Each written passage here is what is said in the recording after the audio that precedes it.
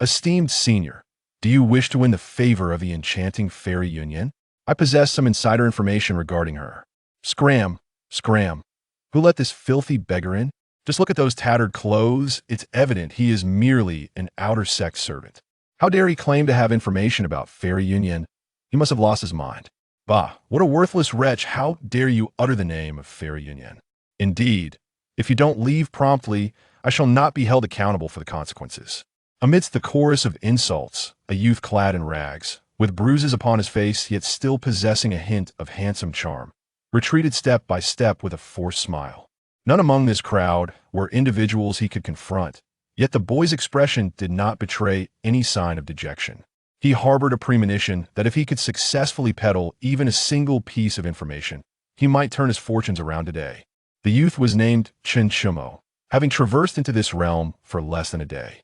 His original identity was that of a disciple in the outer sect of Xiuxian sect, but due to his poor aptitude, the elders had taken pity on him and assigned him the role of a servant, thus allowing him entry into the world of immortals. Today marked the 18th birthday of Xiuxian sect's foremost genius, Fairy Xiuxian, and numerous cultivators had gathered to extend their congratulations. Consequently, all outer sect disciples have been summoned to assist with the festivities. Xiuxian was among those chosen. Within mere minutes of his arrival, he had discerned that he was now in a realm of cultivators. Moreover, his golden finger had activated instantaneously. Information trading system refreshes 3 pieces of information daily based on surrounding circumstances. For every piece sold, a corresponding beneficial piece of information for the host will be generated. Note, daily refreshed information can only be sold, not gifted or used personally, and must be utilized before settlement. If information remains unsold by the end of the day, new information will refresh the following day. As Xiuxian perused the system's description, he mused, though the notes do not explicitly state the consequences. One can surmise with a mere thought that any violations would undoubtedly incur severe repercussions. Information 1. Chef Zhang in the kitchen has a penchant for picking his feet, resulting in a faint odor of stinky feet permeating his dishes. Selling price: 1 tael of silver. Information 2. Zhang Ergu has a proclivity for men. Selling price: 1 tael of gold. Information 3. Fairy Xiuxian longs to receive a captivating poem. Selling price: 1 low-grade spirit stone. Upon reviewing these 3 pieces of information, a slight bitterness welled up within Xiuxian. Among these 3 pieces, only one reveals the identity of its subject. Chef Zhang's meals were intended for the outer sect disciples, as most inner sect practitioners had already begun fasting, and those who had not were nourished by elixirs. Only the outer sect disciples, with their limited capabilities, relied on Chef Zhang's cooking, yet who among them would dare to claim it was unpalatable? As for the second piece of information, who in the world was Zhang Ergu? At present, the only useful information for Xiuxian was the third, which compelled him to eagerly market it during his free moments. As time slipped away, a sense of urgency began to gnaw at Xiuxian's heart. At that moment, a young man, seemingly in his 20s, hurriedly approached the entrance. Judging by his attire, he appeared to be a disciple of considerable standing within the inner sect. Ah, I've finally returned. I almost forgot that today marks the birthday of Sister Xiuxian, he exclaimed, relieved to see that the banquet had yet to commence. However, as he patted his storage pouch, his expression suddenly paled. Observing his naive demeanor, Xiuxian swiftly resolved, he is the one. Thus, Xiuxian approached him, offered a respectful bow, and inquired, "Esteemed brother, are you here to attend the birthday celebration of Fairy Xiuxian?" "Indeed, had I not been delayed by matters on the road, I would have arrived much earlier," the young man replied, noting Xiuxian's disheveled appearance without any trace of disdain. Instead, he expressed a hint of remorse, saying, "Regrettably, in my haste, I lost the gift I intended for Sister Xiuxian. Brother, I happen to possess information regarding the gift that Fairy Xiuxian desires most. It can be acquired for merely 1 inferior spirit stone. Would you be interested?" Xiuxian, lacking a background in sales, refrained from employing any persuasive rhetoric. You." The naive young man scrutinized Xiuxian's tattered attire, which, although ragged, was identifiable as the garb of an outer sect servant, and thus doubted his claim to possess such valuable information. Yet, Being of a humble disposition, he candidly replied, "Do share your insights. If they prove useful, I wouldn't mind parting with this inferior spirit stone, but should you be spouting nonsense? Even the most placid of individuals possess their limits." Chen Chumo's expression fluctuated, as though he were wrestling with an internal conflict. Well, one must risk if they wish to gain. According to reliable sources, the gift that Fairy Yunyan yearns to receive most is a poem that could truly move her.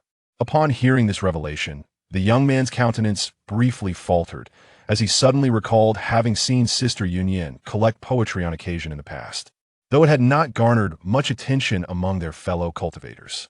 Now, enlightened by this information, he began to trust Chen Chumo's words. However, perceiving the uncertainty in his expression, Chen Chumo, with determination, declared, "Brother, I happen to have a poem that is sure to delight Fairy Yunyan." "Oh, let me see it. That if it truly is a fine poem, I shall grant you 10 inferior spirit stones." The young man's eyes sparkled with interest as he spoke grandly. Chen Chumo glanced around to ensure no one was watching, and then retrieved a crumpled piece of paper from his tattered clothing. The young man swiftly took it, and in a flash, tucked it away, subsequently producing 10 inferior spirit stones, which he placed into Chen Chumo's hands. "Junior brother, I am Bai Yunfei, a disciple of the third elder. Should anyone dare to bully you in the future, simply invoke my name." But regarding this poem, Bai Yunfei said, his face beaming as he patted Chen Chumo's shoulder, "This is the work of your esteemed brother. I am merely an unknowing intermediary." Chen Chumo replied, showing utmost cooperation and respect. "Ha ha ha. Very well. I have firmly decided to befriend you," Bai Yunfei exclaimed, shaking off his previous gloom and embracing a buoyant mood. "Thank you, senior brother Duppy. By the way, I am Chen Chumo," the younger disciple replied. The two exchanged smiles, marking the beginning of their friendship. "Isn't that Bai Lungzi? How disgraceful to be mingling with a mere servant," a jarring voice interrupted, belonging to the same group that had previously insulted Chen Chumo. "Kong Zijia, mind your own business," Bai Yunfei retorted, his previously amiable demeanor shifting to one of irritation.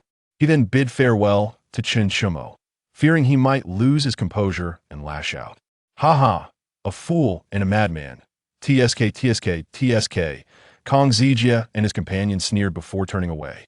Throughout the encounter, they never cast a glance at Chen Chumo. However, Chen Chumo remained unfazed, his expression consistently adorned with a cheerful smile. He understood that to lose one's temper without strength is to succumb to impotent rage. Once the group departed, Chen Chumo's expression returned to tranquility. After attending to some trivial matters, a sudden joy illuminated his face. This time, it was a genuine smile. The intelligence trading task had been accomplished. Information 3. The Fairy of Cloud and Smoke longs for a captivating poem, available for the price of 1 low-grade spirit stone. Transaction completed. Favorable intelligence for the host has been generated. Please handle it promptly. Chapter 2. The Innate Sword Spirit Root, the Natural Sword Seed. Reward Information 1. In the Muyu Valley, located 10 miles from the back mountain, within the third massive stone, lies an ancient sword essence. Consuming it will enable one to awaken their sword spirit root. Upon reading this information, Chen Chumo felt an overwhelming surge of excitement within him. It is well known that he possesses the legendary mixed spirit root, which is said to be capable of learning anything yet inevitably leads to failure. As a servant disciple in the outer sect, he has been subjected to bullying by others. However, if he were to acquire the sword spirit root, would he still need to remain in the outer sect? As for whether the ancient sword essence might harm him, such thoughts were unfounded. The system only presented information that would be advantageous to him. Could something harmful be deemed beneficial? With his heart aflame with anticipation, Chen Chumo resolved to seek permission from the elder of the outer sect to allow him to undergo this transformation. However, he had not ventured far when he encountered a group of boisterous youths, their expressions brimming with arrogance. "Ah, isn't this junior brother Chen? Why aren't you busy fetching tea and water? Instead, you've come back here? I see you're dressed in rags, a disgrace to the sect, and have likely been sent back in shame. Ha ha ha, your face is bruised and battered. You must be quite careless when walking, junior brother Chen." Their laughter was haughty, completely disregarding Chen Chumo, who had become nothing more than a source of amusement in their daily lives. After all, they were all disciples of the outer sect, with little hope of entering the inner sect.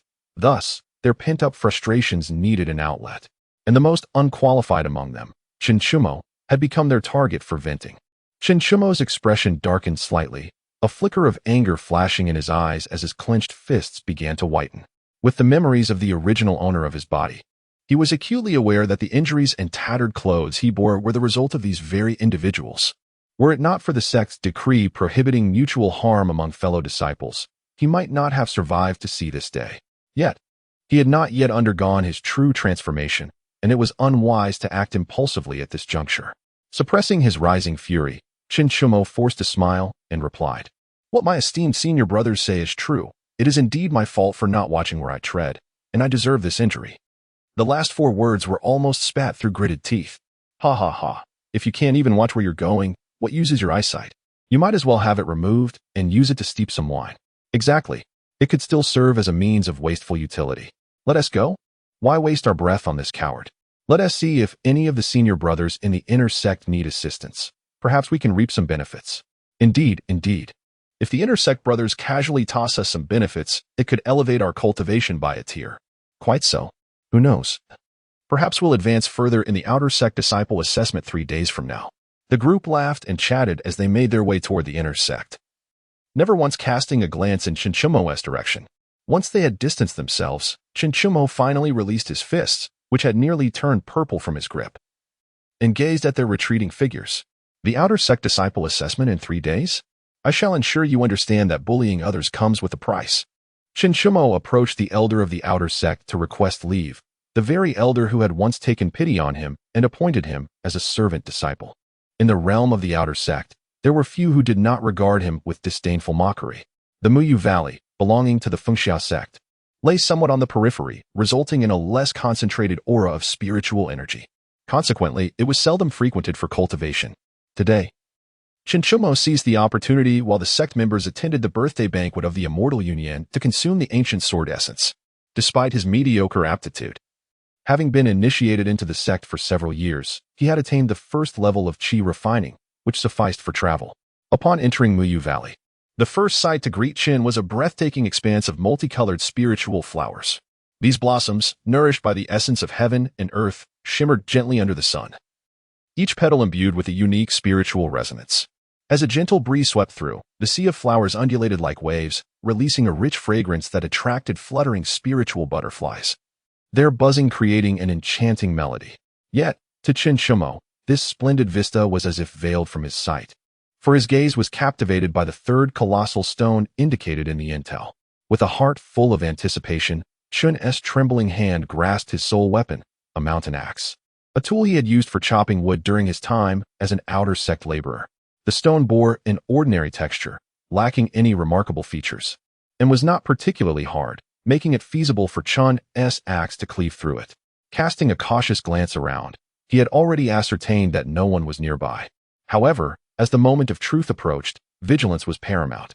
With each powerful swing of the axe, fissures began to appear on the stone's surface, and strands of golden red light emanated from the cracks, momentarily dazzling Qian's eyes. Yet, before he could examine it closely, that radiant light surged into his very being, and in the blink of an eye, he lost consciousness. At that moment, Qian's body erupted with a brilliant golden red glow, shooting towards the heavens, only to vanish instantaneously.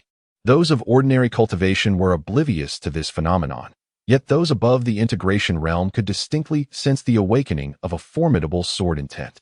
Within the Xiuxian sect, amidst the birthday banquet of Xiuxian, the Grand Elder and others were partaking of spiritual wine and fruits in the rear hall, their esteemed status preventing them from mingling with the disciples.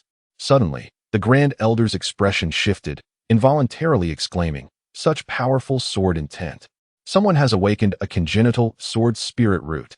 The second Elder, equally astonished, noted that it was a congenital sword spirit root even more potent than a mere sword root. This was a natural sword essence. The Grand Elder, now wholly unconcerned with the festivities, rose promptly, insisting, "Quickly, we must locate this congenital sword spirit root. This individual must join our Xiuxian sect." The assembly, disregarding all else, understood that the sect leader, even if informed, would not reproach them for neglecting the celebration of Xiuxian. Some sects bordering the Xiuxian sect naturally sensed the profound sword intent, only to discover that its origin lay within the boundaries of Xiuxian. They lamented their misfortune, striking their chests in despair. Yet, there were also audacious sects that dared to infiltrate in search of it. However, the radiant golden light enveloped Xiuxian, whisking him away and concealing all traces of his presence. At this moment, Xiuxian was blissfully unaware of the world outside. It felt as though he had entered a long dream, one where he practiced swordsmanship from the very moment of his birth. For the next 15 years, his life revolved solely around the sword, dancing in practice upon waking, and cradling the sword as he slept. After an indeterminate period, Xiuxian gradually awoke from his slumber. Still somewhat dazed, his once chaotic demeanor began to take on a lively essence. After a considerable time, he finally regained his senses. Had I truly fallen asleep? Oh dear, my cultivation has remarkably. How long have I been asleep? Oh no, the outer sect disciple examination. In the elder hall of the Xiuxian sect. Aside from the sect master and the grand elder who were in closed-door cultivation, all 7 inner sect elders were gathered. The weakest among them possessed the strength of the refining void realm. Yet, their expressions were far from pleasant. 3 whole days had passed. And not only had they failed to locate the innate sword spirit root, but not even a shadow of it had been seen. This was an innate sword spirit root that had manifested within the jurisdiction of their Xiuxian sect, and now it was nowhere to be found. If other sects were to learn of this, they would surely mock them mercilessly. Grand Elder, do you think it might have been seized by another sect? The second elder's face also bore a grimace. He had accompanied the Grand Elder in the initial search, only to find nothing but scattered stones in the Mu Yun Valley, despite being at the location where the aura was first sensed. If that were the case, their hopes would be dashed. The Grand Elder felt a twinge of bitterness. A promising talent, long awaited, had vanished right beneath their noses. Had this talent awakened within the sect, the mountain protecting formation would have safeguarded against any premature claims. Yet, it had occurred on the periphery. Alas, they had finally caught up. Upon reviewing the information system, Xiuxian realized that exactly 3 days had elapsed, coinciding with the date of the outer sect disciple examination. Without a moment's hesitation, he raced back, his speed having surged more than tenfold. For he discovered that his strength had been forcibly elevated to the 5th stage of foundation establishment by the ancient sword essence. In this realm of cultivation, the stages are classified as Qi refinement, foundation establishment, golden core, nascent soul, divine transformation, refining void, harmonization, tribulation, and great ascension. Each stage prior to golden core is further divided into 9 levels, while post-golden core stages are categorized into early, mid, late, and perfected phases. Presently, Xiuxian's cultivation barely reached the standard of the most novice inner sect disciple. Regrettably, I lack a spiritual sword, rendering me unable to soar through the skies upon it. Even with the ability to transform my qi into a sword, given Xiuxian's current prowess, I could not sustain such a feat for long. Moreover, today I must participate in the outer sect disciples' assessment. If I do not conserve some energy, how can I reclaim my dignity?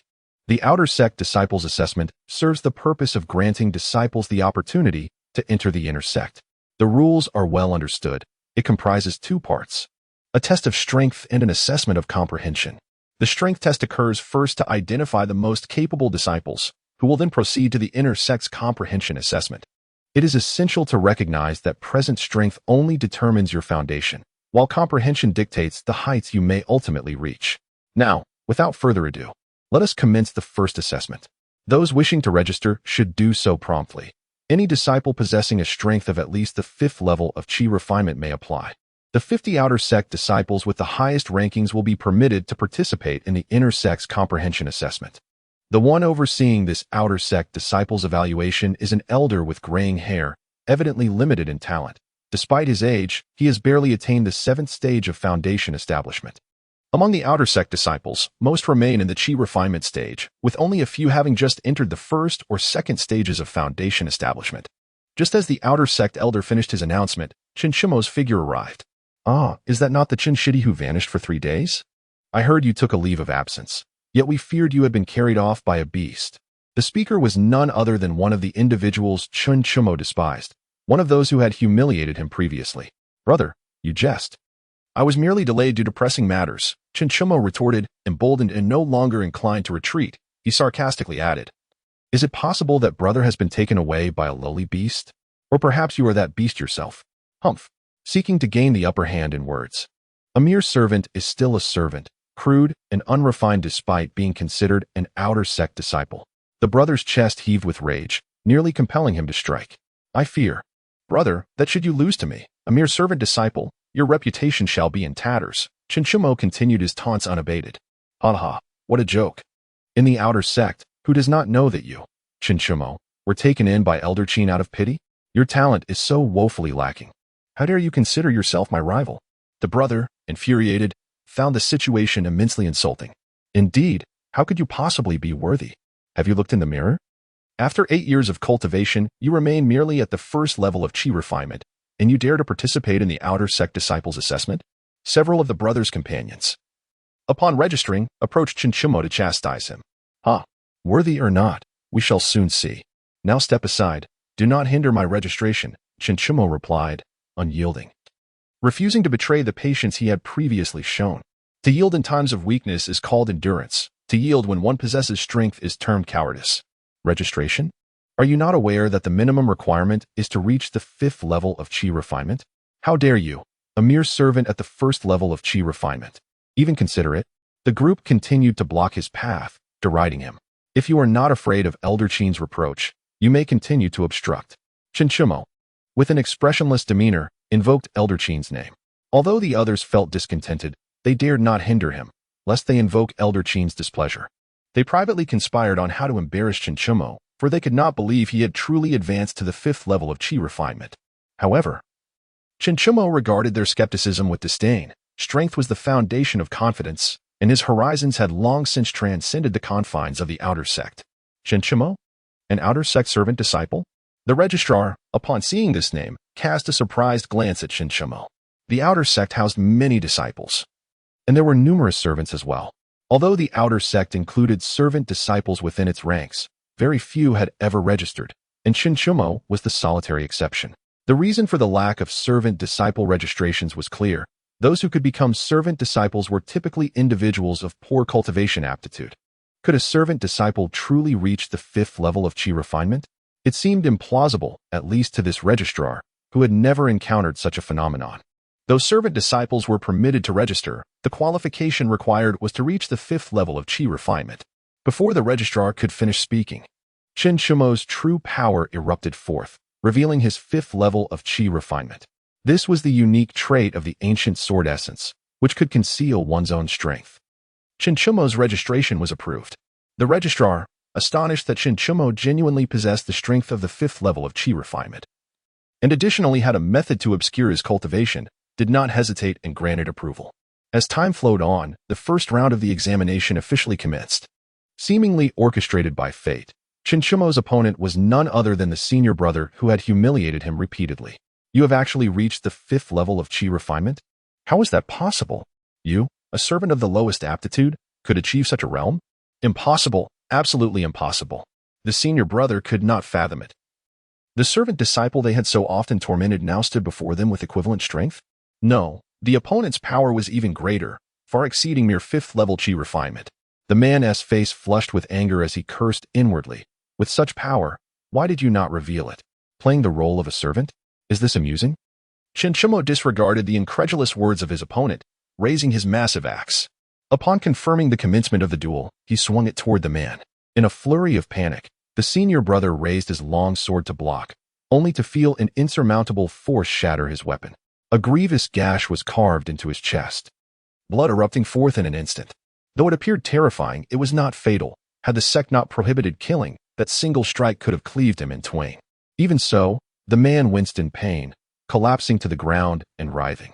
Xiuxian strolled leisurely to the fallen figure, raising his axe once more and bringing the back of the blade down onto the man's right hand, his gaze devoid of any emotion.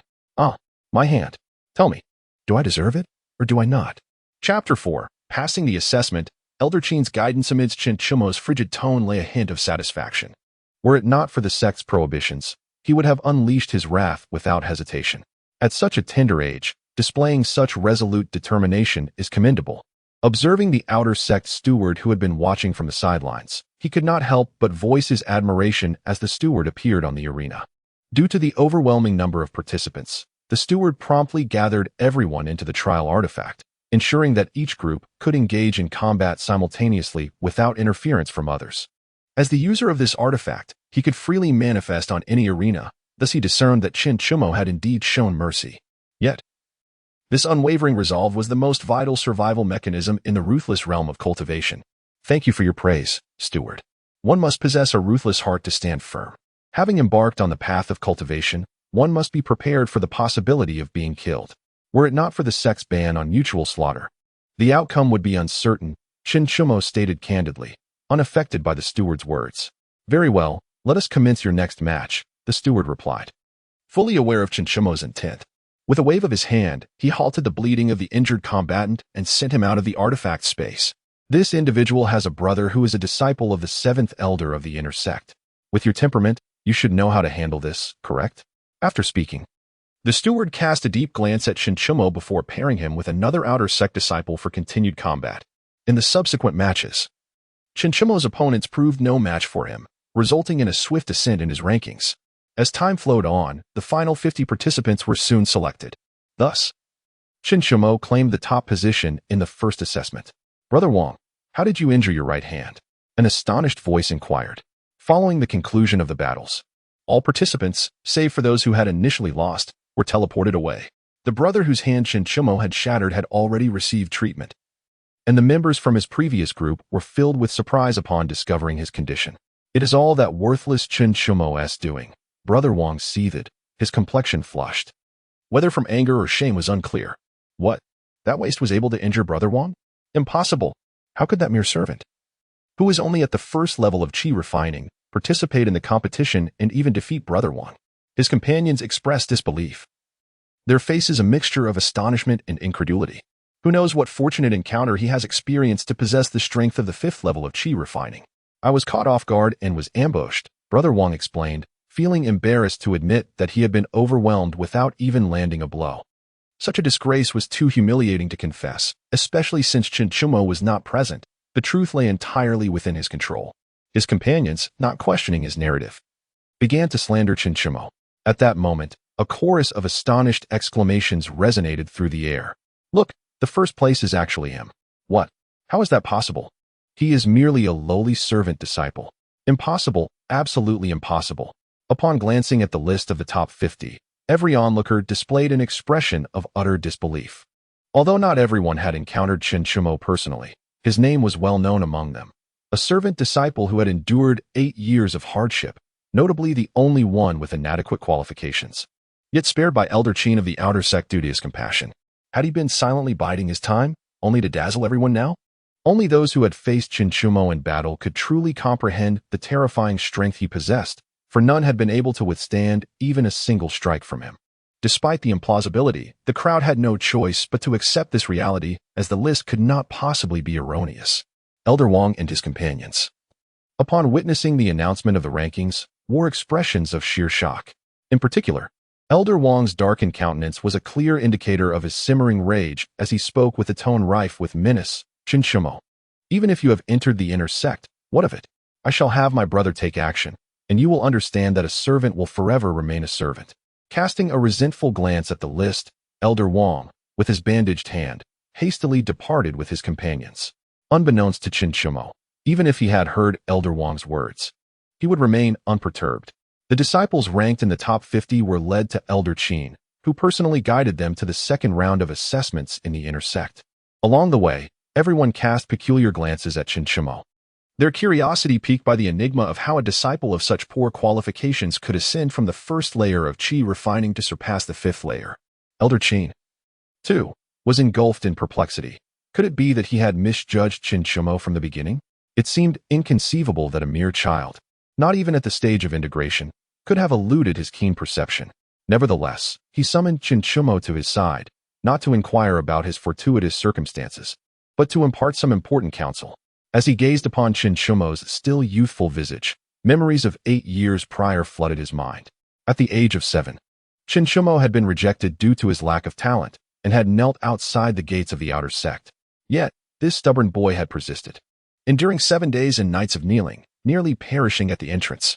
Had it not been for Elder Qin's moment of compassion, he might have been discarded by the outer disciples, left to rot in the wilderness. In the blink of an eye, so much time had passed. Xiuxian, do you know who it was that you injured today? The disciple only knew that everyone referred to him as Elder Wang, and that the steward had mentioned his brother was a disciple of the seventh elder. Beyond that, he was not well acquainted with other details. Xiuxian responded honestly, explaining that his days were consumed with cultivation and labor, and even when bullied, he could only endure in silence, with his social circle being woefully limited. He is the third son of the Wang family, a lineage renowned for its cultivation of immortality. The disciple of the seventh elder happens to be his elder brother, a man of ruthless disposition, known for his merciless actions and a vengeful nature. Among the disciples of the seventh elder, he is rather unpopular. However, due to his considerable talent and the Wang family's annual contributions, he was exceptionally accepted as a nominal disciple. At just 30 years of age, he is nearing the 9th level of foundation establishment, merely a step away from condensing his golden core. Currently, he has also allied himself with the esteemed protege of the seventh elder, Kong Zijia, thus gaining a modicum of recognition within the inner sect. I share this with you not to persuade you to apologize, but rather to pose a question. Are you prepared to face the storm? Xiuxian could distinctly sense that these words were heartfelt counsel from Elder Qin, who was subtly urging him to make early preparations. Respect begets respect. If one wrongs me, I shall eradicate their entire lineage. Grateful for Elder Qin's guidance, the disciple acknowledges the arduous path ahead. Yet, a path does not exist until many tread upon it. Even if the journey is fraught with peril, teeming with phantoms and demons, I shall cleave through them with a single stroke of my sword. As he spoke, a faint aura of sword intent emanated from Xiuxian, his visage resolute, unyielding, and devoid of fear. While others might not perceive this subtle sword intent, Elder Qin could capture it with clarity. So it is you, young man. Chapter 5. New Intelligence, Assessment Passed. Supreme Comprehension, Information 1. The lower-grade spirit stones lost by Wang Matzi were picked up by Zhang and sold for 1 tael of silver. Information 2. The beauty-enhancing pills peddled by Zhang San are counterfeit, priced at 1 tael of gold. Information 3. Lu Yunmiang is a disciple of the sacred demon sect, possessing demonic techniques, dispatched to Fengxia sect as a spy, selling for 1 lower-grade spirit stone. This is today's updated intelligence. Having been in a state of unconsciousness for 2 days, he missed vital information. Upon arriving at the inner sect, Elder Qin instructed the participants of the assessment to remain in place while he proceeded to the External Affairs Hall. The External Affairs Hall is a small department within the inner sect of Fengxia, responsible for managing matters related to the outer sect. All significant decisions concerning the outer disciples emanate from this hall, including assessments. During this interval, Xiuxian took the opportunity to peruse the intelligence system. However, today's reports contain no individuals he recognized. It seems he cannot afford to be a silent observer as his predecessor was. He must cultivate his own network, or he will remain ignorant of these individuals each time new tasks arise. Before long, a few figures emerged from the External Affairs Hall, with Elder Qin standing nearby. Among them was a man of 20 years, sporting a simple smile, none other than Bai Yunfei, the first person Xiuxian had successfully sold information to. As Xiuxian glanced at Bai Yunfei, their eyes met, and Bai Yunfei's expression reflected mild astonishment, surprised that an outer sect servant could participate in the second round of assessments. He did not express any disdain. Rather, he was simply taken aback. After regaining his composure, he smiled and nodded in acknowledgement, offering a silent greeting. As the assessment was about to commence, he felt it inappropriate to appear overly enthusiastic. Furthermore, he had not examined the list, nor did he find it necessary to do so. Only those who ultimately succeeded would warrant his attention. Dear fellow disciples, I am Bai Yunfei, a disciple of the third elder, and I have been appointed as the chief examiner for your second assessment today. The method of this second evaluation is quite straightforward. You will enter this Tao enlightenment vessel in my possession and comprehend the celestial path that resonates most deeply with you. The longer you remain within, the greater your understanding will be. Those who endure for more than the duration of a joss stick will officially qualify as inner disciples. And the 5 who persist the longest will have the opportunity to become disciples of the elders. Have you all understood? We understand. The 50 participants responded in unison. Very well, let the examination begin. As his words echoed, a sudden force emanated from the Tao enlightenment vessel in Bai Yunfei's hands, drawing all 50 individuals into its depths. Xiuxian felt a fleeting sensation before finding himself amidst a mountain of swords. The mountain was adorned with trees, their leaves resembling blades. and the blooming flowers were also swords. A wave of heat surged through him as a radiant golden light erupted from his being, gathering an intangible sword intent around him. Within his consciousness, a golden light sword began to morph continuously. Various attributes of sword intent from the external realm appeared within his mind, nourishing the luminous blade.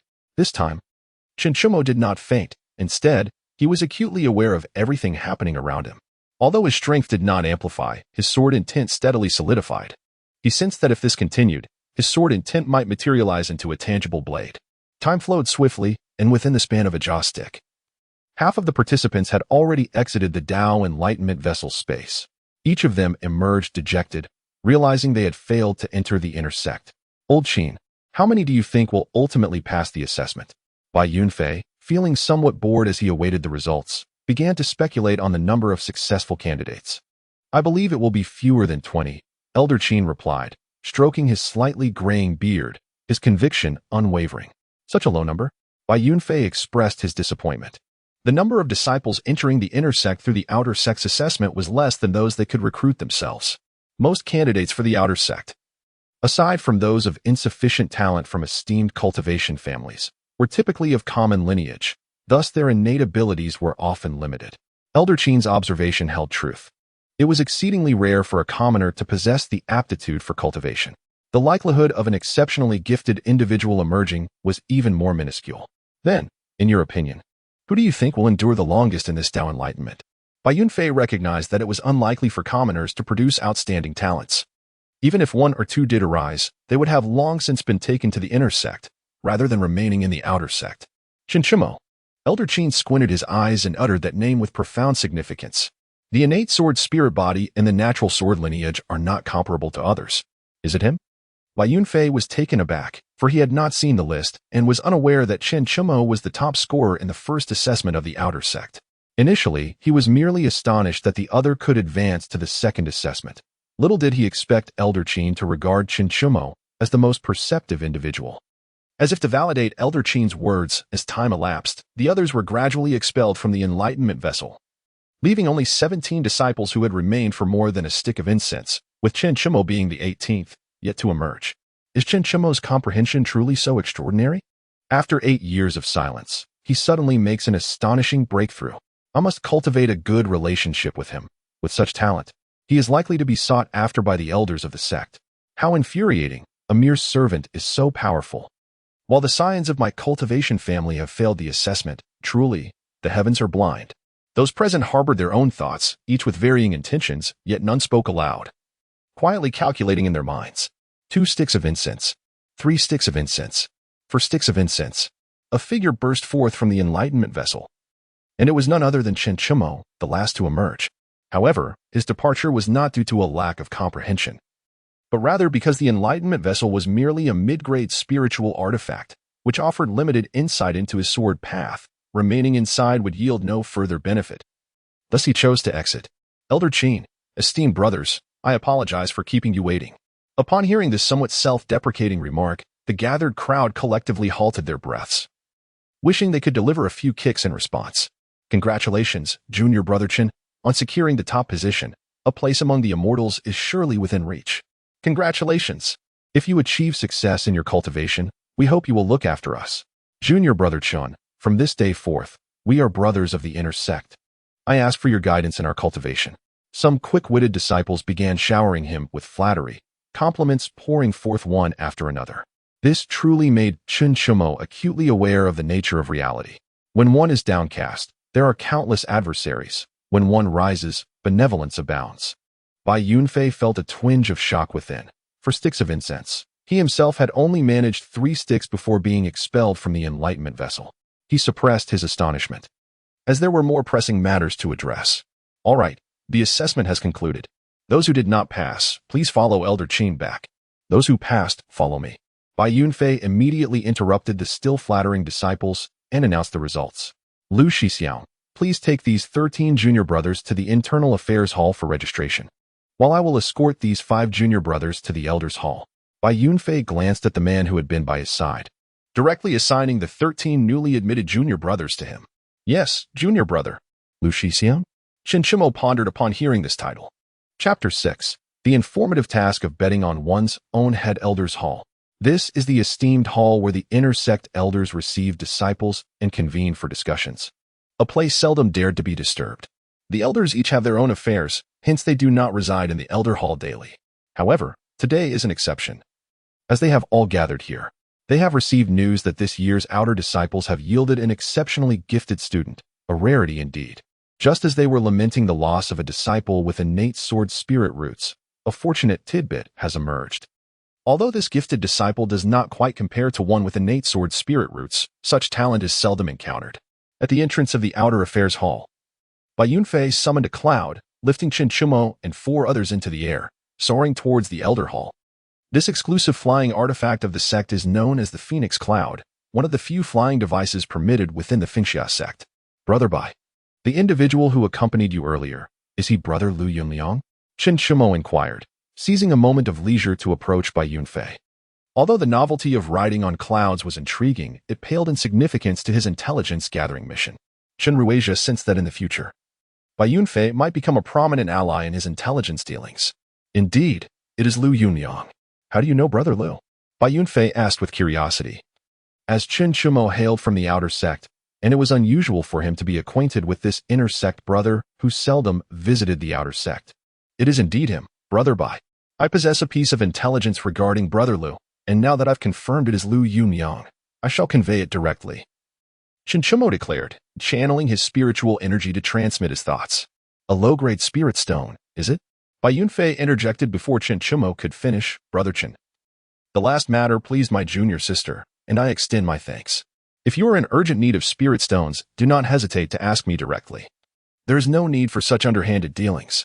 Bai Yunfei presumed Xiuxian was resorting to unscrupulous means for spirit stones. Although he was unaware of how Xiuxian had gleaned information about the previous incident, that poem had indeed endeared him to Xiuxian. However, this fondness did not imply he would allow himself to be exploited. And he did not believe there was anything about Lu Yunliang that warranted the exchange of a low-grade spirit stone for information. Furthermore, the ability to transmit thoughts through spiritual consciousness was not achievable at the Qi refinement stage. Only those who had reached the foundation establishment stage could accomplish such feats. Currently, in Bai Yunfei's eyes, Xiuxian only exhibited the 5th level of Qi refinement. In such a case, either the other party's cultivation surpassed his own, or there was some method of concealing one's true cultivation. In the realm of cultivation, everyone harbors their secrets. As long as Xiuxian posed no threat to the Xiuxian sect, Bai Yunfei would refrain from meddling. Moreover, Bai Yunfei has never judged friendships based on others' backgrounds. He only values the integrity of individuals worthy of deep connections. Should Xiuxian prove to be of dubious character, it would be best to forego such a friendship. Brother Bai, I can share the intelligence with you first. You may verify its accuracy, and if it proves true, you may reward me with a spirit stone at your discretion. Should you find I have deceived you, I shall leave my fate in your hands. Xiuxian was entirely unaware that, inadvertently, he had revealed his cultivation level. This was largely due to the narrow perspective of his original self, which left him with inadequate information about the world of cultivation. In his quest to complete an information transaction, he was determined, unperturbed by the prospect of Bai Yunfei withholding spirit stones. Rather, he feared his inability to persuade the other party. Well, do speak and let me hear, Bai Yunfei acquiesced, having little choice but to listen, given Xiuxian's assertiveness. Senior Brother Bai, while I was cultivating on the back mountain, I inadvertently witnessed. Xiuxian could not disclose the source of his information, so he concocted an excuse, claiming he had accidentally encountered Lu Yunliang conversing with others in the guise of a disciple from the sacred demon sect. Although the details of their discussion were unclear, he asserted that upon witnessing this, he had concealed all traces of his presence to avoid being silenced. Lacking connections with high-ranking individuals, he had kept this secret to himself. What? Senior Brother Lu is a disciple of the sacred demon sect? Impossible. Although Senior Brother Lu did not study under an elder, he entered with considerable cultivation and underwent scrutiny by the punishment hall. He could not possibly be a spy. Bai Yunfei nearly voiced his disbelief, but managed to restrain himself, sending a thought transmission filled with skepticism. Whether you believe it or not is at your discretion, but I, as your junior, am willing to stake my life on the truth of my words. There is not a single falsehood among them. While he spoke boldly, Xiuxian dared not swear an oath, for his words were half-truths. Should misfortune befall him, the repercussions would be dire. Bai Yunfei, sensing a flicker of uncertainty, felt a headache coming on. It seemed he was indeed ill-suited for intellectual pursuits, finding them overly taxing. Regardless of the truth, I shall investigate. If it proves true, Bai Yunfei, will personally report your merit. But if it is false, you may claim my head at your leisure. Noticing Bai Yunfei's shifting attitude, Chen Shumo realized there was hope and quickly assured him, I sincerely hope what you say is true.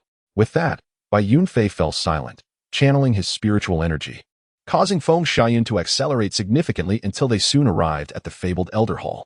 Throughout their exchange, the two had communicated solely through spiritual transmission, leaving the other four unaware of the unfolding events. Moreover, they were preoccupied with their own ambitions, solely focused on how to earn the favor of the elders and secure their place as disciples. Bai Yunfei led the group through the main entrance into the assembly hall of the Elder Hall, where several elders awaited them. Bai Yunfei, having greeted his masters and uncles, noted that these five were among the most perceptive of this year's selected inner disciples from the outer sect. He then stepped aside, signaling for Chen Shumo and the others to present themselves. Greetings, esteemed elders. The five exclaimed in unison, kneeling before them with a palpable excitement in their voices. Among them, Chen Shumo was the youngest, merely 15 years old, yet his youth became an asset. Very well, rise. The Grand Elder, with a smile, stroked his beard and waved his hand, unleashing a surge of spiritual energy that gently lifted the five individuals to their feet. Thank you, Elder. The five felt an irresistible force propelling them upright, their hearts stirred with a sense of awe, realizing this was the true power of an immortal master. Esteemed elders, have any of you taken a liking to a particular disciple? The Grand Elder inquired jovially, casting a glance at the other 6 elders, curious if anyone would vie for his chosen one. Who is Chen Shumo? The first to speak was the 3rd elder, the master of Bai Yunfei, who had been the first to relay news about him. In response to the elder's question, I am indeed the disciple, Chen Shumo replied. Taken aback that he was singled out by the elder, yet he remained composed and respectfully bowed. Excellent. Such a young age, yet possessing remarkable strength and outstanding comprehension. It shall be you. I am the 3rd elder of Fengxia sect. Do you wish to become my disciple? Wait a moment, Elder 3, you are directly snatching him away, interjected the robust 5th elder. I am the 5th elder and wish to take you as my student. I am the 2nd elder. Cough, cough, everyone quiet down. As elders of the sect, such behavior is utterly disgraceful. After reprimanding the 6 elders, the Grand Elder turned his amiable gaze towards the somewhat bewildered Chen Shumo. I am the Grand Elder. Do not think to impose your status upon us. Selecting a disciple also requires the disciple's willingness, one elder retorted. Indeed.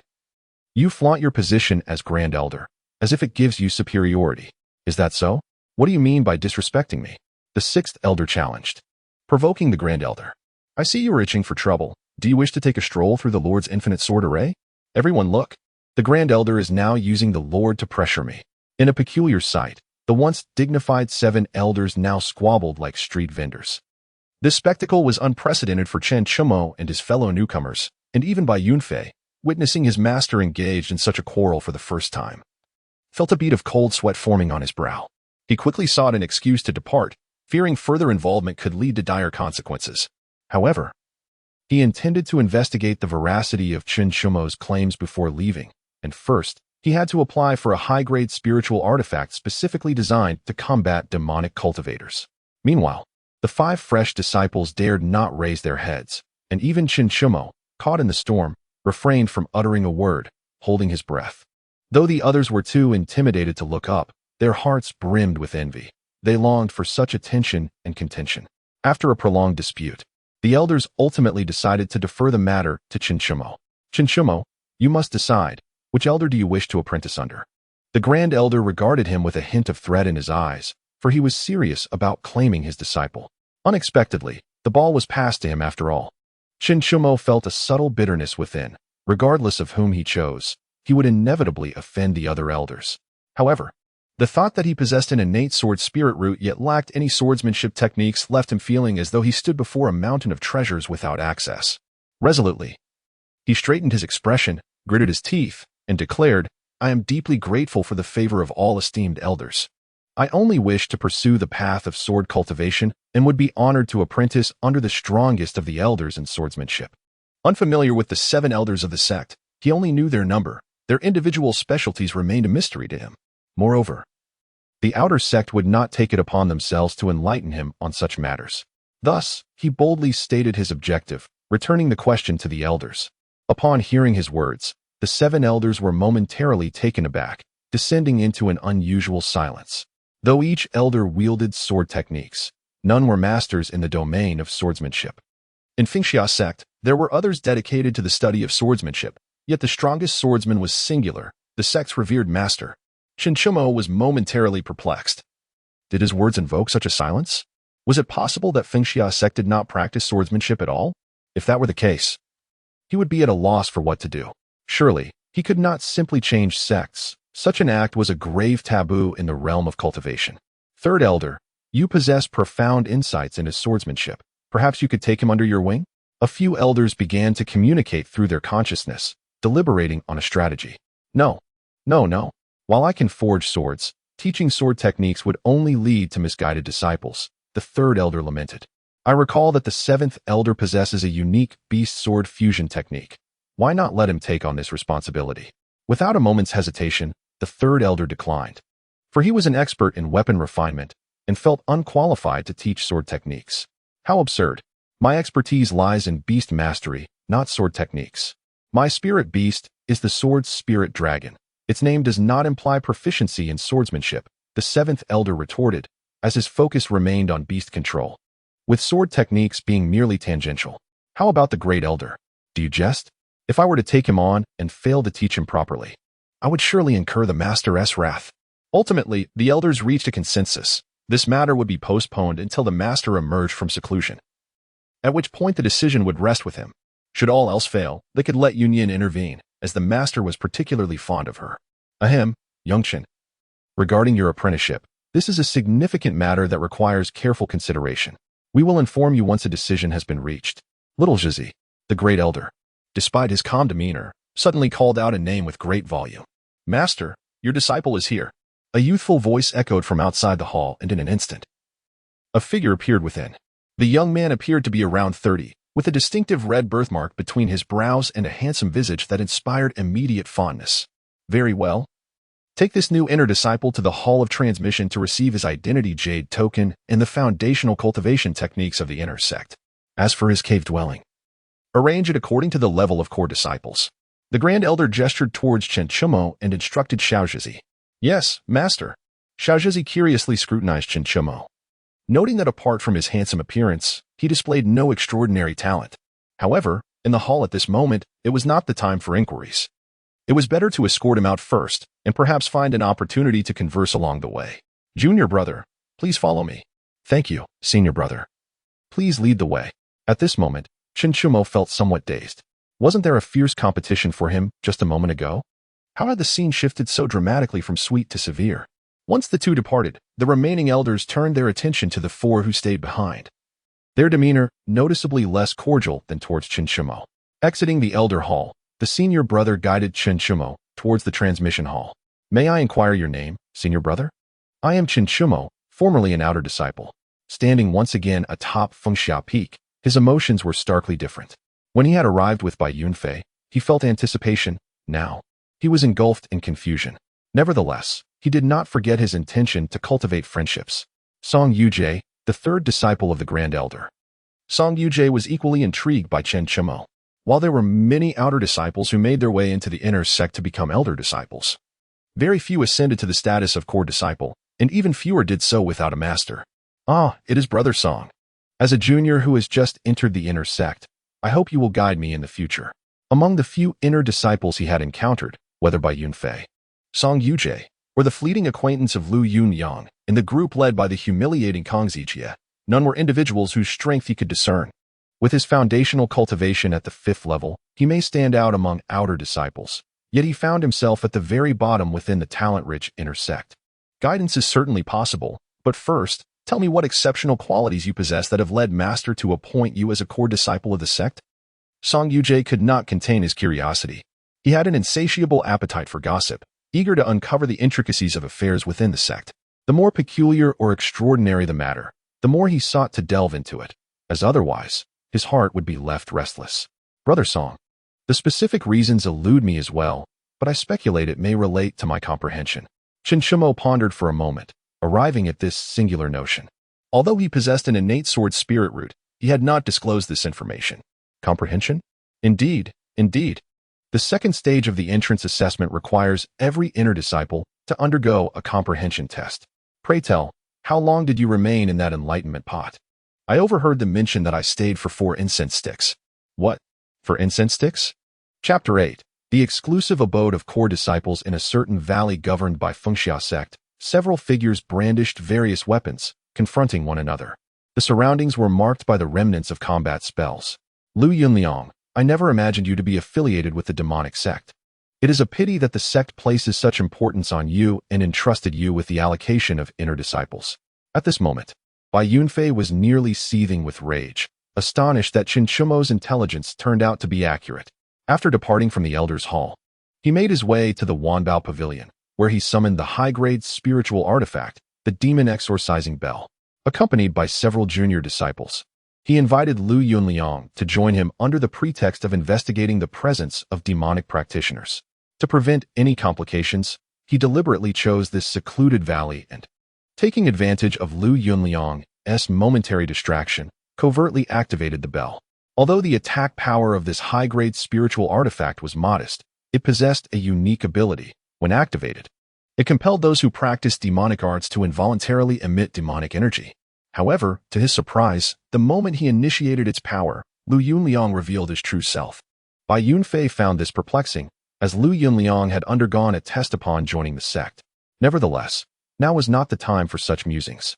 Senior Brother Bai, what further discussion can we have with a person of the demonic sect? Such individuals must be exterminated, declared a voice from the side, wielding a half-meter-long brush. As the disciple spoke, he deftly wielded the brush, unleashing a surge of thunderous energy that transformed into a celestial net, enveloping Lu Yunliang. Ha! I never anticipated that after hiding for so many years, you would still uncover me.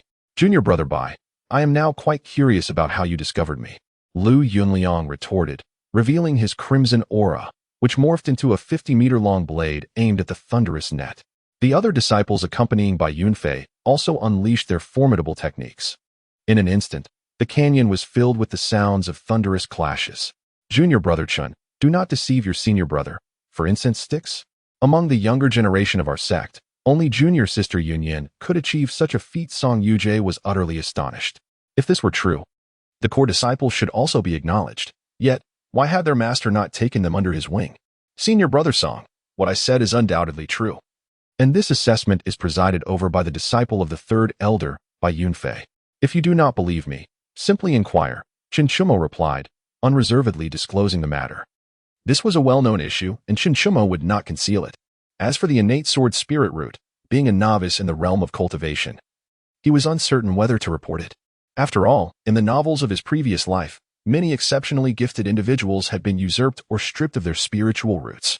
Since it involves Junior Brother Bai, it must be credible. Upon hearing that Bai Yunfei was in charge, Song Yujie no longer doubted. It was well known that Bai Yunfei was remarkably straightforward. Even a lie from him could be easily discerned. Let us proceed to the transmission hall, Junior Brother Chun. I will guide you to receive your identity token and cultivation methods. In the midst of casual conversation, the two arrived at the transmission hall. This hall served as the place for imparting teachings and registering the identities of inner disciples. Most newly admitted disciples would first register at the Internal Affairs Hall before proceeding to the Transmission Hall to obtain their identity jade tokens and cultivation methods. However, core disciples like Xiuxian could bypass the Internal Affairs Hall entirely. The efficiency here was commendable. The individual responsible for crafting the identity tokens merely channeled their magical energy. And within moments, a jade token was formed. The token, immaculate and pure as white, bore the 3 ancient characters of Xiuxian sect on one side. On the reverse, the name Xiuxian was inscribed, accompanied by the word core beneath it. This identity token served not only as a symbol of Xiuxian's status, but also as proof of his affiliation with the sect during his travels. To claim ownership, one must perform a blood oath, an act Xiuxian was well acquainted with from his past life, having read numerous novels featuring such rituals. Junior Brother Chun, now that you possess the identity token, allow me to escort you to the exclusive cave dwelling of core disciples, said his companion. With that, the clouds beneath their feet surged, and the two ascended once more into the ethereal skies. The vastness of Xiuxian sect necessitated the use of specialized transportation. A mere mortal would likely take months to traverse its expanse. However, their journey was swift, evidently close to the hall of transmission. Soon, they arrived at a colossal luminous barrier, surrounded by intricate formations that maintained its brilliance, within which celestial clouds swirled. "Senior Brother Song, what is this?" Xiuxian inquired, momentarily perplexed by the sight before him. "This is a transmission passage. The cave dwellings we inhabit are celestial realms established by the sect's predecessors, accessible only with an identity token. Only core disciples and above are permitted entry. Simply cast your identity token into the luminous barrier, and upon verification, the token will draw you into your designated dwelling. This ensures your practice remains undisturbed. The token will also monitor your safety at all times. It is advisable to refrain from inviting non-core disciples into your cave. In fact, it is best not to invite anyone at all. You will come to understand the reasons for this in due time." Song Yujie explained with meticulous care, as ordinary inner disciples typically resided in externally established caves, rendering such details unnecessary. However, the core disciples' dwellings required thorough elucidation to prevent any missteps by Xiuxian. "I see now. Thank you, Senior Brother Song, for your patient guidance." Xiuxian expressed his gratitude, silently admiring Song Yujie's attentiveness. "Oh, and here is your foundational cultivation technique for inner disciples. You may practice it for now, and upon formally apprenticing, you will gain access to higher-level techniques. Rest assured, this foundational method will not hinder your pursuit of other techniques, as it is a property-less cultivation method specially devised by the sect's predecessors, allowing for seamless transition during practice." Song Yujie produced a slightly yellowed jade tablet, which he had collected alongside the identity token, and handed it to Xiuxian. The tablet's function required no elaboration, and Xiuxian was already familiar with its use. After expressing his thanks once more to Song Yujie, he proceeded to follow his guidance and activated the identity token. In an instant, Xiuxian felt himself drawn into a new realm. The next moment, he found himself in an unimaginably luxurious cave dwelling. As he set foot within, a rich aura of spiritual energy enveloped him, invigorating his senses and filling him with a sense of euphoria as a warm and comforting sensation coursed through him from within. After a considerable time, Xiuxian finally opened his eyes slowly, assessing his own strength. He discovered that his forcibly advanced cultivation level had reached the 5th stage of foundation establishment, which had been considerably solidified by the dense spiritual energy surrounding him. Even the 5th stage began to feel somewhat unstable, as if a mere touch could propel him into the 6th stage. This was merely due to his practice of the external sect's foundational cultivation method. One could only wonder how much further he could ascend were he to adopt the internal sect's foundational techniques. With this thought in mind, Xiuxian retrieved a slightly yellowed jade talisman and pressed it against his forehead. A simple yet profound method surged into his consciousness, and instinctively, he began to cultivate.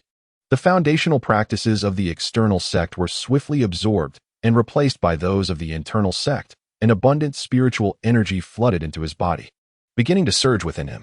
In that fleeting moment, Xiuxian realized he had broken through. Chapter 9. The special treatment of core disciples. Clouds yearn for garments. Flowers long for beauty, the spring breeze brushes the railing, and the dew is heavy with brilliance. Had it not been for seeing atop the Jade Mountain, one would not meet beneath the moonlit Yao platform. "Junior sister you who do you think penned this poem? It's utterly enchanting," murmured a girl of around 18. Lost in reverie within a flower valley of Xiuxian sect. Her exquisite face resembled a peony bud, and her dreamy smile rendered the unique, multicolored spiritual flowers around her dim in comparison. "Isn't this the poem that Senior Brother Bai gifted to you?" queried the girl named Yu, her brow furrowed in innocence. "Wasn't it presented on the day of Senior Sister Yunyan's birthday banquet? Why do you now inquire about its author?" "Such a curious matter indeed." "Huh, that fool Bai can compose poetry?" Yunyan scoffed, a smile creeping onto her face. She had known from the moment she heard the poem that it could not possibly have been written by Bai Yunfei, yet in front of so many. She could not undermine his pride. After all, her relationship with Senior Brother Bai had always been amicable. They had grown up together as childhood friends. Who better than her to understand the kind of person Bai Yunfei was? She was well aware of his feelings for her. But having viewed him as an older brother throughout her life, he remained unyielding in his affections. Then if it's not written by Senior Brother Bai, who could it possibly be? Yu pondered, finding the logic perplexing. If it wasn't Bai's own creation, Why would he claim it as such? After a while, realization dawned upon you, or as she exclaimed, "Ah, I understand now. Senior brother by lied." At these words, Yunyan's exquisite face momentarily froze, and she ultimately shook her head with a resigned smile. She couldn't help but think that you and Bai were simply a match made in heaven. Perhaps she should play matchmaker. However, upon seeing the innocent smile on Yuer's face, she couldn't help but smile back, allowing fate to take its course. As dusk fell and the moon began to rise, the day slowly came to a close. Within a secluded cave of the ethereal realm, Xiuxian, having thoroughly mastered the foundational cultivation techniques of the inner sect, solidified his realm at the 6th level of foundation establishment, merely a step away from ascending to the next tier. Yet this step appeared to be obstructed by an unseen barrier, rendering further progress elusive for the time being. As he redirected the spiritual energy, preparing to conclude his session and take a respite, the Identity Jade token unexpectedly materialized before him, transmitting a piece of information into his consciousness. Is this brother by reaching out to me? The Identity Jade token, endowed with a communication function, had already revealed its capabilities upon its initial receipt, prompting Xiuxian to privately marvel at this as an advancement in cultivation technology. However, the thought of brother by seeking him at this moment led him to ponder whether the transaction was indeed promising. Without further deliberation, he concentrated his thoughts, and the Identity Jade token whisked him away from the ethereal realm. In the next instant, he found himself standing outside the luminous veil. Taken aback by the dim night sky, realizing that an unexpectedly lengthy duration had elapsed. Junior brother Chen, congratulations on becoming a core disciple. The voice of Bai Yunfei rang out suddenly. It turned out that the other party had been waiting for Xiuxian outside. Yet, at that moment, Bai Yunfei's complexion appeared somewhat pallid, indicating that he had evidently sustained injuries. Thank you, brother Bai. But it seems you're injured, Xiuxian expressed his gratitude, only to notice Bai Yunfei's ashen visage, prompting his concern. This is a low-grade spirit stone. Take it for now. The matter at hand is quite intricate, and I cannot commend you just yet, Bai Yunfei replied without elaboration, producing a low-grade spirit stone and tossing it to Xiuxian. He then added, I shall return to my cave. We can discuss this in detail tomorrow when I have a moment. Without waiting for Xiuxian's response, Bai Yunfei retrieved his Identity Jade token and vanished from sight. Left alone, Xiuxian held the spirit stone, bewildered by the complexity of the holy demon sect's espionage. Shaking his head, he resolved to set aside such matters for the time being, as he had only recently entered the inner sect, and these affairs were beyond his jurisdiction. Moreover, given his foundation establishment cultivation level, he was ill-equipped to intervene, especially considering that he had heard of Brother Bai's formidable prowess as a nascent soul expert. Information 3. Lu Yunyang is a disciple of the Holy Demon Sect, possessing demonic cultivation techniques, sent to Fengxia sect as a spy. With a selling price of 1 low-grade spirit stone. Transaction completed. Beneficial information for the host has been generated. Please handle it promptly. Indeed.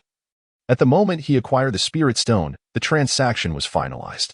Reward information 1. The 18th volume on the 3rd floor of the Scripture Pavilion is the limitless sword technique created by the sect leader of Fengxia sect.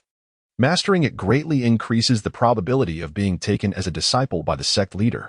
Did this information imply that the sect leader was the most formidable swordsmanship master within the sect?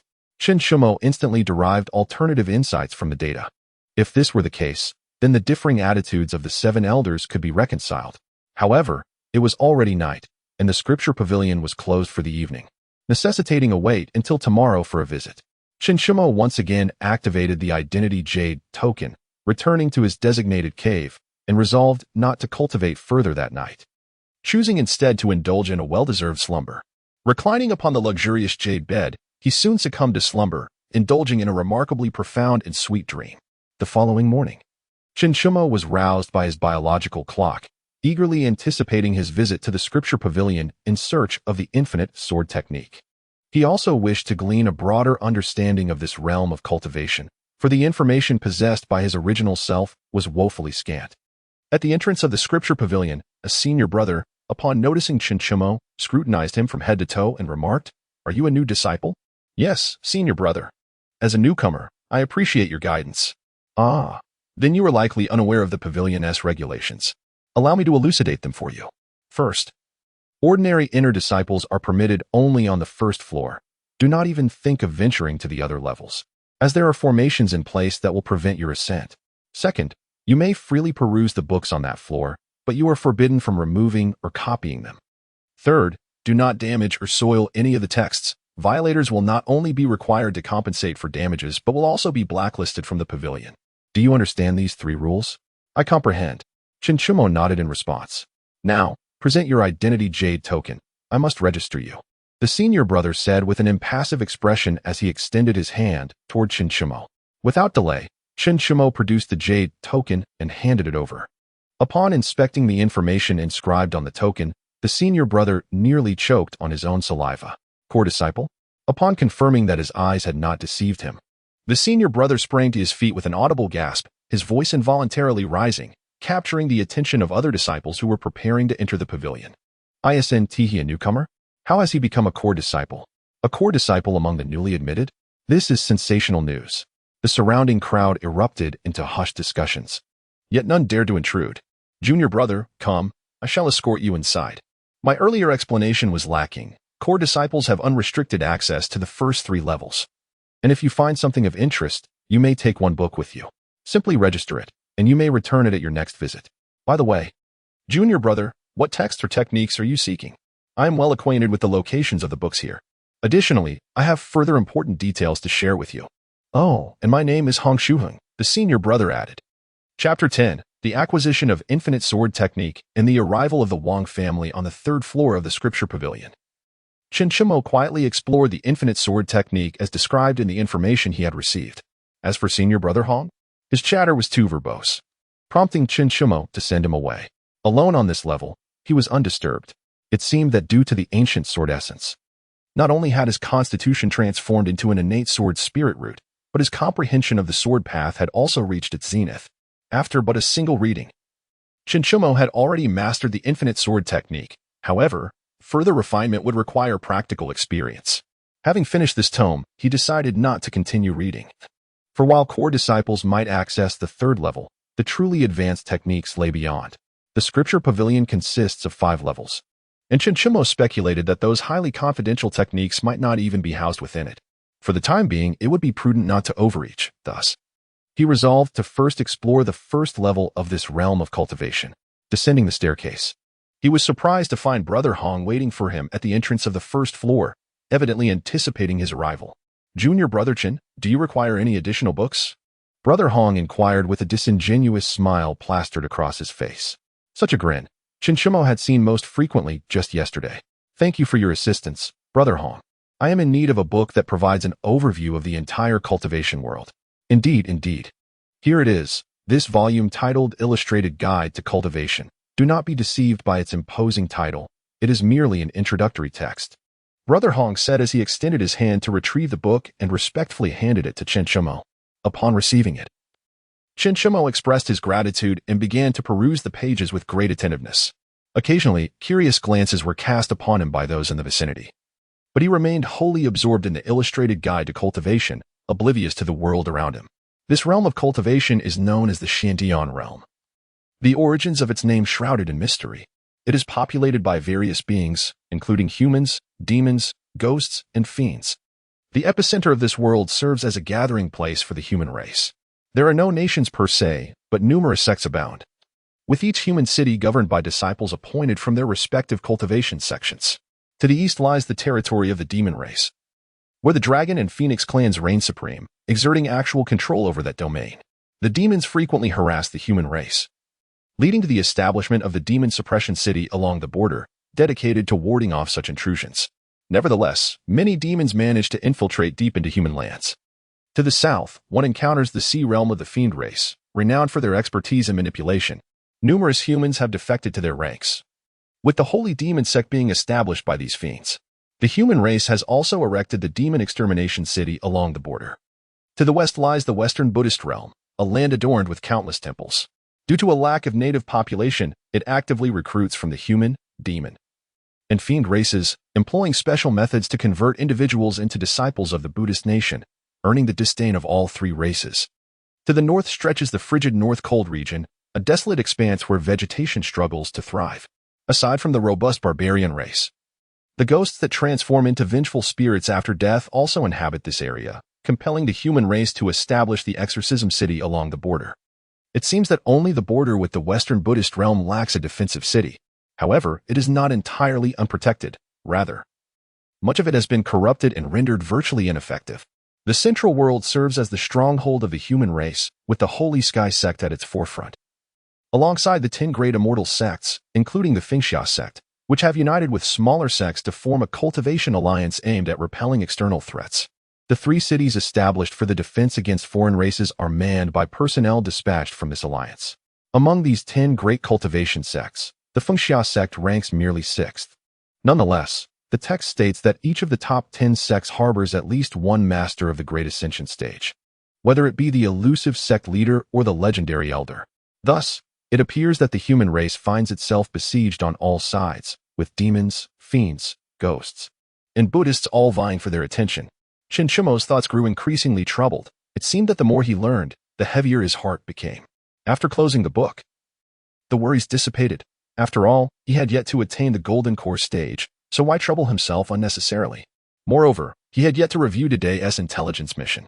With this thought in mind, Xiuxian rose and departed from the scripture pavilion. He had not traveled far when a group of individuals obstructed his path. May I inquire if you are Xiuxian, junior brother Qin? The leader of the group, a man with a shifty demeanor, sharp features, and no more than 30 years of age, inquired with a smile that made Xiuxian uncomfortable. Indeed, I am Qin. May I ask why you, senior brother, have detained me? Xiuxian sensed that the opposing party possessed a higher cultivation level, yet he believed he could hold his own. His hand instinctively grasped the identity jade token, ready to send a message to senior brother Song at any moment. Junior brother, my name is Wang. Hailing from the Wang family of Tianlan City, and I am also a disciple of the 7th elder, the man introduced himself. Clearly, he placed greater importance on his family than his sect. The Wang family? A disciple of the 7th elder?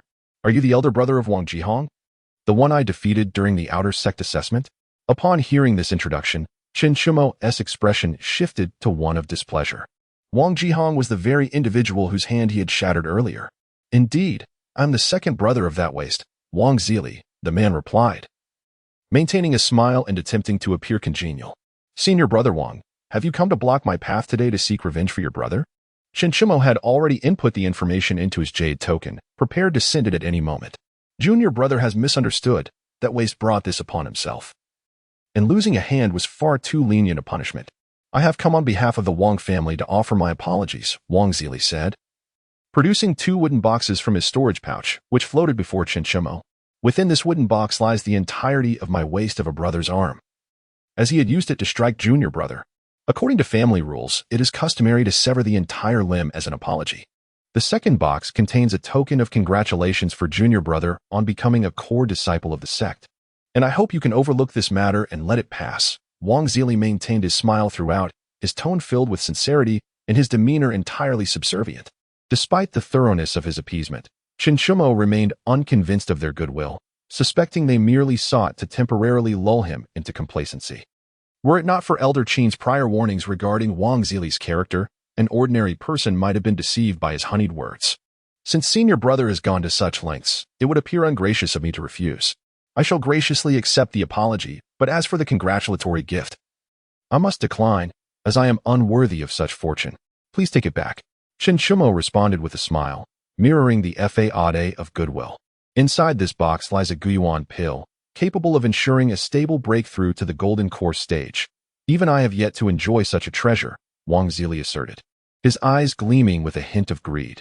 Moreover, this is a token of goodwill from the Wang family of Tianlan City. As my junior brother is alone and has yet to take a master, possessing this Guiyuan Dan would undoubtedly elevate his prowess. I kindly urge you to accept it. Wang Zhi's tone appeared sincere, yet it was but a veiled attempt to exert pressure on him. A flicker of displeasure crossed Xiuxian's eyes, as he recognized that the other party was subtly highlighting his vulnerability while using the Wang family's influence to intimidate him. However, it was not opportune to confront this directly, lest he invite gossip. Brother, you speak inappropriately. Although the Guiyuan Dan is indeed valuable, I am currently assigned to a core disciple's cave abode rich in spiritual energy, and I believe I shall soon condense a golden Dan. Therefore, I must insist that you reclaim this elixir for those in greater need. Now, Brother Wang, I have just acquired the techniques from the scripture pavilion and am eager to return to my cave for cultivation, so I bid you farewell for now. We shall converse on other matters when time permits. Chapter 11. New Intelligence Mission. Spirit Herb Valley Brother Wang. Why extend such courtesy to one as ungrateful as Chun? Indeed, it is said that he is without support, and had it not been for some fortuitous encounter, he would merely remain an ant performing menial tasks outside. There is no need for further discussion. Regardless of his circumstances, he has become a core disciple and is now within the elder scrutiny. We must maintain a facade of civility. Wang Ji observed Chun Chumo's departing figure, his murderous intent barely restrained, and the smile on his face was replaced by a sinister glare. Whatever fortune he may have encountered, it will inevitably belong to the Wang family. Offending our family is not a matter to be taken lightly. Within the confines of Xiuxian sect, we may have our limitations. But outside the sect, he will find it quite another story. What of a core disciple? What significance does a genius hold? A talent that has yet to mature remains but an insect. Arrange for people to spread the word of that Chun Chumo's status as a core disciple and genius. Brother, are you attempting to elevate him to his own demise? The core disciple's cave abode. Chun Chumo rescinded the message he had intended to send and began to organize the information obtained today. He had already mastered the Wuliang sword technique.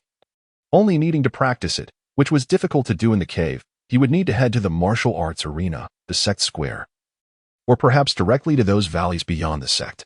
As for his encounter with Wang Ji, it was clear that the latter harbored ill intentions, at least within the sect. The other party would not dare to act against him, but beyond the sect, the situation was uncertain. Once outside the sect, the Wang family should not expect a farewell either. If you desire my life, Chun Chumo has no less desire to extinguish the Wang family. Yet, all of this hinges upon one essential factor: strength. With a thought, he accessed the intelligence system. Intelligence 1. Li Si's low-grade spiritual artifact has sustained damage, and he urgently requires 1 or 2 meteorite sands for its repair. Zhou Lu happens to possess them, with a selling price of 1 low-grade spiritual stone. Intelligence 2. In the northern medicinal garden of the Xiuxian sect, herbs have frequently gone missing lately due to the infiltration of a stealthy wood spirit mouse. The selling price for information is 1 low-grade spiritual stone. Intelligence 3. Bai Shui's sect has sent a treasure map from Qi Mountain, inviting the sect to participate in the treasure hunt, which allegedly involves traces of the demonic sect. The selling price is 1 medium-grade spiritual stone. It appears that the level of these 3 pieces of intelligence has indeed risen today. They all require spiritual stones. Spiritual stones are the universal currency of the cultivation world, classified as low-grade, medium-grade, high-grade, and top-grade, with the legendary celestial stones beyond that. For the first piece of intelligence, I was previously in the dark, merely a bystander. Now, I can leverage my status as a core disciple to inquire at the transmission hall. If all goes well today, I should be able to accomplish this task. As for the second piece, I must head to the medicinal garden, which is managed by the disciples under the second elder, a master alchemist. I shall need to muster the courage to forge connections there. Regarding the third piece, given my current standing, it seems unlikely that I can participate. I shall set it aside for now. After organizing my thoughts, Chun Chumo proceeded to the transmission hall. Unfortunately, having just become a core disciple, I have yet to acquire the Xiuxian sect's exclusive mode of transportation, the Xiuxian cloud. Thus, I can only rely on my spiritual energy for swift running, which cannot compare to the speed of the Xiuxian cloud. Most importantly, I lack any spiritual artifacts. I have no means to fly, even if I could fly. Such practices are prohibited within the Xiuxian sect. Moments later, Chun Chumo arrived at the transmission hall, which he had visited just the day before. Before he could utter a word, the senior brother who had registered him yesterday recognized him at once. You are the core disciple brought by Song Shidi yesterday, correct? What brings you here today? Indeed, senior brother, your memory is impressive. I have been entrusted to find 2 individuals, a brother named Li Si and another named Zhou Lu, to convey an important message. However, as a newcomer, I am unfamiliar with the surroundings and thus seek your guidance. Li Si? Zhou Lu? Let me check. I found them. Li Si is a law enforcement disciple in the execution hall. You can inquire there. As for Zhou Lu, he is a disciple in the Spirit Herb Valley, responsible for managing the medicinal garden. I hear there have been frequent herb losses recently, and he is quite troubled. Be cautious when you approach them. They do not regard your status as a core disciple. Thank you for the information, senior brother. I will take my leave now. The execution hall is a law enforcement department established by the Xiuxian sect to maintain internal stability and cleanse the sect. It is often regarded with fear and disdain by the disciples. The Spirit Herb Valley is the largest cultivation area for spiritual herbs in the Xiuxian sect, and the medicinal garden mentioned in the second piece of intelligence is part of this valley. Given this connection, it seems prudent to first complete the task related to the second piece of intelligence, which will subsequently facilitate the first. Xiuxian set off once more towards the medicinal garden of the Spirit Herb Valley. Stop. This is the domain of the Spirit Herb Valley. Those not affiliated with the Herb Valley are prohibited from entering. As Xiuxian hurriedly arrived at the realm of the Spirit Herb Valley, an authoritative voice resonated from the void. Disciple Xiuxian, you are the core disciple personally appointed by the Grand Elder. You have been entrusted with an important matter to convey to senior brother Zhou Lu. Xiuxian bowed respectfully to the emptiness, recalling the words of his senior brother in the transmission hall, who had advised him that the Spirit Herb Valley does not recognize the status of core disciples. Nonetheless, an introduction was still necessary, albeit with the proper demeanor to avoid any displeasure. Are you the outer disciple who has entered the inner sect to become a core disciple? Xiuxian, present your identity token. The authoritative voice expressed a hint of surprise. A mere foundation-building youth had somehow become a core disciple? The master was astonished upon hearing this news. It is known that only those who have attained the golden core stage by the age of 15 are eligible to be accepted as personal disciples, and only those with exceptional talent qualify as core disciples. Currently, there are merely 20 core disciples within the sect, which appears substantial. Yet the total number of disciples in Xiuxian sect is quite considerable. It is indeed I, your junior brother. Xiuxian respectfully replied, presenting his identity token. He was completely unable to sense the presence of the other party, clearly indicating that their power surpassed his by at least one realm. Your identity is confirmed. Please wait here in the reception hall. Junior brother Zhou Lu will see you shortly. The authoritative voice never revealed itself. As soon as it finished speaking, it transported Xiuxian into a reception hall. Such a method of relocation elicited no reaction from Xiuxian. Not even a cup of tea was offered. Indeed, the Spirit Herb Valley exuded an air of aloofness. The reception hall was stark and desolate, devoid of the warmth typically expected. After a while, a robust young man clad in coarse linen suddenly appeared. I hear you are looking for me? I do not believe we are acquainted. The visitor was Zhou Lu, who bore not only signs of fatigue but also a trace of perplexity. Senior brother, I am Xiuxian, sent by another to alleviate your worries. By whom have you been entrusted, and what worries are to be alleviated? The name of the entrusting party was not disclosed, and the worry in question pertained to the loss of medicinal herbs. Chapter 12, Mission Accomplished. Senior brother buys urgent summons. Do you know the reason for the loss of the herbs? Zhou Lu's weary eyes widened suddenly, fixating intently on Xiuxian. He cared little for who had commissioned Chun. He simply wished to resolve this vexing issue that had kept him awake for several nights. Senior brother, the entrusting party mentioned that upon learning this information, you would reward me with a low-grade spirit stone. I wonder, if this matter can be resolved, do not worry. I can offer you several stones instead of just one. Zhou Lu's expression shifted dramatically, becoming sharp as a blade. But should you dare to deceive me, I would not. Every word spoken by your junior brother is the absolute truth. Then speak swiftly. Senior brother, the cause of the loss of the medicinal herbs in the garden is likely the mischief of the Muhui rat. The Muhui rat? Upon hearing that name on Saturday, my eyes sparkled with excitement, and I murmured, indeed, indeed, only the elusive Huai mouse could possibly evade our spiritual perception. The gaze I directed toward Xiuxian transformed from one of mere curiosity to one of polite respect. Junior brother, please wait here a moment while I go capture that Huai mouse and return to express my gratitude. With that, Saturday, ever the impatient one, turned and departed, leaving Xiuxian momentarily stunned. Was it truly so easy to believe? It appeared I had underestimated my understanding of these rare and exotic beasts. Undoubtedly, Brother Zhou was well acquainted with the nature of the Huai mouse. Before long, a hearty laugh echoed from afar. Ha ha ha, junior brother Chen, look what I brought. Zhou Saturday suddenly materialized before Xiuxian, holding a mouse-sized creature in his hand, his face alight with joy. Was this indeed the Huai mouse? Was it not said that this little creature was adept at concealment, capable of eluding even spiritual scrutiny? The Huai mouse, small and gray, resembled a hamster, with a notably short tail, now lying half-lifeless in Zhou's palm. Junior brother Chen, you may not know, but the Huai mouse has a penchant for medicinal herbs. The healing wood essence pill possesses a fatal allure for it. Just one can lure it out. He continued, after all, our spirit medicine valley is governed by the spirit pill hall, and we have no shortage of such elixirs. I never anticipated that this creature had slipped in. causing us unnecessary concern for so many days. For this, I owe you a debt of gratitude, junior brother. With his worries alleviated, Zhou's spirits lifted considerably, and he grew more amiable toward Xiuxian. Brother Xiu, you are too kind. I merely acted on behalf of another, and such gratitude is unwarranted, Xiuxian responded, maintaining a semblance of modesty. Since the individual in question prefers anonymity, let this favor be attributed to you, junior brother. Here are 10 inferior spirit stones. Please accept them.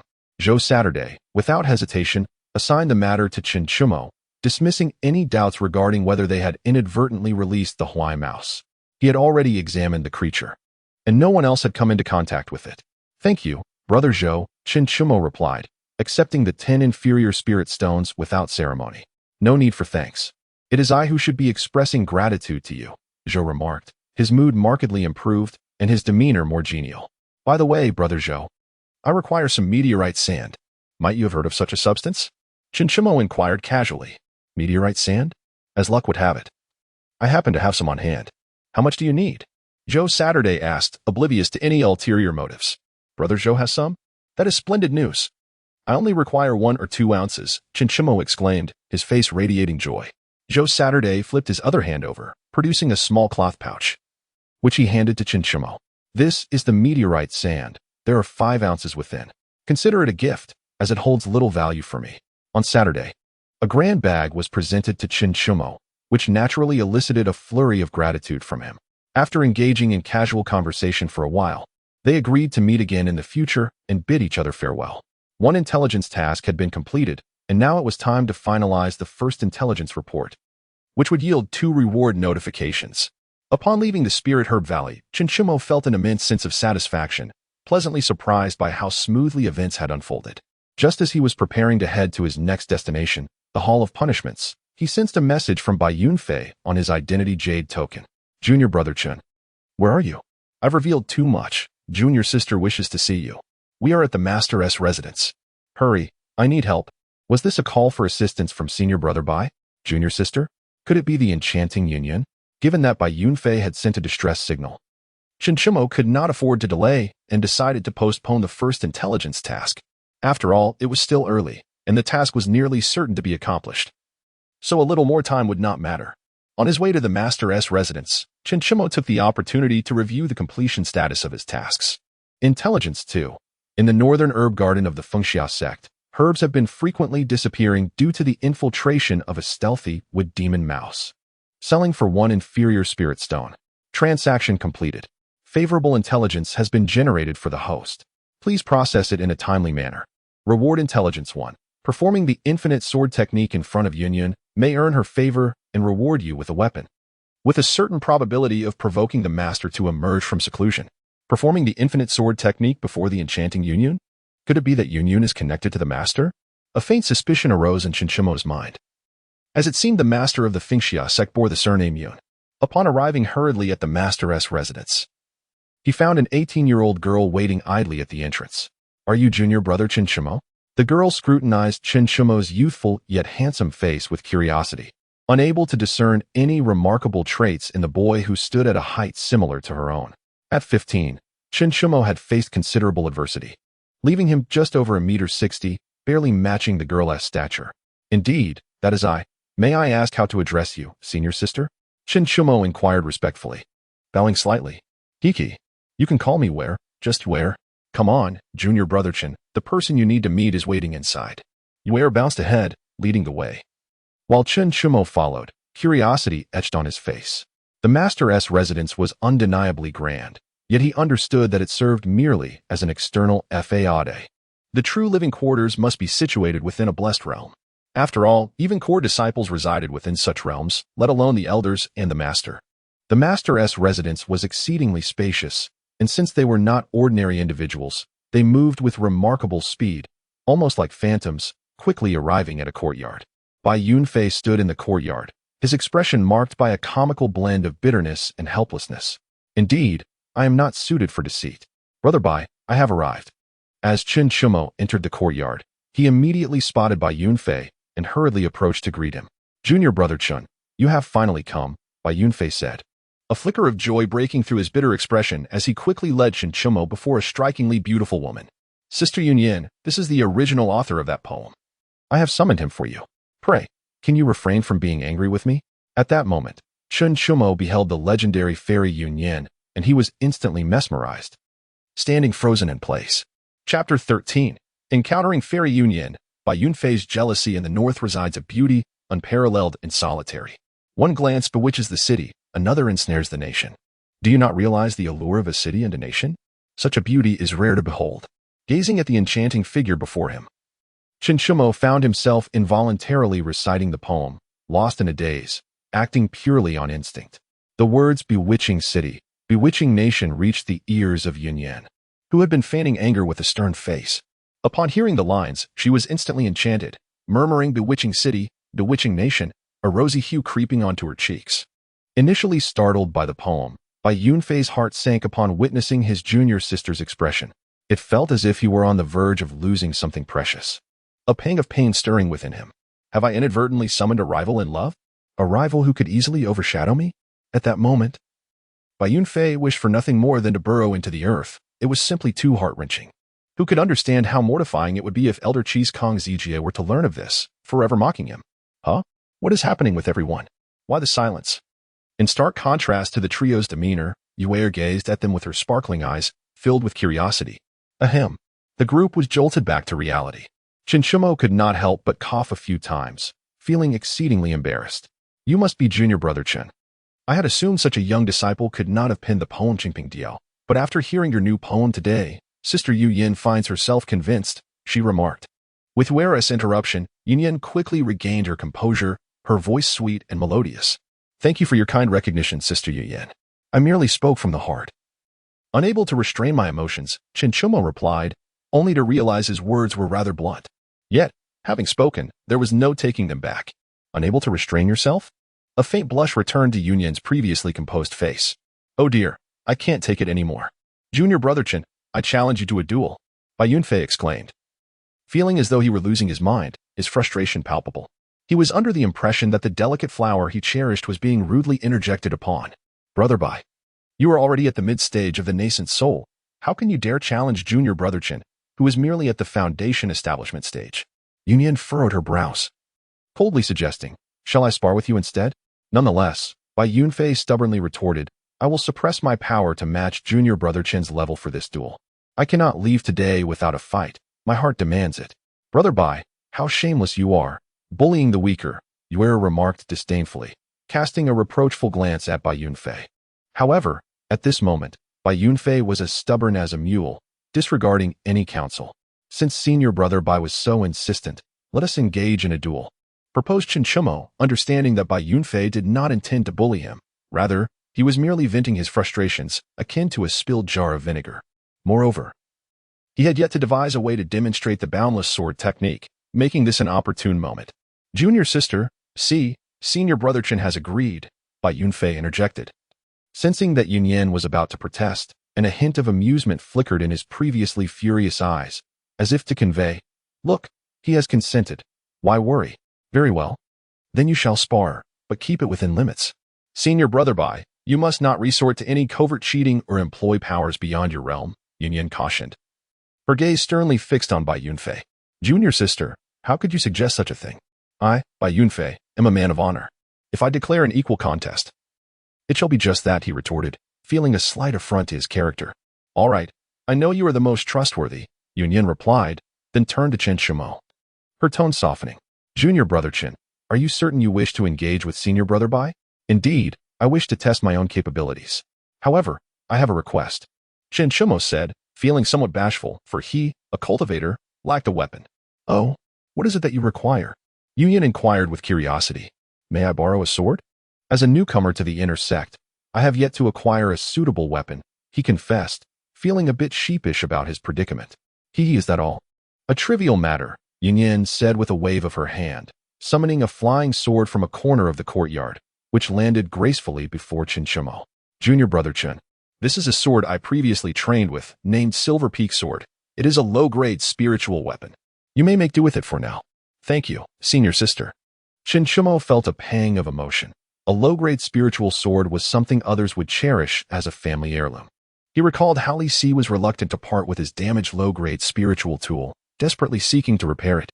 Now, you two may spar in this courtyard without concern for damage, as protective formations are in place.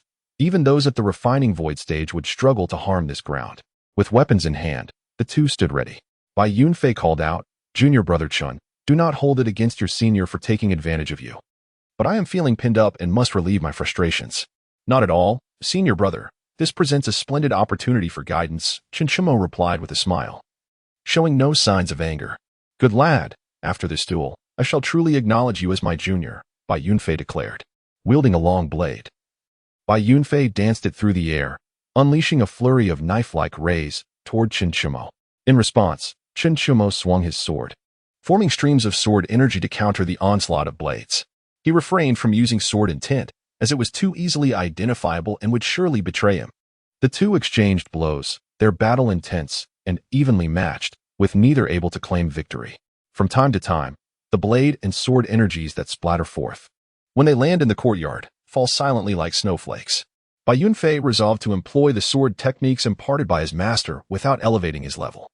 The Nine Phoenix Blade technique, with its radiant blade light stretching for miles, was summoned by Bai Yunfei, coalescing into a formidable 40-meter-long blade aimed at Chinchimo. Had Bai Yunfei been utilizing his true strength, he could have unleashed a 1,000-mile blade light, if not more. The boundless sword technique unleashed a torrent of sword energy. Gazing upon the immense blade light, Chinchimo realized that without employing the boundless sword technique, he would likely be unable to withstand it, unless he manifested his sword intent. Countless sword energies transformed into a rainstorm, rushing forth to meet the colossal blade. The boundless sword technique? This is indeed the boundless sword technique. Upon witnessing Chinchimo execute this technique, both Bai Yunfei and Yunyan could not help but exclaim. Yet, you were looked on with curiosity, wondering why everyone was so astonished by the boundless sword technique, which he thought was rather commonplace, considering that senior sister Yunyan could perform it too. The myriad sword energies, akin to ants devouring an elephant, shattered the 40-meter blade energy, and then came to a halt before Bai Yunfei, promptly vanishing from sight. What a remarkable display of sword energy. I, Bai Yunfei, have indeed lost once again. Yet again, I find myself bested by this boundless sword technique. Chapter 14. The superior spirit weapon, the cold year sword in the ancient courtyard, the light of blades and swords faded into oblivion, and once more. The gazes of the onlookers fell upon Chinchimo. "Junior brother Chin, how did you come to master the boundless sword technique?" Yunyan inquired, fully aware of the technique's complexity. Few within the sect have managed to learn it. In response to senior sister, I discovered this sword technique in the 3rd floor of the scripture pavilion. I found it remarkably compatible with my own style, thus I learned it, Chinchimo confessed candidly. The scripture pavilion, indeed. I recall my father mentioning that he placed the boundless sword technique there during my childhood. Yet, throughout the years, no other disciples have managed to learn it. I cannot believe junior brother Chin has succeeded. Yunyan was taken aback. Although entry to the 3rd floor was restricted to core disciples, outstanding contributors were occasionally permitted to observe. However, over the years, no one had managed to master it, and judging by Chinchimo's demeanor, he did not appear to be a novice. "Junior brother, did you not just enter the inner sect yesterday? You visited the scripture pavilion this morning and have already attained such proficiency?" Bai Yunfei felt his mind falter. He truly recognized Chinchimo's extraordinary talent, but this was an exaggeration compared to senior sister Yunyan. Could it be that he learned it merely by glancing at it once? Such a terrifying prospect. Just a single morning? Even Yunyan was astounded by Yunfei's words. This level of comprehension was simply astonishing. Perhaps I should bring my father out of seclusion to personally take on disciples? Chinchimo, still pondering Yunyan's mention of her father, who he guessed might be the sect leader, found himself startled by the reactions of the two. Well, this doesn't seem too difficult, he mused. Chinchimo found himself momentarily at a loss for words, unsure of how to respond. Nevertheless, his statement was undeniably pretentious, prompting an involuntary urge to strike him within Yunyan and Bai Yunfei, who were unfamiliar with the notion of pretentiousness. Wow, junior brother Chen is so intelligent, mastering it at once. Unlike me, senior sister, who struggles to grasp anything, Bai Yunfei remarked. Beside them, Yue wore a face full of envy. She had once attempted to learn as well, but found herself utterly bewildered. "Junior brother, I heard you mentioned yesterday in the Elder Hall that you wish to pursue the path of sword cultivation. Is that correct?" After a prolonged silence, Bai Yunfei inquired. "Yes, Senior brother Bai, I have discovered a unique affinity for the sword path, which is why I expressed my desire to learn sword techniques to the elders. However, they did not accept me as a disciple, Xiuxian admitted, unable to suppress a wave of disappointment. Yet, he was acutely aware that the elders likely wished to wait until the sect master emerged from seclusion to personally accept disciples. Do not be disheartened, junior brother. From this day forth, you shall be a disciple of the sect master's lineage, and I shall be your third senior sister, Xiuxian declared, unable to contain her words upon witnessing Xiuxian's despondence. Initially drawn to him by his poetic verses, she could hardly restrain herself upon learning that he had mastered the exceedingly difficult limitless sword technique in a mere morning. Xiuxian, aren't you being rather hasty? After all, the sect master is still in seclusion, Bai Yunfei whispered, cautious of provoking her displeasure. I have already consented. What objections could he possibly have? Xiuxian retorted dismissively, confident that her father would be compelled to emerge from his retreat upon discovering such an extraordinarily talented sword cultivator. Thank you, senior sister, Xiuxian replied, bowing deeply to Xiuxian, eager to seize the opportunity. Wonderful! I have a junior brother now. Yue exclaimed joyfully, clapping her hands. Although she was often addressed as senior sister within the sect, this was a genuine recognition of their shared master, establishing a rightful bond as her junior brother. From today onward, you shall be the fifth disciple of the sect master's lineage. Above you are the eldest senior sister, Yinqing, and the second senior brother, Feng Changming. Along with your fourth senior sister, Yue, Xiuxian succinctly introduced the members of the lineage. However, both the eldest senior sister and second senior brother were currently away on training and would not return before the sect master emerged from seclusion. Further introductions could await their return. Yes, third senior sister, Xiuxian responded respectfully. Oh, by the way, since you lack a suitable weapon, I happen to have a spiritual sword used by the sect master in his youth, which I can bestow upon you. With a flick of her hand, Xiuxian summoned a spiritual sword that materialized before Xiuxian in midair.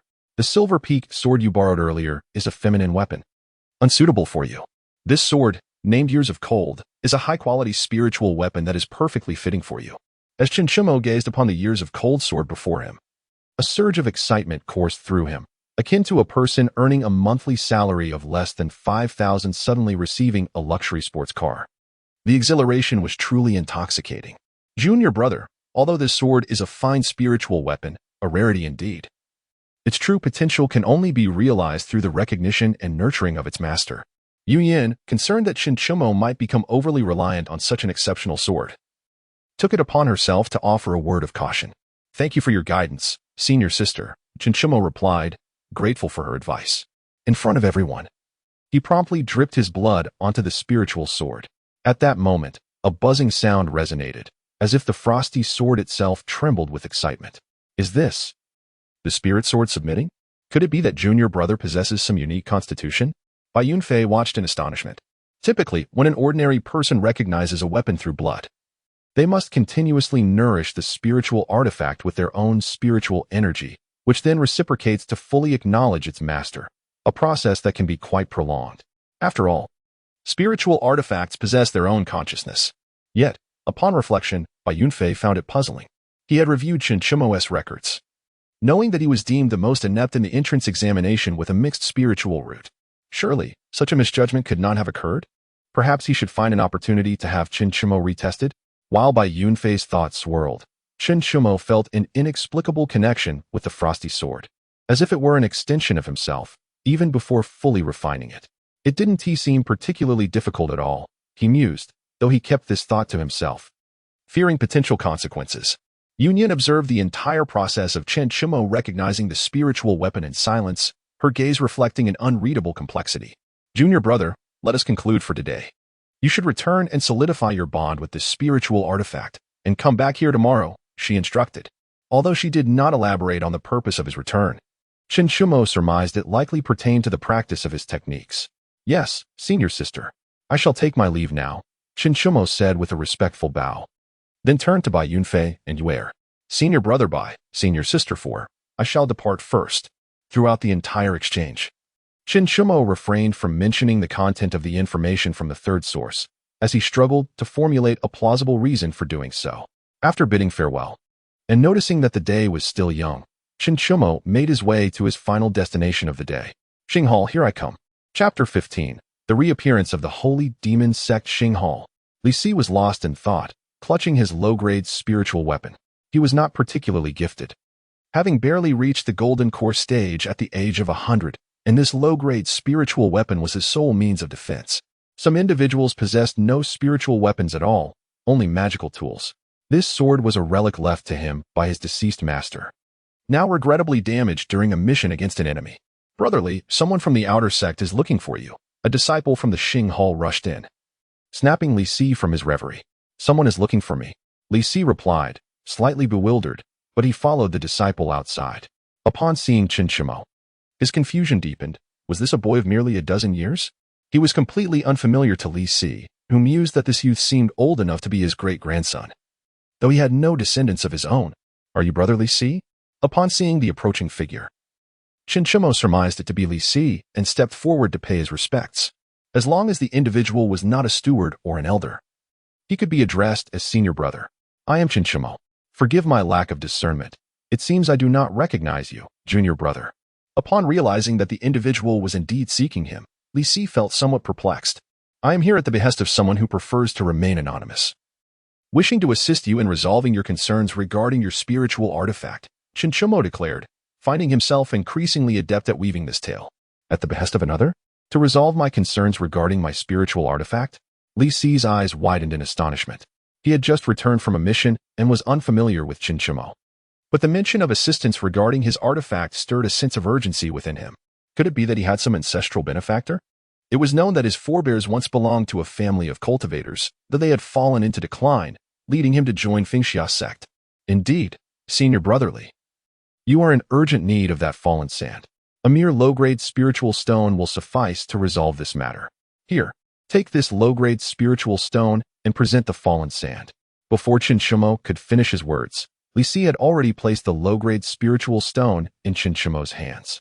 This left Xiuxian feeling somewhat awkward. Had he been too verbose? He had yet to fully fabricate his story, since Li Si had already offered him the spiritual stone. Xiuxian felt compelled to proceed. He retrieved the small pouch containing the fallen sand and murmured quietly so that only he could hear. Li Si eagerly took it, opened it, and confirmed that it indeed contained the fallen sand. This is indeed the fallen sand, but I only require 1 or 2 portions. Any excess shall be returned to you, junior brother. After returning the surplus to Xiuxian, Li Si swiftly remarked, Junior brother, we shall express our gratitude later. I must attend to the repair of my spiritual artifact. Farewell. With that, he left Xiuxian momentarily stunned, departing with great haste. Ah, this senior brother Li is truly sincere, Xiuxian mused with a smile as he exited the punishment hall. Information 1. Li Si's low-grade spiritual artifact is damaged and urgently requires 1 or 2 portions of fallen sand for repair. The price is 1 low-grade spiritual stone. Transaction completed. Favorable information for the host has been generated. Please handle it promptly. Reward information 2. At the entrance of the Wind Cliff to the east of Xiuxian sect, there are 3 large willow trees. Beneath the roots of the central willow, there lies a storage ring. Wind Cliff? A storage ring? More treasures await. Although it may not compare to the ancient sword essence, most of the senior brothers around still utilize storage pouches, making the storage ring a rare find indeed. However, the Wind Cliff is not a place to be taken lightly. It serves as a location for punishing errant disciples, akin to the Thought Reflection Cliff, yet far more terrifying. Daily, the winds there cut like blades, inflicting punishment upon the disciples within. Fortunately, I only need to reach the entrance, so it should not pose too great a challenge. Once he confirmed his direction, Xiuxian swiftly made his way there. Upon departing from the sect's grounds, he summoned the Xiuxian sword and soared through the skies. Standing atop the icy blade, feeling the howling winds rush past his ears, Xiuxian experienced a surge of exhilaration. This marked his inaugural flight upon a sword. Having reached the foundational stage of cultivation, he could now soar through the skies on a magical artifact. And he quickly realized that the velocity was astonishing. In mere moments, he approached the ominous Wind Shadow Cliff. From a distance, he spotted 3 willow trees, their leaves dancing in the breeze, as if welcoming his arrival. This journey seemed unusually smooth. Upon landing, guided by the intel system, Xiuxian swiftly located the storage ring, finding himself alone, with no one aware of the treasure that lay hidden here.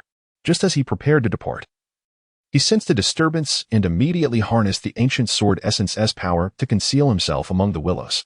At that moment, A figure clad in a black robe and a conical hat emerged at the entrance of Wind Shadow Cliff.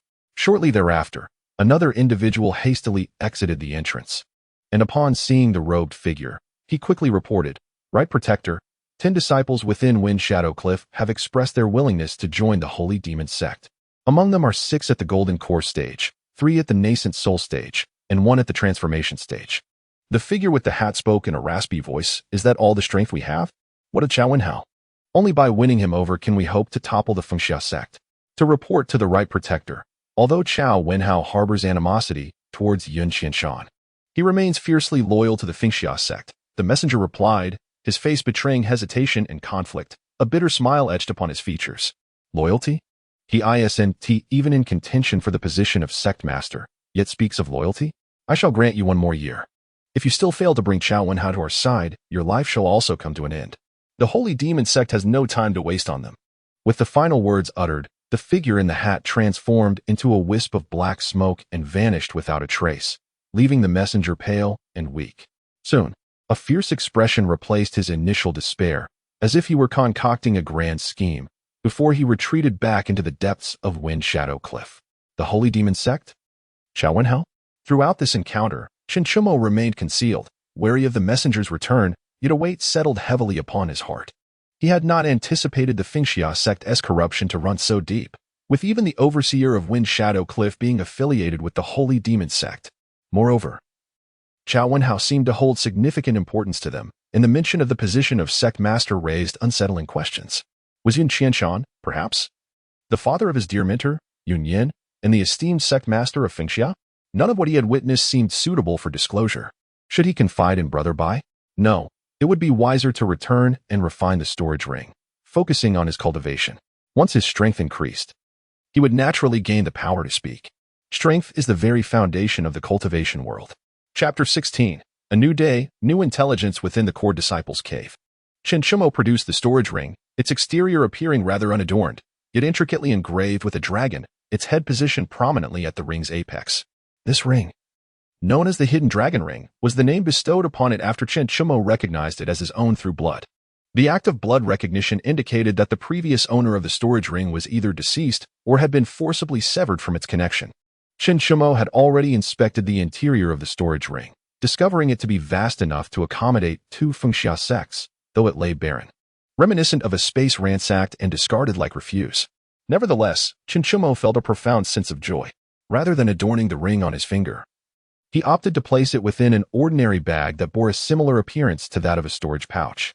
After all, the storage ring had already recognized him as its master and could be controlled by his will. Concealing it within the bag was also a precaution.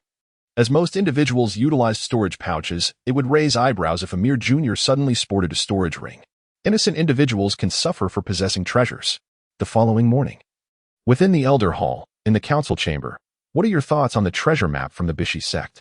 The Grand Elder summoned the other elders to discuss the intentions of the Bishi sect.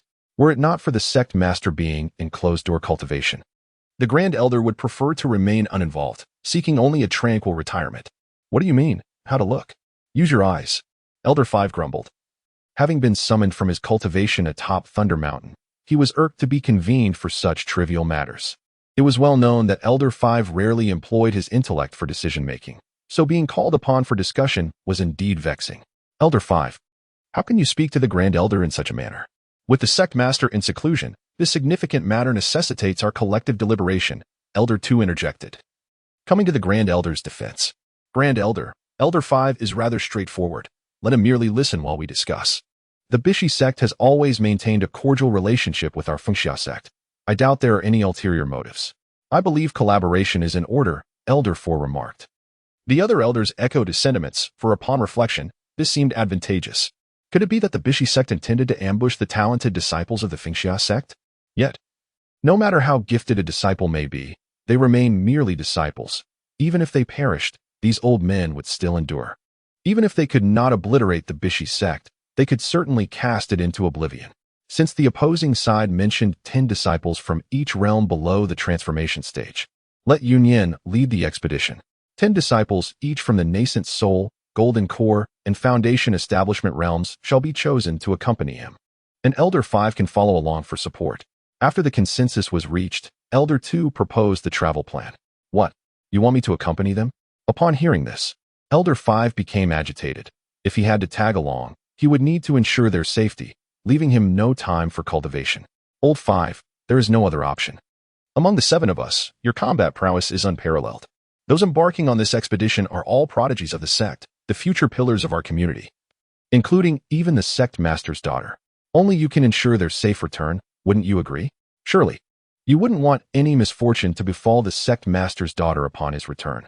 The second elder spoke with utmost sincerity, while the first elder observed the exchange with keen interest. Very well, since Yunyun's niece is also participating, I shall go as well. I find it hard to have confidence in you all. The fifth elder could not withstand such coaxing. He was a man who could not be swayed by forceful words. Especially with the knowledge that Yunyun would be attending, he felt compelled to join, as he held the sect master's words in high regard. All right, it is settled then. Once I have responded to the Bai Shui sect and confirmed the timing, I shall notify you. Now, let us discuss another matter. The fifth elder interjected once more. Is there yet more to address? Ah, old 5, this is merely a notification. The exceptionally gifted disciple, Xiuxian, has been accepted under the sect master's tutelage, as decided by Yunyun. The first elder spoke with a hint of resignation. So soon? Has something transpired that we are unaware of? The gathered elders were taken aback, having assumed that a decision would only be made once the sect master emerged from his seclusion. To their surprise, it had only been a day. And yet he had already been taken in? That lad is remarkable, in less than a morning. He mastered the limitless sword technique left behind in the scripture pavilion by the sect master. Should he not be taken in? Indeed, this young man is truly formidable. As a new day dawned, fresh intelligence tasks emerged. Task 1. A demon from the Golden Core stage has infiltrated the Mu Yun Valley, selling for a low-grade spiritual stone. Task 2. Lu Er's younger brother, Lu San, has encountered a mishap in his training and urgently requires Lu Er's assistance, selling for a low-grade spiritual stone. Task 3. A disciple at Infeng Cliff has succumbed to demonic influence, selling for a medium-grade spiritual stone. After reviewing these 3 tasks, Xiuxian noted that the third one was indeed related to Infeng Cliff, where he had coincidentally heard of the matter yesterday. However, he still lacked a legitimate reason to explain how he came to know of it. After all, this could not merely be attributed to a request from another. As for the first task, it seems I must seek the assistance of Senior Brother Bai, Xiuxian mused, as he believed Senior Brother Bai would be the most trusting and familiar with his habits. He anticipated that he would still need to visit the transmission hall tomorrow. But today, he first had to find Senior Sister Yunyun. Having organized his plans for the day, Xiuxian wasted no more time and set off. Unlike yesterday, today he noticed that fellow disciples regarded him with eyes filled with envy or jealousy, though he did not recognize any of them. Moreover, he had not appeared very often. How was it that everyone seemed to know him? It was peculiar. There must be something amiss. However, there was no time for further contemplation. He needed to head to the sect master's residence. Third sister, I am entering. Upon entering the courtyard, he found Senior Sister Yunyun waiting. But Senior Sister Weo was conspicuously absent. Ah, is fourth sister not here today? She has a mission to execute and will return later, Yunyun replied serenely. Her hair elegantly styled. Oh, my third senior sister summoned me today. What matter could it be? Xiuxian inquired of the enchanting figure before him, his heart racing uncontrollably at the thought of being alone with a beautiful woman. The reason for your summons today is to prepare for your initiation into the cultivation technique of the Fengxia sect. The Fengwu Ju Tianju. While I have the authority to accept you as a disciple, I can only impart to you the first half of the technique. The latter half must await my father's emergence from seclusion, at which point he will personally receive you as his student. However, this first half will suffice for you to reach the void refinement realm, and by then, my father will surely have emerged. Yunyun candidly revealed that her father was the sect leader. Perhaps she had never concealed this fact. Follow me. This technique can only be taught within the Fengxia Hall, as external instruction is utterly futile. Xiuxian eagerly followed Yunyun, his heart brimming with excitement. The opportunity to acquire a true top-tier cultivation technique was finally at hand. Chapter 17. Fengwu Jutianju. The Fengxia Hall is situated in the innermost part of the sect leader's residence, serving as the place for the cultivation, transmission of teachings, and seclusion of successive sect leaders. At this moment, the leader of the Fengxia sect is in a secluded retreat within a celestial abode, the entrance to which lies in this very hall. Naturally, aside from the sect leader, Only the Supreme Elder and the Grand Elder are privy to this information, ensuring the leader's safety. The Fengxiao Hall is remarkably spacious, adorned with 9 colossal pillars, each capable of being embraced by 6 individuals, upon which are intricately carved soaring phoenixes.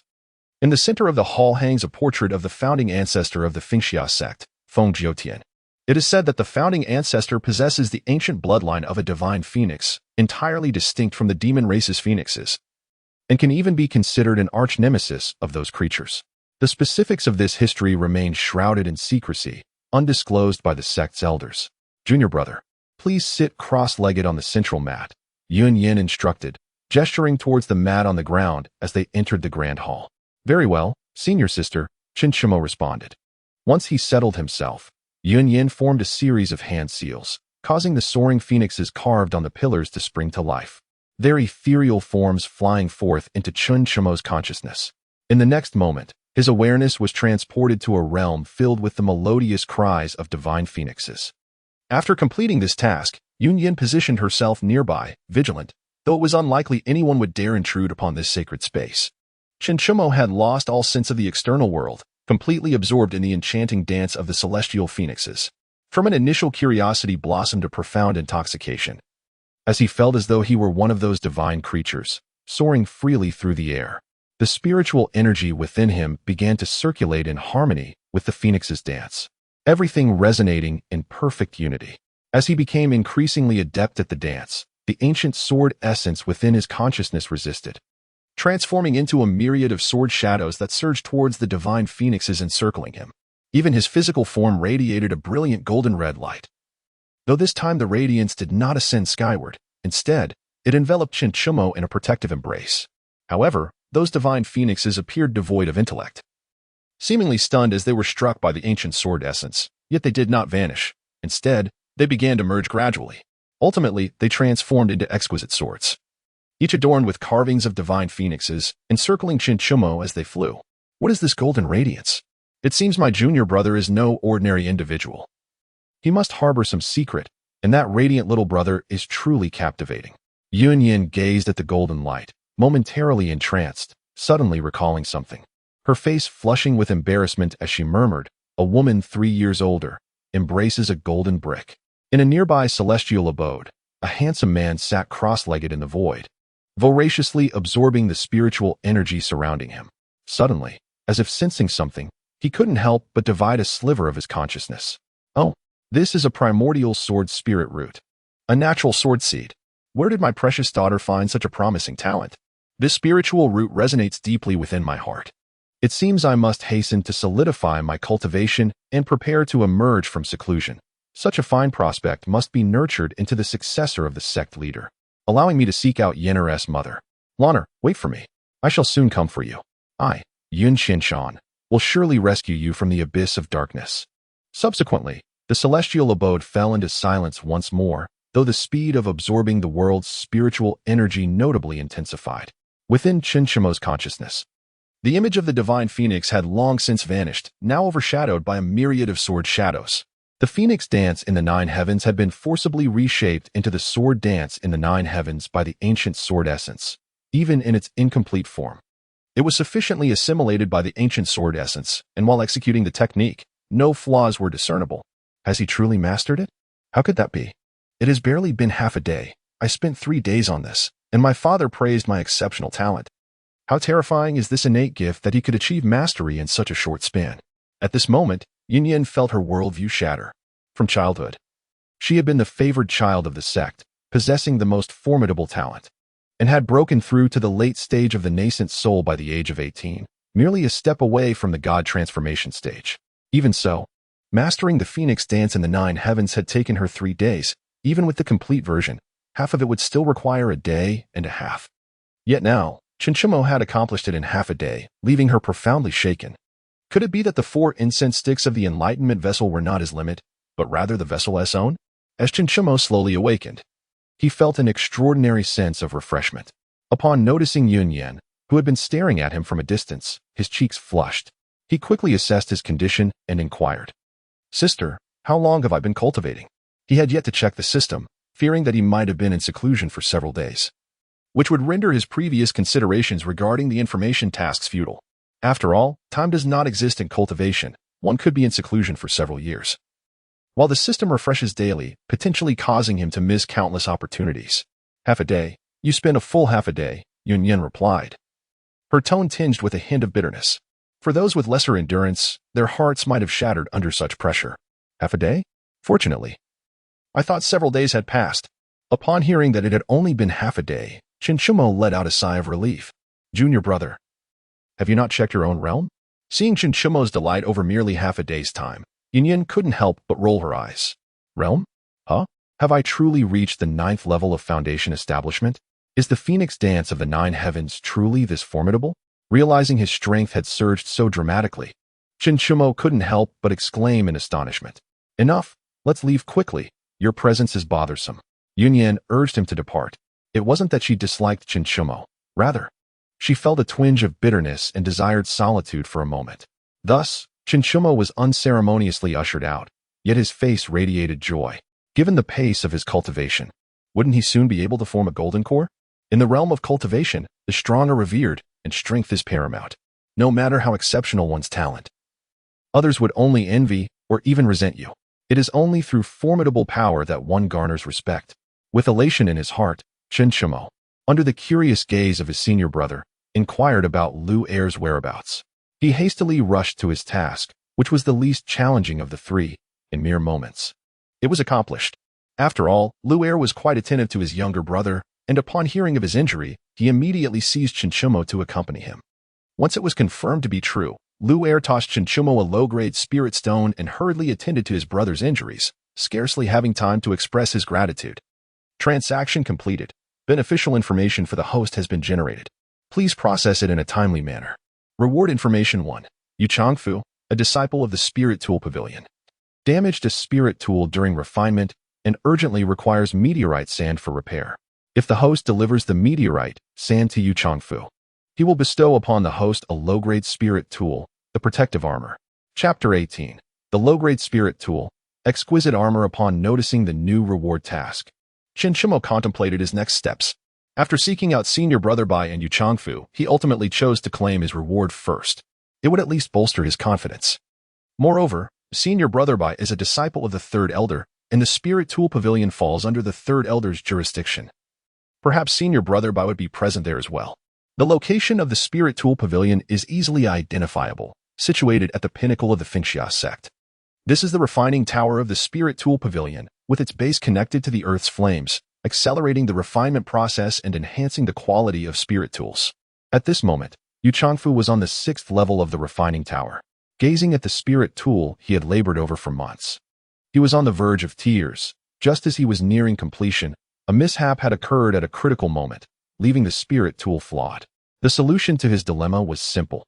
He needed to use meteorite sand, a material with restorative properties, to swiftly mend the tool and continue the forging process, thus salvaging it.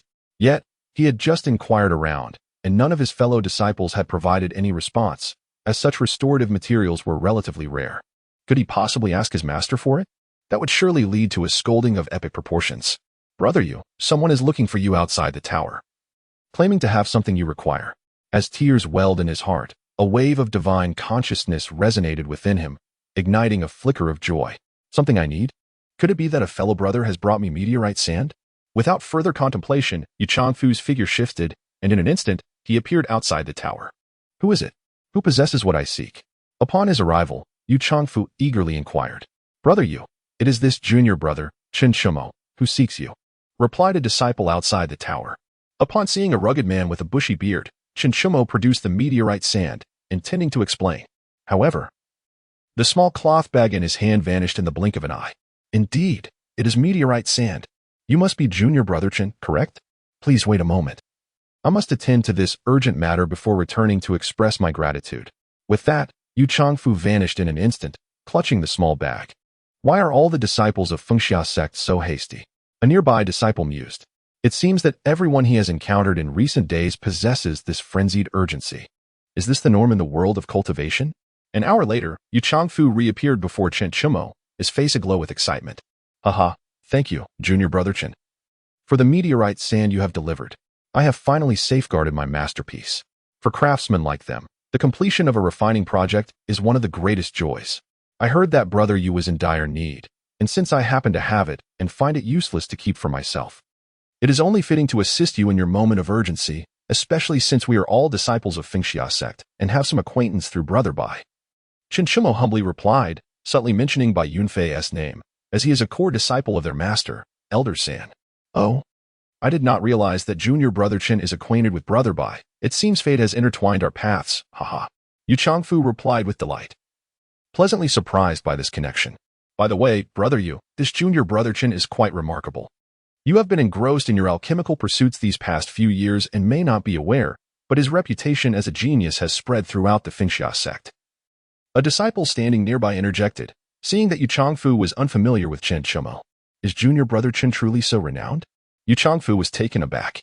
Could it be that he hails from a prestigious family of cultivators? Indeed, junior brother Chen is heralded as the foremost genius of the younger generation. A core disciple in the foundation establishment stage. Many claim he possesses unparalleled talent. The disciple spoke, his tone peculiar, as if praising Chen Shumo, yet laced with skepticism. Such are mere rumors. There is no need for you two brothers to take them seriously, though I have fortuitously been accepted as a core disciple. I have yet to receive guidance from my master. As for that unparalleled talent, it seems someone may be intentionally misleading me, Chen Shumo replied, a heaviness weighing upon his heart. In the past few days, he had interacted with only a handful of individuals and had not participated in any competitions to gain fame. This sudden surge of notoriety must have some underlying cause. Oh, is that so? Yu Changfu pondered thoughtfully. Although he is a direct disciple of Bai Yunfei, his insights far surpass those of the nearby disciples, and he could clearly sense that something was amiss. However, this is ultimately Chen Shumo's private matter, and he is not in a position to intervene excessively. With a flick of his wrist, a piece of exquisite armor materialized in his hand. Junior brother Chen, this is a low-grade spiritual artifact, the Linglong armor, previously crafted by your senior brother. I present it to you as a token of gratitude. Chen Shumo had been waiting for this moment, yet he feigned humility, saying, Senior brother, you are being too courteous. We are all disciples of Xiuxian sect. A mere handful of falling sand pales in comparison to the value of this armor. I cannot accept it. I insist you accept it. We are all grown men here, so there is no need for such pretense. Those who forge weapons are generally robust and straightforward, and Yu Changfu is no exception. Then, I shall not refuse your kindness. Thank you, senior brother, for this generous gift. Chen Shumo expressed his gratitude as he accepted the Linglong armor. Although it was merely a low-grade spiritual artifact, it was one of only 2 artifacts he possessed at that moment. Just accept it. Should you need anything in the future, do not hesitate to seek me out. I will lend a helping hand whenever possible. Seeing Chen Shumo accept the gift, Yu Changfu nodded in satisfaction. By the way, senior brother Yu, is senior brother Bai around? After placing the Linglong armor into a bag containing his storage ring, Chen Shumo inquired, as he had another task to attend to. Junior brother Bai is not in the artifact refining tower. At this hour, he should be in the eastern pavilion of the spiritual artifact pavilion. Checking on the work of his junior brothers, Yu Changfu replied thoughtfully, Thank you for the information, senior brother. I shall seek out senior brother Bai now, and will return to chat when time permits. Chen Shumo clasped his hands in farewell and made his way toward Bai Yunfei's location. Observing Chen Shumo's receding figure, Yu Changfu stroked his bushy beard, his gaze profound. It appeared that exciting developments were on the horizon for Xiuxian sect. On his way, Chen Shumo retrieved the Linglong armor and performed a blood oath to claim it as his own. The armor instantly melded into Chen Shumo's being, though it had yet to undergo the necessary refinement to unleash its full potential. As he approached the pavilion, he heard Bai Yunfei's voice. You've omitted 1 or 2 pieces of mixed goldstone here. It has already been rendered useless. Junior brother, your forging technique is incorrect. You applied 3 layers of force too few. That junior brother, you struck too hard. Ease up. Bai Yunfei's voice echoed with a continuous stream of guidance. Yet there was no sign of anger, prompting Chen Shumo to reflect. Bai Yunfei has a rather good temperament. Why was he so irate with me yesterday? Could it be related to Sister Yuyan? Junior brother Chen, what brings you here? Bai Yunfei, who was in the midst of teaching, suddenly sensed Chen Shumo's presence and swiftly stepped out. Upon closer inspection, he exclaimed, Junior brother Chen, your strength has increased again. You've reached the 9th level of Foundation Establishment? Chapter 19. Intelligence on Celestial Artifacts. After officially becoming a core disciple, Xiuxian no longer concealed his cultivation level, as it had become necessary. In an intersect where nascent souls are abundant and golden cores are commonplace, his foundation establishment stage was insignificant. It even detracted from the prestige of being a core disciple. Senior brother by, this morning, sister sent me the Feng Wu Jiu Tianju, and after successfully mastering the first half, I fortuitously experienced a breakthrough. Xiuxian wore an expression of humility, as if the matter at hand were of little significance. Ah, you rascal. I always sensed your exceptional nature, but I did not anticipate such formidable talent. Your arrival is quite fortuitous. Let us assess your spiritual roots. I refuse to believe you possess a mixed spiritual root, Bai Yunfei exclaimed, reaching for Xiuxian to initiate the test, seemingly oblivious to the events of the previous day. Wait, brother Bai. We can discuss the testing later. I have something of great importance to share with you, Xiuxian interjected. He was not particularly concerned about revealing his innate sword spiritual root, but he was apprehensive about the lack of support from his backing. Oh, what urgent matter could you possibly have for me? Bai Yunfei inquired, a look of confusion crossing his face. Brother, I have detected a faint aura of demonic energy emanating from Muyun Valley, suggesting the presence of demonic beings. As you are the most familiar with me in Fengxia sect, I thought it prudent to inform you, Xiuxian explained. What? There is demonic energy in Muyun Valley? Come, let us go at once. Bai Yunfei responded, his demeanor shifting instantly upon hearing the news. He grasped Xiuxian's hand, eager to depart. Wait a moment, brother. This information, surely it warrants a low-grade spirit stone, does it not? I cannot comprehend your peculiarities. It feels as if you are peddling information, Xiuxian remarked, seeking compensation for his revelation. Upon realizing Xiuxian's intent, Bai Yunfei promptly tossed him a low-grade spirit stone. Ah, brother Bai, you are unaware of my struggles. I have never laid eyes on a spirit stone until now. The first one I touched was gifted by you. Thus, I have harbored a dream since childhood, to sell information for spirit stones, without resorting to theft or deceit, Xiuxian lamented, feigning tears as he spoke of his plight. Enough of your theatrics. If you truly wish to sell spirit stones, you would not settle for just one. I am not foolish, Bai Yunfei said, unimpressed by Xiuxian's performance. Recognizing that his companion was reluctant to speak the truth, he chose not to press further. As the Fengxia cloud rose beneath their feet, the two ascended toward the outskirts of the sect. Brother Bai, where does this Fengxia cloud lead? May I accompany you to claim one as well? Xiuxian inquired, a hint of envy in his voice as he observed the majestic cloud beneath them. Claim one. Huh. You may attempt that once you break through to the golden core stage. It is not a privilege one can simply request, Bai Yunfei chuckled, shaking his head. Upon their arrival at Muyun Valley, they were greeted by the remnants of the ancient sword essence that Xiuxian had previously extracted. Where is this demonic energy? Brother, you are not mistaken, are you? Bai Yunfei frowned, unable to detect any trace of demonic presence despite his mid-stage nascent soul strength. Do you possess any spirit artifacts capable of identifying demonic beasts? I have a vague sense that the demonic beings may be residing within that colossal tree, Xiuxian indicated, pointing toward the great tree ahead, guided by the system's prompt. Previously, he had relied on the system's guidance to locate a storage ring, which was an inanimate object and could not conceal itself. However, living beings, such as the demons, would not remain complacently visible for them to discover. I do have such an artifact, but I was in haste and did not bring it. Yet, I feel nothing from that tree you point to, Bai Yunfei admitted, his skepticism growing. Are you certain the demonic beings are indeed situated there? As doubt intensified in his eyes, Bai Yunfei regarded Xiuxian with increasing suspicion. Nature is indeed true, and its power resides within the golden core stage. Xiuxian boldly disclosed the cultivation level of the demonic clan. Given this, I shall directly claim this region as my own. With that, Bai Yunfei raised his hand, and a small tower materialized within it. As he tossed it into the air, it instantly expanded to a height of 100 zhang. A tremendous force of attraction ensued, drawing in the giant tree and everything within 1,000 meters, leaving behind a colossal pit in the ground.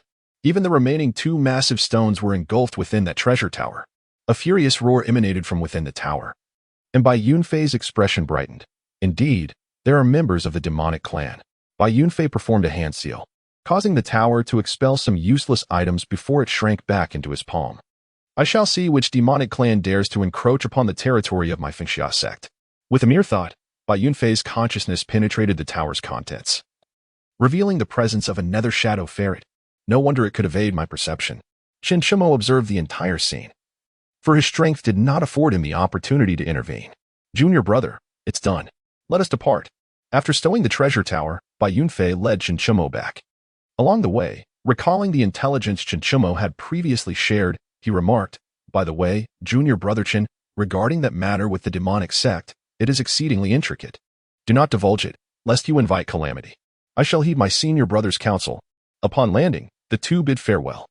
Xiuxian sought a quiet place to examine the new reward information. Information 1. There is a golden core stage demonic creature infiltrating Muyu Valley, selling for a low-grade spirit stone. Transaction completed.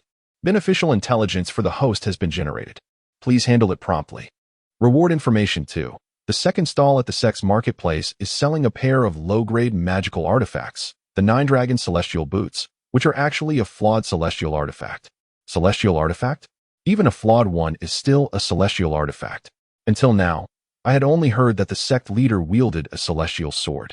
I never imagined there would be celestial artifacts available at the Sex Marketplace, and sold as high-grade magical items no less. Can this wait? Xiuxian hastily made his way toward the Sex Marketplace, unwilling to let the celestial artifact be snatched up by another. The Sect's Marketplace is situated in the southeastern direction, nestled between the entrance to Fengxia Sect and the human city, thus attracting many cultivators. Even as night approached, numerous individuals continued to shout and trade. Upon arriving at the marketplace, a few familiar faces recognized him, casting curious glances but not disturbing him, which he appreciated. After lingering at the first stall for a considerable time, Xiuxian moved on, feeling the disdainful gaze of the vendor. "Ah, young friend. Have you found any magical artifacts or treasures to your liking? My goods, old Zhang's, are undoubtedly of top quality, and the prices are renowned for their affordability." The proprietor of the second stall, an elderly man with white hair, appeared to be in the 6th stage of foundation establishment. At this moment, a beaming Zhang, his face adorned with a broad smile, gazed eagerly at the young Xiuxian, as if he were eyeing a plump lamb. Xiuxian casually picked up a folding fan and inquired, "Boss, how much is this fan?" "Ah, young friend, you possess discerning taste. This is the exquisite Wanli fan, a superior magical artifact said to have the capability to send a person flying thousands of miles away, utterly annihilating both body and spirit. The price, however, is a mere 50 inferior spirit stones," Zhang replied with a chuckle. "What? So expensive?" Chapter 20. Wait for me, I haven't gotten on the car yet. Under Zhang's fervent gaze, Xiuxian silently set down the Wanli fan, feeling that it was simply beyond his means. What about this string of beads? What is their significance and price? Next to the fan lay a string of green beads, which Xiuxian picked up and examined, finding them to have a pleasant texture. These are the exorcism beads, highly effective in suppressing malevolent spirits. They are also a superior magical artifact, but priced lower than the Wanli fan. At just 40 inferior spirit stones, Zhang continued to smile cheerfully as he introduced them. Still too pricey. And what of that ring? That is a medium-grade magical artifact, priced at 20 inferior spirit stones.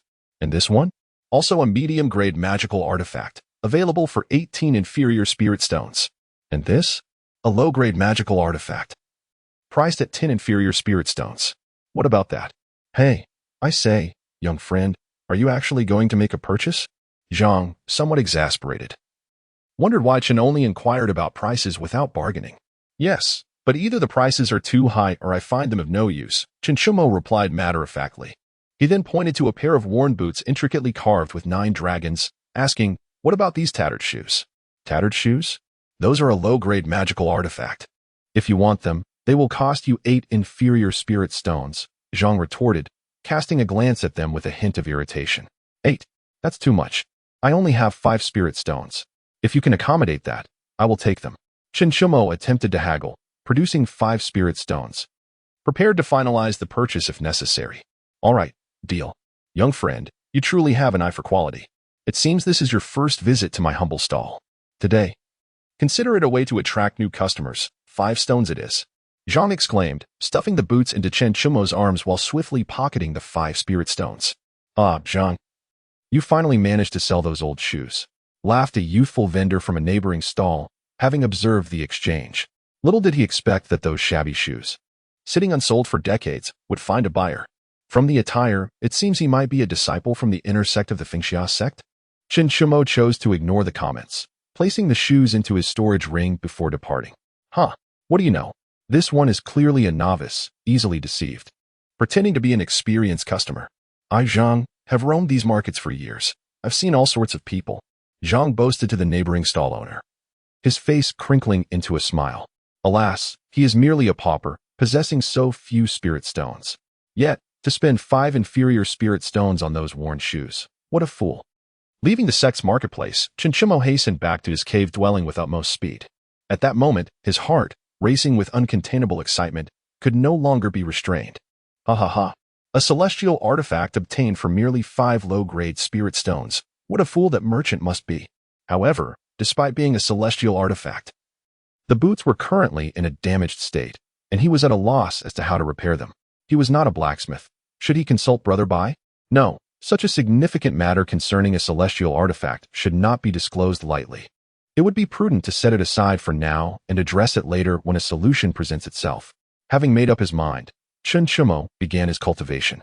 Yet, before delving into his practice, there was another crucial task at hand, thoroughly refining the low-grade spiritual artifact, the Linglong armor.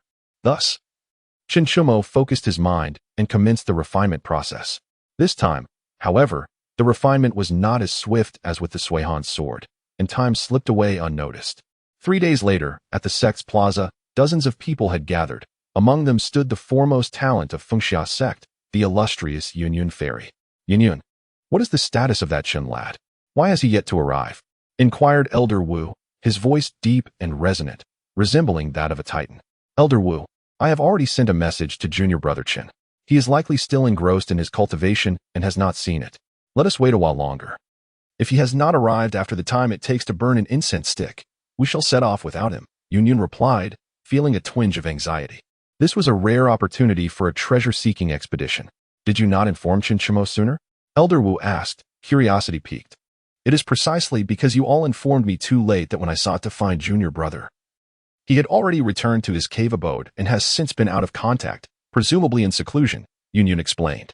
As soon as the Grand Elder and others notified her, she promptly added Xiuxian's name to the list of foundational period disciples. However, after attempting to reach him through his identity jade token, her messages vanished into the void, leaving no trace. Were it not for the knowledge that he had returned to his cave abode, she might have feared for his safety. Very well. Let us heed your counsel and wait a while longer. Elder Wu acquiesced, his affection for Yunyun evident in his compliance. The others present had no objections. For participation in this treasure-seeking expedition was ultimately at Yunyun Fairy's discretion, though their disdain for the core disciple Xiuxian, who had merely reached the foundational stage, grew increasingly palpable, especially with the recent rumors circulating, all extolling Xiuxian's extraordinary talents, claiming he surpassed even Yunyun Fairy herself. A foundational stage genius? Just this? Such sentiments naturally bred discontent, as many suspected that these praises were mere self-promotional fabrications by Xiuxian. As for his motives, who could say? Within the cave abode, Xiuxian slowly opened his eyes, having finally completed the refinement process. He could now almost achieve a harmonious connection with the Linglong armor. The exquisite spiritual artifact, Linglong Baojia, not only significantly enhances defensive capabilities, but also adapts to Xiuxian's intentions, leading to a remarkable spectacle in the celestial realm. The first transformation that Xiuxian undertakes is that of a superhero, Iron Man. After a brief period of acclimatization, he intends to ascertain the passage of time, only to discover that his identity jade token emits a series of crimson glows, reminiscent of an information overload. Hastily establishing a mental connection, his expression shifts dramatically, prompting him to command the jade token to whisk him away from the celestial realm. Treasure-seeking trials? What could that possibly mean? Could it be related to the intel task that refreshed that day? With no time for further contemplation, Xiuxian propels himself forward at an incredible speed. Were it not for the prohibition against utilizing sword techniques, he would have already reached his destination. Time's up. Let us depart, Yunyun states, her expression cold as she observes the incense stick extinguish. The group prepares to board the flying vessel and sets off immediately. The fifth elder gestures, and a massive ship-like flying vessel materializes in the sect square. Yunyun does not enter first but allows others to board before her. Once everyone is aboard, she gracefully ascends. Naturally, it is unnecessary for the fifth elder to operate the flying vessel personally, as he has his own disciples to manage such tasks. Second, you shall pilot this vessel, he commands. Yes, master, the second reluctantly responds, guiding the vessel into the air. Yunyan can only helplessly retract her gaze, pondering the capriciousness of fate. At that moment, distant roars echo. Wait for me. Wait for me. I haven't boarded yet. Chapter 21. The senior and junior disciples on the flying vessel within the vessel. All eyes are curiously fixed on the tardy Xiuxian, displaying a mix of curiosity, scrutiny, and disdain. The weight of their gazes renders Xiuxian quite uncomfortable. Third senior sister, my apologies. I just finished my training and only then noticed your message. Ignoring the stares, he turns to Yunyan with an apologetic expression. Not to worry, as long as you made it in time. Yunyan replies with a faint smile, secretly relieved that he arrived, lest her goodwill be in vain. However, her smile inadvertently shatters the hearts of all present senior brothers and sisters. Their moonlight. The transcendent Yunyan is smiling at that insufferable brat. What right does he have? Is it merely because of his handsome appearance? By the way, senior sister, what is the nature of this trial? It seems quite sudden. Sensing the growing intensity of the gazes around him, Xiuxian resorts to mental communication with Yunyan. Noticing Xiuxian's silence and his shift to mental dialogue, Yunyan is momentarily taken aback. However, upon observing the expressions of those around her, a smile graces her lips. Junior brother, you may not be aware, but the Buyuan sect, one of the top 10 sects, has sent the Xiuxian treasure map, inviting disciples to embark on this trial together. The Xiuxian treasure map resides in a secluded space, purportedly a celestial realm established by ancient powerhouses, accessible only to cultivators below the transformation stage. The space is divided into 3 distinct layers, one for the nascent soul stage, one for the golden core stage, and one for the foundation establishment stage. Within this realm lie spiritual herbs, demonic beasts, and various legacies left by formidable beings. However, the Xiuxian treasure map has always been an internal trial for the disciples of the Bihue sect, and it is perplexing why they have invited our Fengxia sect this time. Upon hearing Sister Yunyan's explanation, Xiuxian felt a wave of anxiety wash over him, as he recalled the intelligence mission he had recently dismissed, which explicitly mentioned traces of the demon sect within this location. Sister, could there be a hidden agenda? Xiuxian could not help but inquire. It is unlikely, Yunyan replied, although she too harbored doubts. Among the 10 great sects, the Bihue sect maintains the best relationship with our Fengxia sect. They would not suddenly turn against us. Regardless, sister, you must remain vigilant, Xiuxian urged. He understood the improbability of such a betrayal, yet the contents of that intelligence compelled him to exercise caution. Could it be that the Bihue sect harbors members of the demon sect as well? Do not worry, with my strength. Even if I cannot completely dominate the nascent soul layer, I can certainly ensure my own safety, Yunyan reassured him warmly. Hearing her words of concern warmed Xiuxian's heart. And she continued, but you, dear junior, should exercise extra caution. The looks from your fellow brothers seem rather unfriendly. Xiuxian's lips twitched slightly at her remark. What could he do? He had inexplicably drawn some hostility. Was it entirely due to Sister Yunyan? He suspected not. It was likely related to the sudden spread of information about him. Could someone be plotting against him? As he surveyed the surroundings, he noticed that apart from Sister Yunyan, he did not recognize anyone else.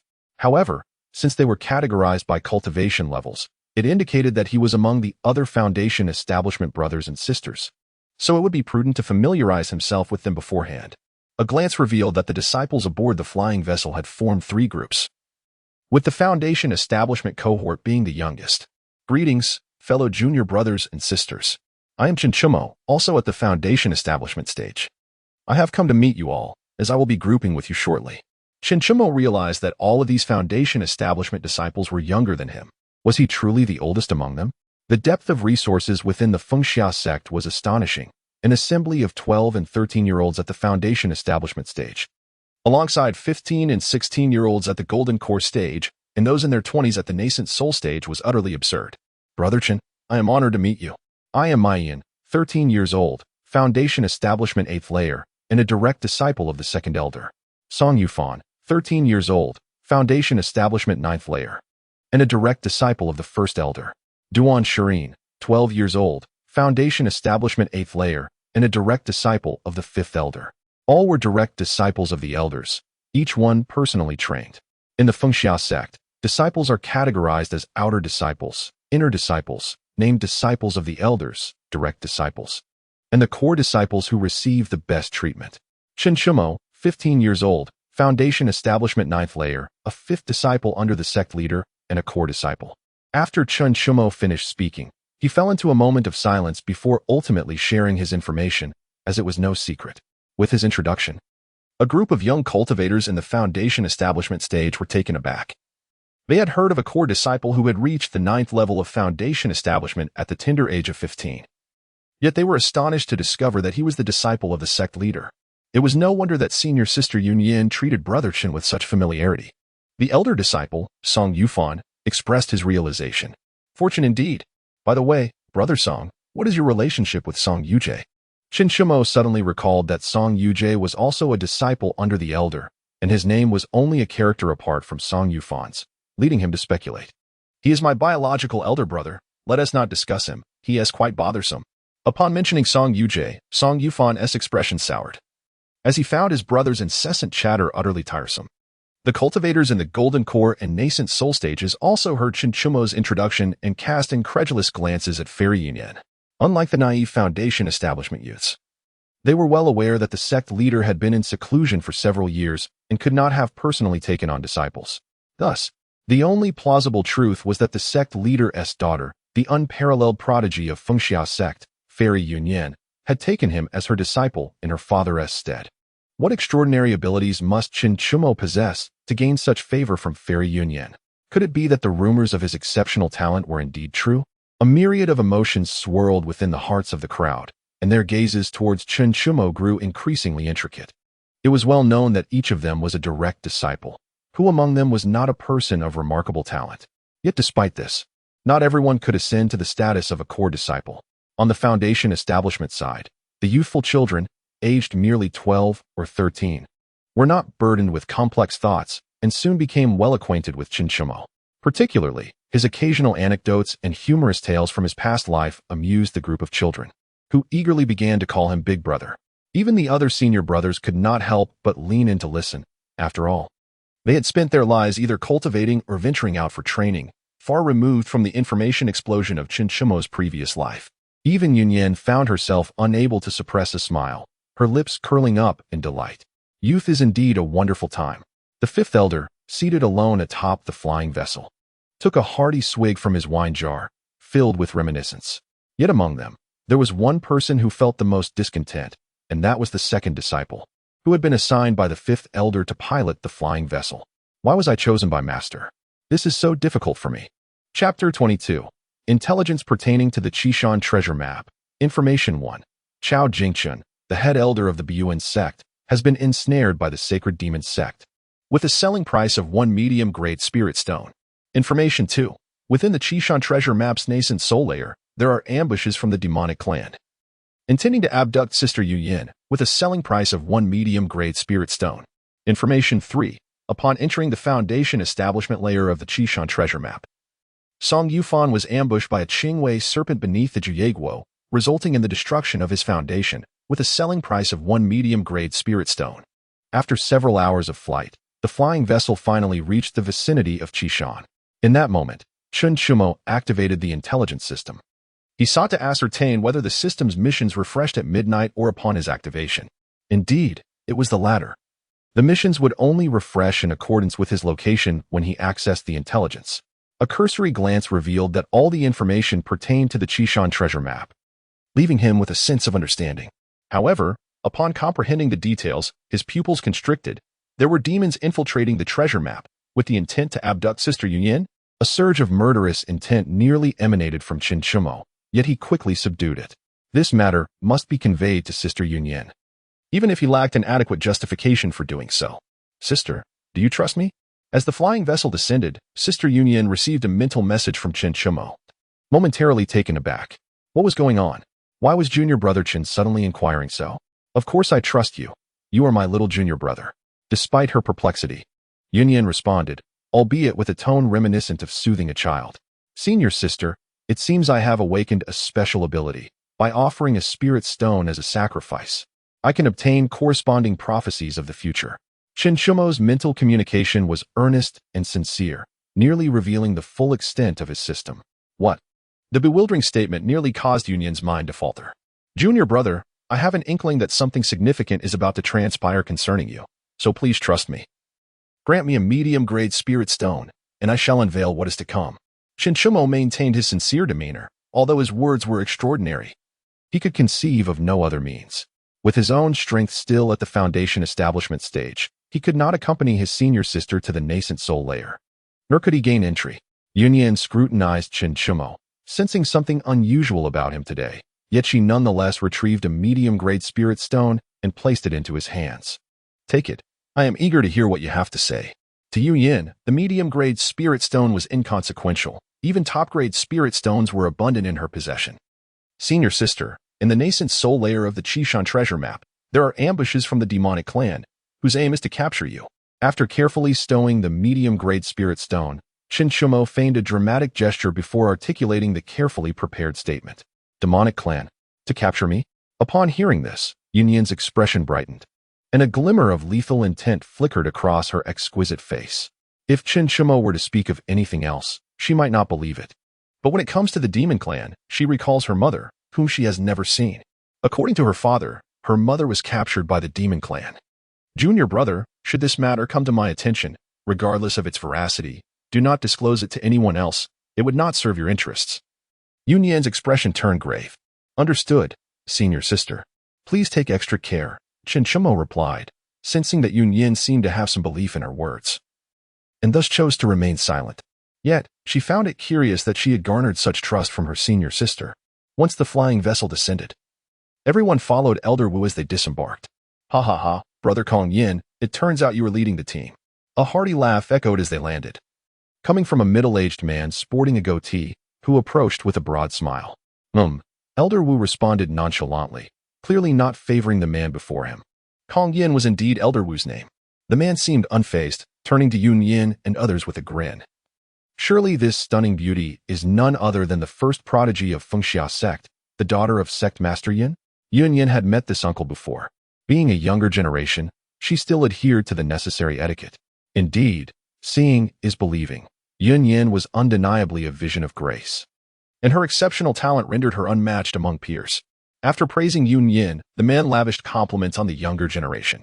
Old Ghost Wei, enough with the chatter. Let us commence.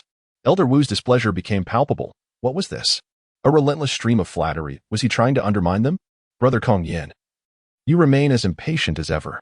At least allow the disciples of Bai Shui's sect to greet each other first.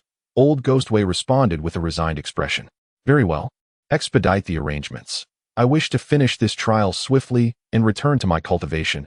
Elder Wu Kong Yin replied with lingering impatience, as he had no desire to be here, viewing it as a mere waste of his training time. All right, it will be done swiftly. Old Ghost Wei continued to respond cheerfully to Kong Yin, then turned to the Bai Shui sect disciples, sternly reprimanding them. What? Upon seeing the prodigies of Xiuxian sect arrive, you do not step forward to greet them? How do your elders usually instruct you? Yes, Elder Wei. The disciples of Bai Shui's sect replied in unison upon hearing the reprimand. I am Miao Jinchuan of Bai Shui's sect, pleased to meet all of you, fellow disciples. Miao Jinchuan, clearly the leader among the disciples and a nascent soul stage practitioner, was the first to step forward and offer greetings. Following him, the other disciples stepped up to pay their respects, ensuring that introductions were made. The disciples of Xiuxian sect, aware of their sect's amicable relations with Bai Shui's sect, were no hostility and quickly engaged in conversation. Meanwhile, Xiuxian, amidst the crowd, occasionally cast glances at Elder Wei, pondering if he was the elder under the control of the Holy Demon sect, to stand alongside the 5 elders, even if one's strength is not on par. It must be relatively close. If such formidable beings have already fallen under the control of the Holy Demon sect, how many of the various human factions remain unsullied? Contemplating this, Xiuxian felt an even heavier weight in his heart. Yet, with his foundation-building stage prowess, he was utterly powerless. Ultimately, it boiled down to insufficient strength. Once I acquire adequate power, I shall surely purge these nuisances. Xiuxian was uncertain why he harbored such sentiments, as if it were an inherent animosity of humanity towards alien races, one that he could not suppress. All right, disciples, now that you are all quite familiar with one another, let us prepare to enter the map of Xiuxian. Remember to assist one another within. Your task is to explore together and seek opportunities as companions, not as rivals. I trust you understand the rules. 1 group for the nascent soul stage, 1 for the golden core stage, and 1 for the foundation building stage, all separate. Once inside the Xiuxian map, you will be randomly dispersed. Now, prepare to enter. After Elder Wei outlined some details, the groups began to enter in succession. As Song Yufan was about to step in, Chen Shumo seized him by the arm and inquired, "Junior brother Song, do you possess any mid-grade spirit stones?" "Yes." "Do you need some, senior brother Chen?" Yufan replied, somewhat puzzled, instinctively producing a mid-grade spirit stone. Chen Shumo snatched it from him, instructing, "Be cautious of the green-tailed serpent beneath the nine-leaf fruit." What? Chapter 23. As a non-lucky individual, I can only rely on the information system to turn the tide the space world, and Chen Shumo found himself atop a colossal azure water tree. As he gazed into the distance, he was met with an endless expanse of peaks and valleys. This place is overwhelmingly vast, he mused, sensing that he was utterly alone. It seemed there was nothing of value around. Could it be that he had been transported to the most barren region? Resolutely, Chen Shumo summoned the Xiuxian sword, soaring through the air to investigate farther afield. Meanwhile, in a thicket, the diminutive figure of Song Yufan, barely 1 meter 40 tall, darted between towering trees, pursued by a massive demon wolf. Demon beasts are labeled as such due to their lack of intelligence. The demon race does not acknowledge those with diminished intellect as part of their kin. The wolf chasing Song Yufan possessed foundation-building strength, yet its intellect was akin to that of a wild beast. In his flight, Song Yufan retrieved an 8-trigram disc, and as he executed the incantation, a beam of light shot forth from the disc, causing the gigantic wolf to rotate in place. Following this, he initiated another spell, the fire character formation of the 8 trigrams. An intricate 8-trigram pattern manifested beneath the wolf, flames erupting from the ground like a colossal hand reaching for the 50-meter-long beast. With a resounding boom, the entire area within a kilometer was reduced to ashes, the wolf itself charred to a crisp. "Oh no, I overdid it," Song Yufan lamented, regretting not moderating his power. Had he been gentler, he could have savored a few bites of roasted meat. Now, alas, it was reduced to mere charcoal. Having reached this point, he found himself with no alternative but to continue in a singular direction. However, before long, he sensed a profound fluctuation of spiritual energy. Before him, a vine-like plant bore a fruit with 9 leaves, surrounded by lush greenery, enveloped in tranquil silence. Is this the 9-leaf fruit? Wait, could the azure-scaled serpent that Brother Chen mentioned be real? In an instant, Song Yufan recognized the 9-leaf fruit. Had he not recalled Chen Shumo's warning, he might have instinctively approached to pluck it. How curious, how did Brother Chen know I would encounter the 9-leaf fruit? Could he be calculating the secrets of fate? Isn't that the forte of the seekers of the path? Song Yufan was perplexed, but since Chen Shumo had already cautioned him, whether true or false, he must exercise caution. Thus, he once again gestured towards the 8 trigrams wheel, channeling his incantation. Immediately, a figure emerged from the wheel. This was the earth character of the 8 trigrams formation, capable of shaping earth into a being. With Song Yufan's strength, he could conjure an army of 1,000, though their power would not reach the chi refinement stage. Now, summoning merely a golem, he could harness half of its strength. "Go, retrieve the 9-leaf fruit," he commanded the golem. The golem, silent, moved swiftly upon receiving the order, appearing at the vine. As it reached for the 9-leaf fruit, the surroundings remained eerily still. Yet, when its hand made contact with the fruit, a fleeting, elusive green light flickered, and a terrifying toxin surged into the golem's body. Even the golem's form nearly succumbed to paralysis. Is this the azure-scaled serpent? Truly the azure-scaled serpent? Brother Chen has saved my life. Observing from a distance, Song Yufan clearly saw that flash of green light. It was indeed the azure-scaled serpent. Had he approached in person, even if he survived, he would have been rendered nearly incapacitated. After all, while the azure-scaled serpent's strength was modest, its venom could incapacitate even golden core experts for a time. However, now that the azure-scaled serpent had been revealed, a solution could surely be found. Meanwhile, Chen Shumo was on the brink of despair. Having hovered for a considerable time atop his flying sword without encountering any figures, he had not even laid eyes on any decent heavenly materials or treasures, let alone any legendary inheritances.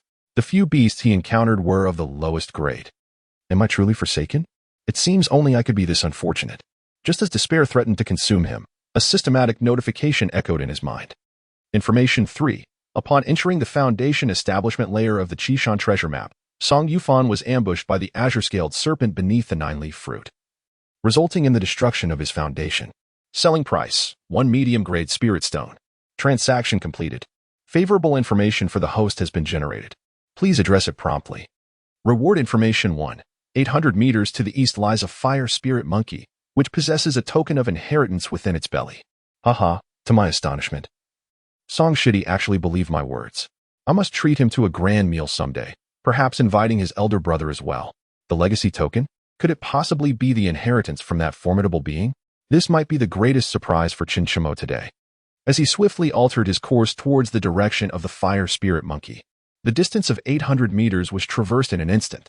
Before him stood a diminutive monkey, entirely enveloped in fiery red, barely a meter tall, clutching its stomach in apparent agony, as if it had suffered from indigestion. Its countenance was twisted in distress, oblivious even to Xiuxian's presence. To slay it? Or should I pursue another course? Observing the seemingly harmless fire spirit monkey before him, Xiuxian felt a twinge of indecision. A beast of merely the chi refining stage held little value in its demise. Alas, since the legacy token resides within you, it signifies a bond between us. Thus, I shall spare your life. I will retrieve the legacy token and allow you to return. With that, Xiuxian extended his palm, unleashing a surge of spiritual energy that lifted the fire spirit monkey into the air. The monkey, previously engulfed in pain, was taken aback, attempting to struggle free, yet was firmly restrained. Soon after, a force drew the token from within the fire spirit monkey's body. Once the legacy token was extracted, the monkey felt an immediate sense of relief in its abdomen, realizing that its rescuer meant no harm, and ceased its struggles. With a gentle wave of his hand, Xiuxian placed the fire spirit monkey atop a massive tree, simultaneously cleansing the token of any impurities. Is this the legacy token? As Xiuxian examined the object in his hand, which appeared neither entirely golden nor entirely wooden, curiosity stirred within him. How does one utilize this artifact? By blood? He attempted to infuse it with spiritual energy, but to no avail, leading him to consider the method of blood sacrifice. Why not give it a try? Treating a dying horse as if it were alive? Resolute, he extended a finger, drawing forth a drop of blood to fall upon the legacy token. In an instant, the drop melded into the token, yet still, nothing transpired. Blood sacrifice yielded no results? Must it be ignited? Or perhaps taken to a specific location? At that moment, a voice imbued with authority resonated from the legacy token. Innate sword spirit root, exceptionally high aptitude, meets the criteria, entry into the legacy space permitted. As the voice faded, the legacy token shattered instantly, forming a swirling vortex that exuded an overwhelming pull, ensnaring the utterly defenseless Xiuxian, leaving only a warm farewell echoing behind. Oh dear, what have I gotten into? Chapter 24, a dialogue with the celestial, a new trial? Xiuxian felt a sudden darkness enveloping him, and the next moment, he found himself in an ancient and majestic hall. Surrounding the hall were colossal stone statues depicting dragons, phoenixes, and an array of bizarre creatures. Yet conspicuously absent were any representations of humans. Most astonishingly, these stone figures appeared almost alive, exuding a vibrant vitality. Xiuxian could even sense waves of terrifying pressure emanating from the sculptures. Is it true that living beings have been petrified? A thought flashed through Xiuxian's mind. Are you ready? Suddenly, a voice devoid of any emotion reverberated through the vast hall, as if echoing from a distant antiquity to the present. What? Xiuxian was greatly perplexed, wondering what it meant to be ready. Do you possess the courage to face death? The voice seemed indifferent to Xiuxian's reaction, continuing to inquire. Face death? What do you intend to do? Xiuxian was utterly baffled by this so-called space of inheritance, finding it rather perplexing. The human race will stand alone against the 4 tribes of demons, magic, Buddhism, and ghosts. Will you fight for this? The ancient voice posed a third question, seemingly unconcerned with whether Xiuxian would respond.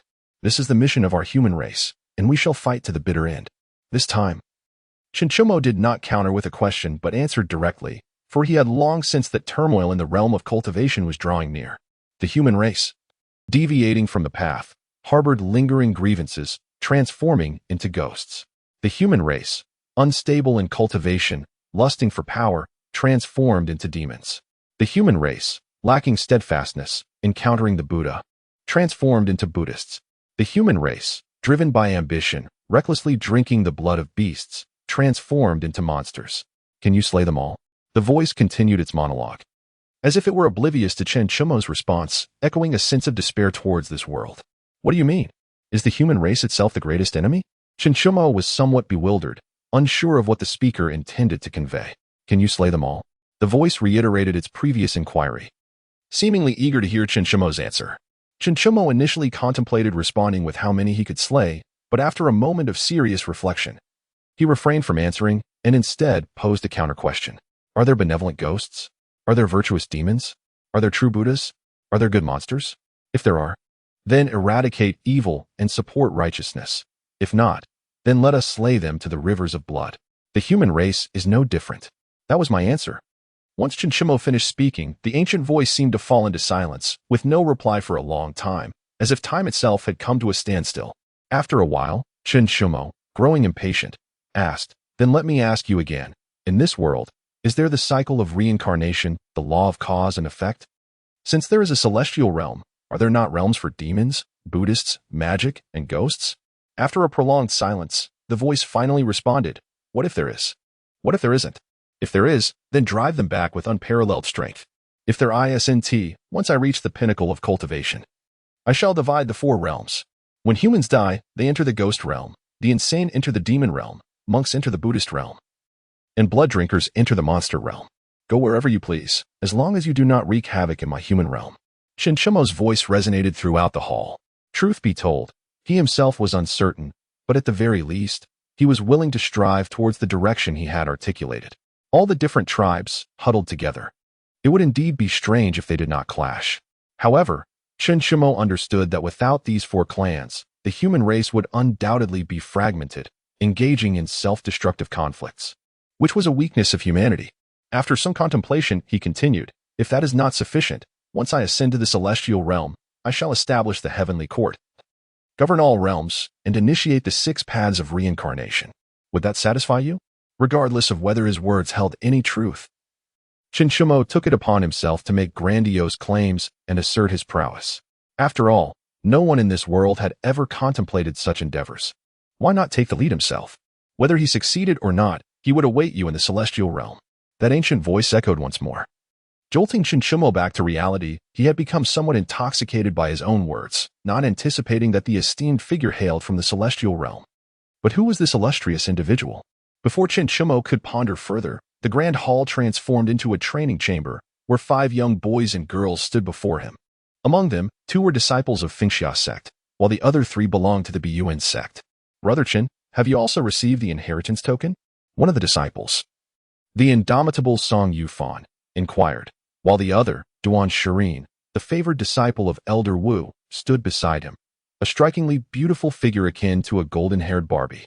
Her physique robust and even stronger than Xiuxian's, especially as she was slightly taller despite being only 12. Truly, she was worthy of being Elder Wu's disciple.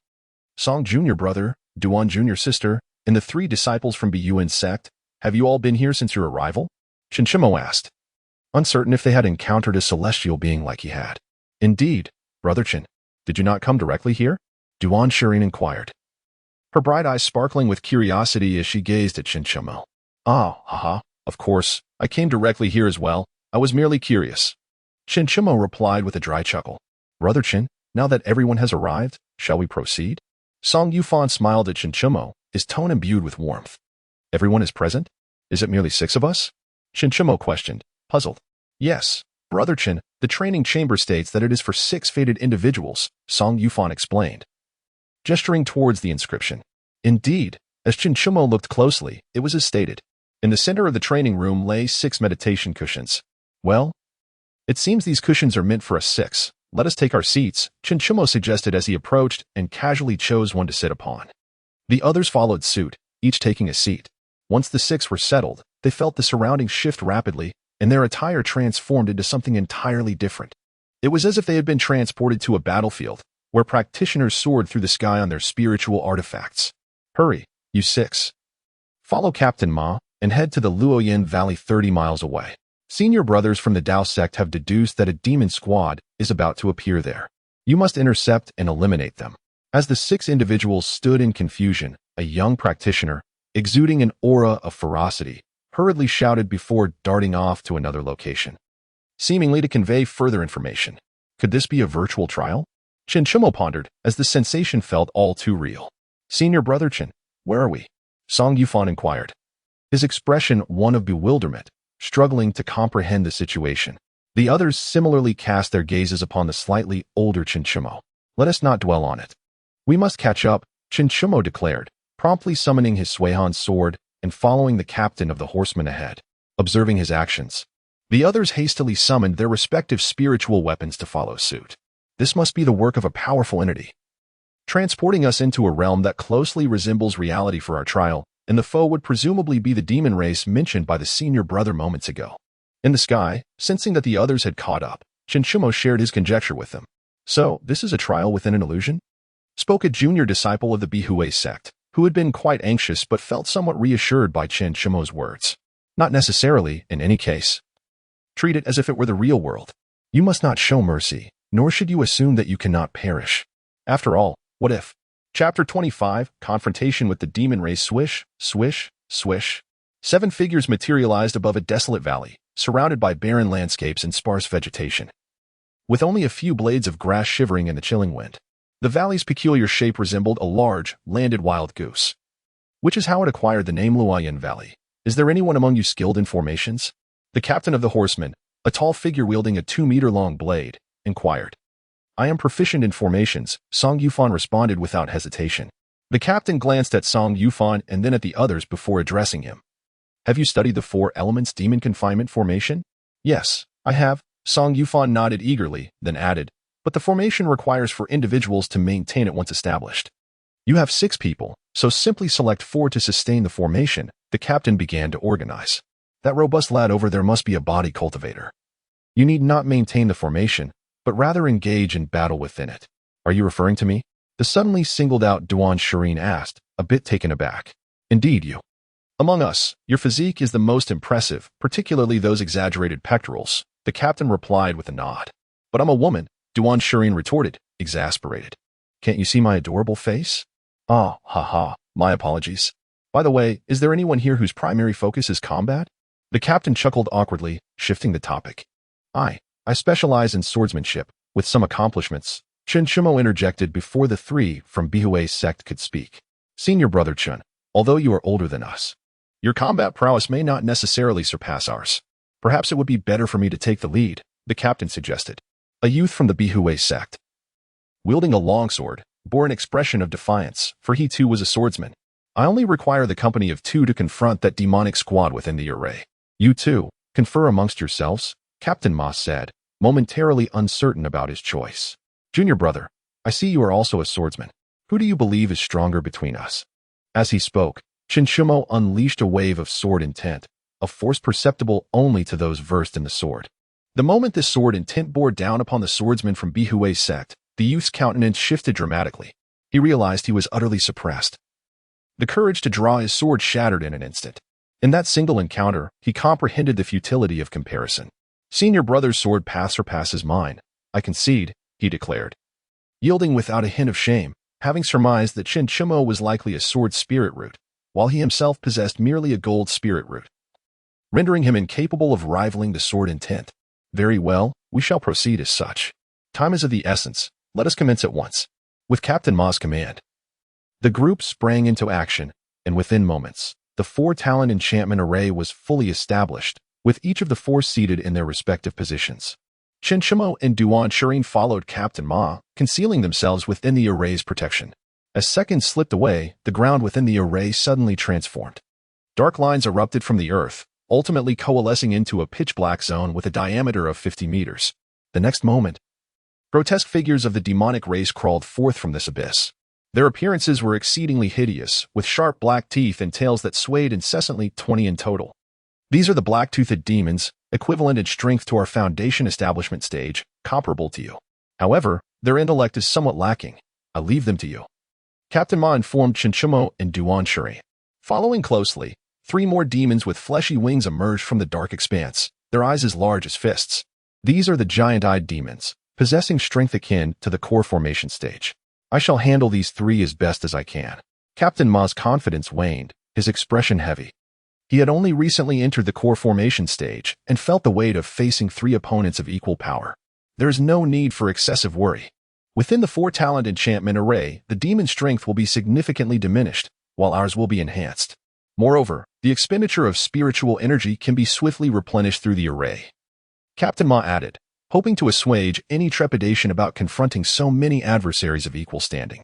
Rest assured, Captain Ma, we will swiftly eliminate these demons and come to your aid, Xiuxian replied, devoid of fear, with an undercurrent of excitement coursing through him. Finally, he would unleash his full potential. Very well, let us prepare for action. I will draw the 3 giant-eyed demons away, he stated, and with a flicker of movement. Captain Ma was already above the dark zone. In an instant, the 3 giant-eyed demons pursued him with fervor. Sister Duan, please take good care of yourself. Xiuxian dashed out, wielding the Xiuxian sword and unleashing the sword chi from the boundless sword technique. An endless torrent of sword energy surged forth, instantly reducing the 2 nearest black-toothed demons to mere mush.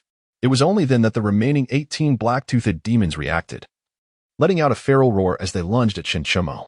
Be careful, senior brother, Duan Shirin called out. Still reeling from the shock of Xiuxian's swift dispatch of the 2 demons, as she noticed the impending danger behind her.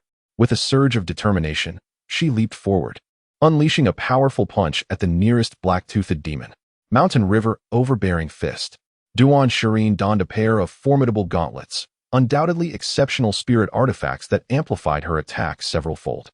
The force of her punch struck the demon like a missile, continuing downward until it created a massive crater in the ground, approximately 70 to 80 meters wide, obliterating the inky darkness below.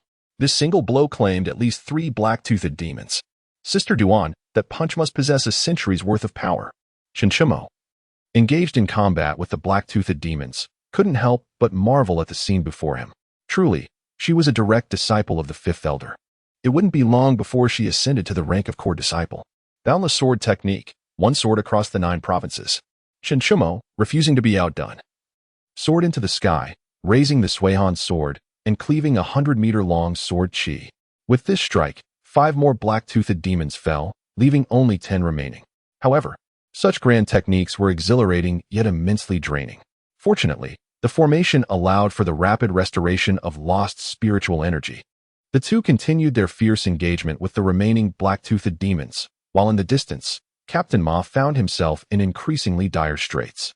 One of the 3 giant-eyed demons possessed strength nearing the mid-stage of the Golden Core, leaving him beleaguered and powerless against their relentless assault.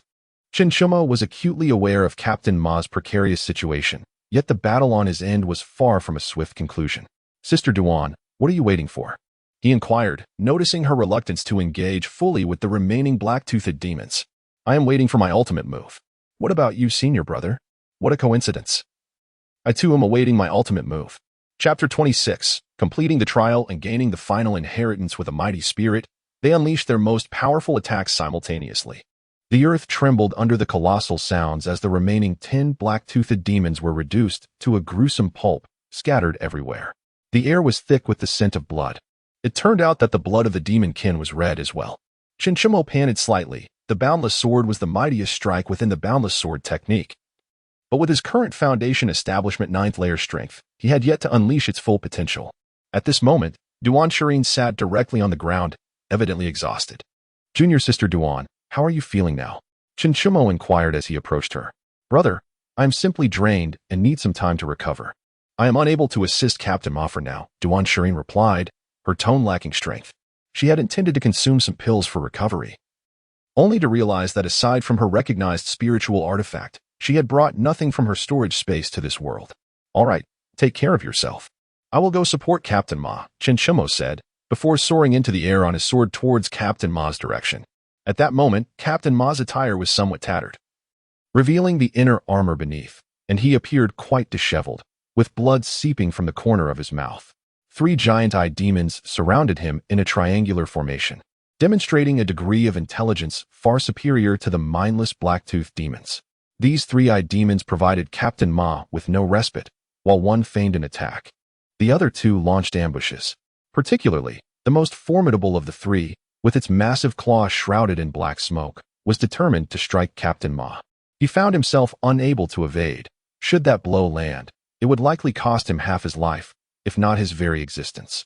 At that critical moment, a crimson gold sword aura descended from above, piercing through the giant-eyed demon's head and into the ground before it could react. Kill. Xiuxian's voice, laden with murderous intent, followed closely behind. This was the first occasion Xiuxian unleashed the crimson gold sword aura in front of others.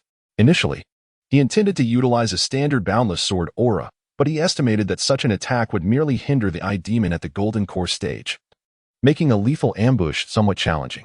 Thus, he opted to unleash the crimson gold sword aura, imbued with an extraordinarily powerful sword intent derived from ancient sword essence. At present, Xiuxian had not even managed to harness 1/10,000th of its potential. Upon Xiuxian's arrival, Captain Ma was momentarily taken aback, surprised that his young junior brother had arrived so swiftly. However, he quickly regained his composure, kicking the other two eye demons away to create space for himself. With the strongest of the eye demons dispatched, there was little cause for concern regarding the remaining two. Captain Ma hovered in midair, gesturing to cast a spell. Heavenly Fire Finger Heart Technique, Infinite Fire Bombs. As Captain Ma spread his hands, a halo of 1 meter in diameter appeared before him, from which numerous fireballs the size of glass beads surged forth. Like a Gatling gun, they erupted forth, instantly enveloping the two eye demons, reducing them to a sieve within mere breaths. A faint scent of charred flesh wafted from the bodies of the two fallen eye demons. As the last two eye demons collapsed, silence enveloped the surroundings, save for the howling winds that continued to swirl about. "We have won," Captain Ma exclaimed, filled with emotion, only to promptly lose consciousness thereafter. In the next moment, before Xiuxian could react, the surrounding environment underwent yet another transformation. All around him lay severed limbs and dismembered bodies, both of humans and demons. Was this the battlefield of the human-demon war? Xiuxian gazed at the scene before him, his heart profoundly shaken. It was an endless expanse of carnage, filled with countless ancient bones and fresh flesh. The earth resembled a tattered cloth, riddled with gaping wounds. The air was thick with the scent of blood, almost tangible, inducing a wave of nausea.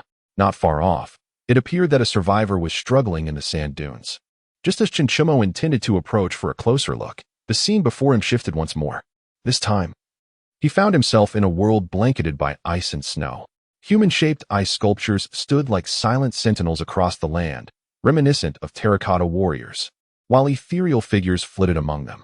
Nearby, a battlefield unfolded where humans and barbarians united to fend off the specters. The ominous demon king loomed over them, his cavernous maw devouring the very heavens, while the human alliance formed formations to resist his onslaught.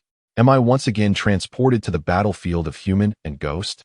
Xiuxian marveled at the disparity. In the central world, humanity flourished in peace, yet at the borders, it resembled a hellish nightmare. Before he could ponder further, the surroundings transformed yet again.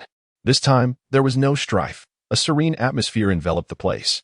The inhabitants, with hands clasped in prayer, wore benevolent smiles, offering reverence to every passerby. Lotuses bloomed in abundance, and life flourished amidst towering temples and statues of compassionate Buddhas. Is this the Western Buddhist realm? Xiuxian gazed in disbelief at the scene. Amidst the throng of people, there was not a trace of malice. Even gold and silver abandoned by the roadside remained untouched. However, the smiles of the people conveyed an unsettling chill to Xiuxian, as if they were mere puppets under someone else's control. What a splendid yet illusory Western Buddhist realm this is. As Xiuxian contemplated this, the tranquil world abruptly vanished. The scene returned to the original training room, where, despite the cushions still being present, he found himself utterly alone. Congratulations, young friend, for passing the trial.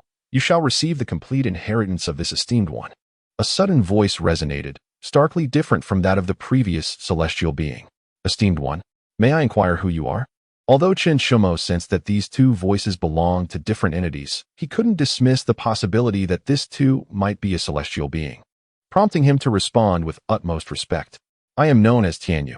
You may call me the esteemed Tianyu. The voice thundered like rolling thunder from all directions. Now, time is of the essence. Focus your mind and prepare to receive the inheritance. The tone carried an urgency that heightened Xiuxian's alertness. In the next instant, a peculiar pressure surged into his consciousness. Innate sword spirit root, a natural sword seed of the innate sword spirit root. Haha. I never imagined that after waiting for so many years, I would finally encounter such a remarkable body. As the oppressive force surged into Xiuxian's consciousness, it erupted into a wild laughter. Upon hearing this, Xiuxian's expression shifted. Had he indeed encountered a formidable entity seeking to usurp his being? Indeed. The figure began to coalesce, revealing an elderly man with hair as white as snow within Xiuxian's mind. Young friend, in gratitude for your assistance, Regardless of your enemies or unfinished tasks, I shall fulfill them upon my rebirth. Consider it a token of appreciation for your innate sword spirit, he bellowed with mirth. Chapter 27. Devouring. The demon sect strikes with the old man's resounding laughter. An unfathomably terrifying force of absorption began to tug at Xiuxian's consciousness and soul. Faced with such a formidable presence, Xiuxian found himself unable to resist, let alone move. He could only watch helplessly as he was gradually consumed, his awareness dimming. Suddenly, a clear and melodious sound of a sword echoed throughout the depths of his consciousness, followed by a brilliant radiance of crimson gold. It transformed into countless sword intents. Like a tempest, sweeping towards the location of the old man. What is this? The old man shrieked, barely able to utter the question before his entire consciousness was erased in an instant. The terrifying force of absorption, now devoid of its master's control, began to reverse its flow. The myriad sword intents converged once more, forming a pillar of crimson gold that enveloped Xiuxian's weakened soul. As the returning energy coursed through him, his soul became increasingly substantial, its power surging, while his consciousness expanded significantly. When his consciousness reached a certain threshold, it began to retract and solidify, gradually taking the shape of a crimson gold sphere. Meanwhile, Xiuxian remained in a state of unconsciousness. Perhaps this was a protective mechanism to prevent his consciousness from being torn apart. As time flowed on, the golden core within him continued to grow, while the devouring force became increasingly insubstantial. In the first layer of the Yuan infant realm, Xiuxian, having entered, immediately employed the sect's secret techniques and began to seek opportunities alongside her fellow disciples in the boundless expanse of the Yuan infant realm. Whether by fate or design, Xiuxian discovered a secluded cave, a sanctuary left behind by a senior who had undergone tribulation. Inside lay the legacy, spiritual artifacts, and elixirs bequeathed by this venerable figure. Xiuxian successfully retrieved the spiritual artifacts and elixirs, but as she prepared to enter the realm of inheritance, she was ambushed. The surrounding demonic energy surged, instantaneously forming a formation that ensnared her within its grasp. Ha ha ha, Fairy Xiuxian, we have finally awaited your arrival. After completing the formation, 3 figures cloaked in black robes emerged from the shadows. One of them, bursting with laughter, gazed at Xiuxian with avarice, yet made no further move. Who could it be? A traitor of the human race? How audacious of you, demon sect, to appear within the heart of humanity after your betrayal, Xiuxian replied, her countenance betraying no hint of panic, as though she had anticipated this very scenario. Yet, within her heart, she could not help but murmur, what Xiuxian said is indeed true. There are indeed demonic forces lying in wait for me. It seems that Xiuxian harbors a significant secret. Once this matter is resolved, I shall demand clarification. What do you obstinate individuals understand? Only by traversing the path of darkness can one truly achieve self-realization. The individual not only remained silent, but also seemed to relish the scolding from Xiuxian. How dare a self-degraded person utter such words? All day long, they dare to indulge in petty schemes. With a disdainful expression, Xiuxian acknowledged that while the demonic clan is indeed detestable, these traitors of humanity are even more loathsome. TSK, TSK, TSK, what do you, a mere girl, comprehend? Cultivating the self, seeking truth from falsehood. How could you, as a false practitioner, possibly grasp this? As if ensnaring Xiuxian only amused him, the man spoke leisurely, as though awaiting something. So what is your purpose? To kill me? Xiuxian maintained her composure, yet a flicker of murderous intent subtly flashed in her gaze. Kill you? No, no, no. Our aim is to take you to the abyss of demons, he replied. Take me to the abyss of demons? Ah. Do you possess the capability for such a feat? Lady Xiuxian jested. In a one-on-one confrontation, she would undoubtedly be outmatched. Yet this formation is no ordinary array. Huh. Do you believe this formation can truly confine me? Xiuxian coldly laughed as she gazed at the group. Confine? No, no, no. This formation cannot be broken. Nor can it kill you. However, it will gradually siphon your spiritual power, rendering you an ordinary person, instilling a sense of despair in a lofty immortal like you. The man's tone was peculiar, as if he were toying with prey. Huh. Are practitioners of the demonic sect so blindly confident? Xiuxian mocked with a smile. And in the next moment, the spiritual energy around her surged. How is it possible? You can still manipulate your spiritual energy within this formation? The man's countenance shifted dramatically, filled with disbelief. It must be noted that the 3 of them had combined their efforts to set up the hook and sickle formation.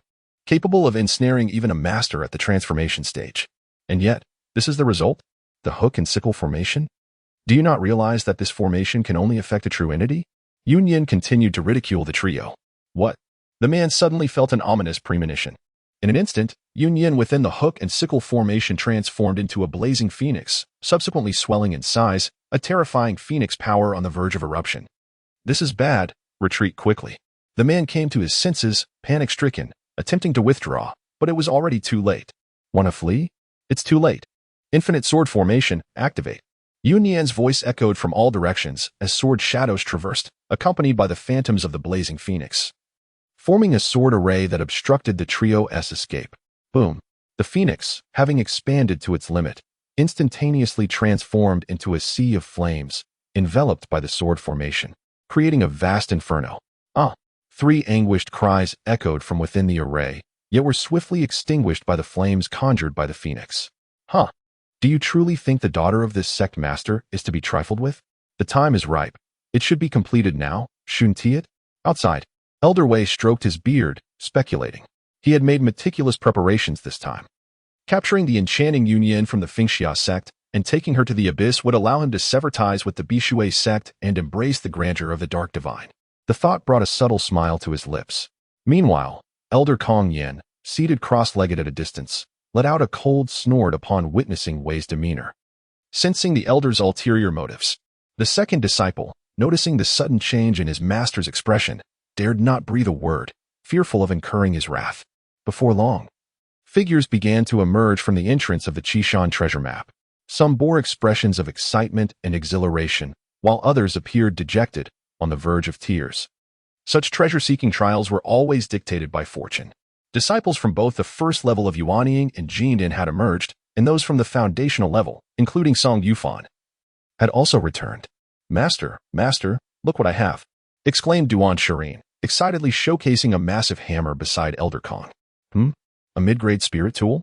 Not bad. Your fortune is quite remarkable, my dear.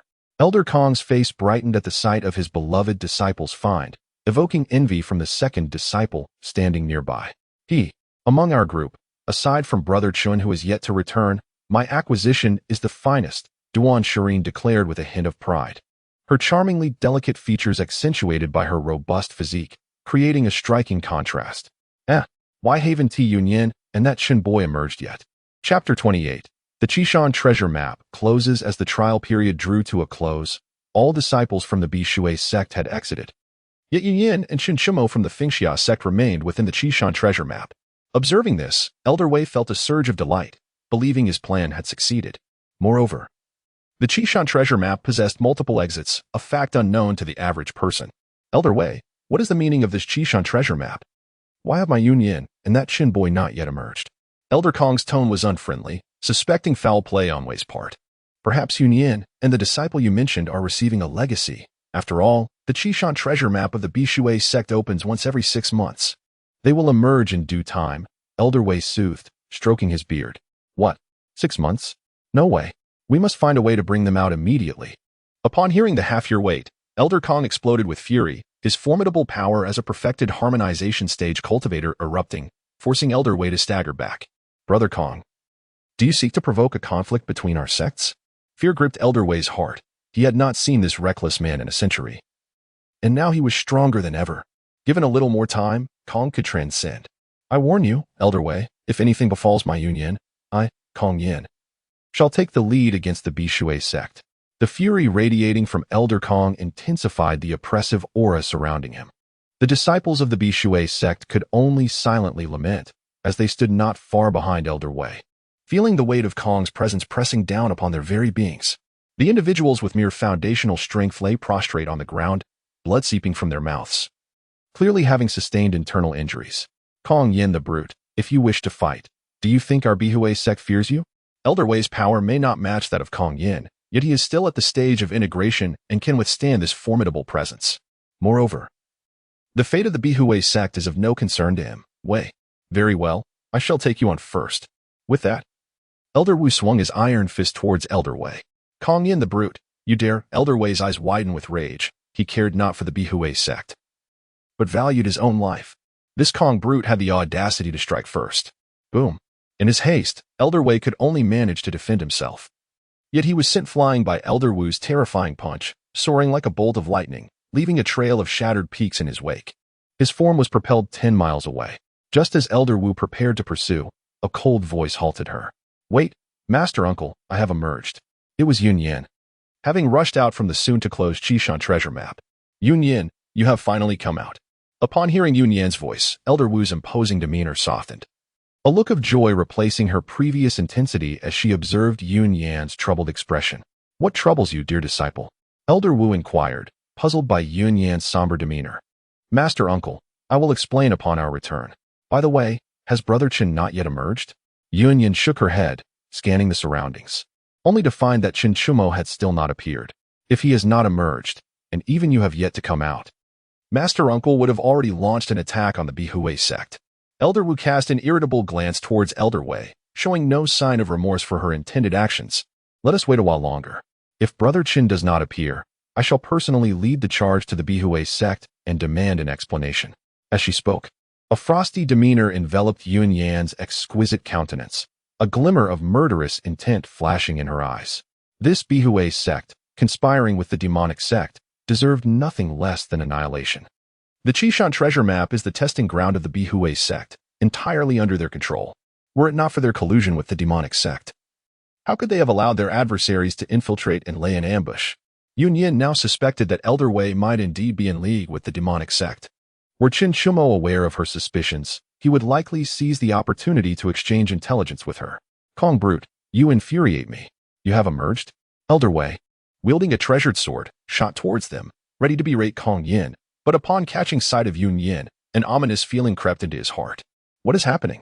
The 3 nascent soul practitioners of the demonic sect have ambushed us, and with the scythe formation, how could we have failed? Did we not encounter them? Humph, what is this?" Elder Wei, seeing Yun Yan's emergence, felt a twinge of disappointment.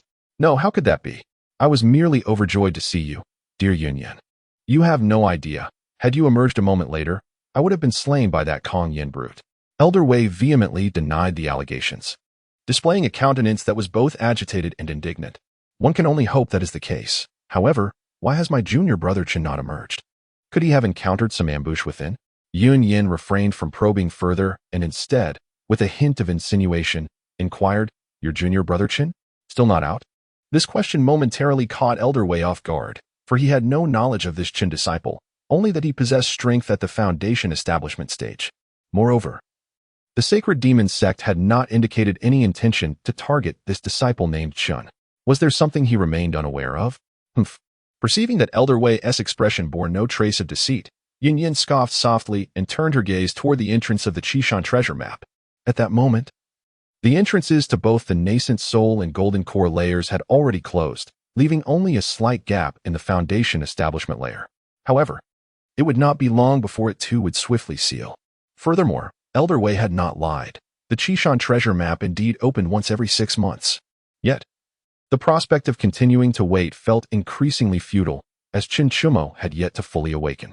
Even if he were to awaken now, he would not reach the exit in time. Yun Yan could only watch helplessly as the entrance closed, her heart plummeting into despair. "Return to the sect," Yun Yan declared coldly, casting a frigid glance at Elder Wei before addressing Elder Wu. "The entrance has completely shut. Lingering here is of no use." The other disciples, witnessing Yun Yan's icy demeanor and the palpable tension in her eyes, dared not utter a word. One by one, they boarded the flying boat released by Elder Wu, not uttering a single unnecessary comment. "Second disciple, take the helm," Elder Wu commanded, his expression equally grim, as he settled into the front of the boat. "Yes, master." The second disciple replied with a pained expression, too intimidated to refuse. He served merely as the pilot throughout this ordeal. As Elder Wei watched the Phoenix Cloud sect's flying boat depart, a surge of anger welled up within him. He had risked exposure only to endure a futile beating and see his plan unravel. "Incompetent fools," Elder Wei muttered under his breath before barking at the disciples of the Bai Shui sect. "What are you still lying around for? Return to the sect." "Yes, Elder Wei," they responded. Once they departed, tranquility returned to Xiuxian, and the so-called entrance vanished without a trace, as if it had never existed. Meanwhile, within the Xiuxian treasure map, Chen Chimo opened his eyes at that very moment, feeling an unmistakable transformation in both body and mind. Not only had his power and realm significantly elevated, but his comprehension had also surged dramatically. It is essential to recognize that cultivation requires not only the enhancement of one's realm, but also the elevation of one's state of mind. From the first level of qi refinement to the 9th level of foundation establishment, Xiuxian had nearly leaped forward, with little growth in his mental state. If this continued, he might easily fall prey to the temptations of the demonic realm and stray into the path of darkness. However, after the reverse devouring of the celestial domain sovereign, his mental state had instantaneously ascended, alleviating any concerns regarding his state of mind prior to facing tribulation. Moreover, his prowess has now ascended to the late stage of the Golden Core realm, marking yet another monumental leap, traversing 2 minor realms.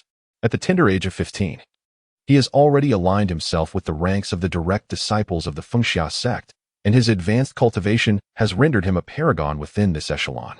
In other tales, Golden Core cultivators are often depicted as ancient beings of a century, while those at the nascent soul stage are typically millennia old. How can it be that in the grand sects of the Xiuxian realm, a Golden Core cultivator of such youth is hailed as a prodigy? Is it due to an excessively high starting point, or perhaps the abundance of spiritual energy in this realm? Xiuxian remains uncertain. He merely knows that he may soon achieve the nascent soul stage, thus becoming the true genius of legend. The so-called experts of the celestial domain have left him with naught but a void of memory, possessing only their realms and powers. In truth, Xiuxian is unaware that the memories of those celestial beings were obliterated by the ancient sword spirit. Had those memories been absorbed by him, would he still be himself? Were it not for his physical body still being incapable of withstanding a higher realm, he might already have reached the nascent soul stage. The excess energy has been absorbed by the ancient sword spirit, with part of it nourishing Xiuxian's spiritual roots, while the remainder has been sealed away. It is time to exit, Xiuxian mused as he sensed the exit, yet found nothing there, causing a sudden surge of anxiety within him. What is happening? Have I been left behind? Prior to entering, he was aware that the so-called exit would maintain a connection with him, allowing him to teleport out whenever he wished. As the time approached, he would receive a reminder that it was time to depart. Yet now, he finds himself in a predicament. He cannot sense the passage of time. Yet why can he not leave? Has he exceeded the time limit? It appears he has indeed overstayed. Upon closer examination, he realizes the entrance has likely closed. He attempts to contact Xiuxian through his identity jade token, only to find that his message has been sent. Is there no signal? Or is he out of the service area? Xiuxian gazes blankly at the jade token in his hand, momentarily at a loss for words. This is it. He cannot escape. Deflated, he sits back down, only to suddenly sit upright with a look of joy. The information transaction sold to his senior sister has, it turns out, been completed. At the moment the task was fulfilled, Xiuxian was in a state of unconsciousness, and upon awakening, he had not immediately checked. Now, seeing the outcome, he cannot help but feel elated. However, a moment later, concern washes over him. Since the transaction with his senior sister has been completed, it implies she has encountered those 3 demonic figures. Has she managed to evade them, or has she not? Xiuxian worries. For the requirements of the information system transaction dictate that the mere activation of the information constitutes a successful transaction, regardless of whether the individual succeeded or not. Much like the earlier incident involving Lu Laoer's brother, Lu Laosan, who suffered a mishap during his training. The moment Lu Laoer arrives at the designated location and confirms Lu Laosan's injuries, initiating his rescue efforts, the transaction shall be deemed successful. Regardless of whether Lu Laosan is saved or not, it bears no consequence to the system. Alas, here I am, ensnared within this Xiuxian treasure map. Utterly clueless about how to escape, pondering further serves no purpose. It is best to procure some advantageous information. Information 2. Within the first layer of the Xiuxian treasure map, there lies an ambush by demon clans at the nascent soul stage, intent on abducting Xiuxian, with a selling price of 1 medium-grade spirit stone. Transaction complete. Beneficial information for the host has been generated. Please attend to it promptly. Reward information 2. In the grand hall adjacent to the training room, there exists a random teleportation array that can transport the host to a prison cell in Tianlan City. Rescuing the prisoner within will yield a loyal subordinate at the integration stage. Goodness, the system's reward information is rather convoluted. Furthermore, how is it that a practitioner at the integration stage is imprisoned? Is this a task suited for someone of my Golden Core cultivation? An integration stage expert, no less. Equivalent in prowess to Elder Wu, yet languishing in a dungeon? The prospect of attempting a rescue seems perilous. Nevertheless, the system has never bestowed upon me unfavorable information. Since I cannot escape otherwise, I might as well give it a try. Not only might I find a way out, but I also stand a chance to obtain something valuable. Tianlan City feels oddly familiar. It seems I have heard of it before. After pondering for a while, Chen Chu could not recall, so he rose to venture towards the adjacent Grand Hall. He also took the opportunity to search the surrounding area for any treasures. But after a thorough exploration, he found nothing.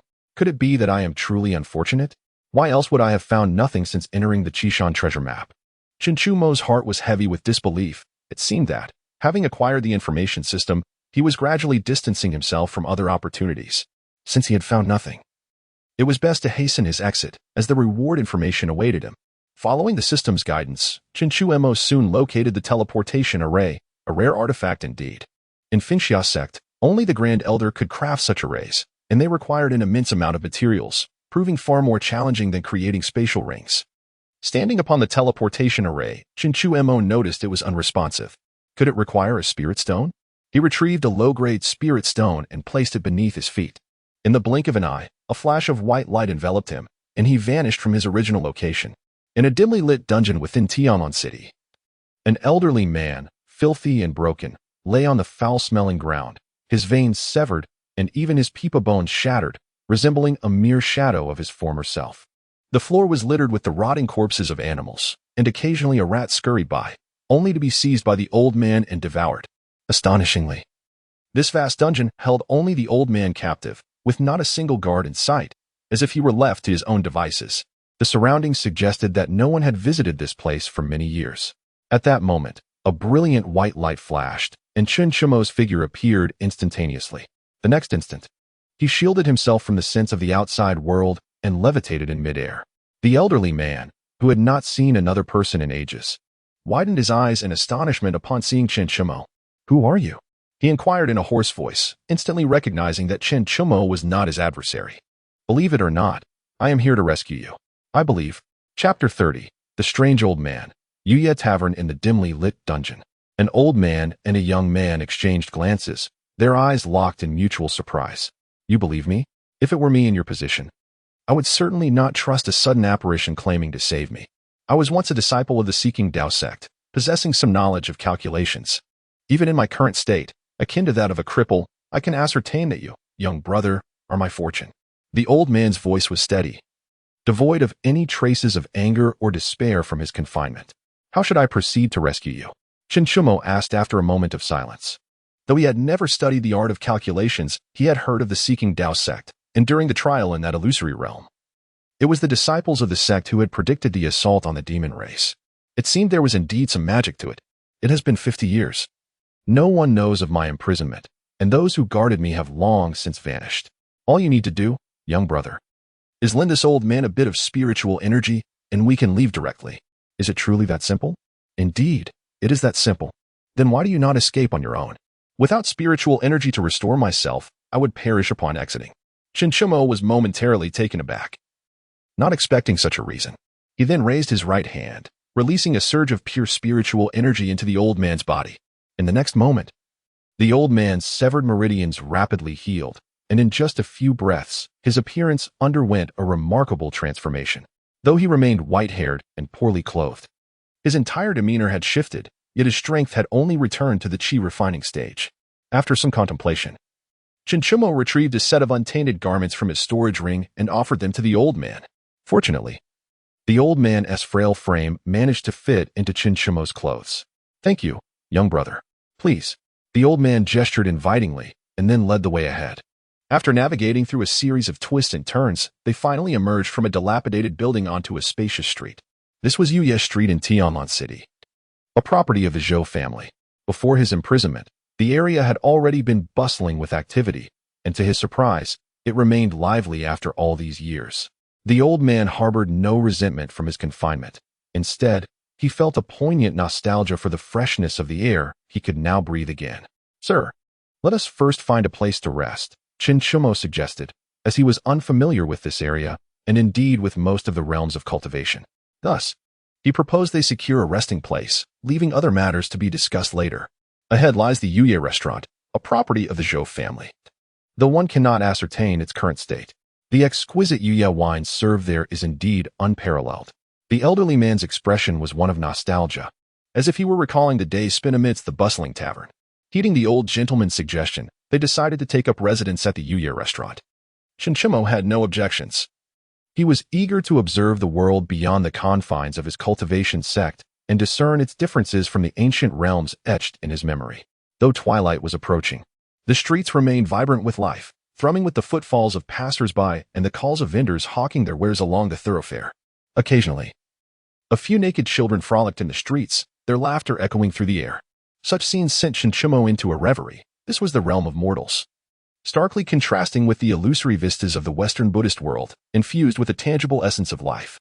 Perhaps what those valiant predecessors sought to protect on the battlefield was precisely this kind of world. The two men refrained from employing their spiritual powers, choosing instead to stroll leisurely as ordinary folk. The elder, observing Xiuxian deep in contemplation, remained silent, vigilantly scanning their surroundings to ensure the young man was not disturbed. Yet, even at a mortal's pace, they soon found themselves at the entrance of the Xiuxian restaurant. "Ah, esteemed guests, are you here for a meal or to stay the night?" The young attendant at the entrance, upon catching sight of Xiuxian, instantly recognized that he was no ordinary individual and approached with a beaming smile. The elder was naturally regarded as the young man's attendant. Startled from his reverie by the attendant's call, Xiuxian realized they had indeed arrived at the restaurant's entrance. He gazed upon the magnificent establishment, a stately 5-story ancient building, and marveled inwardly, finding it far more aesthetically pleasing than the structures depicted in the historical dramas of his previous life. "We shall take a room, and please serve us some of your signature dishes and fine wines," he declared. "Certainly, esteemed guest. Please, follow me inside. If I may inquire, what standard of accommodation do you desire?" The attendant bowed graciously, leading Xiuxian and his companion toward the front desk. "Oh, please enlighten me," Xiuxian requested, noting how long he had been ensconced in the sect, rendering him somewhat forgetful of worldly affairs. He casually mentioned his origin from a cultivation sect, leaving the attendant to conjecture the specifics of the sect. Upon hearing Xiuxian's admission of being from a sect, the attendant quickly discerned his considerable prowess and bypassed the accommodations for commoners, proceeding to explain, "For your knowledge, our Xiuxian restaurant offers 2 categories of lodgings, those for mortals and those for immortals. We shall not delve into the mortal accommodations. The immortal rooms are categorized into inferior, middle, superior, and premium classes, each corresponding to the requisite payment in spirit stones. These immortal rooms are imbued with rich spiritual energy, crafted by the adept artisans of the Zhou family, and possess the ability to shield against external scrutiny, ensuring a secure stay for our esteemed guests." The young attendant, with an eager expression, gazed at Xiuxian. The commissions he would receive for accommodating ordinary patrons versus cultivators were entirely different. "Let us go with a lower-grade option," Xiuxian decided, not feigning the choice of the finest accommodations, as he possessed no premium spirit stones. In fact, he lacked even mid-grade stones, holding only a single low-grade stone that he had yet to warm up in his possession. "Very well, esteemed guest. Please exchange your spirit stones here to receive your room key. As for meals, would you prefer them delivered, or shall you dine here?" "Deliver them, please." Xiuxian wished to converse with the elderly gentleman over a meal, as it was rather inconvenient in the outer sect. "Certainly, esteemed guest. Here is your room key. Please keep it safe. There will be a dedicated attendant for your room, who you may call upon for any assistance." Xiuxian accepted the room key, noting its auspicious number 8. "Dear guests, I am the exclusive attendant for room 8 in the lower grade Sin category. Please follow me." With the attendant leading the way, they soon arrived at the entrance of the humble abode. The building resembled a quaint villa, surrounded by flourishing flowers, trees, and greenery, evoking a sense of a celestial paradise. Upon reaching the door, the attendant pointed to a square recess and explained, "Esteemed guests, please place your room key into this slot to activate the entire house, allowing the spiritual energy within to converge for your cultivation." Hearing this, Xiuxian felt an inexplicable sense of familiarity. After inserting the room key, 3 green lights illuminated the door, which then opened automatically to reveal the opulent interior before them. Chapter 31. The Tale of Xiuxian in the Spacious Hall. Xiuxian and the elder savored the exquisite delicacies and fine wines offered by the Xiuxian restaurant. "Ah, this Xiuxian wine retains its authentic flavor even after all these years," the elder remarked with satisfaction after taking a sip. In truth, this Yuya wine was merely an ordinary beverage, far less effective than spirit wines. However, without the use of spiritual energy, a sip of Yuya wine still bestowed a unique experience. May I inquire about your esteemed self? Xiuxian ventured. Encouraged by the elder's enjoyment of the meal and drink, the elder, known as Xiuxian, had once been a direct disciple of the sect leader of the Sundao sect, but he had erred and was subsequently expelled from the sect. As his gaze drifted into reminiscence, he seemed to recount a tale from a distant past. Xiuxian did not elaborate on the reasons for his expulsion, but began narrating how he ended up imprisoned in the celestial dungeon.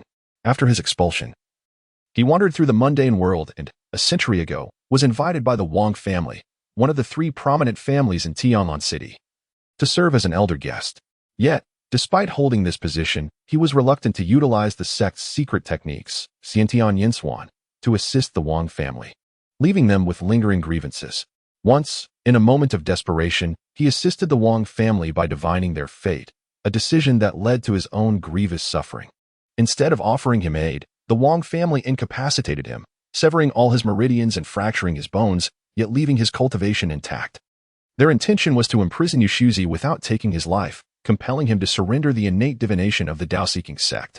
Naturally, Xiuxian could not acquiesce, resulting in his confinement within the dungeon. This imprisonment lasted for over 80 years, until 50 years ago, when an unknown upheaval in the Wang family led to the disappearance of his captors, and it was only today that Xiuxian rescued him. The Wang family? The Wang family of Tianlan City? The same family whose disciples train in Fengxia sect? Upon hearing the name, Xiuxian recalled the words of Wang Zhili, who had sought him out. The Wang family had been allied with Fengxia sect for generations, sending promising disciples to the sect with each new lineage. Xiuxian explained that this was no secret.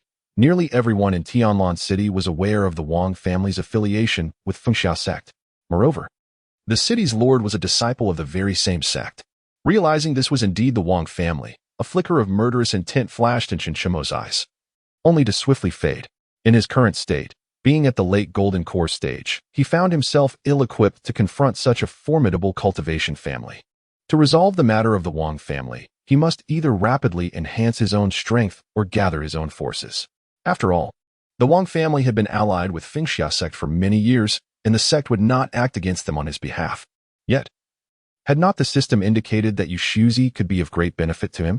Although he had once reached the peak of the integration stage, he had only recently returned to the qi refining stage, and the path to reclaiming his former glory would likely be long. Was the system deceiving him? Old sir, given your weakened state, do you possess any means to expedite your recovery? Xiuxian inquired, hopeful that the answer lay within Xiuxian himself. Ah, young brother, I have just divined a portent.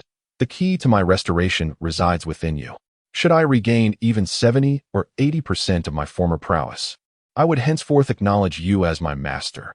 Xiuxian replied cryptically, his expression remaining unfazed, as if recounting merely the tale of another and not his own tribulations. Within me? Xiuxian was momentarily perplexed. Did he harbor some hidden treasure? Yet he felt utterly destitute. A sudden thought struck him. Could it pertain to the celestial sovereign who sought to usurp him? Though he had ascended to the Golden Core stage after the reverse devouring. What of the residual energy? Old sir, have you heard of the celestial sovereign's name? Xiuxian voiced his inner doubts, pondering that if he was indeed a sovereign, his cultivation must be unparalleled. Even in death, it is unequivocally incomparable to a mere Golden Core stage practitioner. The celestial domain elder? This ancient figure has been deceased for several millennia. How could the young brother be aware of such a title? Xiuxian expressed his astonishment. Having fortuitously encountered this name before, he inquired, since the elder is knowledgeable, could you enlighten me further? Xiuxian replied vaguely. The celestial domain elder was a fully realized practitioner at the Great Ascension stage, purportedly a supreme elder of the Baishui sect, one of the 10 major sections. The term elder is a designation for those formidable beings at the Great Ascension level. The circumstances surrounding the elder's demise are rather enigmatic. With his level of power, unless a celestial being descended, no one could have vanquished him, not to mention being invincible in the Xiantian realm, at the very least. Formidable beings of that caliber would not act lightly, for they must consolidate their strength to ascend to the celestial realm. Xiuxian discerned that Xiuxian was not being entirely forthright, yet he chose not to probe further. After all, he had already resolved to accompany Xiuxian, deeming these matters secondary. Fully realized at the Great Ascension stage, Xiuxian was taken aback, realizing the caliber of such a master. Although the cause of death remained unknown, it was evident that the accumulation of energy posthumously would not be less than that of a tribulation stage practitioner. Thus, where did that residual energy go? Could it have been monopolized by the system? Yet that seemed implausible. The system merely refreshed information tasks daily and prompted him to claim rewards upon task completion, offering little in the way of feedback. Were it not for the tangible rewards he had received, he might have thought himself ensnared in an illusion. Are you certain that your opportunity lies within me? Xiuxian queried once more. Indeed, the old man's innate transformation calculation has never erred, Xiuxian affirmed with conviction. What precisely is it that I possess? The cultivation of a golden core practitioner? An innate sword spirit root? Or perhaps the legendary sword essence of antiquity? Xiuxian mused. At that moment, he remained oblivious to the fact that his continued safety was entirely due to the ancient sword essence. Since the ancient sword essence first entered his body, it had resided within his sea of consciousness, transforming his physique into an innate sword spirit root and continuously enhancing his sword intent, which emanated from the ancient sword essence. However, he had not utilized the ancient sword essence, nor could he seem to stir it. It appeared to possess its own volition. When Xiuxian directed his consciousness towards the ancient sword essence, which radiated a crimson golden light, he was instantly met with a surge of feedback. A vast energy was sealed within a spherical form by the ancient sword essence. It seemed to possess awareness, conveying a message: "Depart, you cannot consume this." Xiuxian was momentarily at a loss for words, yet soon, astonishment filled him. Incredible! This ancient sword essence can effortlessly suppress such immense energy. Could this be the so-called opportunity? Chapter 32. The Opportunity of Xiuxian. Esteemed Elder, I believe I have discovered the opportunity you mentioned. Xiuxian gazed earnestly at Xiuxian, his conviction growing ever stronger. Oh, have you, young brother, found it so swiftly? Xiuxian expressed mild surprise, yet soon regained his composure. The primordial divination is no trivial matter. Provided one's strength is sufficient, even immortals dare to attempt it. I shall give it a try. If all goes well, you may reclaim your peak tonight, or even transcend it. Upon finishing his words, Xiuxian directed his consciousness once more into the primordial sword essence, disregarding whether the essence possessed true awareness, and directly conveyed his thoughts. Surely, as long as he was not the one to wield it, the primordial sword essence would acquiesce. Indeed, after transmitting his intentions to the primordial sword essence, although it did not respond verbally, it emanated a strand of sword intent, accompanied by the compressed energy orb, which then found its way into Xiuxian's hands. Is this an approval? Can it truly comprehend? Xiuxian felt a surge of exhilaration, yet he refrained from erratic movements. Should an explosion occur within the tavern, it could potentially obliterate the entire Tianlan city. How should I utilize it? Staring at the energy orb bound by the primordial sword essence, Xiuxian was at a loss for how to proceed. This is an extraordinarily potent surge of spiritual energy. Xiuxian's expression shifted to one of astonishment, discarding his previous nonchalance. This must be your opportunity, but how shall it be employed? Xiuxian turned to Xiuxian and suggested, perhaps you could simply swallow it? Gazing at the orb the size of a human head, Xiuxian was momentarily speechless. How could one possibly ingest something of that magnitude? No, I would surely be overwhelmed. Xiuxian vehemently shook his head. To swallow it whole was beyond human capacity. Moreover, with such immense energy, if it truly entered, it might very well cause a fatal rupture. And with the primordial sword essence suppressing it, direct absorption was impossible. Primordial sword essence, might you assist? Xiuxian tentatively inquired, considering that this entity had conjured the orb and might possess a solution. As if comprehending Xiuxian's intent, the primordial sword essence propelled the compressed energy orb towards Xiuxian. Wait, before Xiuxian could voice his protest, the primordial sword essence permeated his being, appearing directly within his sea of consciousness. Instantly, the vast energy began to diffuse within Xiuxian's sea of consciousness, permeating his entire body and initiating a process of restoration. A trace of the primordial sword essence's sword intent enveloped Xiuxian, seemingly to protect him from any potential explosion, while also facilitating the smooth absorption of this immense energy. Observing Xiuxian, now cocooned in a radiant golden aura resembling a colossal egg, Xiuxian could not help but marvel at the spectacle before him. It is likely that only the once integrated Xiuxian could absorb this surge of energy. If it were me, I would probably have exploded from the pressure. No wonder the ancient sword spirit forbade me from touching it. How considerate of them. As Xiuxian observed that Xiuxian was not likely to conclude any time soon, He realized he had forgotten to contact senior sister Xiuxian. Thus, he hastily retrieved his identity jade tablet and sent a message to her. Senior sister, I have emerged. I am currently in Tianlan City, but something has delayed my return. I will return as soon as I resolve it, so do not worry. At that moment, Xiuxian had just returned to Yunxia sect aboard a flying vessel and was preparing to discuss matters concerning Bai Shui sect with the Grand Elder when she suddenly sensed a message from her identity jade tablet. A wave of joy surged within her. The Xiuxian treasure map had rendered external communication impossible, yet she had received news from Xiuxian, which indicated that he had indeed emerged. After reading Xiuxian's message, the anxiety that had weighed on Xiuxian's heart dissipated. Tianlan City? How did junior brother Chen end up there? It is over 3,000 miles away from the sect. Confused, Xiuxian inquired, Junior brother Chen, did something happen inside? How did you manage to come out, and why are you in Tianlan City? Senior sister, I encountered a fortuitous event and broke through to the Golden Core stage. However, upon breaking through, I discovered that the entrance had closed. Fortunately, I stumbled upon a teleportation array that brought me directly to Tianlan City, Xiuxian replied, focusing on the crucial details and omitting the fact that he had actually reached the late Golden Core stage, fearing it might alarm his sister.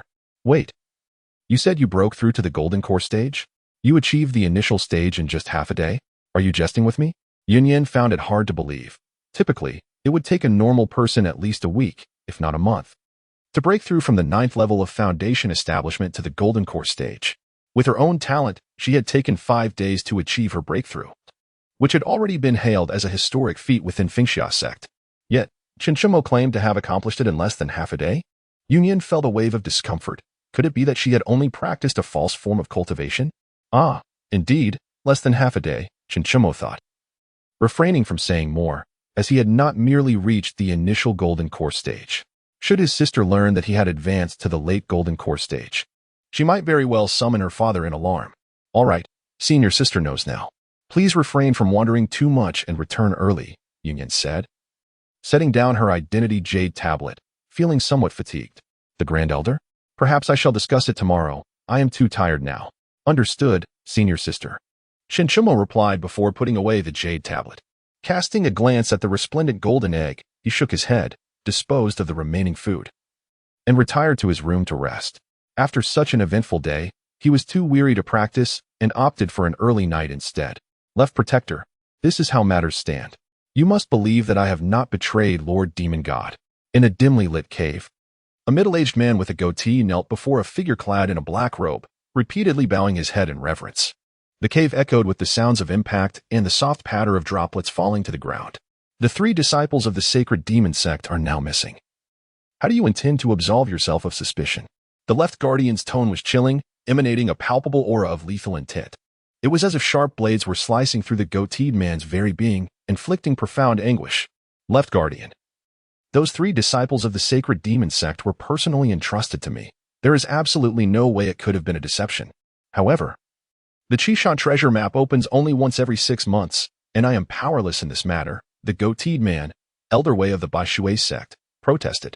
His current pitiful state starkly contrasted with the imposing presence he once held. 6 months? Ha! You are a worthless fool. You cannot even accomplish such a simple task and yet dare to speak of 6 months? Very well, since you mentioned 6 months.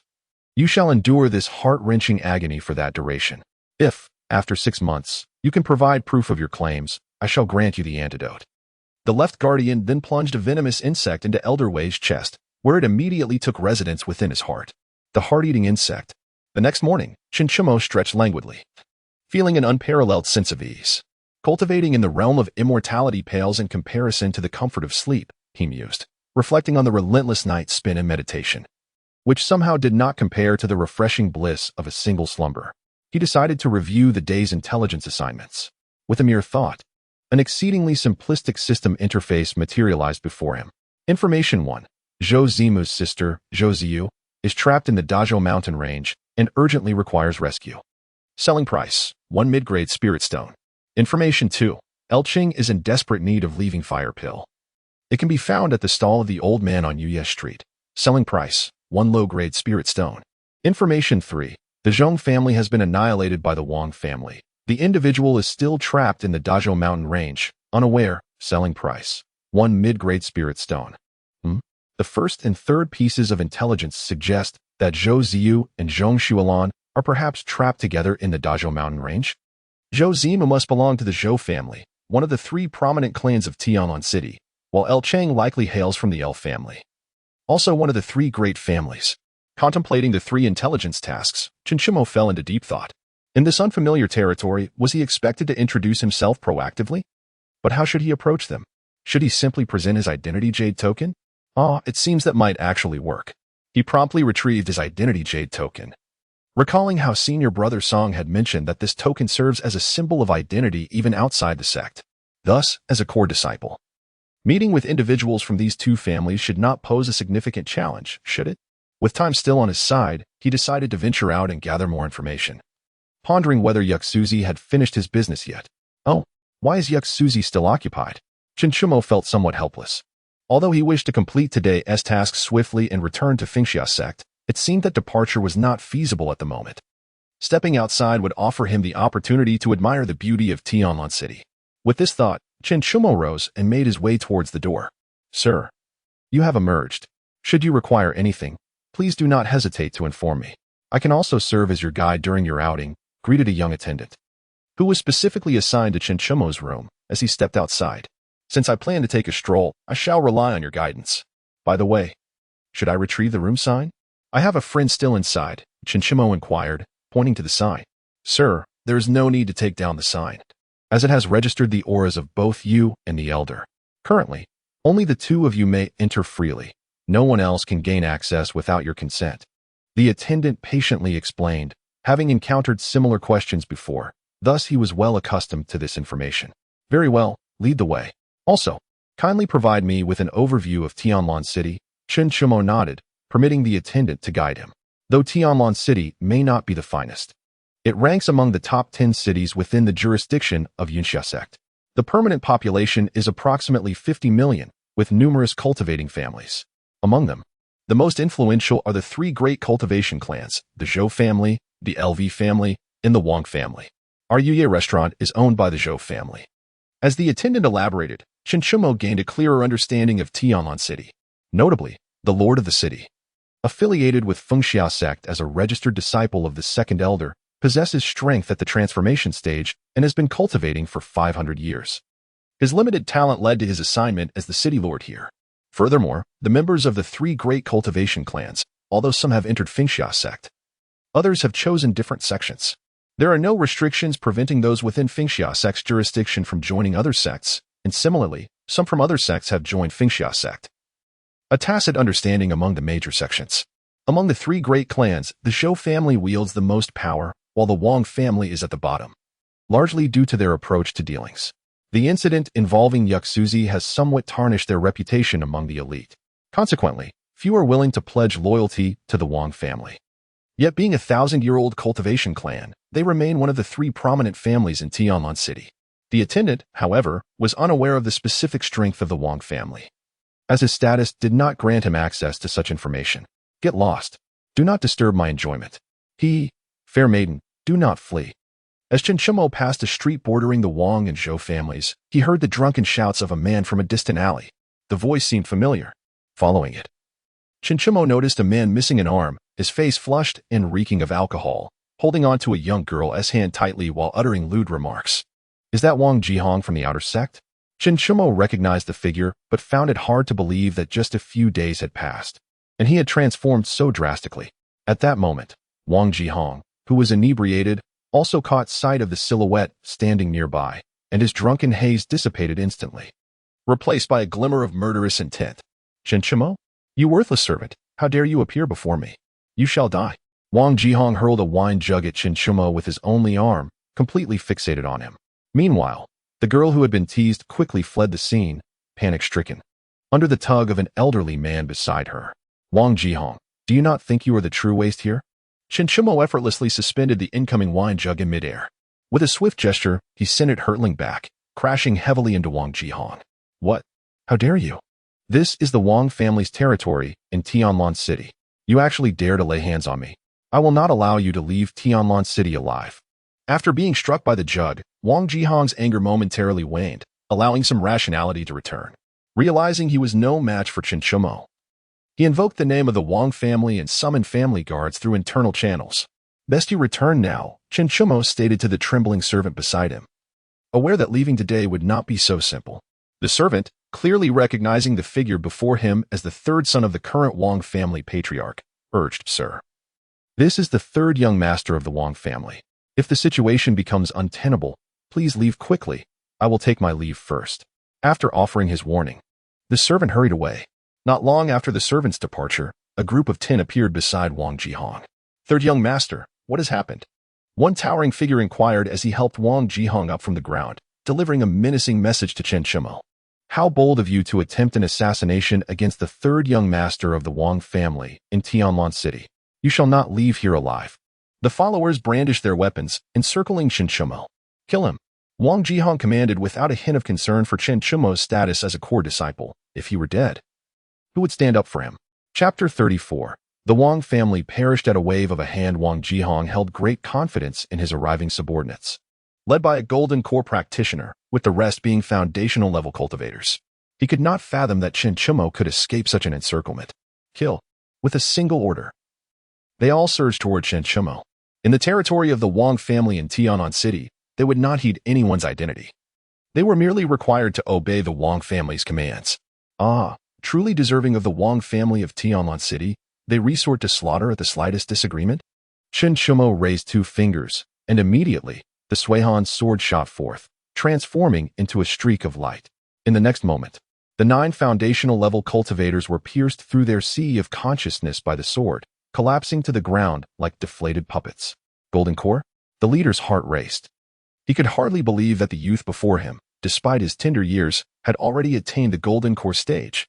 With a single sword strike, he had instantaneously vanquished 9 foundation establishment cultivators, something even he might not accomplish. What? Golden Core stage? Impossible. Just a few days ago, you were merely at the foundation establishment level. How could you have ascended to the Golden Core in such a short span? Unthinkable, absolutely unthinkable. Wang Jihong, supported by others, was taken aback by the leader's words. How could this useless servant's cultivation rise so rapidly? Even the esteemed Xiuxian, the most talented disciple of Fengxia sect, would struggle to transition so swiftly from qi refinement to foundation establishment, and now to the Golden Core stage. How could a mere ant such as you comprehend the vastness of the cosmos? Chen Chumo coldly regarded Wang Jihong, who had once subjected him to relentless humiliation. Although those memories belonged to another, he was now Chen Chumo. "Go on, kill him," Wang Jihong hissed, his eyes ablaze with fury. Such degrading words had always been his weapon against others. He had never before found himself in such a position. "Third young master, what shall we do?" The leader, sensing Chen Chumo's formidable presence, hesitated to engage. "Kill him, and the Wang family will grant you an additional 50% of resources." In that moment, Wang Jihong's singular desire was to eliminate Chen Chumo, especially since it was his own brother who had offered his arm as an apology to Chen. The objective was to maintain peace within Fengxia sect, but outside the sect, the Wang family would certainly support his actions. "Very well, brat, prepare to meet your end." The man's expression hardened, his eyes glinting with murderous intent as he lunged at Chen Chumo. "Do you think you can kill me?" Chen Chumo retorted, as the Suihan sword, hovering in midair, emitted a brilliant red glow, transforming into a phoenix silhouette that intercepted the assailant.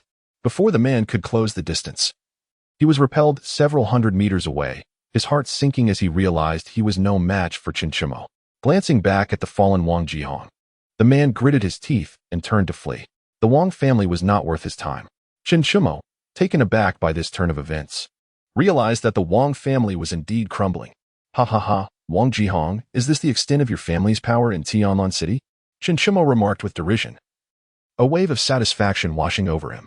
Simultaneously, a radiant golden light, adorned with a phoenix carving, surged forth, racing toward the fleeing figure. "Wang Jihong, I have a peculiar preference. I enjoy ensuring that families are neatly gathered together.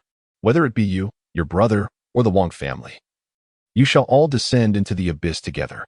Chen Chumo gestured, forming a hand seal, and in an instant, a miniature phoenix materialized in the air. "No, you cannot kill me. I am the third young master of the Wang family. I can offer you anything you desire. Please, do not kill me." Upon seeing the phoenix take shape, Wang Jihong felt his heart sink. This was the phoenix dance of the 9 heavens, a technique reserved for the lineage of the sect leader, while he might be ignorant of other matters. The most esteemed individuals in his family had imparted such knowledge to him since childhood. To his utter astonishment, Xiuxian had actually mastered the Phoenix Dance of the Nine Heavens technique, which implied that he had become a disciple of the Phoenix Cloud sect's leader. What, then, was the significance of the Wang family? However, before he could ponder this further, his consciousness was suddenly engulfed in darkness at the moment the fire phoenix lunged towards him. He was reduced to mere ashes, not even having attained the foundational stage. Swiftly, he thought, with my strength at the Golden Core stage, even if I do not pledge allegiance to the Wang family, I can still seek refuge in another sect's territory. The world is vast. Where could I not find a place to belong? As long as I live, there remains hope. The fleeing leader was exerting all his strength to escape, nearly pushing his spiritual energy to its limits. He quickly approached the outskirts of Tianlan City, casting a glance behind him to confirm that he was not being pursued, allowing himself to relax slightly. Just as he eased his expression, a sudden flash of red light appeared ahead, and a sword shadow etched with the image of a fire phoenix pierced directly into his consciousness, instantly shattering him. Those with higher cultivation levels within the city naturally sensed these occurrences. However, such events were not uncommon, and upon realizing it bore no relevance to their own affairs, they chose to disregard it. For the officials beneath the city lord's estate, as long as there was no threat to a significant number of ordinary citizens, it was best to avoid unnecessary trouble. With the complex web of relations within the city, who would dare to meddle recklessly? Through various inquiries, Xiuxian had gathered information regarding the Zhou and Lu families from the task intel. Lu Cheng was a direct descendant of the Lu family, currently the second grandson of the family head, aged 20, with strength at the mid-golden core stage. He had a spirit pet at the foundational stage, a fire cloud sparrow, which he doted upon greatly. It was said that recently, the fire cloud sparrow had been shedding feathers excessively, nearing baldness, and thus, guided by a wise person, it required a lihuadan. However, the lihuadan was quite rare. Even if there were alchemists in the city capable of crafting it, they lacked the necessary materials, as it was not meant for human consumption. Presently, he could be found at the Fengyue Tower, drinking away his sorrows. May I inquire if you are the esteemed young master Lu Cheng? Xiuxian asked as he approached, finally encountering the subject of his mission. There sat young Master Lu, his eyes glazed from intoxication, clutching a wine jar while observing the elegant dancers in the hall. Yet, there was not a hint of lewdness in his gaze. It seemed he was not there to revel, but rather to drown his sorrows in drink. Who is this little brat? Don't disturb my drinking. Lu Cheng squinted at Xiuxian, dismissing him with a wave. Little brat? Xiuxian was taken aback. While he was indeed not tall, barely reaching 1.70 meters, he hardly considered himself a child. Yet, upon glancing at Lu Cheng's towering figure, which was at least 2 heads taller than him, he realized that, in comparison, he did indeed appear quite juvenile. Are you troubled about the lihuadan, brother Lu? HM? Do you have it? Lu Cheng's squinted eyes suddenly widened, fixating intently on Xiuxian. In the realm of Tianlan City, Lu Cheng, a young master of the esteemed Lu family, one of the 3 prominent clans, harbored an aversion to indulgent revelries and frivolous pursuits. Instead, he found solace in the companionship of small pets, with his beloved fire lark holding a special place in his heart. Alas, the cherished creature faced imminent demise due to the absence of the elusive lihuadan. I possess none, Xiuxian replied, shaking his head. What nonsense are you spouting? Do you dare jest with Lu Cheng? He regarded the child with a hint of leniency, wishing to avoid conflict with one so young. Ah, Lu brother, while I may not have it, I am aware of its whereabouts. Chapter 35. The Lu family, the Zhou family in the opulent Fengyue Tower. Amidst the enchanting melodies and graceful dances, the atmosphere was vibrant. Surrounding the revelry were elegantly attired ladies, their delicate forms occasionally revealing glimpses of alabaster skin, inciting raucous cheers from the intoxicated patrons. Yet, Lu Cheng's presence stood in stark contrast to the surrounding debauchery. A hurried servant approached Lu Cheng, respectfully presenting an antiquated jade vial containing the rare lihuadan. Ah, splendid. This is indeed the lihuadan. Chen, my young brother. Here are 10 low-grade spirit stones. Consider this a token of apology for my earlier ungracious words. Upon confirming the contents, the heavy scent of alcohol dissipated from Lu Cheng, his gaze now clear and focused. Many thanks, Lu brother, Xiuxian replied, readily accepting the offering, recognizing that the other party was not one to be trifled with regarding wealth. To refuse would be to slight the young master. My dear brother, I must now attend to my beloved pet. Please indulge yourself here. Should any fair maid catch your fancy, feel free to summon her to my tab. Lu Cheng instructed the servant before bidding farewell to Xiuxian. Xiuxian, however, chose not to summon any maidens for company, instead pouring himself a drink and savoring it contemplatively. Information 2. Lu Cheng urgently requires Li Huadan, available at the stall of the old man on Yuye Street. Priced at 1 low-grade spirit stone. Transaction completed. Favorable information for the host has been generated. Please address it promptly. Reward information 1. In the heart of the Dazhou mountain range lies the Valley of the Thousand-Year Monkey Wine. Another mention of the Dazhou mountain range? It seems a visit is inevitable. Contemplating the reward information, Xiuxian resolved to seek out Zhou Zimo and embark on the journey together. With that thought, he downed his drink in one swift motion and rose to depart. At the Zhou family estate, in the training grounds, Zhou Zimo languidly twirled a long spear, his demeanor betraying a lack of earnestness in training. Young master, news from outside. A core disciple of Xiuxian sect has arrived, whispered a guard, sword at his back. As he approached Zhou Zimo, which core disciple of Xiuxian sect? Quickly let him in. Upon hearing the mention of a core disciple, Zhou Zimo swiftly stowed his spear and hastened toward the entrance. Pray tell, esteemed young brother, how should I address you? Which elder of the Xiuxian sect do you serve? Please, enter our humble abode. As soon as he reached the entrance, Zhou Zimo spotted a strikingly handsome young man standing majestically at the door, waiting. It was evident that he possessed extraordinary presence, having undoubtedly attained the golden core stage. Upon inviting Xiuxian inside, he sternly reprimanded the guards at the entrance. Have your eyes gone blind? Knowing he is a core disciple of Xiuxian sect, how could you allow such an esteemed guest to wait at the door? Go immediately and face the 3 punishments. Ignoring the ashen faces of the guards, he respectfully ushered Xiuxian inside.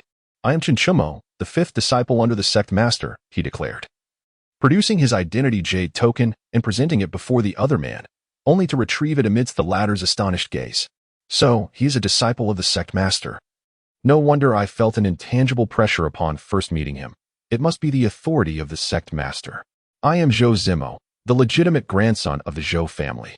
Currently, our esteemed elders are engaged in important matters outside, and I am temporarily overseeing family affairs.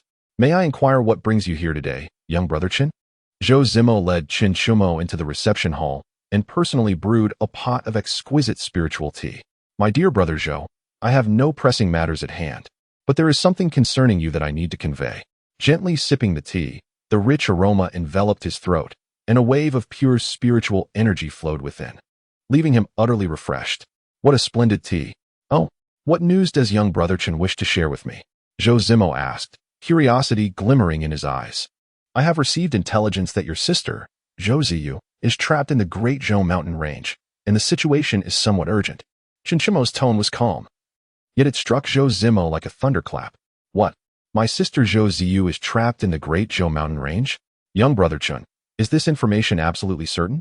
Zhou Zimo leapt to his feet, a hint of panic etching his features.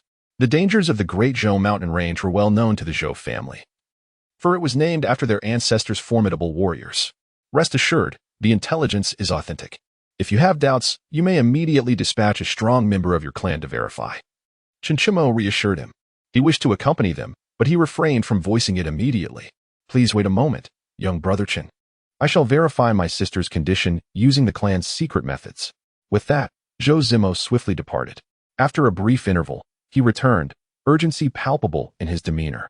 Young brother Chen, I must set off for the Great Zhou mountain range at once and cannot entertain you further. Brother Zhou, allow me to accompany you. I have been entrusted with a task that requires me to locate Zhong Xulan, who is also in the Great Zhou mountain range. Noting the man's determined posture, he seized the opportunity to express his own request. Very well. I have summoned an elder of the transformation stage to lead the way. We shall arrive swiftly. Zhou Zimo agreed. The Zhou family was not far from the Great Zhou mountain range, and with Xiuxian's speed, they anticipated arrival within an hour. The elder of the transformation stage would likely take even less time. Brother Zhou, have you sensed something? Xiuxian found himself intrigued by the family's secret techniques, as he was merely a novice in the realm of cultivation, lacking guidance in many matters. Through the family's secret methods, he discerned that his younger sister's life hung by a thread. Zhou Zimo did not withhold the truth, candidly revealing the dire situation. Brother Chen, once we rescue my sister, the Zhou family will owe you a favor, and we will repay you handsomely. There is no need for extravagant gifts. I am not fond of debts of gratitude. A mid-grade spirit stone will suffice as a token to settle the matter, Xiuxian replied. For him, no matter how valuable the offering, it paled in comparison to what the system demanded, specific items that must be met in quantity and quality. How could one mid-grade spirit stone be enough? Xiuxian wondered, perplexed by the negotiation. That suffices for me, Brother Xiu. Let us first rescue your sister before discussing anything else. Xiuxian interrupted Xiuxian, recognizing that the latter had yet to verify the authenticity of the information, and further discussion would be futile. Meanwhile, at the outskirts of the Xiuxian Valley in the Great Zhou Mountain Range, two women at the Golden Core stage were ensnared within a bell. Rather than being trapped, they were being protected. One woman lay on the ground, drenched in blood, while the other continuously channeled spiritual energy into the bell. Outside, a colossal ape, towering 50 meters high, relentlessly swung a massive club, striking the bell with resounding blows that echoed ominously. Sister Xiu, hold on. We will surely escape. The woman, pale yet resolute, encouraged her injured companion. Is that truly possible? The wounded woman clutched a shattered communication talisman, despair filling her eyes. The rhythmic clangs grew increasingly intense, audible even several dozen kilometers away. A crack appeared on the protective bell, rapidly spreading. It's over. The woman channeling energy suddenly spat out a mouthful of blood. Her gaze fixated in despair on the widening fissure. This bell, a mid-grade spiritual artifact known as the Tiangang Bell, was famed for its formidable defense. Yet now it was being shattered by the relentless assault of the giant ape. Upon seeing the crack in the Tiangang Bell, the giant ape revealed a bloodthirsty grin and raised its club for a final, devastating blow. Just as the situation became dire, a flash of crimson golden light appeared, shattering the giant ape's weapon in an instant. It was Xiuxian and his companions who had rushed to the scene. In a moment of desperation, Xiuxian drew upon a fragment of ancient sword essence, unleashing a strike that transcended golden core cultivation. Most of the sword's power had been expended in their haste, or it would have surely claimed the giant ape's life. Nevertheless, even the destruction of its weapon was sufficient to draw the attention of the Zhou family's expert at the transformation stage. The master of the transformation stage summoned his spiritual artifact, sending the mighty giant ape soaring away, and thus the two engaged in a chaotic battle. Meanwhile, within the confines of the heavenly talisman bell, the two individuals trapped inside were on the brink of despair. Yet their eyes rekindled with a glimmer of hope amidst the unforeseen turmoil. How are you? Brother is here to rescue you, Xiuxian exclaimed as he descended, calling out to Xiu. However, the presence of the heavenly talisman bell obstructed his path, prompting him to shout to another, quickly, retrieve this spiritual artifact. I must save my sister. Upon hearing Xiuxian's voice, Xiu's eyes rolled back, and she fainted. The other woman, straining to support herself, retracted the bell. But it was riddled with cracks, threatening to become irreparably damaged without the timely intervention of a skilled artifact refiner. The moment the heavenly talisman bell was drawn back, Xiuxian appeared beside Xiu, cradling her and administering a medicinal pill while channeling spiritual energy to sustain her life. The other woman, though not as gravely injured as Xiu, had exhausted herself and was already consuming her own healing pill.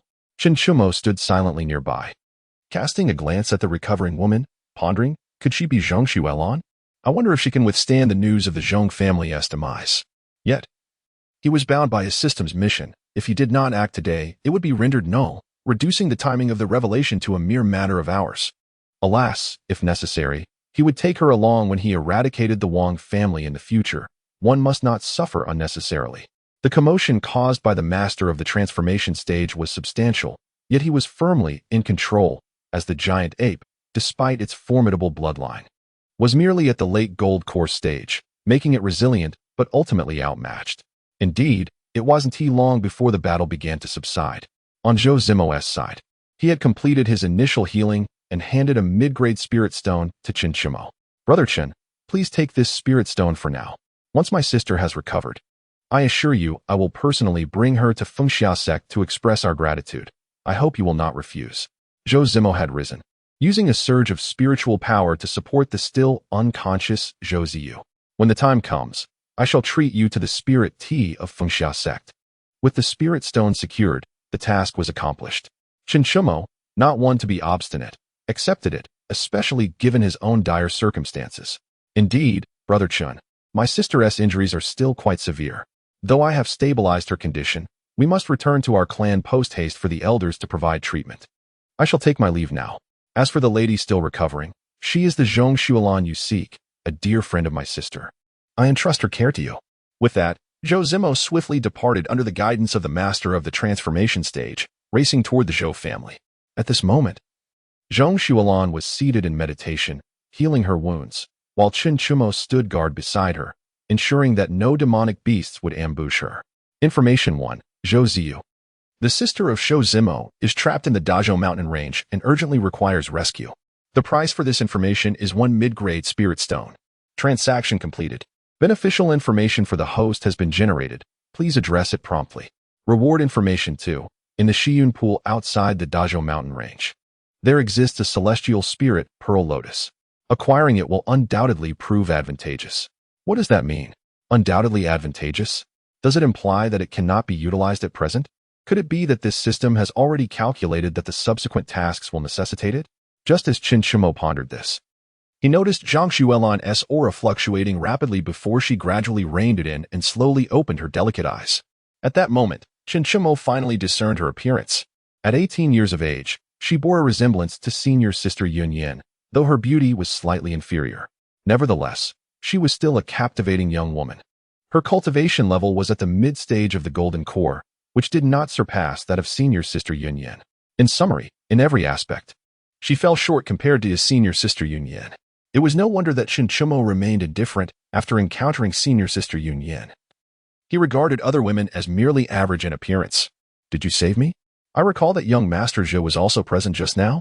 Upon waking, Zhang Xuelan noticed Xiuxian gazing at her, though his expression was devoid of any ulterior motives, leaving her unperturbed. Zhou Ziyu's injuries were too severe. Zhouge took her back. Xiuxian replied tersely, then began contemplating how to convey the information he possessed. "I see. I am Zhang Xuelan. I am grateful for your rescue and vigilance, young master. May I ask how you are addressed?" Zhang Xuelan quickly grasped the situation and understood that he had remained to protect her, prompting her to express her gratitude with a bow. "No need for formality. I am Xiuxian from Fengxia sect. The reason for my presence is that I was entrusted to find you." After much deliberation, Xiuxian decided to be forthright, knowing he would eventually have to confront the truth. "Ah, so you are a junior brother from Fengxia sect. Who has entrusted you, and for what purpose?" Zhang Xuelan's eyes reflected her curiosity as she did not anticipate such a connection. "The person who entrusted me did not reveal their identity clearly. They only instructed that upon meeting you, I should receive a mid-grade spirit stone in exchange for the information." Xiuxian continued weaving his tale, feeling increasingly at ease with his fabricated narrative. "Is that so?" Zhang Xuelan, though puzzled, extended a mid-grade spirit stone, deeming it worthy for the protection she received during her healing. "Before I disclose the information, I hope you will remain composed." Upon receiving the spirit stone, Xiuxian spoke solemnly. At these words, an inexplicable sense of foreboding surged within Zhang Xuelan. "Please, go ahead. The Zhong family has been annihilated by the Wang family." Chapter 37. 2 Major Reward Information. Dazhou Mountain Range, outside the Heart Monkey Valley. A formidable aura of murderous intent surged through the forest, palpable and visceral, leaving the surrounding trees riddled with wounds. "You say my family, the Zhong clan, has been annihilated by the Wang clan?" Zhang Xuelan's eyes brimmed with disbelief, as an instinctual wave of vengeance surged forth, compelling her to articulate the question. "Indeed," Xiuxian replied gravely, nodding in acknowledgement. He understood the gravity of the situation, yet he felt it imperative to voice the truth. "How dare they?" Upon receiving confirmation, Zhang Xuelan let out a furious cry, her consciousness slipping away as she fainted. This might be a manifestation of the brain's protective mechanism, shielding her from the torment of madness. As Zhang Xuelan collapsed, Xiuxian swiftly harnessed his spiritual energy to support her, releasing a deep sigh. He could not claim to empathize fully, having been an orphan since birth. Yet, after enduring such a devastating loss, she too had joined the ranks of the bereaved. A gentle breeze swept through, causing the trees, pierced by the lethal aura, to finally succumb, one after another crashing to the ground. The surrounding fauna had long since fled, and the aftermath of the earlier battle left the landscape in disarray. Time passed, and eventually, Zhang Xuelan stirred, her demeanor markedly transformed, the once hidden murderous intent now apparent in her gaze. She stared blankly in a specific direction, likely towards her home. "I must return to my clan to verify this," she declared, rising to leave. "The Wang clan is also my adversary. If you seek vengeance, Come to the Yuye Tavern tomorrow morning, suite number 8 of the Xianzi room. Do not embark on this quest for retribution alone. Not only will you fail, but it may also lead to the complete destruction of your clan. As long as you draw breath, the Wang clan will inevitably face their demise. Xiuxian could not restrain himself from imparting further counsel. Upon hearing his words, Xiuxian paused momentarily, turning her face towards him with a serious expression, finally uttering 2 words, "Thank you." With that, she soared skyward, heading towards her home. Observing her departure, Xiuxian pondered whether his words had made any impact, but felt powerless in the face of such overwhelming grief. It was rare for anyone to restrain their desire for vengeance when an entire family had been obliterated. Never mind. I shall first retrieve the millennial monkey wine. The monkeys resided within the Heart Ape Valley, and the mightiest among them had been the recently slain Monkey King. With the demise of the Monkey King, the apes of the valley had scattered. Upon entering the valley to procure the millennial monkey wine, Xiuxian encountered no obstacles. Is this truly the millennial monkey wine? The air was redolent with a rich, fruity aroma, undoubtedly derived from superior spiritual fruits. Even with a mere whiff, Xiuxian felt a slight enhancement in his strength. Indeed, it is a remarkable find. I shall let my senior sister taste it upon returning to Fengxia sect. As for my senior brother, he can wait. His next destination was the Xingyan Pool, home to the celestial spirit Pearl Lotus, in the city of Tianlan. Within the realm of the Wang family, the current head of the Wang clan, Wang Huichuan, stood in disbelief upon receiving the news from the ancestral hall guards. What? You say my third brother's soul tablet is shattered? How could this be? Wasn't my third brother safe within the clan? Wang Jisheng, the eldest son, interjected, directing his inquiry towards the guards. To the clan leader and the eldest son, we are solely responsible for the safeguarding of the ancestral hall's soul tablets. For the matter of the third son's demise, you must consult his attendants. The guards maintained a respectful yet firm demeanor, unafraid of the clan leader or the eldest son, as they were under the authority of the clan's elders. Enough, Jisheng. Wang Ren, what you say is accurate. Their duty is to protect the soul tablets, and other matters are beyond their concern. Wang Huichuan reprimanded his son before addressing Wang Ren, the leader of the guards. Thank you for your timely notification, Wang Ren. You may return. I shall handle the ensuing matters myself. Yes, clan leader, please accept my condolences. Farewell, father. Ever since my third brother lost his arm, he has remained within the clan. How could his soul tablet shatter without cause? After the guards had departed, Wang Jisheng spoke again. Summon the attendants of my third brother. Shortly thereafter, Wang Jihong's attendant was brought forth, appearing as though he had been through a harrowing ordeal. Speak. Where has your young master gone? Wang Jisheng demanded, his voice stern. To the eldest son. My master merely said he was going to wander the vicinity of the Zhou family, forbidding me from following, the attendant replied, collapsing to the ground in tears. He had been abruptly seized from his peaceful slumber in the garden and subjected to a tumultuous journey, nearly losing his life in the process. What? Ever since my brother lost his arm, his temperament has changed drastically, and you allowed him to venture out alone? Wang Jisheng exclaimed. Father, there is no need to retain such an attendant. Humph, useless wretch. Go, summon my brother's guards, Wang Huichuan commanded, disregarding Wang Jisheng's words. Clan leader. All of the third young master's guards had previously departed, and now, we have lost contact with them. A subordinate returned shortly with this disheartening news, igniting Wang Huichuan's fury. Go, send people to search for them. We must find them, alive or dead, even if we must scour the entire Tianlan city. Yes. Once the subordinate had left, Wang Huichuan turned to Wang Jisheng. Go and invite Master Feng He to summon the soul of my third son. Yes, father. Wang Jisheng complied. Hastening to the Wang family's worship hall. Since the events of several decades ago, the Wang family's reputation had suffered greatly, leading to the departure of esteemed patrons from the righteous faction. Now, those who remained were either lacking in strength or inclined towards dubious practices. Xiuxian, naturally unaware of the Wang family's machinations, would have deemed it irrelevant even if he had known, for the site had already been meticulously cleansed. And as for the soul summoning? The soul has been shattered. What spirit can be summoned? Of course, there are still 3 knowledgeable individuals, but it will take some time to locate them. The cloud pool indeed flows like a stream.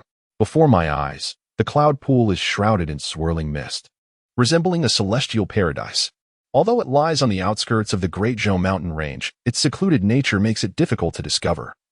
Thus this advantageous location remains unclaimed for the time being. Is the celestial spirit pearl lotus truly hidden within this pool? Xiuxian faintly glimpsed a lotus flower flickering in the midst of the swirling mist. That must be the celestial spirit pearl lotus. However, I wonder if there are any spirit beasts guarding it. Nevertheless, the intelligence provided by the system regarding my rewards has never indicated any danger. Yet, one must not be careless. Thus, Xiuxian employed the Fire Phoenix avatar from the Phoenix Dance of Nine Heavens technique. This ability was also utilized by Xiuxian in the Qi Mountain treasure map. However, Xiuxian's avatar was distinctly different from Xiuxian's, as his vessel was a manifestation of sword and tint. Chapter 38. The reward task delayed by a day as Xiuxian executed his spell. A figure almost identical to him materialized out of thin air. Upon closer inspection, one would notice a scar of a sword between the brows of this avatar. Xiuxian watched as his avatar soared into the air towards the celestial spirit pearl lotus. Remarkably, there were no spirit beasts or even demonic creatures that attacked the avatar along the way. Could it truly be devoid of danger? The avatar reached near the celestial spirit pearl lotus and effortlessly plucked it from the water. Throughout the process, no danger manifested. Even after the avatar secured the celestial spirit pearl lotus, there was still no sign of peril. I have truly frightened myself. Xiuxian couldn't help but chuckle wryly. After storing the celestial spirit pearl lotus in his spatial ring, he soared away on his sword towards the Jade Leaf Tavern. Moments later, Xiuxian arrived at the entrance of the Jade Leaf Tavern, just in time to spot the young servant who had guided him that morning. "Guest, you have returned." The young servant was momentarily taken aback upon seeing Xiuxian, unable to believe that the man who had provoked the third son of the Wang family could return unscathed. "What, surprised to see me?" Xiuxian retorted, a flicker of hesitation crossing his eyes as he contemplated whether he should eliminate the witness. After all, he had not yet reached the point of indiscriminate killing. No. Upon seeing you return, I am overjoyed." The young servant nearly crumpled to the ground, trembling at Xiuxian's response. "Enough of that. Has the elder I was with come out?" Xiuxian suppressed his murderous thoughts and inquired about Xiuxi's condition. "Returning guest. Ever since I returned to the tavern, I have intermittently waited at the entrance, but I have not seen that esteemed elder emerge, nor has he ordered any meals." The young servant replied, his anxious heart now at ease as he answered promptly. "Well, you carry on with your affairs. I shall take my leave for now." Xiuxian remarked before making his way back to his dwelling. The young servant trailing behind nodded and bowed, occasionally wiping the beads of sweat from his forehead. Within the humble confines of room 8 of the Xianzhou, Xiuxian observed the gradually dimming figure of Xiuxi before contemplating that the events of the night might soon reach their conclusion. "Ah, it is time to return to my cultivation," he decided. Upon entering his chamber, he retrieved a flask of Millennium Monkey wine from his spatial ring and poured himself a cup. The aroma is truly delightful. Just inhaling the fragrance sent him teetering on the brink of intoxication. A sip revealed a lingering sweetness, far more palatable than the fiery sting of stronger spirits. Unbeknownst to him, Xiuxian indulged in 3 hefty bowls. Initially intending to practice in the evening, he succumbed to slumber almost immediately. Thus, a day passed. What a truly comfortable sleep that was. It was unlikely that many in the late Golden Core stage would possess a penchant for sleep as he did. Cultivators typically engaged in relentless meditation, yearning to devote every moment to their practice. This Millennium Monkey wine is indeed a marvelous elixir. Not only does it leave no headache, but it has also enhanced my cultivation slightly. Xiuxian realized, to his astonishment, that his late Golden Core stage cultivation was inching closer to perfection. Who would have thought that a mere drink and a good night's rest could yield such benefits? Why bother with cultivation at all? One could simply immerse oneself in the wine jar. Of course, this was merely a fleeting thought, with only a limited amount of the wine remaining after his indulgence. He resolved to savor it judiciously, especially since senior sister Xiuxian had yet to taste its flavor. Setting aside these assorted musings, Xiuxian turned his attention to the intelligence tasks for the day. To his surprise, the previous day's task had been completed, and new intelligence tasks had been refreshed, allowing him to check the reward information. Did this imply that as long as daily tasks were completed, rewards could be claimed even the following day? Or were there merely 3 opportunities for daily rewards? This situation was unprecedented for him. It seemed prudent to complete all tasks today and ascertain whether 4 reward opportunities existed. He first claimed the reward information before reviewing the daily intelligence tasks. As his thoughts focused, the reward information appeared before him. Information 3. The Zhong family has been annihilated by the Wang family, with Zhong Xiulan still trapped in the Dazhou mountain range, unaware. Selling price, 1 medium-grade spirit stone. Transaction completed. Beneficial information for the host has been generated. Please handle it promptly. Reward information 1. At the 15th stall on 2nd Street of the Market. A low-grade magical weapon, the Mo Ling staff, contains a golden yuan dan. Administering it to Xiuxian will yield 1 loyal subordinate. Is this reward intended for Xiuxian? The golden yuan pill is something that Xiuxian is well aware of. It can be consumed by those in the early and mid stages of the golden core realm, directly elevating them by 1 minor level. Given that Xiuxian is at the mid-stage of the golden core, is this golden yuan pill not meant for her? This system, instead of directly rewarding me, seems to be nudging me toward assembling a faction. Xiuxian found himself somewhat speechless and then began to review the daily intelligence tasks. Task 1. Zhou Zimo's sister. Zhou Ziyu is critically injured and in a coma. She urgently requires a lotus seed from the heavenly spirit pearl lotus for salvation. The host possesses this item. Selling price, 1 medium-grade spirit stone. Task 2. The unclaimed spiritual artifact lost by Lin Yayu was stolen by Yu Yang. Selling price, 1 low-grade spirit stone. Task 3. Zhang Xiulan has a half-brother who is currently apprenticing at the elf family's craft workshop. Selling price, 1 low-grade spirit stone. Why do the first and third intelligence tasks resemble a series of quests in a game? Will there be another related task to complete tomorrow? And this second one, who is Lin Yayu? There are many with the surname Lin in Tianlan City, but none belong to significant families. How am I to find her? With 3 tasks at hand, one already deemed futile, it seems imperative to establish a faction. Upon leaving the room and glancing towards the direction of Xiuxian, he noticed no signs of awakening. However, the crimson golden glow surrounding him had dissipated, suggesting it would not be long now. First, I must address the first task's reward before visiting the Zhou family. The marketplace in Tianlan City is vast, at least 5 times larger than that of Fengxia sect, but the quality of goods is incomparable. Boss, how much for these items? Xiuxian inquired, pointing to 4 items at the stall designated for rewards. 3 low-grade spirit stones for each, or 10 low-grade spirit stones for a bundle of 4, replied the middle-aged proprietor. A man of the 9th level of foundation establishment, with little regard for whether Xiuxian made a purchase as he busied himself with a magical artifact. Among the 4 items Xiuxian pointed out, the low-grade artifact, the ink feather staff, was included. The other 3 held no value for him. Very well. I shall take that black staff. Chapter 39. Assisting Zhou Ziyu. Xiuxian awakens at the Zhou family residence in Tianlan City. Zhou Zimo was as restless as an ant on a hot skillet, pacing anxiously in his room. Son, what is happening? Why is Ware not awakened yet? Came a robust voice from outside the door. Father, you have returned. My sister has sustained severe injuries. Reverend Chu has already provided treatment.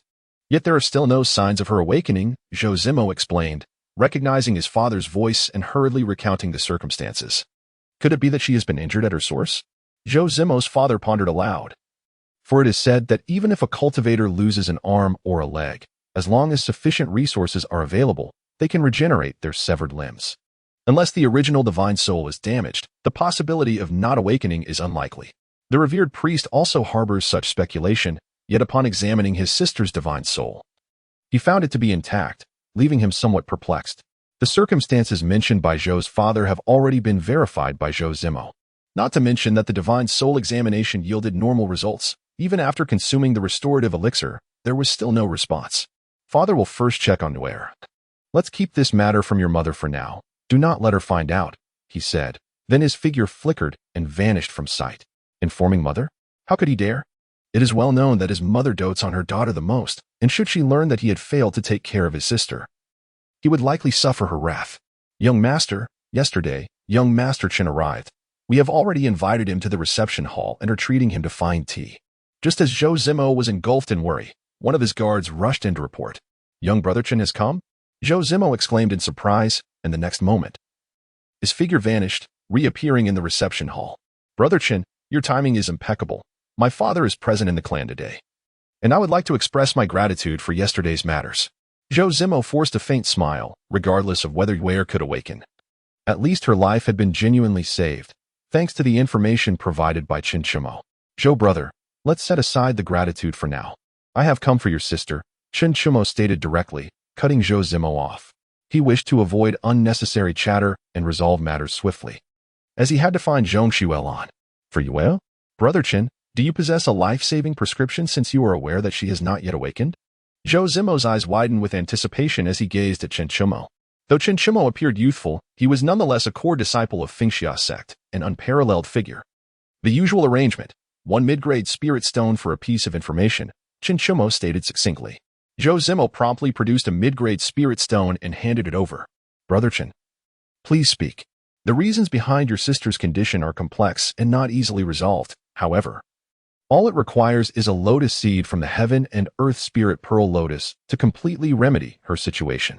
A lotus seed from the heaven and earth spirit pearl lotus? Brother Qian, forgive my ignorance, but what exactly is this divine treasure, and where might one find it? By chance, I happen to possess one. Take it and try it for yourself, Zhou brother. Excellent, Brother Qian, I shall try it at once. Zhou Zimo felt a surge of confidence in Qianqiumo, since he claimed that the lotus seed from the heaven and earth spirit pearl lotus would be beneficial. It was worth a shot. Could the situation possibly worsen? After bidding farewell to Qianqiumo, Zhou Zimo hurriedly made his way to Zhou Ziyu's chamber. Meanwhile, Qianqiumo departed. Holding firm faith in his system, if it claimed to be effective, then it surely was. He resolved to return to Yuye Tavern and await Zhang Xuelan's arrival. After all, were he to seek her out, he would not know where to find her, but he believed she would certainly come looking for him. Indeed.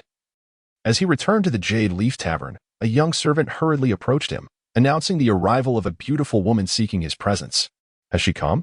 Qianqiumo raised an eyebrow, nearly certain it was Zhang Xuelan. He strode purposefully towards room 8 of the immortal ship, where a slender, desolate figure awaited at the door. Miss Zhang, you have arrived, Qianqiumo greeted her. Yes, young Master Qian, I have already visited the ancestral grounds, Zhang Xuelan replied, her complexion pale, devoid of any color, resembling a soulless shell.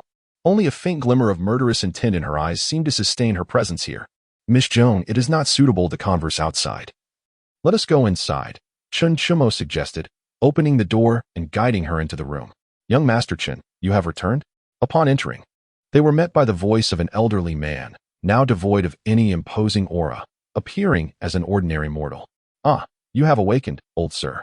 By the way, please call me Qianqiumo. Young Master Qian feels rather strange, Qianqiumo responded, recognizing the voice of Xiuxian awakening, though the formality was disconcerting. Hee. I still prefer calling you young Master Qian. After all, it was agreed that if you could rescue me and restore my cultivation, I would acknowledge you as my master. Now that my abilities are fully restored, and I have even made a breakthrough, Xiuxian remarked, stroking his graying beard with a smile. With his prowess, he could certainly regain his youthful vigor, but after all he had endured, Xiuxian no longer clung to appearances. In fact, he found his current visage more aligned with his path of immortality. Very well, as you wish, old sir. However, I have no strict rules. You may leave whenever you desire. But when you mention a breakthrough, do you refer to the next level of cultivation? Qianqiumo inquired, intrigued. As Xiuxian had already reached the integration stage, a further breakthrough would imply impending tribulation. Indeed, it is merely a few days away, Xiuxian nodded with a smile. All of this having been foreseen in his calculations. And who might this be? Xiuxian turned his gaze towards the somewhat despondent Zhang Xuelan beside Qianqiumo, sensing an inevitable connection between her and their fates. Old sir, this is Zhang Xuelan, a descendant of the Zhang family from Tianlan City, Qianqiumo introduced. Aware that Xiuxian's adversary was also from the Wang family, and regardless of Xiuxian's intentions for revenge, their enemies were aligned. Oh, the Zhang family? Who is Zhang Wanyan to you? Xiuxian, upon hearing the name, felt a flicker of familiarity. He is my great-grandfather. Do you know him, old sir? Zhang Xuelan, her eyes flickering with a hint of life, suddenly regained focus upon hearing Xiuxian mention the name, eagerly inquiring. Could it be that this elderly man had a connection with her great-grandfather? Certainly, I recognize him. Indeed. It was a century ago that the old man first arrived in Tianlan City and took on his inaugural named disciple. Xiuxian's mind seemed to plunge into reminiscence as he recalled his arrival here 100 years prior, when he accepted a disciple and subsequently joined the Wang family. Alas, the good times were short-lived. After merely a decade, he fell victim to treachery and was imprisoned in a dungeon devoid of light for an extended period. Are you the esteemed ancestor Xiuxian? In Chapter 40, Establishing Influence, Listening Rain Pavilion, within the confines of the lowly 8th room aboard the Immortal S vessel, Zhang Xuelan found herself kneeling before Xiuxian, tears streaming down her cheeks, resembling a fragile and forsaken blade of grass. Xiuxian had now come to learn of the Zhong family's demise, realizing that Zhong Xiulan was their sole survivor, and a flicker of pity crossed his gaze. In the days of his imprisonment, he had harbored a burning desire to annihilate the Wang family, seeking to vent his pent-up resentment. Yet, time had dulled his fervor. Whether the Wang family would be extinguished had become inconsequential. The moment he laid eyes on Xiuxian, he understood that the path to immortality he sought was within reach. Please, ancestor, avenge my Zhong family. After weeping for a spell, Zhong Xiulan prostrated herself repeatedly, pleading earnestly. Unlike Xiuxian, who had lived through many seasons, the 18-year-old Zhong Xiulan was consumed solely by thoughts of vengeance. As long as the Wang family remained, her peace would be elusive. Foolish girl. The fate of the Wang family lies in the hands of young Master Chen. I now serve him, Xiuxian implied. Recognizing that he could not foresee Xiuxian's future, but sensed his necessity to establish a formidable force and the indistinct path to immortality that lay ahead. Naturally, he had not overlooked Xiuxian's innate sword spirit, especially that terrifying crimson golden sword intent, a force far more formidable than an innate sword spirit. Even a being at the great ascension stage would struggle to withstand such an assault. Perhaps even the immortals of the celestial realm might falter. Young Master Chen, permit the ancestor to act. If it ensures the obliteration of the Wang family, I, Zhong Xiulan, would willingly become a servant or maid. Upon hearing Xiuxian's words, Zhong Xiulan understood that she was not being deceived and promptly turned to kneel before Xiuxian. However, as she bowed, an unseen force halted her. Zhong girl, please rise and speak. Xiuxian swiftly employed his spiritual energy to assist Zhong Xiulan to her feet, pondering why she had knelt before any reward had been offered. Yet, he was aware that this gesture did not signify true allegiance. Young Master Chen, does this mean you have consented? Zhong Xiulan's face lit up with hope, akin to glimpsing a ray of light in the darkness. I assure you, the Wang family shall fall, but not at this moment, Xiuxian guaranteed. The destruction of the Wang family was merely a question of time, but the hour was not yet ripe. Young Master Chen, why is that? Zhong Xiulan inquired with urgency, perplexed by his reasoning. Foolish girl, the Wang family is one of the 3 great clans of Tianlan City, with countless offspring. If we strike now, how many can we truly vanquish? Xiuxian interjected, having grasped Xiuxian's intention. One must eradicate the roots of the problem. At this juncture, to strike would only result in the demise of a few inhabitants of the clan's territory, while many of the offspring remain outside.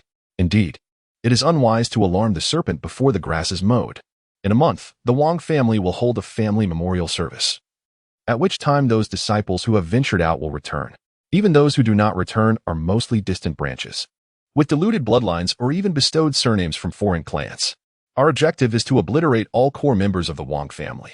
As Xiuxian articulated this, an inexplicable aura of intimidation emanated from him. Very well, then let the Wang family linger for another month. Zhong Xiulan grit her teeth, seething with resentment. After all, her Zhong family was merely a minor cultivating clan, vastly outnumbered by the Wang family. By the way, Miss Zhong, I have a golden yuan pill here for you. Consume it, and your strength will elevate to the late stage of the golden core. When the time comes to eradicate the Wang family, you will possess greater power to personally eliminate some of their offspring. Observing Zhong Xiulan's emotions stabilize, Xiuxian produced the golden yuan pill from his low-grade magical artifact, the Mo Ling staff, and handed it to her. This, thank you, young Master Chen. From this day forth, I, Zhong Xiulan, shall serve you as my master, unyielding through lifetimes. Should I betray this vow, may my very soul be extinguished.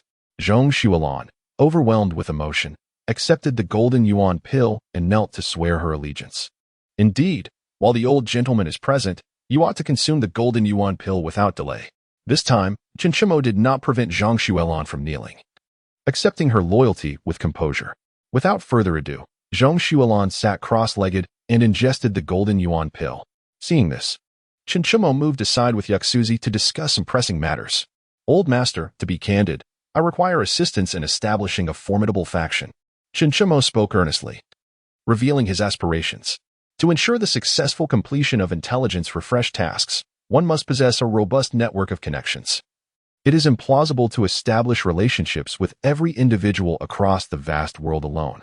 Should I possess my own organization and network, I could delegate tasks to my subordinates.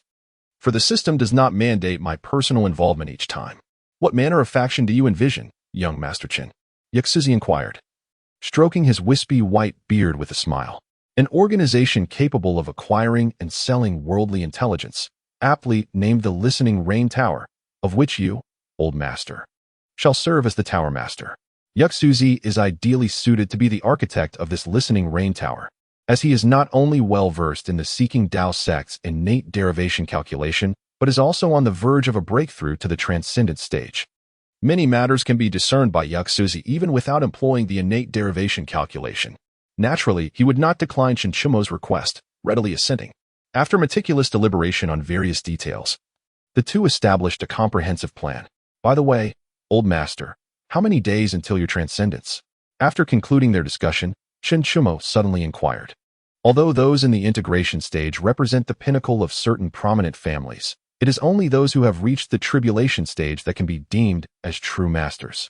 After all, those in the ascension stage are preoccupied with preparations for their ascent to the celestial realm, leaving them little time to concern themselves with worldly matters. As the timeline suggests, the tribulation is imminent in 2 days. After absorbing that immense energy, Xiuxian, with the assistance of the crimson golden sword intent, has unveiled the veil of the tribulation stage. Only upon successfully traversing this tribulation can he truly enter this formidable stage. Yet, does he possess the confidence to withstand this heavenly tribulation? Xiuxian felt a twinge of anxiety, as the instances of tribulation failures are numerous. Should Xiuxian falter, his plans would be irrevocably thwarted. There must be no room for error. Xiuxian cast a deep glance at Xiuxian, aware that the latter remains oblivious to the formidable power of the crimson golden sword intent he harbors. However, even having merely experienced a glimpse of its might, Xiuxian has already comprehended that as long as this sword intent persists, the heavenly tribulation holds no terror. Yet, he refrained from stating this outright. For who knows if the sword intent might retaliate upon his utterance. Very well, let us preemptively congratulate the esteemed elder on his impending entry into the tribulation stage. Xiuxian remarked with a sigh of relief and a smile. The two glanced towards Zhang Xiulan, realizing that she would not conclude her matters any time soon. Thus, Xiuxian chose to remain behind to guard her, while Xiuxian returned to his quarters to rest. As for the second intelligence mission, he resolved to abandon it. Would he really scour the streets in search of it? The third intelligence mission would also have to wait until Zhang Xiulan awakens. If she did not rouse today, it would have to be set aside as well. At that moment, a notification from the intelligence system chimed in, indicating that Zhou Ziyu's mission had been completed. Chapter 41. The High-Level Tactics of the Seeking Path Sect, Intelligence 1. Zhou Zimo's sister, Zhou Ziyu, lies gravely injured and in a coma, urgently requiring a seed from the Earth Spirit Pearl Lotus for salvation. The host possesses it. Selling price, 1 medium-grade spirit stone. Transaction complete. Beneficial intelligence for the host has been generated. Please handle it promptly. Reward intelligence 2. Lu family patriarch, Lu Qianhe, is besieged by demonic forces in the Hongye Valley north of the Dazhou mountain range. Accompany Xiuxian to render assistance and gain the friendship of the Lu family. Once again, the demonic sect. Damn it, why are they so pervasive? Xiuxian had no time to ponder further. Urgency gripped him, and before he had even settled in, he hastened out. Elder, let us go save someone. There should be no significant issues with Zhang Xiulan. The effects of the Jin Yuan pill are gentle. And with the door shut, no one else could intrude. Xiuxian did not ask further. With a flick of his fingers, he understood the situation.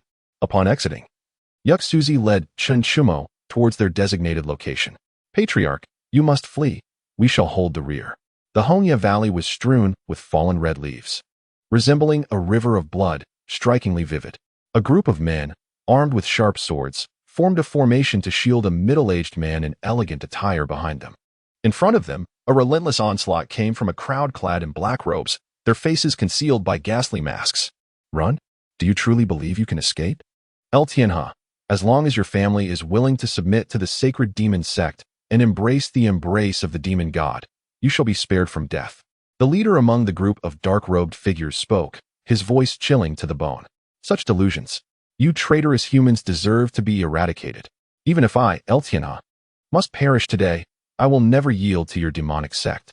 With that, Tianhe summoned his spiritual weapon. Since escape was futile, he resolved to fight. The scene erupted into chaos, with spiritual energy surging, causing the Red Leaf Valley to expand slightly. The heavens and the earth bore witness to the traces of battle. each combatant exerting their utmost.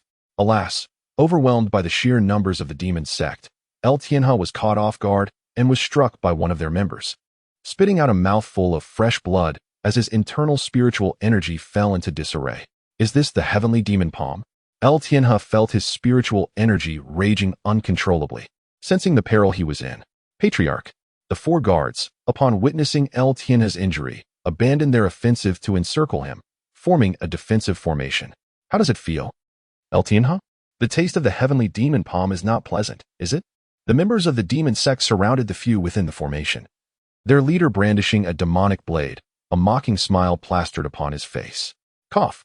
Tianhe attempted to respond, but the chaotic energy within him rendered him speechless. He thus disregarded the taunts and focused on healing. The Diamond Body Protection Formation? A commendable array, but regrettably, it consumes vast amounts of spiritual energy. Even if 4 experts at the Void Refinement stage simultaneously maintained it, how long could it possibly hold? The Diamond Body Protection Formation can only be breached by those at the Tribulation Transcendent stage, hence the members of the demon sect merely encircled it, with no need to breach the formation. However, this formation has a significant flaw: its rapid consumption of spiritual energy, and it would inevitably collapse under sustained pressure. Meanwhile, not far off, Xiuxian had arrived at the summit of Red Leaf Valley with Xiuxian. Xiuxian could not discern the strength of those present. Knowing they were all several realms above him, all were at the Void Refinement stage, posing little threat, with Xiuxian nearing the Tribulation Transcendent stage. He merely glanced and comprehended the capabilities of these individuals. Despite being positioned above, none below noticed their presence. Annihilate all the members of the demon sect. Observing the throng of demon sect members, a sudden surge of killing intent flashed through Xiuxian. Hearing this, Xiuxian made no visible move. Instead, a formation diagram suddenly materialized on the ground, ensnaring each member of the demon sect from every direction. This is not good. A powerful foe lies in ambush. The leader of the demon sect was taken aback by this sudden turn of events, attempting to flee, only to find himself utterly immobilized. More bizarrely, they were all being drawn downwards by an overwhelming force, specifically by the formation. Elder, what kind of formation is this? Xiuxian, still inexperienced, could not comprehend the intricacies of the situation and could not help but voice his inquiry. The momentary formation of the path-seeking sect is merely a trivial technique, suitable for eliminating those of inferior strength. It proves ineffective against opponents of the same realm or those who were already prepared. Xiuxian remained remarkably composed, showing no satisfaction from this astonishing strike. As the intricate runes spread across the bodies of the demon sect members, they gradually sank into the formation like water droplets absorbed by the earth, until they were completely integrated into the array. Once this process was completed, the mysterious formation vanished into thin air.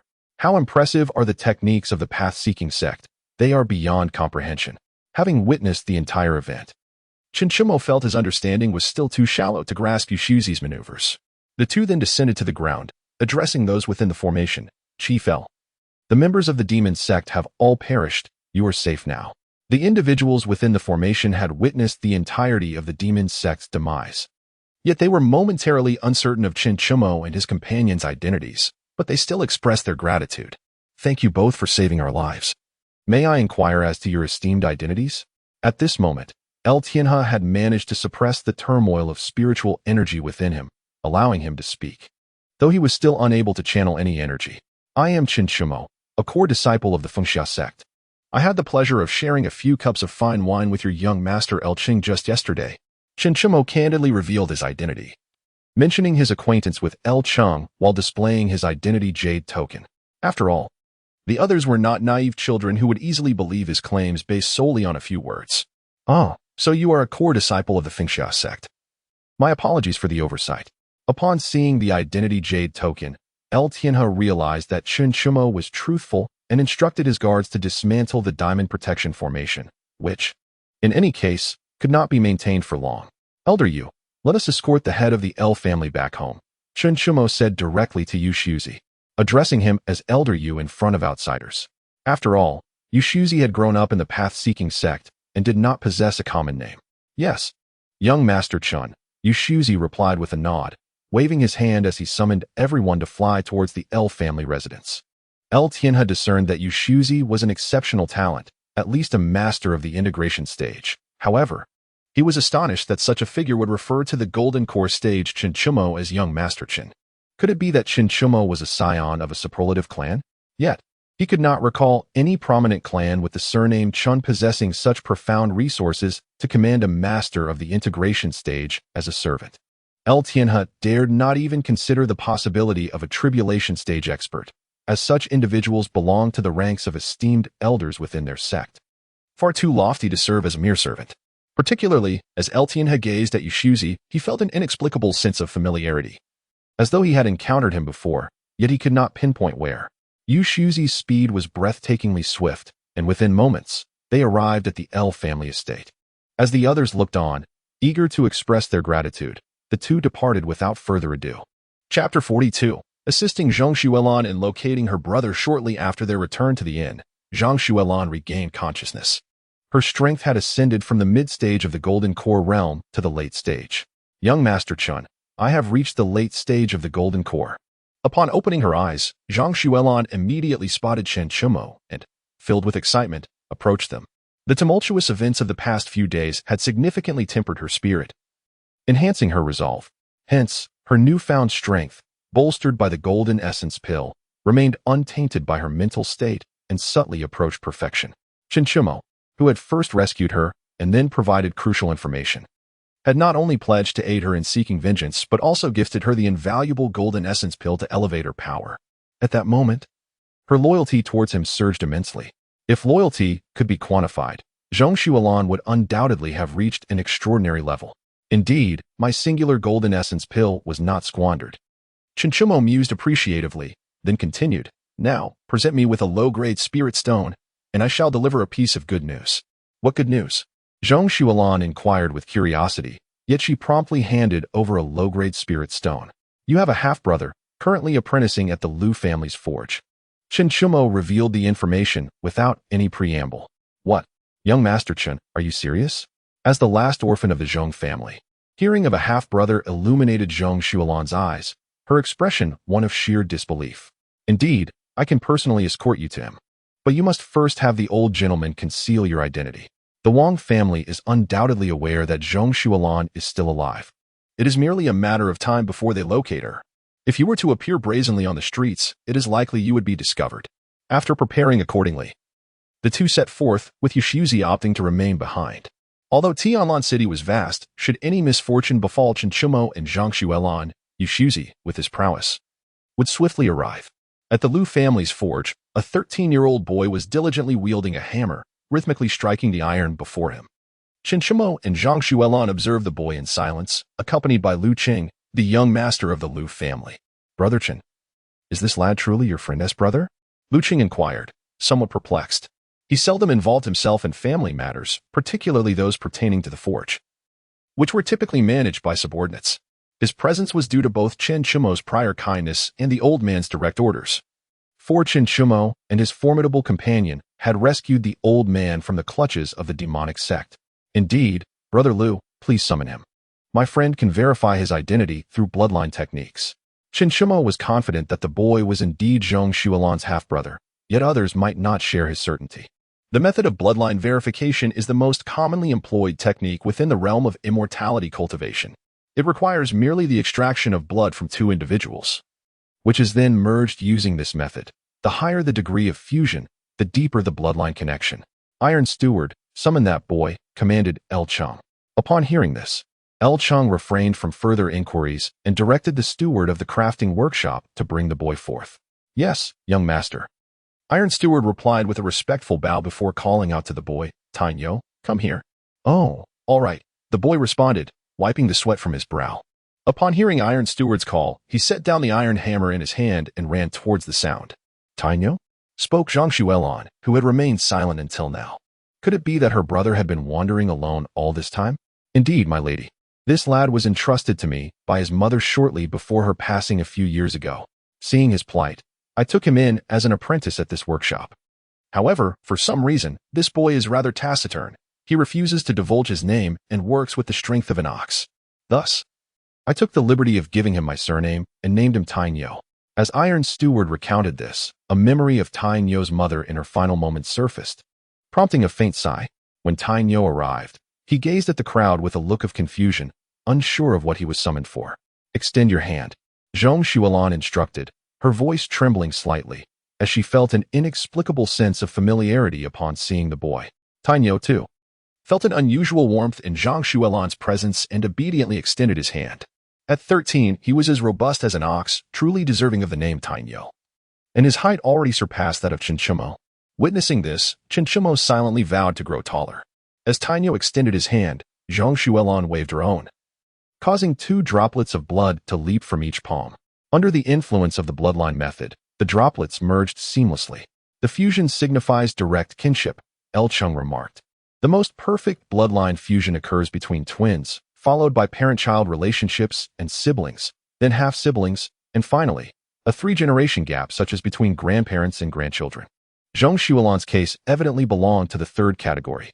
Tears suddenly fell from Zhang Xuelan's eyes, her lips trembling with excitement. Though Tainyo was unaware of the unfolding events, he felt an inexplicable pang of sorrow upon witnessing the tears streaming down Zhang Xuelan's cheeks. Subsequently, the group departed the crafting workshop with Tainyo in tow. The once stubborn boy, akin to an ox, now followed Zhang Xuelan quietly like an obedient child. This sense of security was something Tainyo had only experienced with his deceased mother. After bidding farewell to Elcheng, Xiuxian and his companions returned to the Yuye Tavern. However, the familiar attendant who had served them in room 8 was absent, replaced by a new server. What happened to the previous attendant? Xiuxian inquired with curiosity. Returning esteemed guest, the previous attendant has mysteriously vanished, and so the steward arranged for me to take his place. The young servant bowed respectfully and inquired, has he gone missing? Xiuxian was taken aback. Could it be that the Wang family had discovered something? Yet, if the Wang family had indeed uncovered the truth, why had they not approached him with trouble? He found it hard to believe that the servant would maintain such discretion. Moreover, cultivators possess numerous methods to elicit information. At that moment, the atmosphere within the Wang family was exceedingly somber. The individuals sent out had not only failed to uncover any traces, but also found that Feng He's soul summoning technique had faltered. A handful claimed to have sensed the residual energy of a battle, yet upon closer scrutiny, no clues emerged. The failure of the soul summoning technique could signify one of 3 possibilities. First, that Wang Jihong was still alive, which was highly improbable considering the shattered soul tablet. Second, that Wang Jihong's spirit was imprisoned and unable to respond. And third, the most distressing possibility, that Wang Jihong's soul had been obliterated and vanished entirely. Master Kuang, have you discerned any causes and effects? Wang Huaichuan inquired of a blind man engaged in divination. Heaven's secrets are murky and difficult to unravel. The man's fate is extraordinary. I merely gleaned a rough idea, and it nearly left me grievously injured. I can only ascertain that the 3rd son met his end due to enmity, the man replied, still shaken. Despite his centuries of expertise in divination, this was the first time he had encountered such a situation. Met his end due to enmity? Chapter 43, Phoenix Spirit Ginseng. Old sir, are you not inclined to take a stroll? After escorting the siblings Zhang Xuelan back to their quarters, Xiuxian observed Xiuxian seated in the hall, sipping tea with a contented demeanor. I merely stepped out to attend to some trivial matters and have returned, Xiuxian remarked, taking a sip of tea with a hint of meaning in his words. Xiuxian nodded, encouraging Xiuxian to venture out more often, especially after having spent so many years in the dungeon. Room 8 contained 4 chambers and a large living area. Immediately after greeting Xiuxian, Zhang Xuelan led her brother to one of the rooms, seemingly with much to discuss. Meanwhile, Xiuxian began to peruse the reward intelligence. Information 3. Zhang Xuelan has a half-brother, currently apprenticing at the elf family's workshop, selling for the price of a low-grade spiritual stone. Transaction completed. Beneficial intelligence for the host has been generated. Please process it promptly. Reward intelligence 3. In the Baixing Apothecary, there exists a superior celestial treasure, the Phoenix Spirit Ginseng, being sold as an ordinary century-old ginseng. Phoenix Spirit Ginseng? A superior celestial treasure? Xiuxian found himself in a realm of unfamiliarity and approached Xiuxian for clarification. Phoenix Spirit Ginseng? Such celestial treasures are rare indeed. Their primary efficacy lies in enhancing the purity of the Phoenix lineage.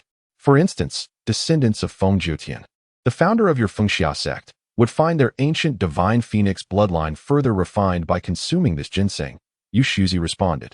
Somewhat astonished that Xiuxian had inquired about the Phoenix Spirit Ginseng, as few were aware of its benefits exclusive to bloodlines.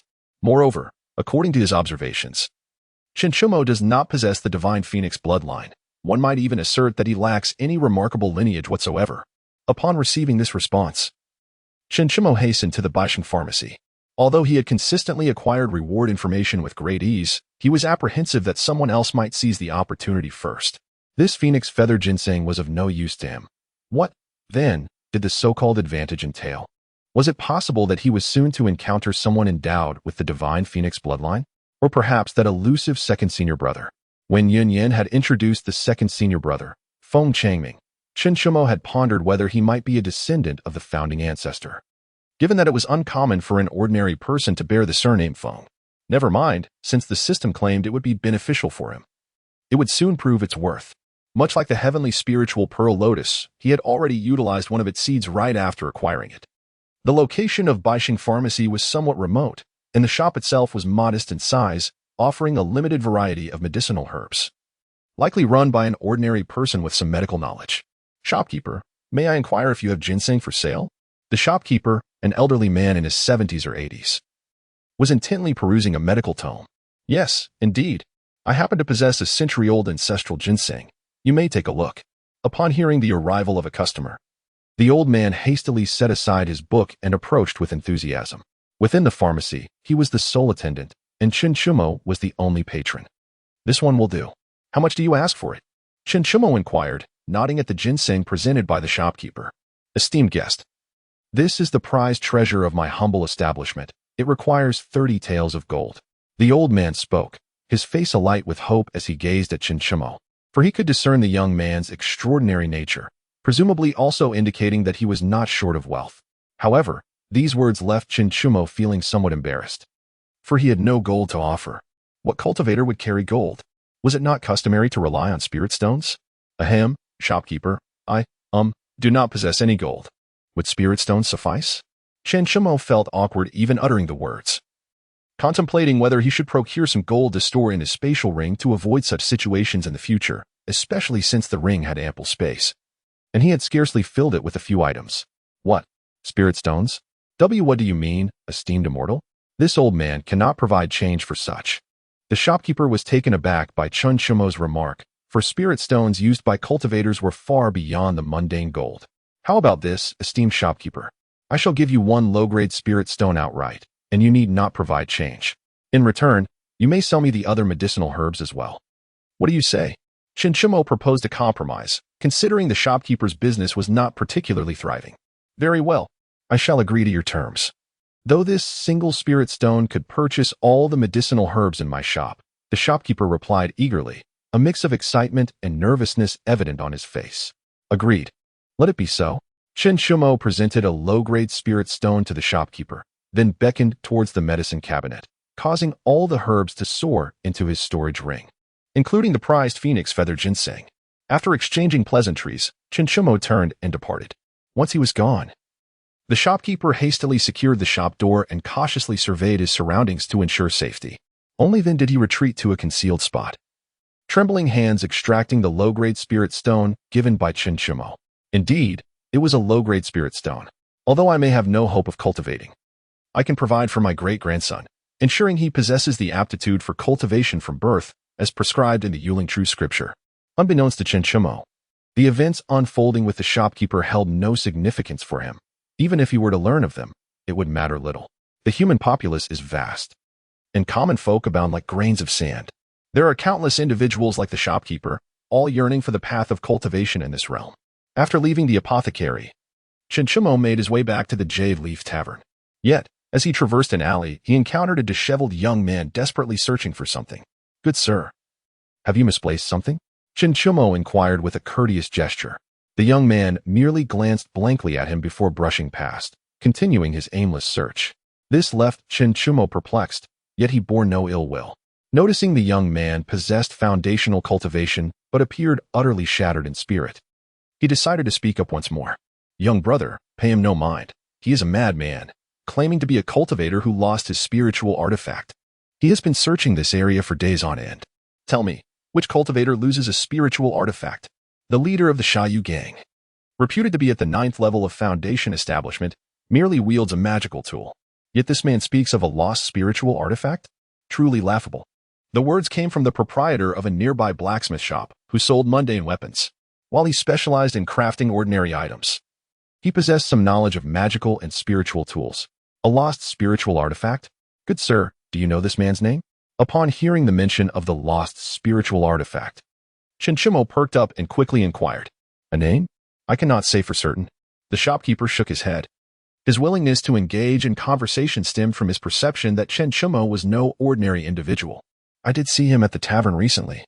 I believe his name was something like Lin Yayu," interjected another from a neighboring shop.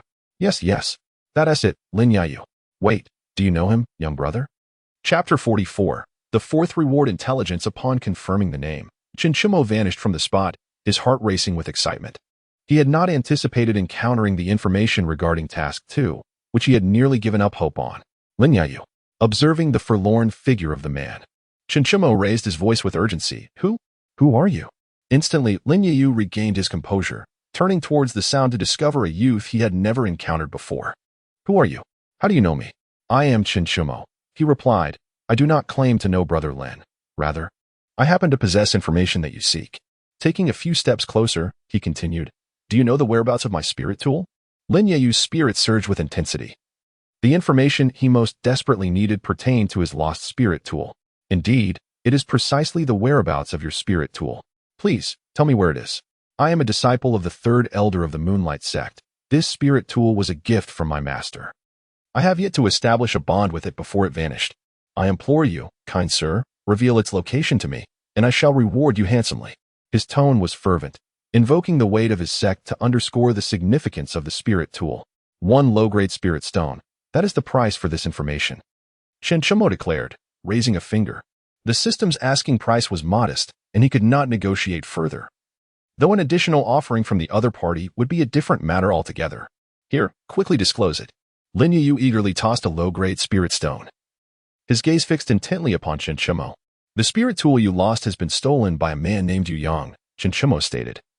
Accepting the spirit stone and delivering the information with a calm demeanor. What? It is he. Lin Yayu's face registered disbelief, clearly familiar with the individual named Yu Yang. No. It is very likely that he is the culprit. If he had not invited me here to celebrate my acquisition of the spirit tool, how could it have gone missing? He even deceived me into believing that his own artifact was lost. So, it is true. Yu Yang, whom I treated as a brother. How dare you betray me? I, Lin Yayu, shall see to your demise. Without a moment's hesitation to bid farewell to Xiuxian, Lin Yayu charged off in a particular direction, exuding an overwhelming aura of vengeance. Xiuxian made no attempt to impede his departure. Such events were commonplace in the world of cultivation. However, he did not rush away himself. Instead, he sought out a picturesque tea house nearby, patiently awaiting the outcome of his task. Though the tea house was somewhat secluded, its surroundings possessed a certain poetic ambience, attracting not only ordinary folk, but also cultivators who would come to enjoy a pot of tea. Once he had savored a cup of tea, a notification regarding the completion of his information task arrived. Information 2. Lin Yayu's lost and bonded spirit tool was stolen by Yu Yang. With a selling price of 1 low-grade spirit stone. Transaction completed. Beneficial information for the host has been generated. Please attend to it promptly. Reward information 4.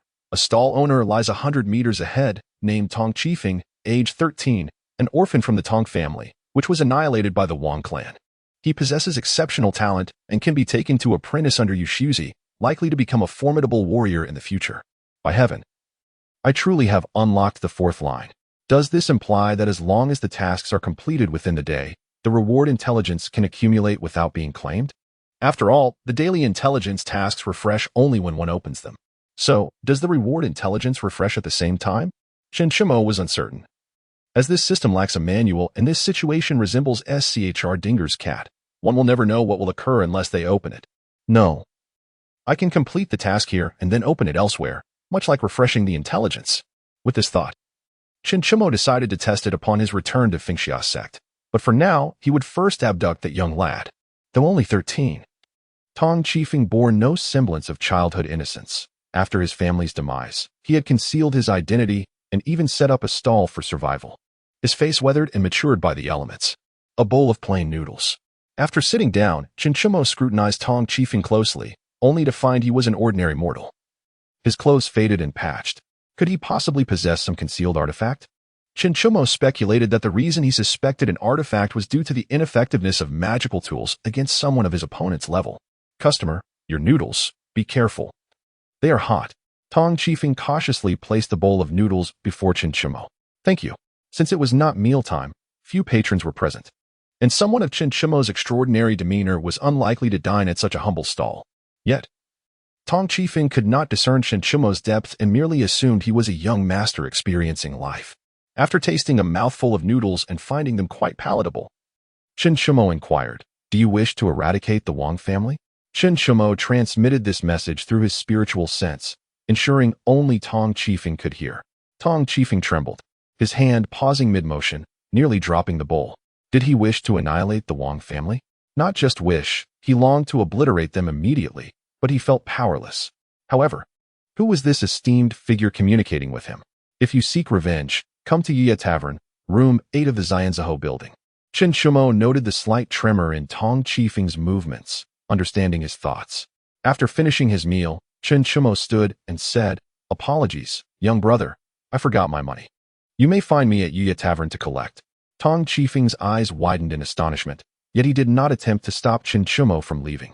Internally, he battled with indecision, torn between the desire to go or not. Chinchumo, however, was indifferent. Whether he came or not depended solely on whether the young man had the fortune to seize this opportunity. Once everything was settled, Chinchumo hastened his pace and soon returned to room 8. "Master Chin, did you gain anything from your outing?" Xiuxian remained seated, sipping tea. Although he had willingly acknowledged Chinchumo as his master, there was no need for him to adopt a servile demeanor. There were gains to be had. Yet the outcome remained uncertain. Chinchumo took a seat directly across from Xiuxian, poured himself a cup of tea, and took a sip. "Oh, it appears you are aware of these potential gains, though they may not yet materialize. Am I correct in my assertion?" Xiuxian pondered for a moment before inquiring. "Have you, old sir, resorted to the primordial calculation to ascertain this? How could you make such an accurate prediction?" Chinchumo responded with a hint of irritation, recognizing that the primordial calculation was indeed a tool of deceit, revealing all secrets. "Haha, such trivial matters do not require the primordial calculation on my part. Merely observing the expression on young Master Chen's face has already divulged much to me." Xiuxian laughed heartily, pouring more tea for Chinchumo before serving himself. "All right, I concede your prowess. Pray, enlighten me as to when these gains shall present themselves." Chinchumo pressed on, skeptical that one could discern anything without the aid of the primordial calculation. At that moment, a voice interrupted, "Dong, dong, dong. Esteemed guest, a young man has come seeking you, claiming you sent for him." Chapter 45. Returning to the sect early in room 8 of the low-grade immortal class. Tong Chifeng knelt before Xiuxian, reverently striking his head against the ground 9 times, leaving his forehead bruised and bloodied. Xiuxian, seated before him, set down his recently emptied cup of tea and with a casual wave of his hand, healed Tong Chifeng's injury in an instant. "From today onward, you shall be my 13th disciple, albeit temporarily as a registered disciple. Once you attain the golden core stage, I shall accept you as my personal disciple." Xiuxian regarded Tong Chifeng with a smile, recognizing that this was both a reward for Chinchumo and, in a sense, a boon for himself. "Thank you, master," Tong Chifeng exclaimed, his entire being trembling with excitement. He had become a disciple of a powerful entity at the completion stage, surpassing even the strongest of the Wang family, who were merely at the initial stage of integration. He could hardly believe his fortune, all thanks to Chinchumo, prompting him to wholeheartedly acknowledge Xiuxian as his master and Chinchumo as his superior. "I never anticipated that your family, the Tong clan, possessed the bloodline of the ancient Xiuxian, though it is regrettable that it has fallen into decline," Chinchumo mused, reflecting on how Xiuxian had so easily unveiled Tong Chifeng's lineage while lamenting his own lack of any notable bloodline. The Wang family's annihilation of the Tong clan was driven by their covetousness for this ancient Xiuxian bloodline. However, the Tong clan had always followed a solitary line of inheritance, resulting in their dwindling numbers. Merely possessing such a bloodline did not guarantee the emergence of a formidable cultivator. It merely provided a higher foundation and ceiling than that of ordinary individuals. Tong Chifeng was the sole survivor of his clan, and his safety was safeguarded by the Qilan blood jade left by his ancestors, which concealed both his foundational cultivation level and his Qilan bloodline, allowing him to blend in seamlessly as an ordinary mortal. "Young Master Chin, I have now become a disciple under my master's guidance. I believe that in the not-so-distant future, I shall be able to bring glory to the Tong family. A few tribulations are of little consequence. In response to Qin Shimo's lamentation, Tong Qifeng appeared quite unfazed. His sole aspiration was to eradicate the Wang family, deeming all other trivial matters unimportant. Well, that is ambitious. Qin Shimo remarked with admiration before taking his leave to return to his chamber. As for where Tong Qifeng would rest, if he managed to find sleep at night, it would indeed be a miracle. Another day passed, and Qin Shimo awoke from his slumber. As before, he refrained from meditation and cultivation. However, upon waking, he did not immediately access the intelligence system, as he noticed that his identity jade token had reacted. Junior brother, have you been enchanted by the allure of the outside world, unable to return? This was a message from senior sister Xiuxian, laced with an undercurrent of resentment. Oh, senior sister, I have a few matters that require my attention. Once they are resolved, I shall return post-haste. Qin Shimo felt somewhat embarrassed, experiencing the sensation of being managed by his wife while away from home. It is quite all right, junior brother. If the matters are of great importance, do not feel compelled to rush back. As soon as Qin Shimo sent his reply, senior sister responded promptly. Not returning? If you do not return, it will truly be disastrous. Very well, it seems I must depart earlier than planned. Initially, he had intended to remain until Xiuxian completed his tribulation, but it appeared he must now set off sooner. After all, one should never take a woman's words lightly. Senior sister, I have just realized that matters here are nearing resolution. I shall begin my journey back immediately. Very well, I shall await you at the Patriarch's residence.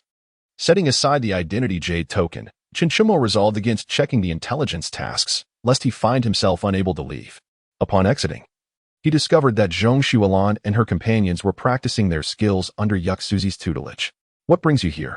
Oh, after young Master Chun retired for the night, the two siblings, Zhong and her brother, came to seek the old man as their master, just like Tong Qifeng, now recognized as my formal disciples. Xiuxian explained with a smile. Although he had been expelled from his sect for certain reasons, it did not preclude him from accepting disciples. He merely needed to refrain from imparting the techniques of the Sun Dao sect. Now I understand. Congratulations are in order for you, esteemed master. Qin Shimo expressed his newfound understanding and promptly congratulated Xiuxian. Are you preparing to return, young Master Qin? Xiuxian accepted Qin Shimo's congratulations with a smile before posing a counter-question. Indeed, I have been summoned by my sect. I must hasten back, Qin Shimo replied, feeling somewhat resigned yet unable to resist. Ah, a fair maiden awaits. It is indeed time to return. Xiuxian directly pierced through Qin Shimo's excuse, his tone laden with significance. You old rascal, using Xiantian Yinswan to tease me again. Qin Shimo retorted, glaring with feigned annoyance. I assure you, there is no such thing. Young Master Chun, your expression reveals everything quite plainly. No calculations are necessary. In the vast expanse of the sky, Qin Shimo stood atop the sword of frosty cold, urging the flying sword to soar swiftly.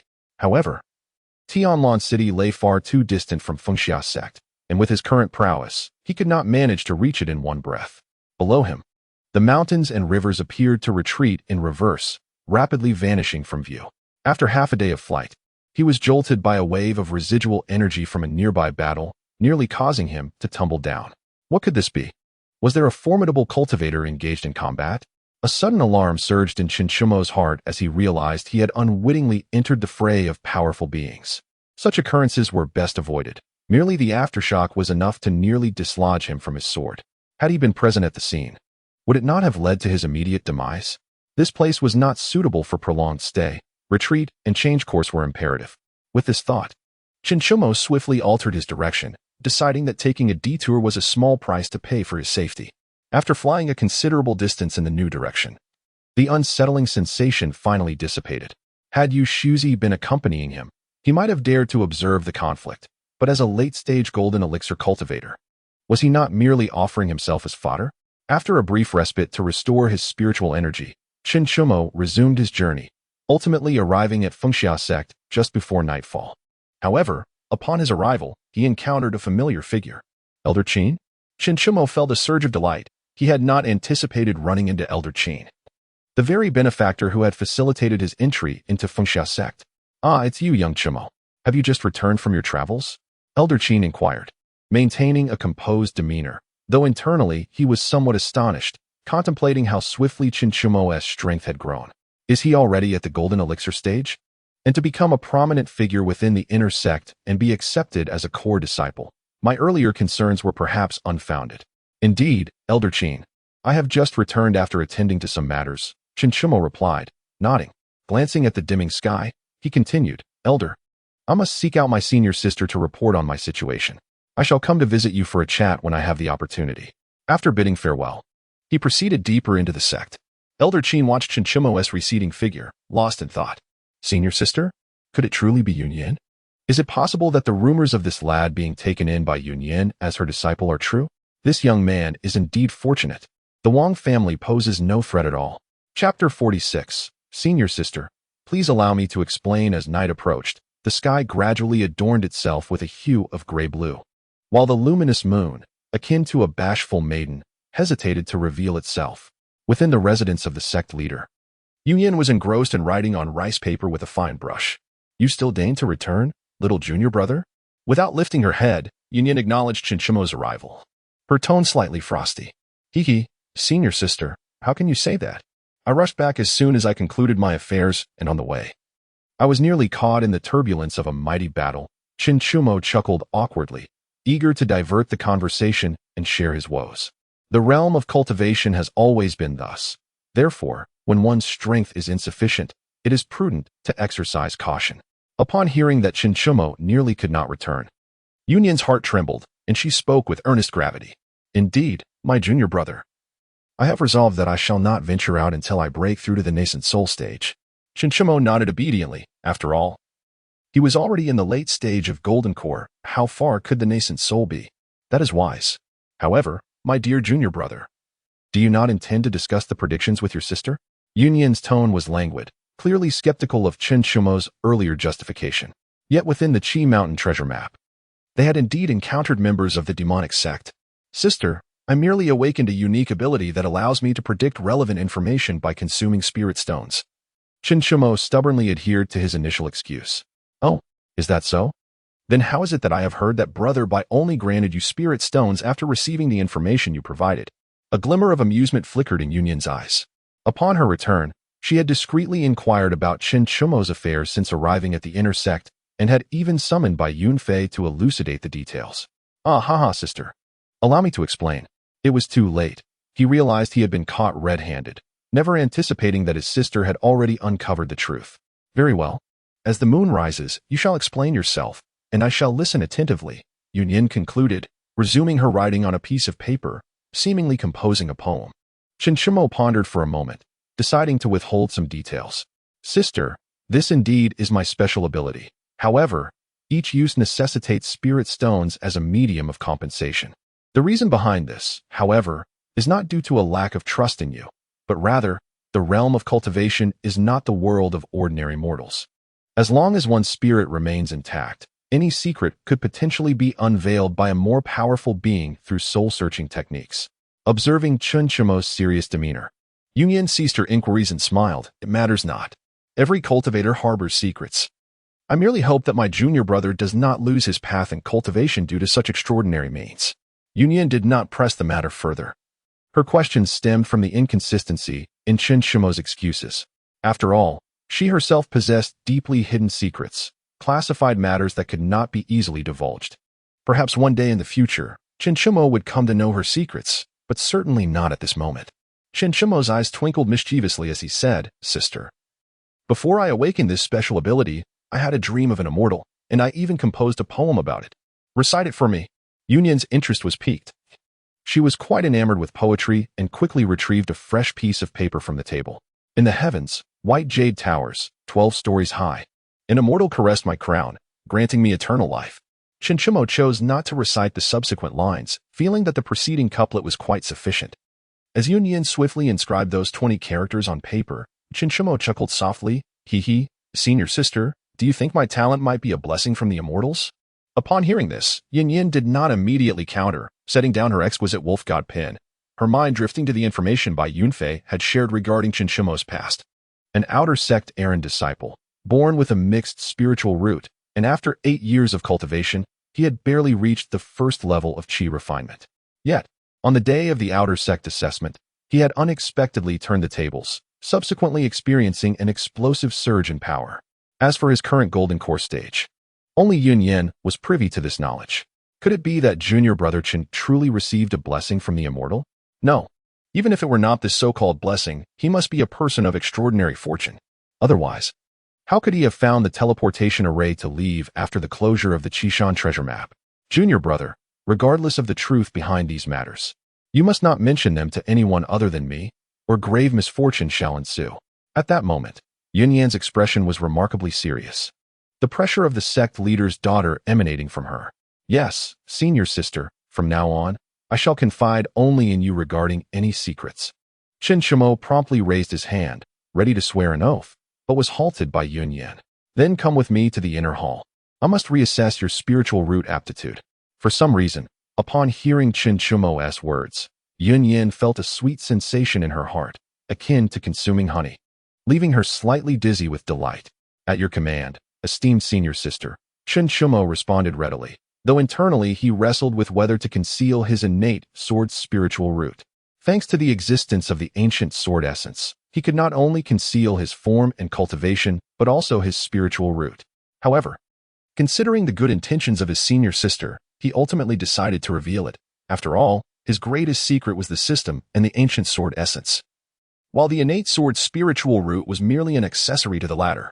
Unbeknownst to Xiuxian, who led Xiuxian directly to the inner hall, a testing stone for spiritual roots awaited them.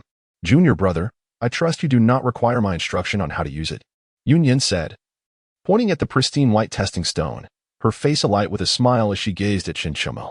This evening, she was determined to uncover the true essence of Xiuxian's aptitude. I understand. Xiuxian inhaled deeply, thus, he resolved to astonish his senior sister once more.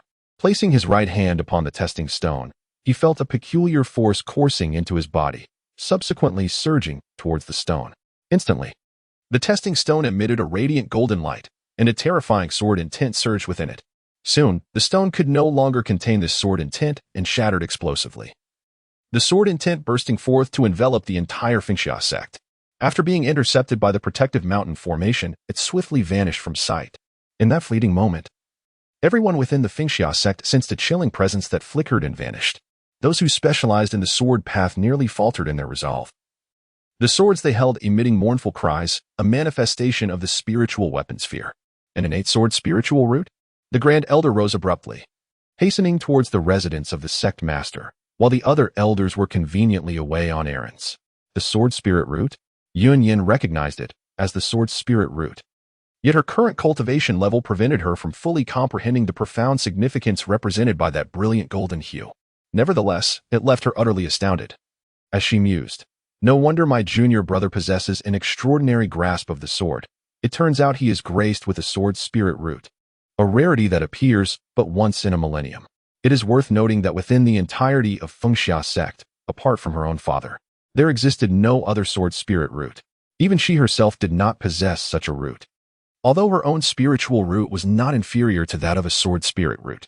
Furthermore, those with innate talent in swordsmanship had all been taken by the Holy Sword sect, one of the top 10 sections.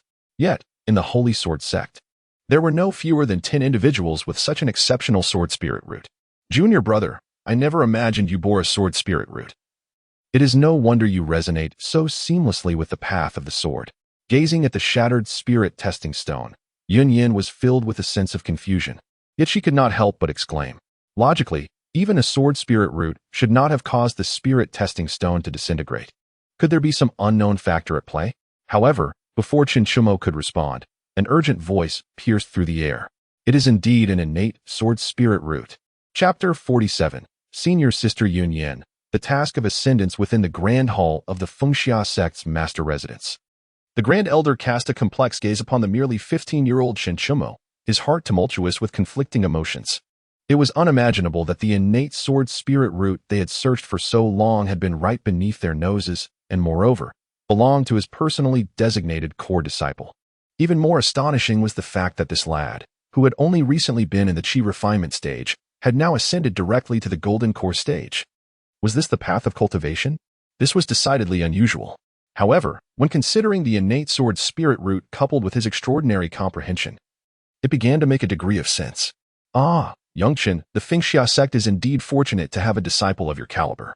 The Grand Elder remained silent for a considerable time before finally expressing this sentiment. In all his years, whether counting upwards or downwards, he had never encountered a disciple with such unparalleled talent.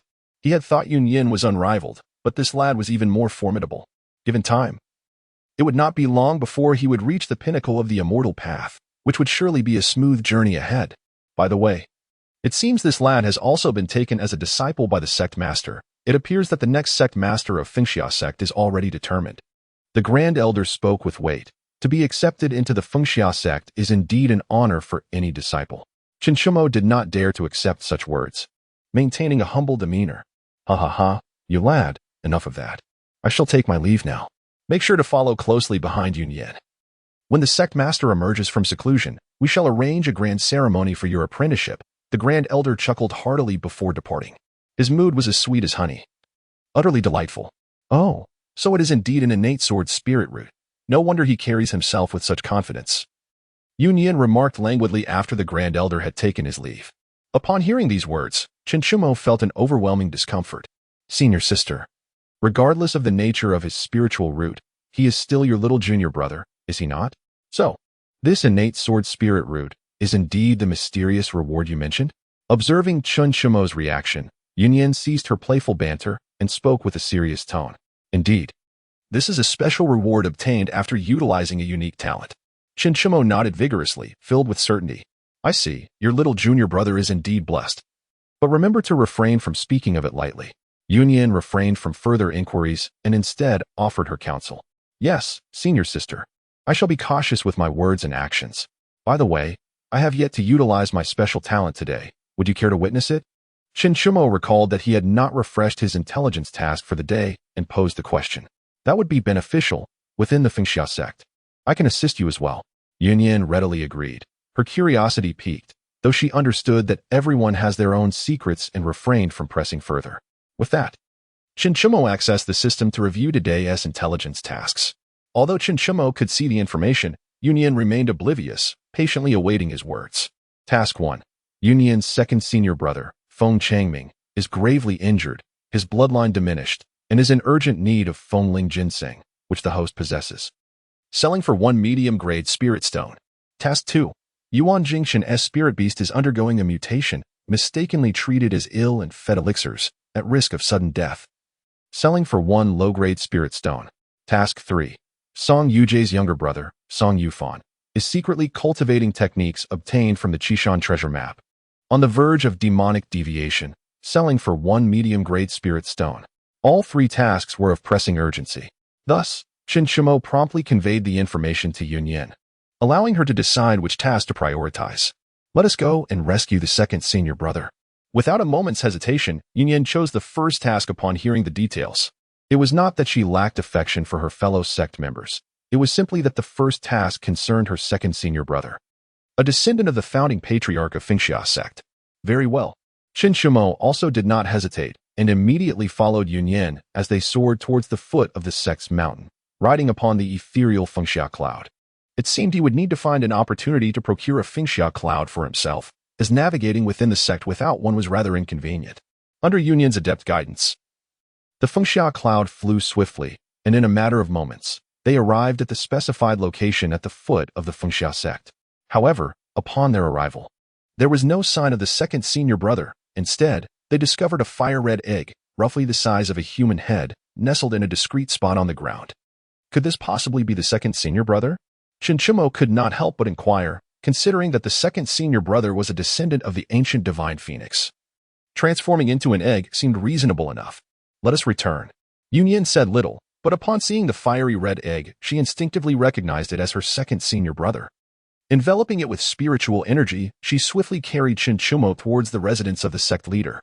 Before long, they arrived at a secluded chamber within the estate. Junior brother, please take out the phoenix feather ginseng.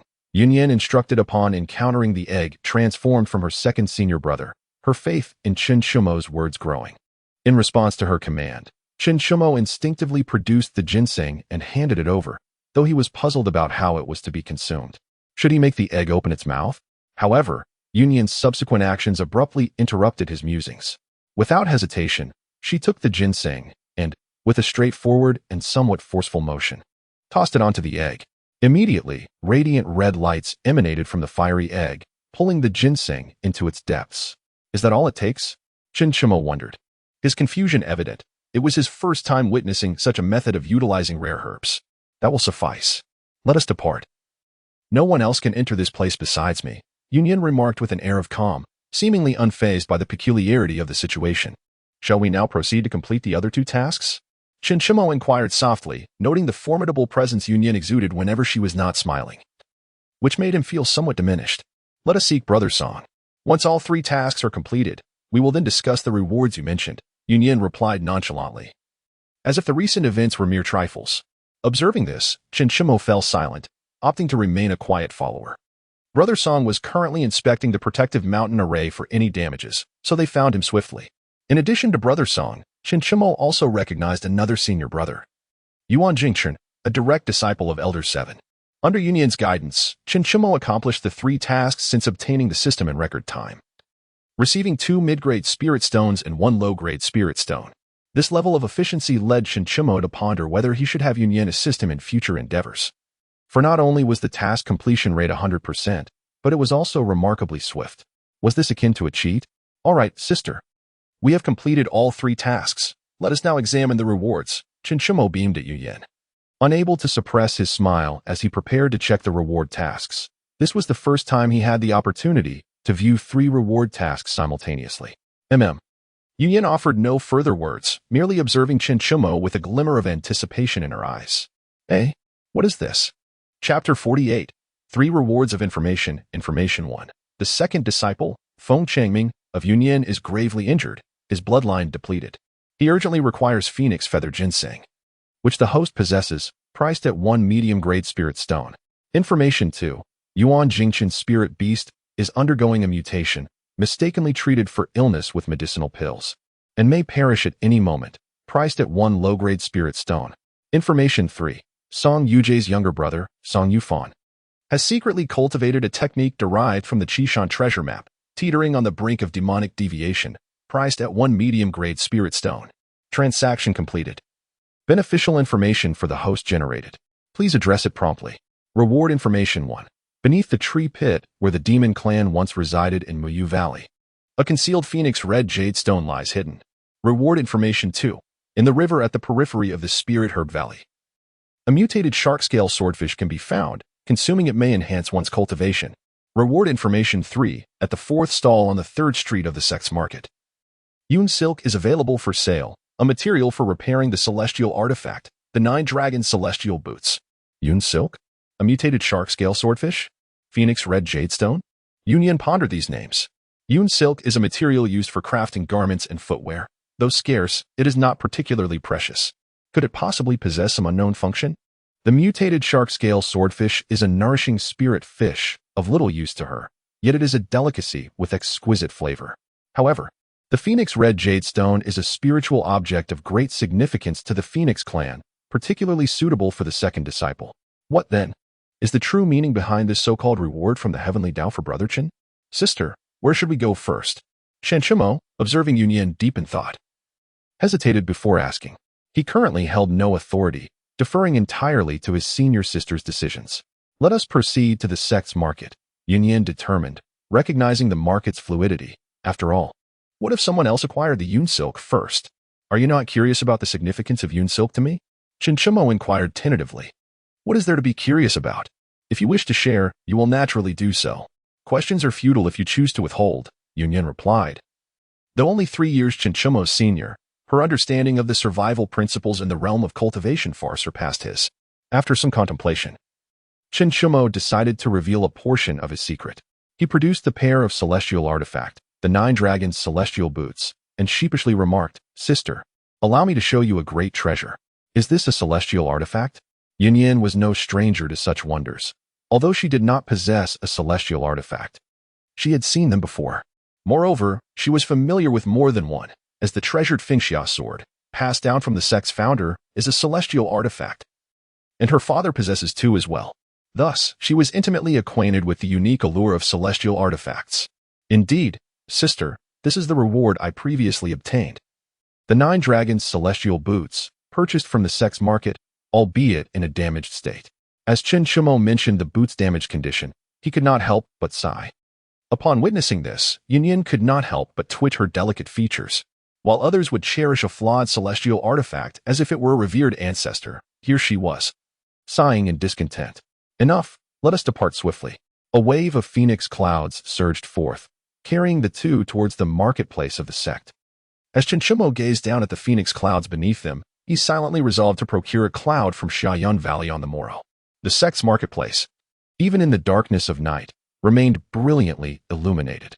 Cultivators possess myriad methods for illumination, not to mention the lighting tools crafted by artifact refiners. Is that the immortal Yuyan? A voice exclaimed. Indeed, it is her. But who is that young lad accompanying her so closely? Alas, it seems the immortal has found a companion. It was unexpected that she would be drawn to such youthful charm. Once Yunyan and Chen Shumo arrived at the bustling marketplace, an air of excitement enveloped the crowd. Yet, no one dared to approach, for Yunyan was the daughter of the sect leader, the foremost prodigy of Fengxia sect, and her status commanded respect. The proprietor of the 4th stall on the 3rd street of the marketplace, a disciple of the sect himself, was overwhelmed with elation upon seeing the immortal Yunyan approach his stall.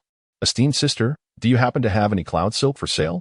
She inquired, indifferent to the thoughts swirling among the onlookers. The stall owner, flustered and with a rosy hue to his cheeks, stammered, Why yes, we have some. If the immortal desires it, I shall gift it to you. Yet, Yunyan was not one to accept gifts without merit. Her esteemed position would invite scandal if she were to take without reciprocation. Then, would 10 low-grade spirit stones suffice? The stall owner's countenance flushed even deeper, fearing misinterpretation, and after a moment's hesitation, he presented his price. 10 low-grade spirit stones should be adequate. There is no need for you to suffer a loss in trade. With that, Yunyan handed over the 10 spirit stones, which flew gracefully into the stall owner's hands, while she deftly collected the cloud silk. Subsequently, she departed with Chen Shumo, who remained silent, like a loyal attendant throughout the encounter. Once they had left, the marketplace buzzed with gossip and ill. Meanwhile, a figure rushed over, only to find that Yunyan had already departed. Lamenting, Alas, I arrived too late and missed yet another piece of gossip. Brother Song, you are here as well. Another voice chimed in. Brother Wu, did you catch a glimpse of the main character in that gossip? Brother, I too have just arrived and missed the chance. I cannot find peace tonight without uncovering the latest tidings about Sister Yunyan. Shall we inquire further? Indeed, let us first consult that stall owner. By the riverside at the outskirts of the Spirit Herb Valley, the second destination for Yunyan and her companion awaited. As the night deepened, the majority of disciples had commenced their daily meditation practice, leaving this place devoid of any human presence. The luminous moon hung in the sky, casting shimmering silver reflections upon the river's surface, yet it could not conceal the elusive figure of the elusive swordfish with scales akin to gems. Should we descend into the river to capture it, senior sister? Chen Shumo inquired, attempting to harness his spiritual energy to seize the fish, only to find it impossible to catch the blindingly swift creature. No need, Yunyan replied confidently. The swordfish is a trifling matter. I have captured numerous ones before. I happen to possess a low-grade spiritual artifact, the spirit web of the Gale Spider, which is particularly effective against the swordfish. With a graceful motion, Yunyan summoned forth a massive net, crafted from the silk of the Gale Spider combined with special materials. While its effectiveness in restraining enemies might be limited, it was particularly adept at ensnaring fish. Indeed, as the spirit web descended into the water, the swordfish found itself ensnared, unable to escape as the net constricted around it. Drawing it closer to Yunyan, the swordfish, adorned with tough scales and shaped like a sharp sword, struggled vehemently even in confinement. Is this the swordfish? It seems rather ordinary, Chen Shumo remarked, unable to discern any remarkable qualities in it. The true value of the swordfish lies in its culinary potential, which can only be realized through proper preparation. Fortunately, I excel in this art and shall personally prepare it for you upon our return. Thank you, senior sister. It seems I shall have a delightful meal tonight. Chen Shumo replied eagerly. Chapter 49. Senior sister, this soup is truly delectable. Their final destination was Muyu Valley, marking Chen Shumo's third visit to this enigmatic place. It remained unclear whether Muyu Valley held any special significance, as it not only housed the ancient sword essence awarded during his first visit, but also concealed the coveted Phoenix Red Jade. Curiously, No one else seemed to have discovered these treasures. Could it be that they were all waiting for him? Perhaps I shall turn Muyu Valley upside down to uncover any further hidden gems, he mused. Unbeknownst to Xiuxian, who observed the massive pit left by Yunfei's earlier excavation, she felt no trace of the Phoenix Red Jade's energy. Junior brother, is the Phoenix Red Jade truly here? Xiuxian furrowed her brow, disconcerted that, despite her late-stage nascent soul cultivation, she could not sense its presence. Having encountered the Phoenix Red Jade before, she was well-versed in recognizing its unique energy. Senior sister, the Phoenix Red Jade lies just beneath us. If I deepen this pit a little more, we shall uncover it, Xiuxian declared, summoning the Suihan's sword, unleashing a wave of sword energy that cleaved into the pit. With a series of resounding crashes, the pit expanded nearly 100 meters deeper. Simultaneously, a fiery red glow emanated from its depths. Indeed, it is the Phoenix Red Jade. Junior brother, we must return. As the radiant light flared, Xiuxian confirmed its identity, enveloping it in her spiritual energy for retrieval. Her thoughts raced, contemplating the significance of the Phoenix Red Jade. Was this meant to recruit loyal subordinates for Xiuxian? After all, that phoenix feather granted a rebirth to the second senior brother. Furthermore, this Crimson Phoenix Jade Stone can significantly enhance his cultivation. Such a debt of gratitude is not easily repaid. In Xiuxian's heart, a similar suspicion lingered. After all, why would the information be so favorable to him? Upon returning to the clan's residence, Xiuxian began heating oil in a pot, while Xiuxian quietly awaited beside her. This evening's experience was the most effortless he had encountered since acquiring the system, resembling a leisurely idle game where tasks completed themselves with minimal intervention. Surely, this system would not be displeased with such passivity? Yet, the system remained as unyielding as a rigid program, devoid of any communicative signals. Xiuxian retrieved the cloud silks gifted by his senior sister, along with his celestial artifact, the 9 dragon boots, pondering whether he should learn some forging techniques. Otherwise, he would have to seek assistance from the third elder. Junior brother, the fish scale swordfish is ready. Come and taste it. Just as Xiuxian was deep in thought, a delightful aroma wafted through the air, followed by his senior sister's voice. Wow, it smells divine. Senior sister, your culinary skills would surely entice even the immortals to descend and savor this. Observing the fish soup's milky hue and fragrant essence, he mused that if he could indulge in such exquisite cuisine daily, he would not trade his celestial status for anything. After stowing away his belongings, Xiuxian exaggeratedly proclaimed, scooping a spoonful of fish soup to savor it. Instantly, he felt invigorated, as though every pore in his body was utterly refreshed. Hee. It's not as exaggerated as you claim, Xiuxian replied joyfully. Previously, she had always prepared this dish with her junior sister, Yue, whose demeanor was to simply eat without much thought. Hearing such praise from Xiuxian for the first time filled her heart with delight. Senior sister, you should eat too. I cannot finish it alone. After a few bites of the fish, Xiuxian noticed that his senior sister was not partaking. Instead, she gazed at him with a radiant smile, causing his cheeks to flush slightly. You eat. I shall have a few sips of soup, which will greatly benefit your cultivation. For me, it is merely a delicacy. After scooping a ladle of fish soup into her bowl, Xiuxian declined Xiuxian's invitation. Touched by her refusal, he suddenly had an idea, his lips curling into a smile. Senior sister, I just happen to possess something of great value to you. With that, Xiuxian produced a jar of wine, poured a cup, and presented it to Xiuxian. What is this? Such an alluring aroma, rich in spiritual energy, and accompanied by a fragrant fruit essence. Could it be the renowned monkey wine? Xiuxian's delicate nose twitched, immediately recognizing the exquisite monkey wine. Hee. Indeed, nothing escapes your notice. Senior sister, this is a millennium-aged monkey wine. It should be quite effective for your cultivation enhancement, wouldn't it? Xiuxian chuckled, recalling how he had consumed a bowl, leading to a significant boost in his own cultivation. Although its effects on the nascent soul stage may not rival those on the golden core stage, it was certainly incomparable to ordinary meditation practice. The serendipitous adventure of my junior brother is indeed remarkable. This millennium-old monkey wine is not something one can acquire with mere golden elixir stage prowess.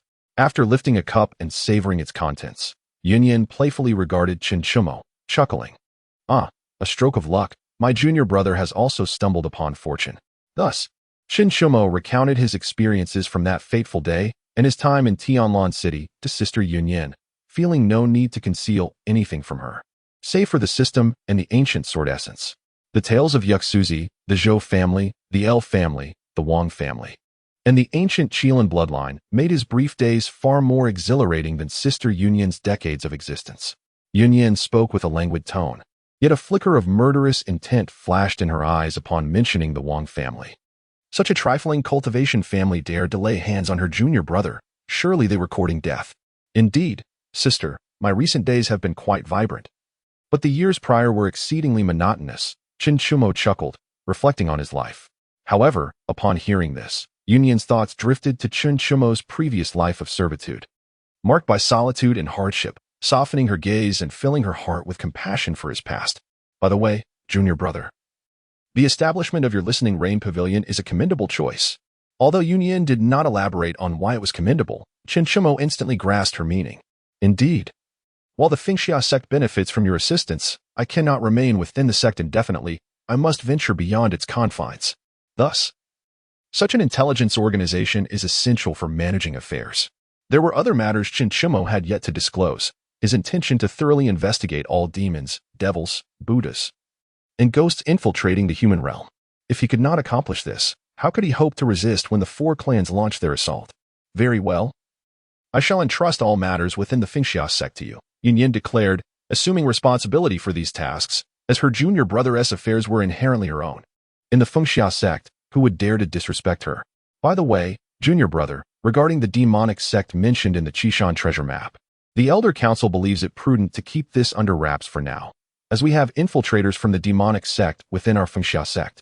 Be sure no one learns that you were the one to uncover it. Xiuxian nodded. Yes, sister, brother Bai has also advised me, and I understand what must be done. Then finish this shark-scale swordfish and return to your cave for cultivation immediately. This millennium-old monkey wine possesses tremendous potency. I fear you may not be able to handle it. I shall keep it safe for you. The next morning, a warm glow enveloped the earth. Xiuxian awoke from his meditative state, astonished to find he was merely a step away from the consummation of the golden elixir stage. He could not help but marvel at the restorative properties of the shark-scale swordfish. If he were to consume it a few more times, might he ascend to the nascent soul stage? Yet, such aspirations were perhaps overly ambitious, for the extraordinary effects of the shark-scale swordfish stemmed from its mutated nature. A new day awaited, and he decided to review the intelligence tasks for the day. Xiuxian's thoughts stirred as an intelligence system materialized before him. Information 1. Qi Wenshan's estranged daughter is being bullied at the outer gate, with a selling price of a low-grade spirit stone. Information 2. Chu Wenbing's spirit beast. The golden-tailed fox is a disguise from the demon clan, with a selling price of a low-grade spirit stone. Information 3. Yueo has encountered a Buddhist crossing. Her consciousness is hazy, and she awaits rescue in Yunxia City, with a selling price of a mid-grade spirit stone. What? Sister Yueo is in danger? A Buddhist crossing? Damn it, it's the people from the Buddhist sect. The situation is dire. Xiuxian could not afford to delay any longer and hurriedly left his cave dwelling towards the residence of the sect leader. He also sent a message to Sister Yunyan but received no response. Could it be that Sister Yunyan has drunk all the wine by herself? Though such thoughts crossed his mind, his feet did not falter as he quickly arrived at the sect leader's residence. Sister, where are you? Upon entering the small courtyard where Sister Yunyan resided, Xiuxian called out urgently. What's all the ruckus so early in the morning?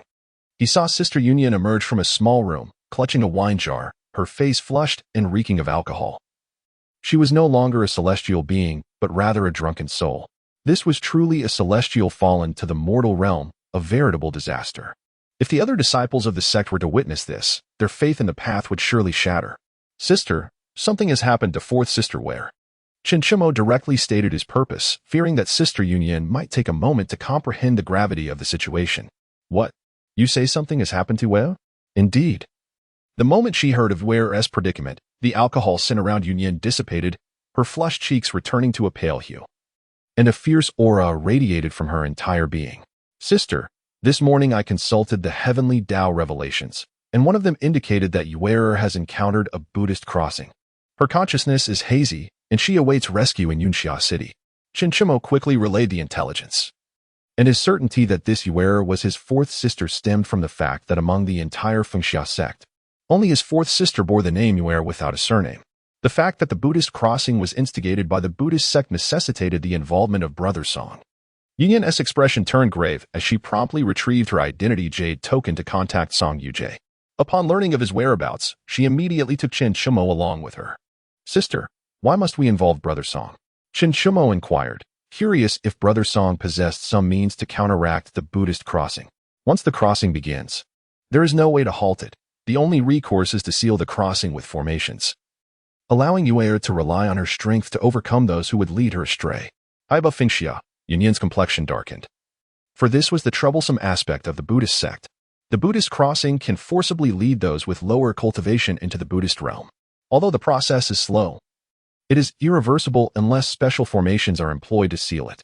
Therefore, to counter the Buddhist sect's crossing method, the Immortal Cultivation Alliance has developed the Buddha sealing method. Almost all sects, when faced with disciples encountering the teachings of Buddhism, would employ the sealing Buddha Dharma seal to rescue their exceptionally gifted disciples. After all, the prerequisites for mastering this seal are rather stringent, requiring a profound understanding of formation techniques. Before long, Song Yuje's figure appeared at the entrance of the sect. Yunyan, is there some pressing matter you wish to discuss? Upon seeing Yunyan, Song Yuje could not restrain his curiosity. However, he soon noticed Chen Shumo standing nearby. Oh, are you not the newly initiated core disciple, Brother Chen? What brings you here with Sister Yunyan? Ah, I see now. So you are the much-discussed male lead of yesterday's gossip, brother. Impressive indeed. Are you two together now? For how long? Who is pursuing whom? You're only 15. So it must be Sister Yunyan pursuing you, right? Has the sect leader been informed? Oh wait, the sect leader seems to be in seclusion. All right then, Brother Song. Let us hasten to Yunxia City. Time is of the essence, so please refrain from further chatter. Song Yuje's rapid-fire questions left Chen Shumo momentarily bewildered, while Yunyan displayed her impatience, chiding him lightly. Ha ha ha. Very well, let us depart at once. Unperturbed by the interruption, Song Yuje swiftly led the two towards Yunxia City, flying at considerable speed, befitting a cultivator at the transformation stage. Sister, do not be displeased. I spent the entirety of last night pondering the identity of the male lead and could not meditate properly. Now that I know the truth, I cannot contain my joy. Please forgive me. Brother Chun, do not take offense. It is simply my nature. Everyone in the sect is aware of this. By the way, I heard you have become a disciple under the sect leader. Is that true? Chen Shumo fell silent, finally understanding why Song Yufan had displayed such a sour expression when mentioning his brother. He could now appreciate the extent of Song Yuje's incessant chatter. Yes, brother, my master. The sect leader has accepted me as the 5th disciple. Oh, I see. Congratulations, brother. Song Yuje, having received the answer he desired, was filled with delight. He retrieved a formation disc from his storage bag and presented it to Chen Shumo. Here, Brother Chen, this is a formation I meticulously inscribed as a gift for you. I cannot accept this, Chen Shumo began, but Yunyan interrupted him. All right then, thank you, brother. Since Sister Yunyan insisted, he accepted it, especially as he was rather impoverished, with his storage ring nearly empty.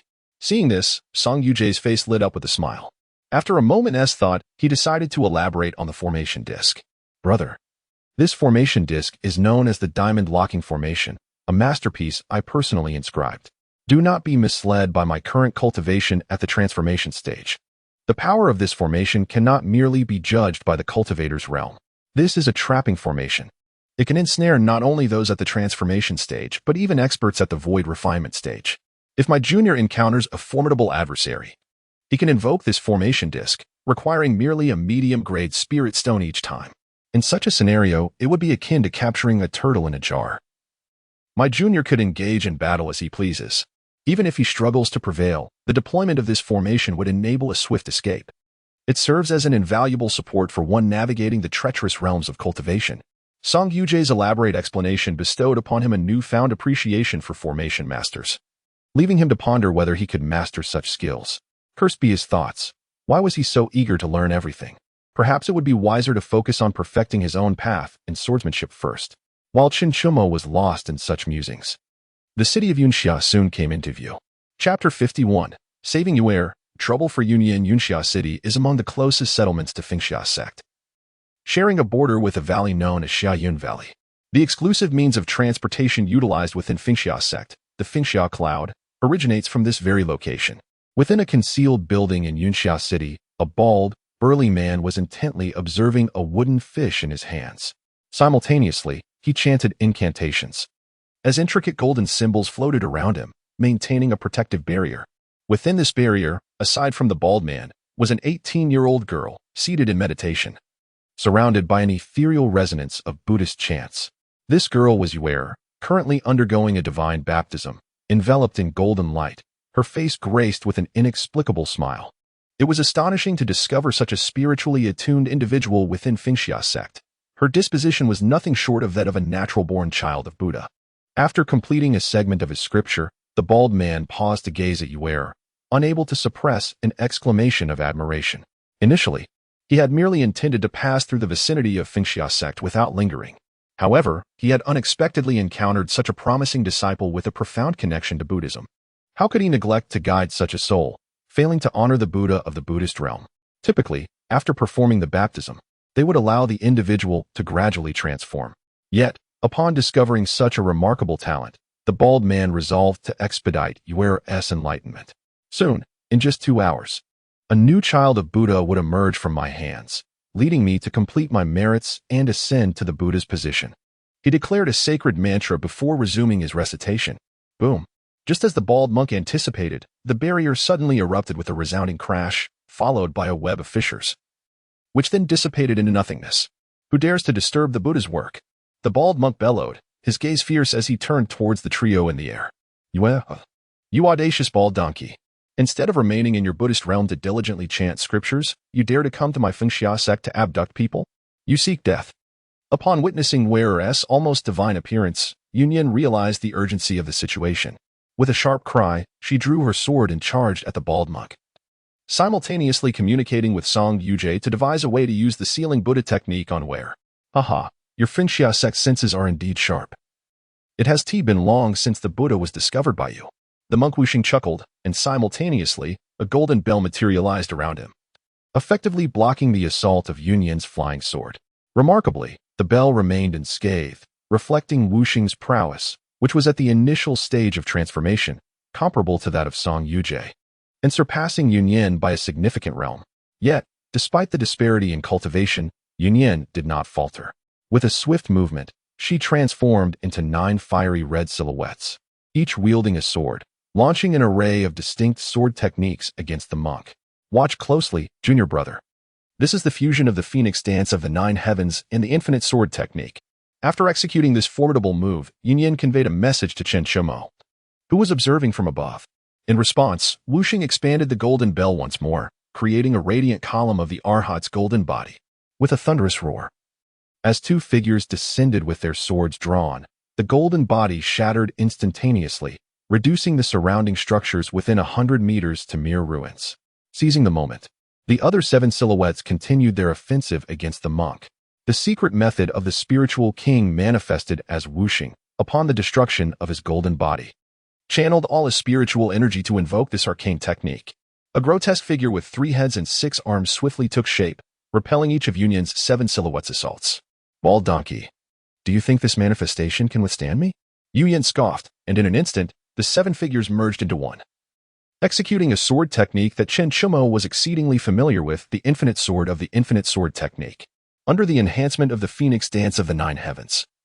The terrifying power of the infinite sword was such that even Chen Shimo, watching from above, felt a tremor of trepidation within his heart. If this strike were to land on him, he would likely be reduced to ashes. Amidba. In an instant, the sword pierced through the formidable manifestation, directly striking Wuxing's brow. The monk could only chant a single Buddhist phrase before succumbing to this devastating blow. Following this strike, Xiuxian felt nearly depleted of energy. Transcending realms to vanquish an opponent was beyond her expectations. Senior sister's strength is astonishing, able to single-handedly defeat a master of the transformation stage across realms. Chen Shimo marveled. Descending towards the scene, his presence in the air had been at Xiuxian's request, considering that his apparent strength was merely at the initial stage of the Golden Core. Even if he displayed the late stage of Golden Core, it is likely that Xiuxian would still have barred him from participation. However, just as everyone believed the matter resolved, a beam of golden light suddenly shot forth from Wuxing's body, racing towards Xiuxian. Be careful, senior sister, Chen Shimo called out, but he was too late to intervene, helplessly watching as the golden light surged into Xiuxian's body. Ha ha ha, I did not expect the first pride of the Phoenix Cloud sect to arrive. Today, the Buddha shall consume you. Once the golden light entered Xiuxian, It manifested within her consciousness, its objective clear, to devour her soul. You bald donkey. If your physical form cannot contend with me, do you truly believe your disembodied soul stands a chance? The figure of Xiuxian materialized within the sea of consciousness. Gazing upon the lifeless monk, Xiuxian, who had been reduced to mere spirit, unable to suppress a mocking tone, she remarked, "What do you know, girl? As long as the spirit endures, I shall remain eternal. The Buddha's essence transcends mere realms. Prepare yourself to be a fine supplement for the Buddha." Xiuxian laughed maniacally, as if it were only after the loss of his corporeal form that he had truly become invincible. In the sea of consciousness, golden light surged forth, with Xiuxian transforming into a colossal golden wave that began to wreak havoc. Xiuxian immediately summoned all her strength to resist. Yet the obstinate golden tide relentlessly eroded everything around it. "Senior sister, how are you faring?" At that moment, Xiuxian had caught Xiuxian's nearly collapsing body in his arms, a fragrant aroma flooding his senses, yet he was too preoccupied to notice. No matter how he called out, Xiuxian remained unresponsive, akin to a living corpse. "Brother Song, are you back yet? Hurry and check on senior sister Xiuxian." In a fit of urgency, Xiuxian shouted at Song Yujie, uncertain of the nature of the golden light. "Do not fret, junior brother, I am on my way," responded Song Yujie, realizing the gravity of the situation upon hearing Xiuxian's anxious voice. He placed the girl, Yu, whom he had just sealed, beside Xiuxian and began to assess Xiuxian's condition. "Junior brother, that golden light was the monk's spirit. It has now invaded senior sister Xiuxian's sea of consciousness, seeking to seize her body. A mere probe revealed the dire circumstances within Xiuxian. Is there any way to resolve this?" Xiuxian's eyes shimmered with hope, lamenting that had he foreseen such an event, he would never have stood idly by, even willing to sacrifice himself to protect his senior sister. "Alas, junior brother, I too am at a loss, unless the Grand Elder intervenes. Yet time is of the essence, unless what? Unless some external force can enter the sea of consciousness to suppress that monk's spirit. Otherwise, we will be too late." Enter the sea of consciousness? Suppress the spirit? A spark ignited in Xiuxian's eyes. He had found a solution. Chapter 52. Annihilating the spirit of Xiuxian upon hearing Song Yujie's words. Xiuxian's thoughts immediately turned to the ancient sword Yuan. This enigmatic force was known for its unpredictable nature. It had allowed even a novice cultivator like Xiuxian access to the sea of consciousness. And even Yaxuzi could not withstand its entry, though perhaps this was related to his diminished cultivation. Undeniably, the ancient sword Yuan possessed such capabilities. With this in mind, Xiuxian swiftly connected his consciousness to the ancient sword Yuan. "Elder brother, I implore you to lend your assistance." In response to Xiuxian's plea, the ancient sword Yuan disregarded him, instead projecting a thread of crimson golden sword intent that shot forth from Xiuxian's brow. Before either Xiuxian or Song Yujie could react, it pierced directly into Xiuxian's forehead. In the next instant, it appeared within Xiuxian's sea of consciousness. At that moment, nearly 80% of her consciousness was engulfed by the golden wave, leaving her spirit cornered, seemingly on the verge of being devoured. "Ha ha ha, little one. Allow me to impart a truth upon you. The original corporeal form of the Buddha was usurped, and what remains now is merely a replacement. Resistance is futile." The words of the unborn monk resonated throughout the sea of consciousness, his confidence palpable. Yet, in that very moment, a streak of crimson golden sword intent pierced through the golden tidal wave, aimed directly at the essence of the unborn monk. Alas, the monk could only utter a cry of despair before losing consciousness, his spirit shattered in an instant by the ancient sword essence. The uncontrolled golden wave began to disperse aimlessly, yet its formidable energy, surpassing that of the transformation stage, could not be consumed by the vapor. Although the ancient sword essence had obliterated the unborn monk, it left behind a chaotic aftermath. Within the sea of consciousness, Xiuxian's spirit lay in a state of unconsciousness, instinctively devouring the golden wave. Should she consume it entirely, it would likely cause her to burst. Suddenly, a shadowy figure emerged within Xiuxian's sea of consciousness, emanating an overwhelming demonic aura, joining her in the consumption of the golden wave.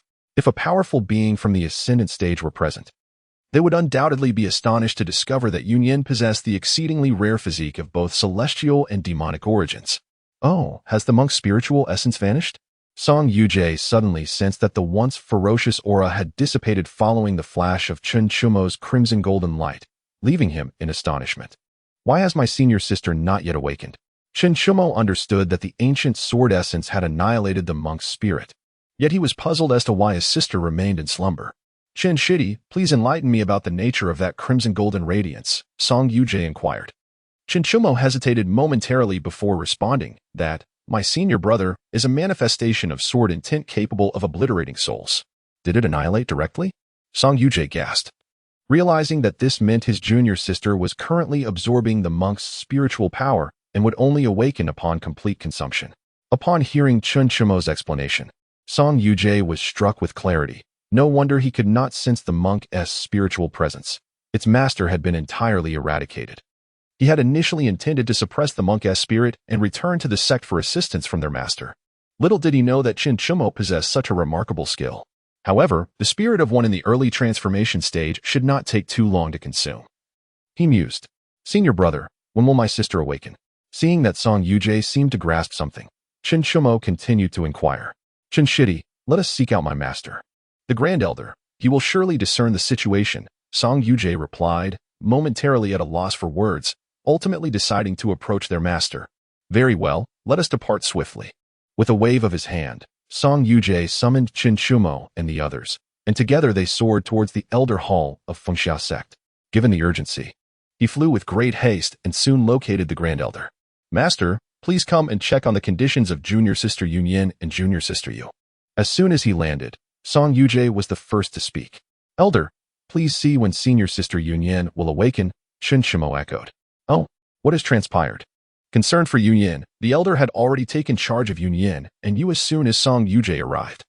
He used his spiritual power to support the two and began his examination.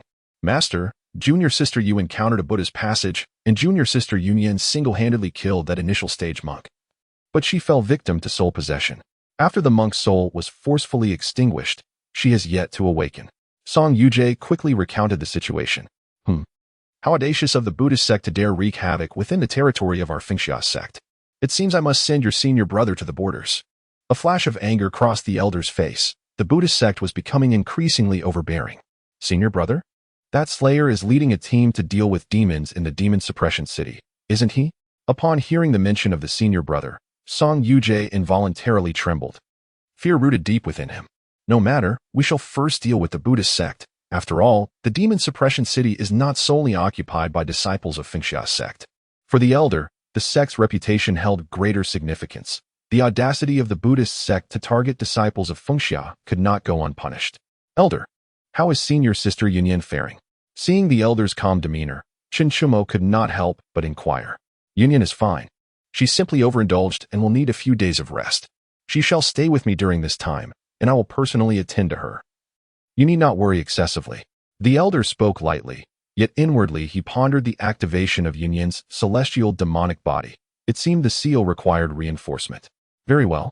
I shall trouble you, elder. Humph. Yunyan is like a child I have watched grow. There is no trouble at all. After dismissing Qin Shumo and his companion, the elder took Yunyan and Yu into the blessed land. Qin Shumo and his companion exchanged glances at the entrance, but with the elder's assurance, Qin Shumo felt a significant weight lifted from his heart. Junior brother, how did you learn that Junior Sister Yu encountered a Buddha's passage? What is the origin of that sword intent capable of extinguishing souls? Could it be that you possess some unique constitution? After relaxing, Song Yujie immediately entered into a conversation mode. Ahem, well then, brother Song, today has been rather rushed, and I am feeling a bit fatigued. Allow me to rest for a while. We can discuss this in detail another time. After speaking, Qin Shumo hurriedly left, disregarding Song Yujie's eager yet disappointed gaze. Simultaneously, a delayed notification popped up in his mind. Intelligence 3. The moon has encountered the Buddha's passage, her consciousness hazy, waiting for rescue in Cloud Mist City. With a selling price of 1 medium-grade spirit stone, the transaction has been completed, and favorable intelligence for the host has been generated. Please handle it promptly. Reward Intelligence 1. This reward. Chapter 53. Cloud Mist Valley, Xiuxian. By midday, with the sun hanging high in the sky, Qin Shumo was swiftly making his way toward Cloud Mist Valley. He had initially planned to refine a phoenix cloud today, but the intelligence reward brought him a delightful surprise. Reward Intelligence 1. Above Cloud Mist Valley, at the 33rd level, there exists a colorful cloud. Refining it will yield a sentient cloud of tumbling. A simple reminder. Yet it filled Qin Shumo with immense excitement. This is the tumbling cloud. After all, the very one employed by the great sage Sun Wukong in the world of Journey to the West, although that seems to be a technique of cloud riding. The true prowess lies with the great sage himself, not the cloud. For the phrase a somersault covering 100,000 miles refers to the magical powers learned from Patriarch Bodhi, rather than the cloud itself. In this light, it resembles the tumbling cloud from Dragon Ball, as that cloud possesses a certain degree of consciousness.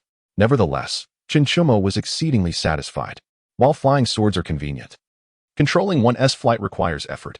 The tumbling cloud, however, would allow him to recline and rest while the cloud carried him onward, as Cloud Mist Valley was nearby.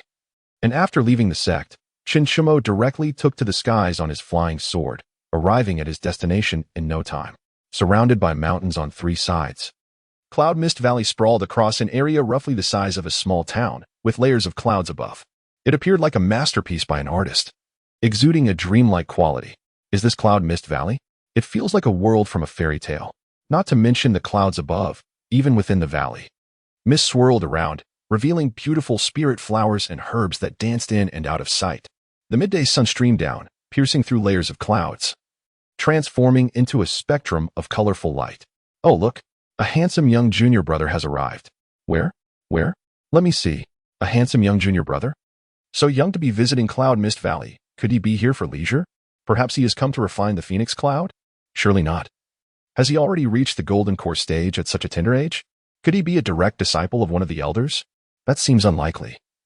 I know the 7 direct disciples of the elders, and I haven't heard of any elder recently taking on a new direct disciple. The chatter of the female disciples buzzed in Xiuxian's ears. Upon glancing up, he noticed a group of female disciples stealing glances at him, whispering to one another. Seeing that there were onlookers, Xiuxian did not rush to fly up and seek out the colorful cloud. Instead, he began to observe Cloud Mist Valley closely. Although Xiuxian desired solitude, the group of lively girls made no allowances. May I ask how to address that young junior brother? Among the gathering of women, a rather audacious lady approached Xiuxian, her large eyes sparkling with curiosity. I am Xiuxian, honored to meet this esteemed senior sister, he replied, courteously clasping his hands together. Xiuxian? Xiuxian, you are the 5th disciple under the sect leader, a newly admitted core disciple? The woman, upon hearing his name, felt a flicker of recognition, soon recalling the commotion surrounding him in the sect over the past few days. It was quite remarkable for someone at the foundation establishment stage to be accepted as a core disciple. But wait, aren't you at the foundation establishment stage? How is it that you have already formed your golden core? Her skepticism was palpable, as Xiuxian's reputation within the sect was widely known. It was said that he was merely at the chi refining stage when he was in the outer sect, and now he had apparently reached the early stages of golden core formation.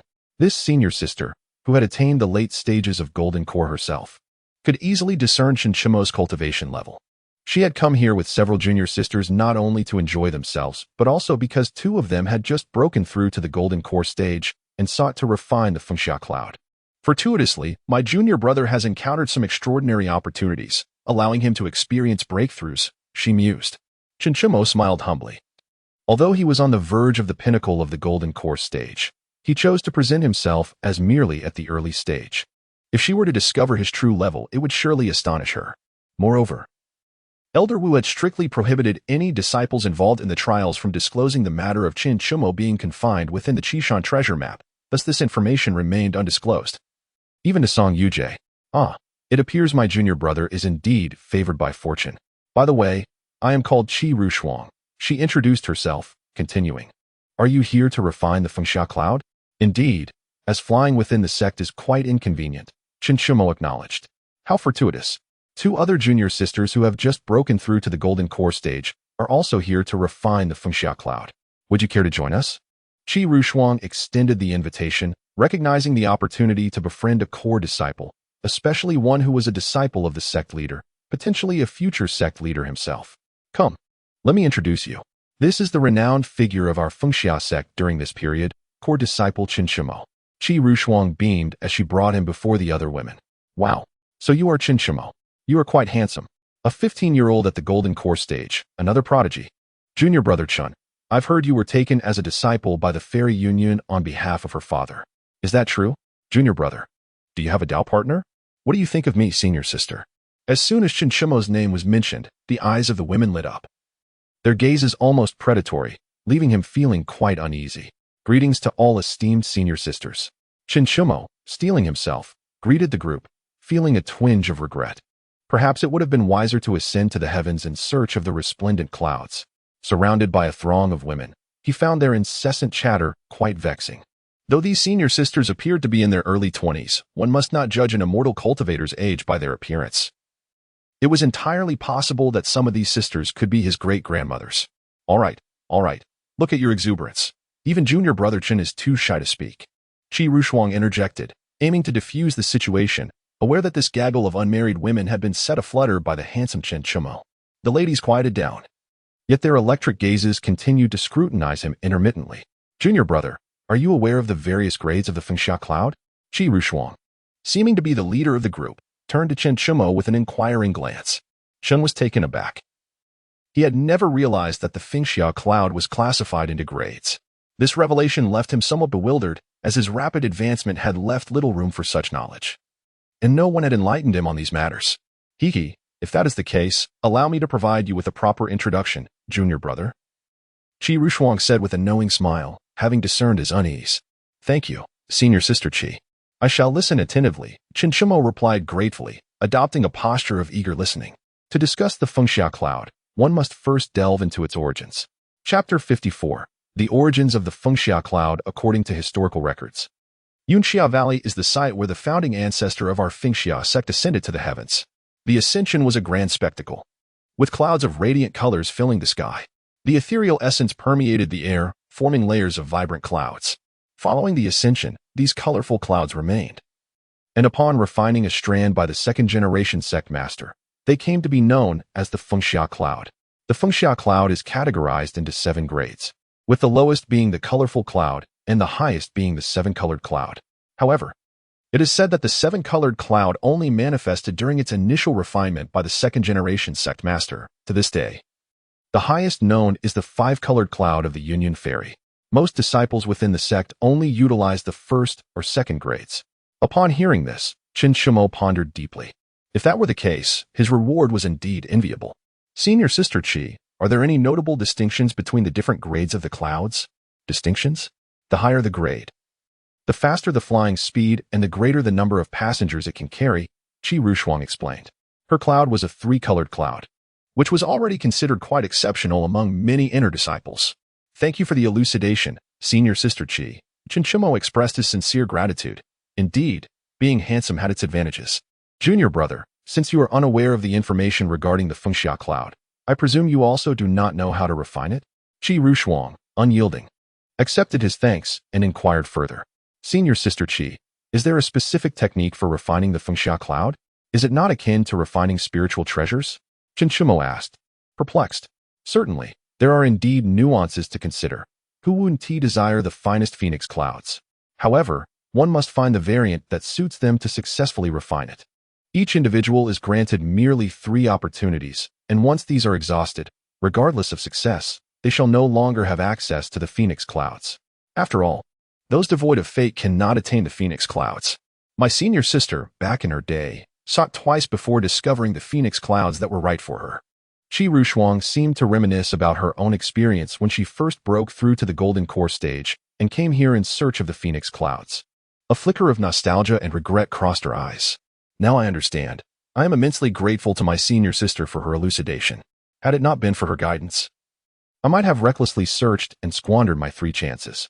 Xiuxian voiced this aloud, yet internally he remained composed. For the rewards from the system were assuredly his to claim. Junior brother Chen, how about this? I shall have the 2 junior sisters demonstrate. They will search for and refine their clouds while you observe, thus avoiding any missteps, Xiuxian suggested, glancing at her attentive sisters nearby. That sounds agreeable. I shall defer to your arrangements, senior sister Qi, Xiuxian replied without hesitation. Xiaoshuang, Xiaoyu, you may begin your quest for the phoenix clouds that suit you. Remember the methods senior sister taught you, Xiuxian instructed, smiling at the 2 newly advanced golden core junior sisters. Yes, senior sister Qi. The 2 girls replied with a respectful bow before soaring towards the layered clouds. The sight of them weaving through the clouds, occasionally reaching out to touch and sense, struck Xiuxian as novel. Was physical contact truly necessary to discern compatibility? Junior brother Chun, they are currently employing the most fundamental method of physical contact. When they feel a jolt of energy from a particular cloud, there is a substantial likelihood of success, Xiuxian explained, her delicate fingers gesturing towards the two in the sky. I see. Xiuxian nodded, acknowledging her words, though a trace of confusion lingered in his mind. Did these clouds perhaps still harbor remnants of tribulation lightning? Before long, the two junior sisters made their discoveries, each claiming a cloud to commence refining. Junior brother Chen. They are beginning to refine the clouds now.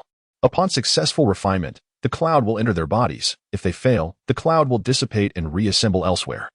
Xiuxian continued her explanation, pointing to their refining state. Xiuxian could only nod vigorously, akin to a primary school student absorbing knowledge. It seemed that luck was on the side of both sisters today, as they each succeeded in their endeavors on the first attempt. The refined clouds seamlessly integrated into their bodies. Senior sister Qi, I succeeded, though it was but a single-colored cloud. One exclaimed. Senior sister Qi, I too have succeeded. Mine is a two-colored cloud. The other added joyfully, both descending with gleaming eyes fixed upon Xiuxian. Congratulations to you all for achieving success in one attempt. Unlike senior sister, who required 2 tries back in her day, Xiuxian responded to the two with a smile. Senior sister Qi, you have refined the tricolor cloud, which is beyond our reach. Indeed, senior sister Qi's tricolor cloud inspires our utmost envy. Although the two women expressed admiration for Xiuxian, they did not feel disheartened by their own inferior cloud grade. Hee, now let us allow junior brother Chen to seek his own phoenix cloud. Xiuxian's eyes sparkled as she turned to Xiuxian. All right, I shall give it a try. With that, Xiuxian ascended into the clouds. Unlike the two senior sisters, Xiuxian traversed through various layers of clouds, as if entering the realm of tribulation. Sparks flew around him, leaving him tingling with electricity. What is this? Wasn't it said that one would only feel such sensations in the presence of a fated connection? Why am I being jolted the entire way? Although the sensations were not overwhelming, they left Xiuxian feeling quite uncomfortable. The higher he ascended, the more intense the tingling became. Following the system's guidance, he arrived at the 33rd layer. A rather unremarkable cloud appeared before him, seemingly possessing a spirit of its own, as it approached and made contact with him. Is this the 7-color cloud? Can it become a nimbus after refinement? Staring at the lackluster cloud, Xiuxian found it hard to believe. Could it be that the most extraordinary required an unassuming exterior? Nevertheless, since this was the system's designated choice, he would attempt the refinement, as the rewards had yet to lead him astray. Taking a deep breath, Xiuxian sat cross-legged atop the ordinary cloud and began the refinement process. Why did junior brother choose such an unremarkable cloud, especially at such a high altitude? It seems the core disciples' fortunes are not as great as ours. Though the women were somewhat captivated by Xiuxian's looks, a couple of them couldn't help but feel envious of his situation. Among the group, only Xiuxian was a named disciple of Elder Lu. The others were merely ordinary inner disciples trained uniformly by the Transmission Palace. Enough chatter. Since junior brother has become a core disciple, he must possess exceptional qualities. Have you forgotten what senior sister taught you? Make more friends and fewer enemies. Just as Xiuxian was reprimanding her disrespectful juniors, a radiant 7-color light suddenly erupted from the sky. Heavens, this is... Chapter 55. Nimbus acquired a beam of 7-color radiance burst forth from the heavens, illuminating the entire cloud valley, as if it were a celestial realm. The once unremarkable cloud now transformed, as if reborn, displaying a stunning array of colors. As Xiuxian refined it, the vibrant hues began to recede, eventually morphing into a pure, immaculate cloud. Immediately, the cloud began to meld with Xiuxian's body, and only after it had completed this transformation did he open his eyes. Nimbus! With Xiuxian's exclamation, the pristine white cloud gathered beneath his feet. It seemed to delight in his call, forming a small bed upon which Xiuxian could rest. Let us descend. Xiuxian, sensing the cloud's affectionate response, smiled knowingly and conveyed a thought. In the next instant, he appeared before the group of women, his speed astonishing. Xiuxian, have you refined the rainbow cloud? Xiuxian exclaimed, utterly astonished, her words slightly tangled. Indeed, I have, Xiuxian replied candidly, feeling no need for concealment. After all, to outsiders, it was merely a higher-tier means of transportation, incapable of enhancing one's power, thus not inviting envy. Chinshitty. I hope in the future we can spend more time together, Xiuxian said, her gaze almost shimmering with admiration. At just 15 years of age, possessing the golden core cultivation, being both the sect leader's disciple and a core disciple, and having refined the rainbow cloud, a feat achieved only by the second-generation sect leader. She found herself irresistibly drawn to him.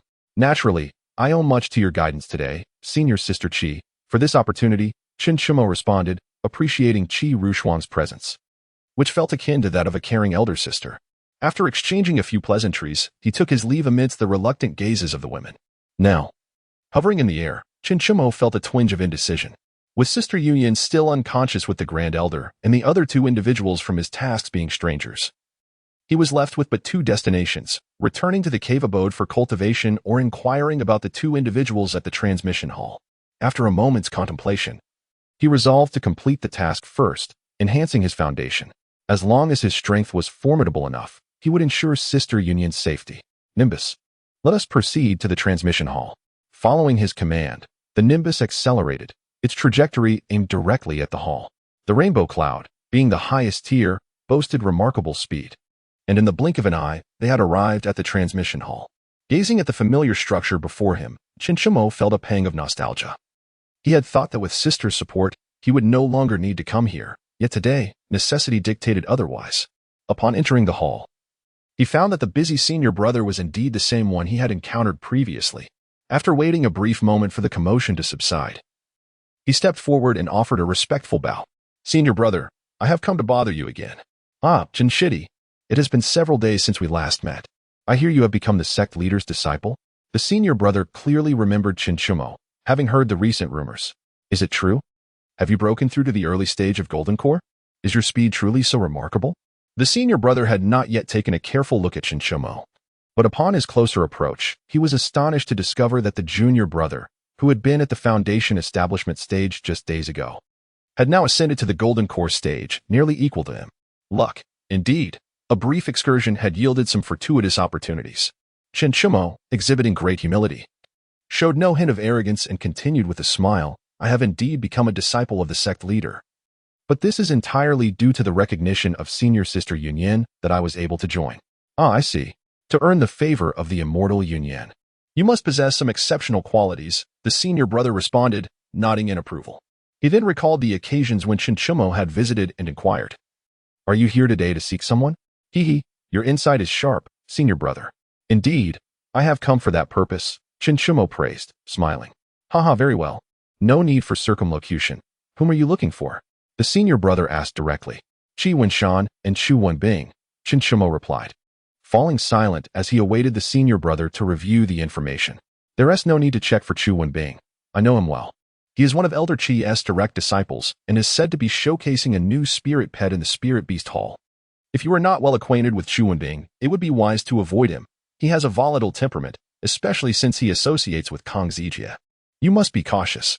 Oh, by the way, you might not be familiar with Kong Zijie, but he is a core disciple of Elder Qi and currently the most favored among them. However, he is notoriously arrogant, belonging to a prominent family in the Xiantian realm and looks down upon those of us who have risen from humble beginnings. As for Qi Wenshan, let me check. Ah, I found him. He is one of the stewards in the General Affairs Hall, responsible for the registration of sect tasks. The senior brother from the transmission hall provided detailed and patient information, recognizing that Xiuxian represented those who had clawed their way up from the lower echelons. Thank you very much for your thorough guidance, senior brother. It seems I have neglected to inquire about your esteemed name. Xiuxian expressed his gratitude, acknowledging the rarity of sincere goodwill. Yiwujiang, as in the leaf of a tree, the absence of existence, and the river, Yiwujiang introduced himself flatly. A name unremarkable in itself. What a fine name. Senior brother Yi, I shall seek the individuals now, and we can engage in further conversation later, Xiuxian said, bowing respectfully before taking his leave. Yet, within him stirred a tumult of thoughts. Yiwujiang? Yiwujing? Could such a name be easily borne by an ordinary person? Might this senior brother possess a hidden identity? It seemed prudent to cultivate a closer friendship. After departing from the transmission hall, Xiuxian meticulously reflected on Yiwujiang's words. The situation with Qi Wenshan appeared manageable and he should be able to resolve it swiftly. However, Qu Wenbing would pose a greater challenge, for not only was Kong Zijie present, but also Wang Zhili from the Wang family. The journey ahead may not yield favorable outcomes. However, one cannot simply retreat in the face of adversity. Regardless, I must make an attempt. Nevertheless, to preserve my spirits, I shall first venture towards Qi Wenshan. With this thought in mind, Chen Shumo ascended upon his cloud, soaring towards the administrative hall.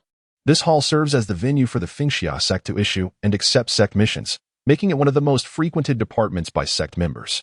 Interestingly, this marks Chen Shumo's inaugural visit to the administrative hall, not to collect a task, but to seek someone. The administrative hall is remarkably spacious, accommodating the multitude of sect members who either come to exchange tasks for rewards or to undertake new assignments. There are also those who come to issue tasks, although such individuals are typically ushered into the inner sanctum. At this moment, the hall bustles with activity, each disciple displaying a myriad of emotions, some beaming with joy, others wearing frowns, some sighing in despair, and others appearing as cold as ice. Just as Chen Shumo stepped inside, a voice filled with surprise called out to him, "Oh? Senior Brother Chen, you have returned." In a corner of the administrative hall, Chen Shumo found himself surrounded by a group of young disciples, all with cherubic faces, clearly not yet of age. "Senior Brother Chen, how did you manage to emerge?" inquired Song Yufan, who had despaired when the Xiuxian treasure map had closed, leaving Chen Shumo behind. After all, Chen Shumo had indirectly saved his life. Thus, his joy upon seeing Chen Shumo again was palpable. The others present were also his fellow disciples who had participated in the trials alongside him, their faces equally radiant with delight as they recalled the amusing tales Chen Shumo had shared on the flying vessel. "Oh, I was fortunate enough to exit just as the passage closed, though I emerged in a rather different location, which delayed my return somewhat." Chen Shumo fabricated an excuse, opting not to reveal the truth. Yet, their concern warmed his heart, which had weathered many storms. "Truly, Senior Brother Chen, your fortune is indeed boundless," Song Yufan exclaimed, seizing the moment to flatter him, still seeking an opportunity to express his gratitude to Chen Shumo. "As for that spirit stone, was it worth as much as his life? By the way, Senior Brother Chen, have you achieved a breakthrough? I can no longer discern your strength," spoke Duan Shirin, the Iron Hammer Barbie, who, despite wielding a massive iron hammer, bore little resemblance to a typical girl. The hammer was evidently a spirit tool, one that could be stored within her body. Yet she insisted on carrying it on her back. "Fortuitously, during my time in the Xiuxian treasure map, I encountered a serendipitous event and advanced to the Golden Core stage, which is why my return was delayed," Chen Shumo explained, though his gaze involuntarily flickered towards the hammer slung across Duan Shirin's back. Unable to suppress a twitch of his lips, the juxtaposition of the Iron Hammer Barbie and her hammer was strikingly formidable. "By the way, what brings you here?" "Oh, we discovered that after training together, we got along quite harmoniously, so we decided to form a team to undertake tasks," Song Yufan explained, sensing Chen Shumo's confusion. If all went according to plan, it seemed that Song Yufan was destined to assume the role of captain among this group. "You all, a cadre of gifted disciples, have banded together for tasks? Can the elders truly rest easy?" Chen Shumo queried. "These individuals are among the finest in the younger generation. Any misstep could lead to a significant setback. My master has assigned us a venerable patron in the void refinement stage, who will accompany us covertly during our missions. Unless our lives are in jeopardy, he will not intervene. Moreover, he possesses an exquisite formation plate personally crafted by my master, capable of ensnaring even those in the tribulation stage," Song Yufan remarked with a proud expression, as if the elder had invested so much due to him being a favored disciple. "I see. Since the elders have made prudent arrangements, I can rest assured," Chen Shumo responded, feeling relieved after this explanation. After all, his interactions with his junior colleagues had been quite pleasant, devoid of deceit and intrigue. "Ah, time is of the essence. We must depart. Chen Xiuxian, shall we gather upon our return?" Even though the venerable patron had accepted the mission, it would be impolite to keep him waiting for too long. "Certainly, I can be there at any time." Chen Shumo naturally welcomed the invitation, for forging friendships was a task close to his heart. After bidding farewell, Chen Shumo rose to inquire about the whereabouts of Xiuxian.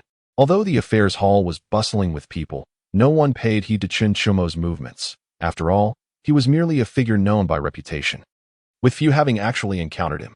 He approached a departing disciple and inquired, "Brother, do you happen to know where Elder Xiuxian is?" "You seek Elder Qi? He is in the inner hall registering tasks." "Are you, young disciple, here to post a task?" The individual, halted by Chen Shumo, bore no ill will, as they were all part of the same sect and did not take offense over trivial matters. "Not quite. I merely have an urgent matter to discuss with Elder Qi," Chen Shumo replied, displaying courtesy, as he would not look down on others simply because of his core disciple status. "I understand. Then do hurry along." I must proceed with my task. The disciple nodded, gesturing in a direction before bidding farewell to Xiuxian. The inner hall served as the designated area within the affairs hall for task registrations, and due to the large number of disciples in the sect, there were more than 10 designated windows for processing requests. Xiuxian was one of those in charge, as this position not only involved registering tasks but also assessing their level of complexity. Upon passing the evaluation, one will advance to the subsequent review phase, overseen by the deacon. Only after all approvals are granted can tasks be officially assigned. Each window bears the name of a deacon, as each possesses a unique temperament.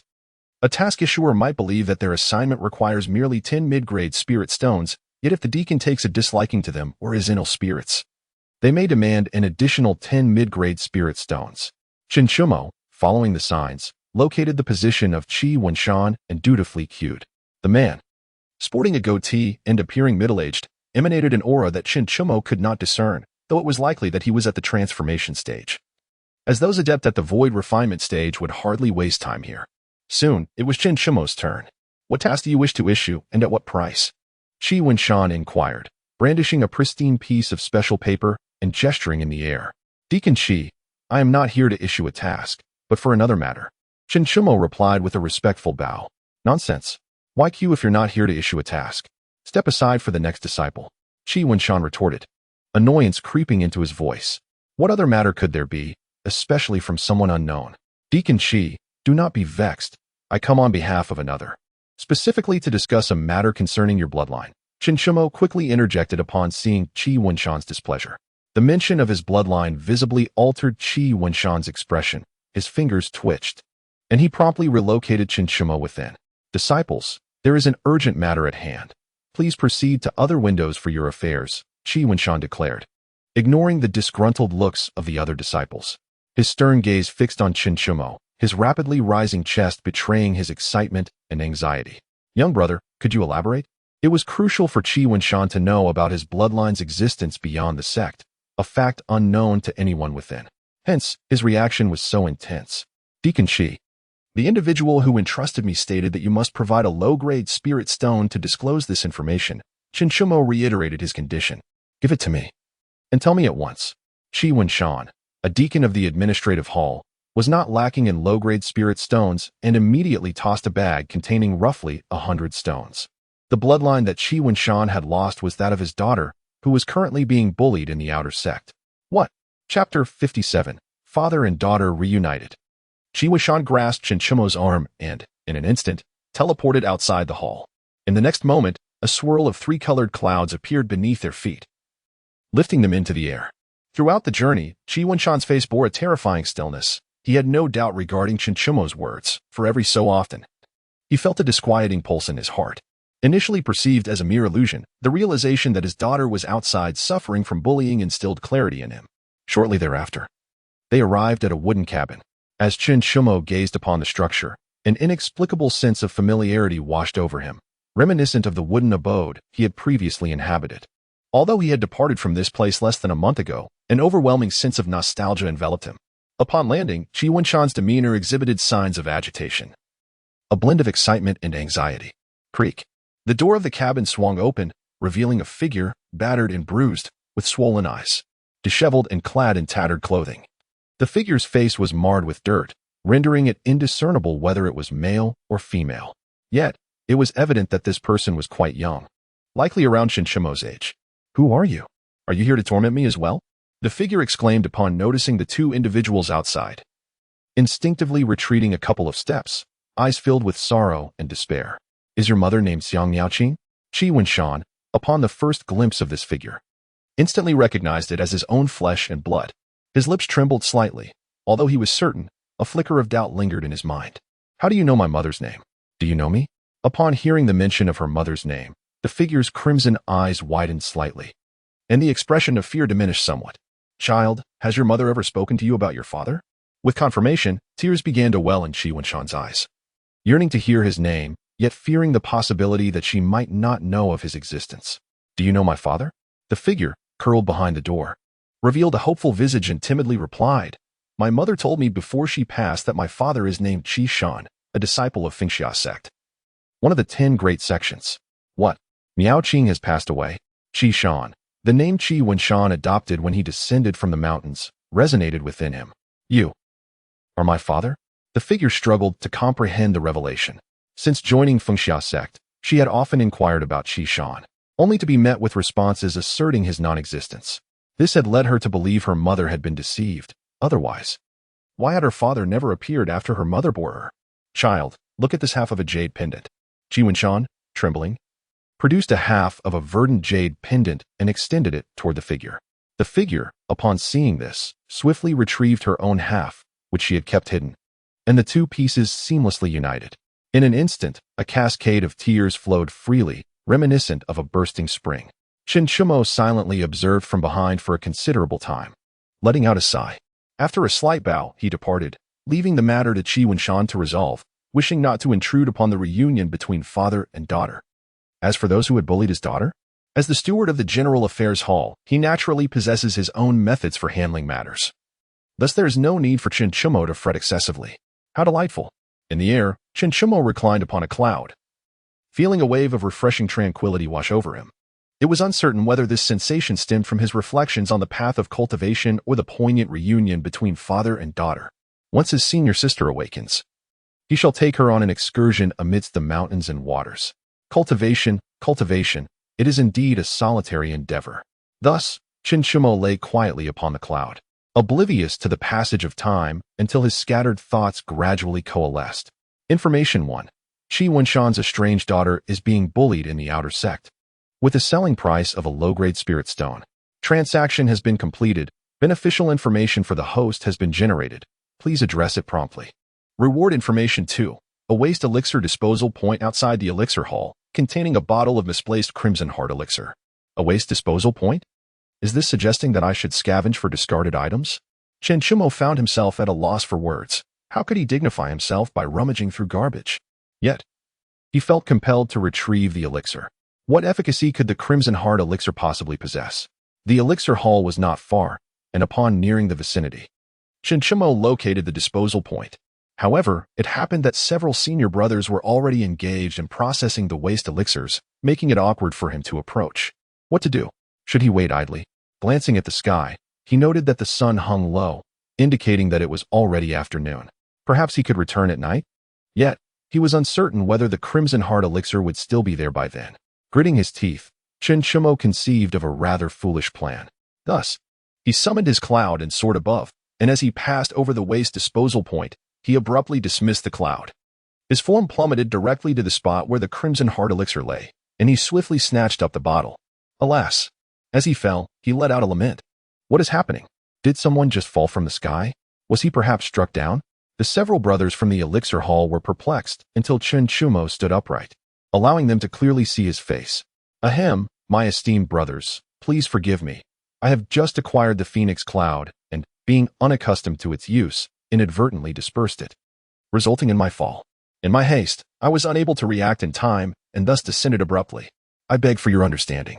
Xiuxian feigned embarrassment, prompting the assembled brothers to chuckle heartily.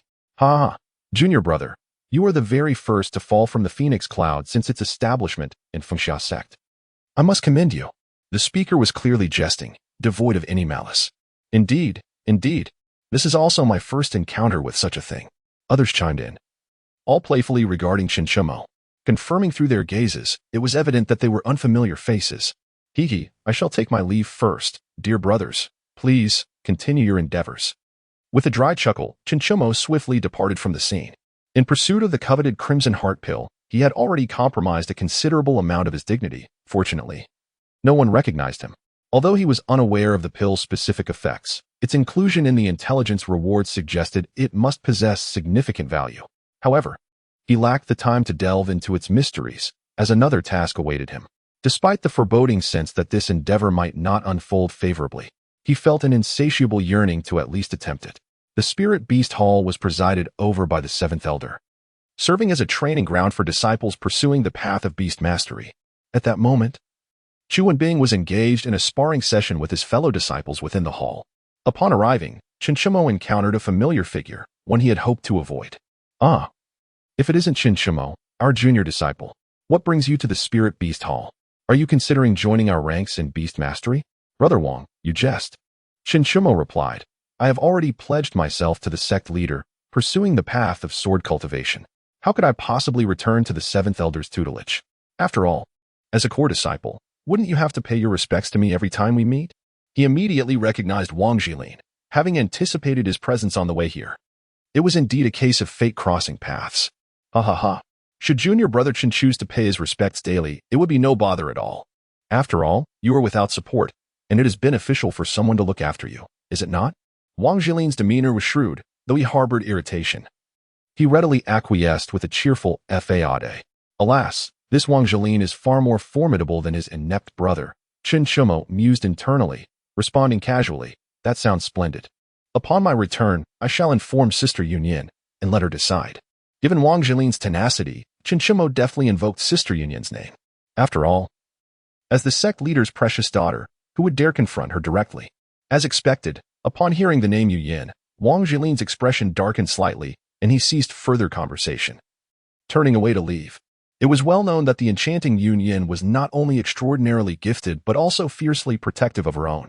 Rumors circulated about an individual who had previously offended her junior sister, only to find themselves imprisoned at the cliff of Shadow Winds, never to emerge again.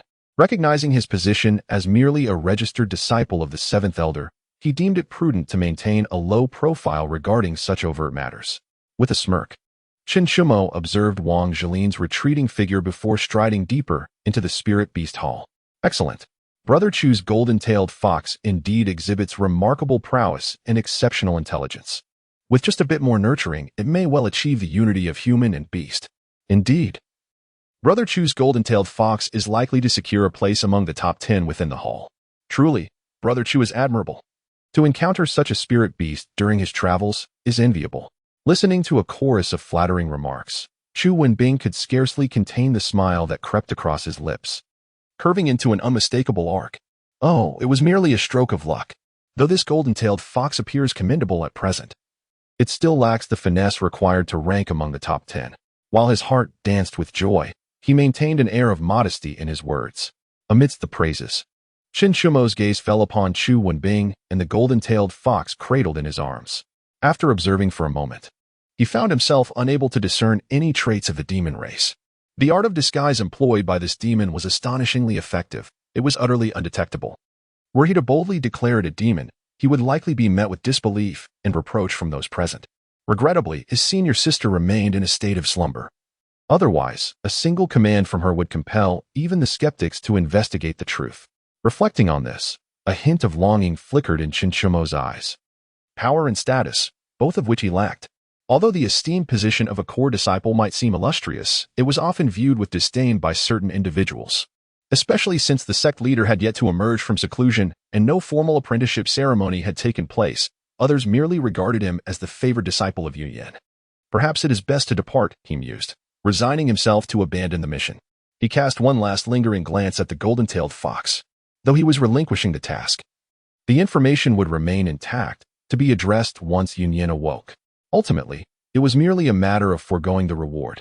Due to the throngs of individuals within the Spirit Beast Hall, Xiuxian was able to slip away quietly, unnoticed by the crowd. Only Wang Jili was likely aware of his presence. As he made his exit, Xiuxian sent a message to Bai Yunfei, inquiring about the effects of the Heart of Devotion pill. He quickly received a response. Heart of Devotion pill. Upon consumption, it ignites a fervor within the heart, enhancing combat prowess, with the extent of enhancement dependent on the absorption of its efficacy. So it is a combat-enhancing elixir, he thought, likely invaluable in critical moments. Before long, Xiuxian returned to his secluded abode. With the passage of time, it appeared that Xiuxian was set to undergo tribulation the following day. One could only wonder if he would succeed. It seemed reliance on the system alone would not suffice. Diligent practice was imperative. As the spiritual energy within his cave abode was exceedingly rich, it began to coalesce rapidly around Xiuxian as he commenced his cultivation. A torrent of energy surged into his being, refining and merging before ultimately flowing into his sea of consciousness. Concurrently, the golden core intrinsic to the golden core stage grew increasingly solid and luminous with the influx of spiritual energy. Time in cultivation is unfettered by the passage of years. A single thought can transcend eternity. Initially intending only a brief session of practice, Xiuxian unexpectedly advanced to the perfected golden core stage, achieving remarkable stability. Ah, the essence of cultivating immortality is indeed delightful. To reach the perfected golden core stage so swiftly suggests that, with continued effort, he might soon attain the nascent soul stage. It is said that upon transforming the core into an infant, one must endure a tribulation of thunder, albeit not an overwhelmingly formidable one. These explanations are directly derived from the cultivation chronicles. When one reaches the stage of breaking the Dan and forming an infant, they must endure a lightning tribulation. Consisting of 9 strikes in total, the text suggests that this challenge is not particularly formidable. As for the transition from the infant stage to the transformation of spirit, it involves the merging of the divine soul with the infant, culminating in the attainment of the transformation of spirit, also referred to as the Yuan spirit. The subsequent realms are beyond the contemplation of Xiuxian at this moment. I am uncertain how much time has elapsed. Has it truly been 10 days? Glancing at the information system, I am astonished to discover that I have been cultivating for an entire 10 days, nearly equating to the duration since my arrival in this realm. In this span of time, I wonder if my senior sister has awakened yet. Xiuxian summoned his identity jade token and sent a message to senior sister Xiuxian. However, after a considerable wait, there was no response. Could it be that she has not yet awakened? A look of concern crossed Xiuxian's face as he departed from his secluded sanctuary, ascending upon a cloud towards the position of the Grand Elder. In a brief moment, he arrived at the Grand Elder's designated area within the Elder Hall. Ah, Junior Brother Chen, where have you been these past few days? We have not seen you around, came the voice of Song Yujie as soon as he landed. Senior Brother Song, I have been in closed-door cultivation. By the way, how are Senior Sister Yunyan and Senior Sister Yue faring? After sharing his own circumstances, he inquired about the matters that weighed heavily on his mind. My master mentioned that it may take about another month for Junior Sister Yunyan to fully awaken. As for Junior Sister Yue, she regained consciousness 3 days ago. However, due to the temporary sealing of the Buddha's passage, she needs to rapidly enhance her cultivation and has already returned to her own sanctuary for seclusion. Being a core disciple, she possesses her own secluded domain. Upon hearing this, Xiuxian felt a surge of urgency. What? Another month? Had I not spent these 10 days in closed-door cultivation, the wait would have been excruciating. Now, it seems we must endure for an additional month before her awakening. Is it possible that senior sister has sustained severe injuries? Chapter 59, 1 Month Junior Brother. Do not be anxious or worried. My master stated that this experience is a fortuitous opportunity for junior sister Yunyan. Once she awakens, her strength will surely surge, and I estimate she will at least reach the initial stage of transformation of spirit. Moreover, in a month, the sect will hold its grand competition. And if all goes well, junior sister Yunyan should be able to participate. Song Yujie, alleviating Xiuxian's concerns, conveyed the Grand Elder's instructions. The sect competition? What is that about? Now slightly reassured knowing it was an opportunity for senior sister Yunyan, Xiuxian remained oblivious to the details of the sect competition. Oh, junior brother. You must have missed the news while in closed-door cultivation. The competition is divided into 3 categories: the Spirit Division, the Infant Division, and the Golden Dan Division, where all disciples who have reached these realms may register to participate. The top 3 from each group will represent the sect in the Immortal Cultivation Alliance competition. It is said that the rewards are quite substantial, although the specifics have yet to be formally announced. The breakthrough of Sister Yunyan into the transformation stage seems to have come at a cost, as she has now entered the realm of divine transformation, which is somewhat regrettable. Song Yujie expressed his lament, for Sister Yunyan originally belonged to the nascent soul group, an almost invincible existence. Yet, this recent advancement may place her at the lower end of the transformation stage. Nevertheless, achieving the transformation stage at the tender age of 18 renders Sister Yunyan a truly rare jewel in the entire realm of cultivation. Regardless, I hold unwavering faith that Sister Yunyan will undoubtedly emerge as the strongest within the transformation stage, for she possesses the capability to slay foes across realms, perhaps one day. Even Senior Brother Song may find himself outmatched by her prowess. Xiuxian brimmed with confidence in Yunyan, recalling how she had slain foes in the early transformation stage, while still in the late nascent soul stage. It was evident that the monk she had defeated was no ordinary practitioner of the transformation stage. Thus, Sister Yunyan undoubtedly possessed the strength to vanquish enemies across significant realms. Should I be defeated by Sister Yunyan, it would be of no consequence. I am not overly concerned with rankings of power, Song Yujie remarked. his indifference to victory or defeat stemming from a profound curiosity about the unknown rather than a mere desire for conquest.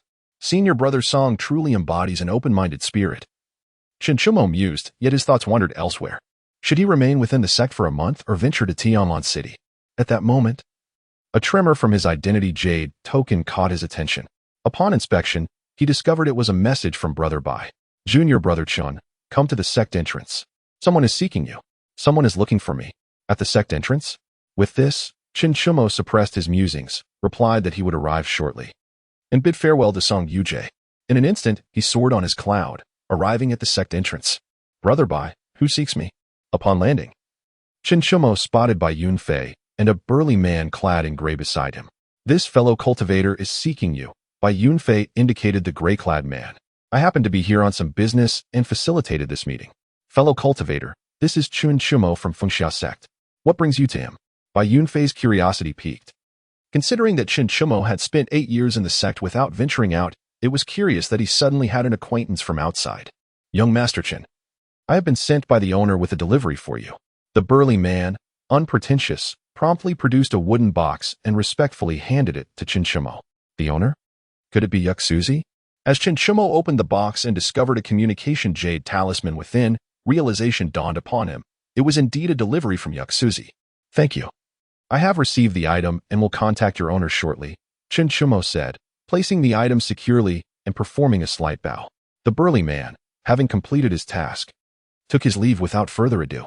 Bai Yunfei, having noticed the communication jade talisman, refrained from intervening as he was not like Song Yujie, who meddled in matters beyond his concern. As long as there was no threat to the sect, such matters were secondary. Junior Brother Chen, do you know what Sister Yunyan is up to? I sent her a message but received no response.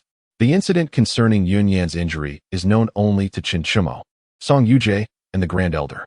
The Grand Elder, of course, would not divulge such matters, and while Song Yujie is somewhat loquacious and enjoys gossip, he would not easily disclose the significant news of Yunyan's injury. Consequently, Bai Yunfei remains unaware of the situation. Senior Brother Bai, Sister Yunyan is in seclusion. Xiuxian hesitated momentarily but ultimately decided to conceal the truth. Given Bai Yunfei's temperament, he would likely seek vengeance against those bald monks immediately. In seclusion? No wonder. Bai Yunfei did not suspect Xiuxian of deceit, as he was, after all, the 5th disciple of Yunyan, who took him in as a student. With the matter settled, Xiuxian took his leave. Upon returning to the paradise of the cave, he retrieved the communication jade talisman. Its sole purpose is to transmit messages. As long as one is within the Xiantian realm, messages can be relayed over vast distances, provided there are no specific obstructive formations. However, the downside is that these talismans are difficult to create, and they function only in pairs, making it impossible for a third talisman to relay messages. Moreover, the talisman requires a drop of blood to recognize its owner, rendering it useless to anyone else. Xiuxian quickly completed the recognition process and began to examine the communication talisman, discovering several messages waiting for him. Young Master Chun, I have successfully broken through to the tribulation stage. Everything is proceeding smoothly. The listening rain tower has been established, and I have gathered some loose cultivators whom I have previously guided to join.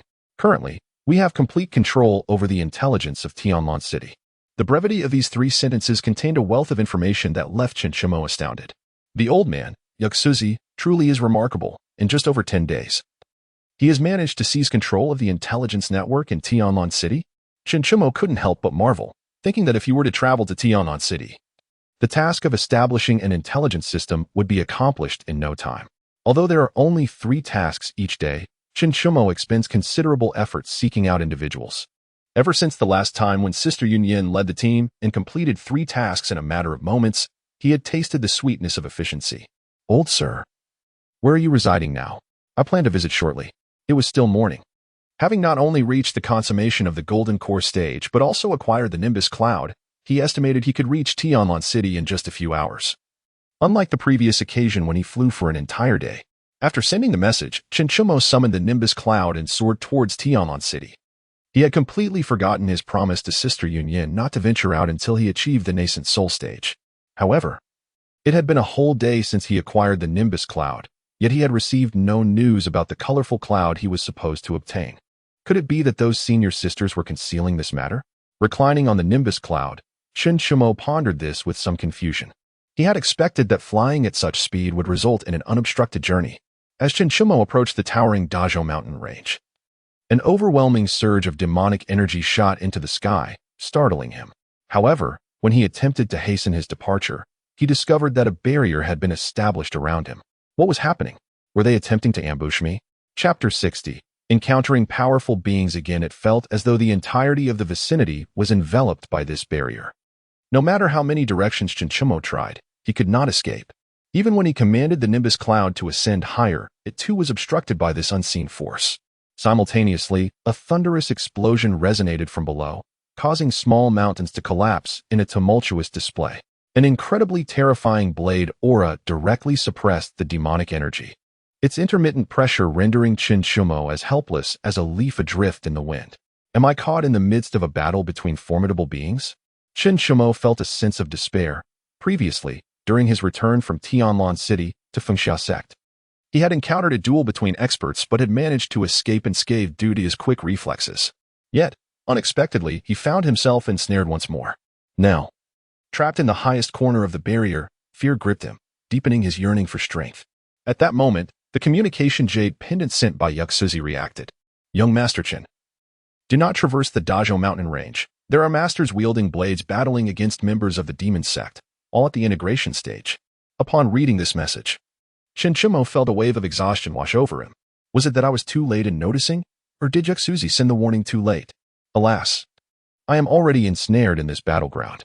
Fear not, old man, I shall arrive shortly. As soon as Xiuxian sent his message, he received a prompt reply from Xiuxian, restoring his vigor. Having a powerful ally felt incredibly reassuring. Since beyond the Dazhou mountain range lay Tianlan City, it was merely moments after Xiuxian's communication that the Elder S figure pierced through the barrier, appearing upon Xiuxian's nimbus cloud. Young Master Chen, are you unharmed? Xiuxian, who had ascended to the tribulation stage, still bore the visage of an elderly man. Having been confined for nearly a century, he seemed to have grown fond of this appearance, opting not to revert to his youthful self. Old sir, your arrival brings me solace. For now, all is well. They are engaged in battle below and have not ascended. Otherwise, I would be in dire straits.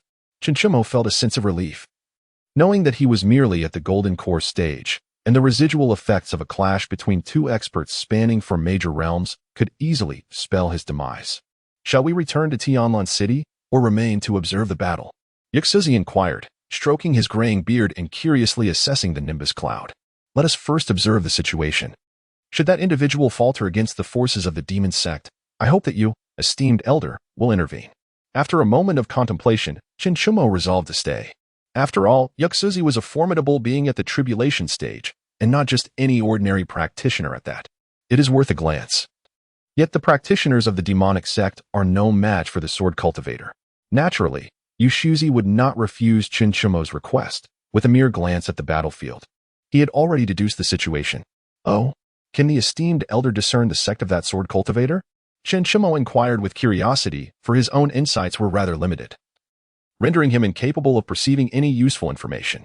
Moreover, witnessing a confrontation between experts four significant realms beyond him, he could only sense waves of energy without even catching a glimpse of their figures. If my calculations are correct, it should be a member of the Heavenly Blade sect. The Heavenly Blade sect, ranked fourth among the 10 major cultivation sects, surpasses the Phoenix Twilight sect. This sect exclusively recruits sword cultivators. Its founding ancestor wielded the Heavenly Blade with extraordinary prowess, emerging as an invincible force among peers upon its inception. Ultimately, it was under the banner of this celestial blade that the sect was established. To think a master from the Heavenly Blade sect is present, yet regrettably, my own strength is too feeble to discern the finer details. Xiuxian sighed, acknowledging that, as a mere golden core cultivator, he was still far from adequate. Hee. Young master, there is no need for undue self-deprecation. At the tender age of 15, possessing strength nearing the nascent soul stage is indeed rare in the Xiantian realm. One must remember that those at the integration stage and beyond have existed for hundreds, if not thousands, of years. Even I, an old man, have lived for 2 millennia. At the age of 15, I had only just entered the golden core realm. In his youth, Xiuxian was also a prodigious disciple of his sect, held in high regard by the sect leader of the Seeking Tao sect, who took him on as a core disciple. Unfortunately, certain events transpired that marred his path. Nonetheless, Even then, it pales in comparison to Chun Chumo's cultivation speed, as they had been brought into the Seeking Dao sect for training since childhood. Indeed, the elder speaks truly. My current pace of cultivation is unparalleled, and there is no need for me to aim too high and dwell in self-pity. Chun Chumo nodded, recognizing his own impatience. Interestingly, in other fictional worlds, the Foundation establishment stage cultivators are often deemed ancient beings, while those at the nascent soul stage are regarded as formidable. Yet in this realm, rich in spiritual energy, nascent soul cultivators abound, and golden core practitioners are commonplace. Furthermore, the years of cultivation are generally shorter. It is not uncommon for those under a century to reach the nascent soul stage, particularly among direct disciples. Even those at the tribulation stage seldom exceed a millennium. Every few decades, a great being ascends to the celestial realm. As Chun Chumo pondered, the battle below was drawing to a close. As predicted by Xiuxian, the body of the demonic practitioner was reduced to mere fragments by the sword cultivator's strike, with the soul fleeing in desperation. However, the surrounding barriers rendered the escape futile, as the soul was captured by a spirit artifact wielded by the sword cultivator. With the matter resolved, Xiuxian led Chun Chumo away from the scene. To Xiuxian, the barrier that could ensnare the demonic sect was as insubstantial as air. After the two departed, the knife-wielding cultivator flew in, finding nothing, leaving him in a state of confusion. Could it be that he had become disoriented in battle? Meanwhile, Chun Chumo felt an abrupt shift in his surroundings and found himself atop a towering spire. This tower was perched on a hill overlooking the city of Tianlan.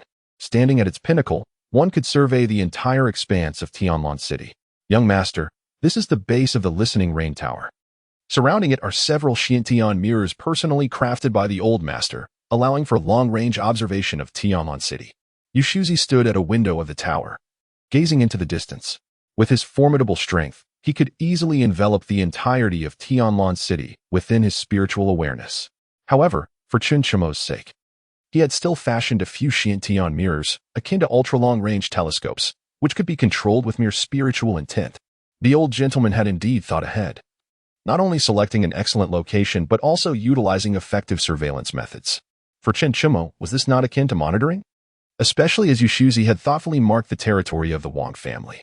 The Wang family rightfully held a place among the three great cultivating families of Tianlan City. Even in decline, their land was vast. The territory marked by Xiuxian was substantial, nearly the size of a small town. And this was merely the ancestral land of the Wang family. How numerous were the branches of the family scattered beyond it? Old master, how many days remain until the Wang family's ancestral ceremony? Young master, there are still 17 days left. 17 days, is it? The old master will need to take action personally by then. Indeed, after 17 days, the Wang family shall be annihilated. Chapter 61. A visit to the Liu family. Gratitude to Brother Jing for the generous reward.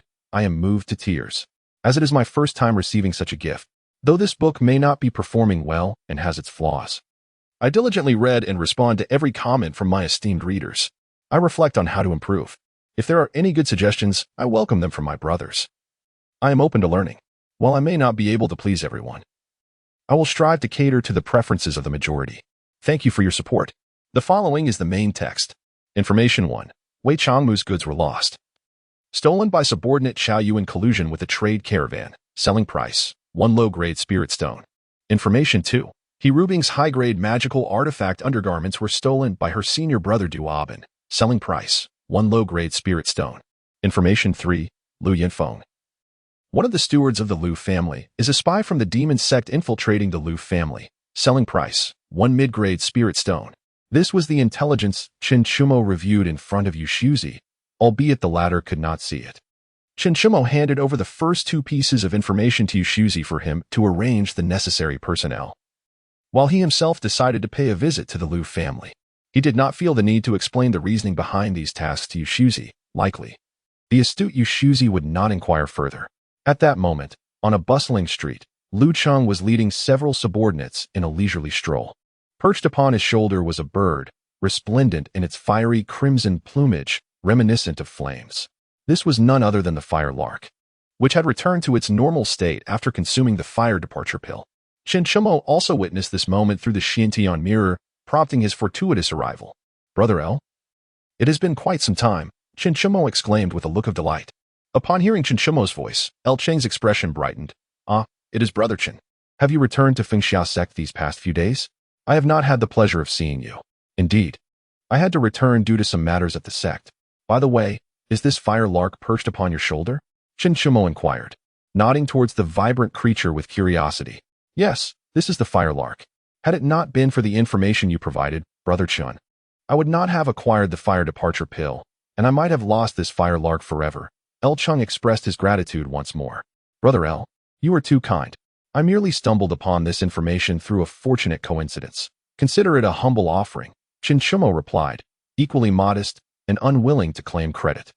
As they strolled and conversed, El Chung extended an invitation for Xiuxian to visit the L family, which Xiuxian graciously accepted. By the way, Brother L, is the clan leader at home? Xiuxian asked just before reaching the L residence. My grandfather is indeed present today. Is there something you wish to discuss with him? El Ching inquired, his curiosity piqued, yet he harbored no doubts about Xiuxian's intentions, for it was Xiuxian who had saved his grandfather's life. I have come to Tianlan City specifically to convey an important matter to the clan leader, Xiuxian replied, affirming the reason he had prepared in advance. Oh, I see. Then allow me to escort you to meet my grandfather directly, El Chung said, refraining from probing further. Aware of the decorum expected of a young master of the L family, especially when matters pertain to the clan leader. Shortly thereafter, El Chung led Xiuxian into a chamber and then stepped outside, closing the door behind him. Ha ha ha, young Master Chun. You must stay with us today at the L residence so that I may properly entertain you. El Tian's hearty laughter resonated as he beamed at Xiuxian. I am most grateful for your hospitality, clan leader L, Xiuxian replied, maintaining his humility and politeness, not allowing his status as a lifesaver to elevate his demeanor. Oh, splendid.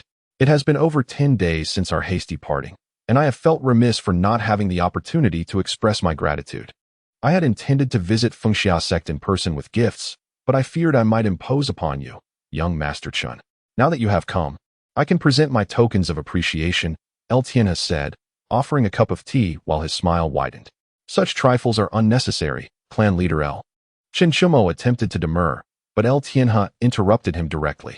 Young Master Chen, these are but humble gifts. They can hardly compare to the life-saving grace you have bestowed upon us. By the way, my grandson mentioned you have an important matter to discuss with me. May I inquire what it concerns? El Tianhe would naturally not refrain from presenting a gift due to Xiuxian's words. After a brief moment of silence, he deftly shifted the conversation. By the way, Chief El, is there a steward in your clan by the name of Lu Yanfeng? Xiuxian, no longer engaging in trivial chatter, directly articulated the purpose of his visit. Lu Yanfeng? He is one of the stewards responsible for procuring supplies for the L family. Having served us for over 2 centuries, has this Lu Yanfeng offended young Master Chen? El Tianhe's expression darkened slightly. If Lu Yanfeng had indeed wronged Xiuxian, he would have to consider taking measures. Not exactly, but this individual, he is most likely affiliated with the demonic sect. Xiuxian stated the man's identity with clarity, devoid of ambiguity. Upon hearing this, El Tianhe's countenance shifted. He did not doubt the credibility of Xiuxian's information, but rather began to speculate.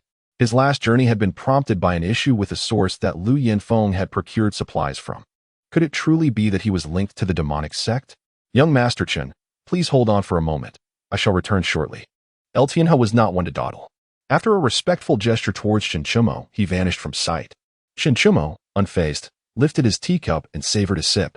Ah, what splendid tea! Though not an aficionado of tea, he simply found it delightful. Before he could finish his cup, El Tianhe reappeared.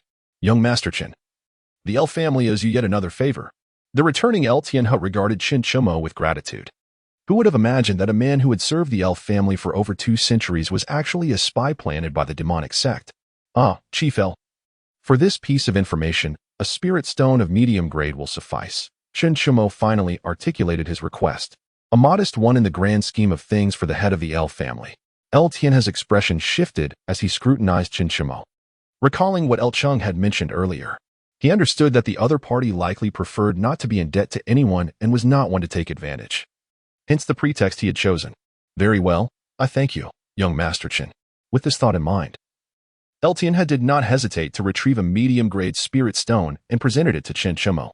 After the matter was settled, the two engaged in further discussion. And soon thereafter, the elf family banquet commenced. It must be said that the world of immortal cultivation is prone to extravagance. Not only were a variety of spiritual fruits laid upon the table, but an array of spirit beast meats also made their grand appearance, most of which were unfamiliar to Xiuxian. While dragon liver and phoenix marrow were absent, the offerings could still be considered exquisite by earthly standards. After the meal, Xiuxian departed from the El family under the gracious escort of El Tiana, leaving with him a veritable mountain of gifts within his storage ring. Concurrently, the task assigned to Xiuxian was also fulfilled.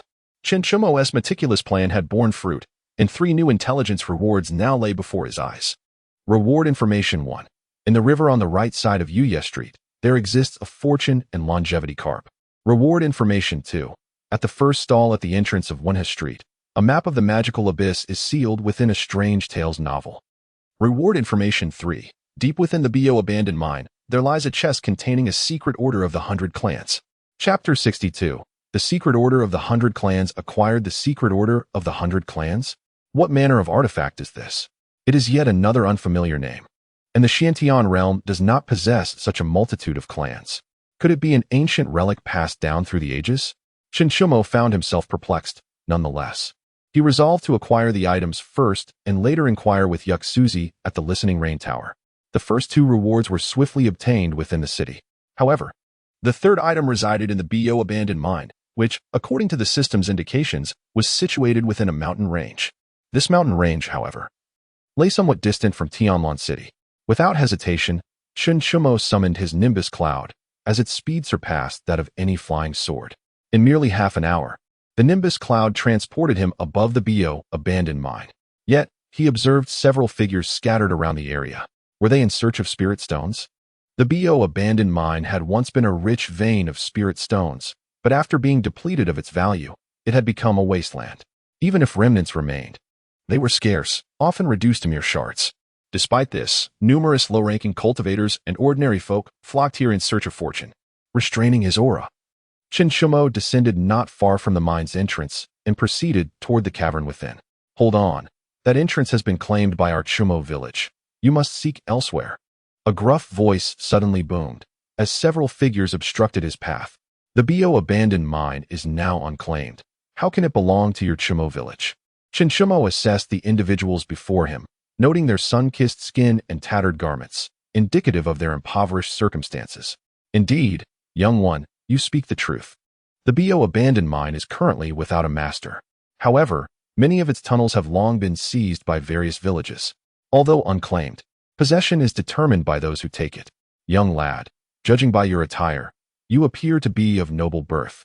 Surely you would not compete with us common folk for discarded treasures? The speaker was an elderly man, his hair unkempt and streaked with gray. Certainly not.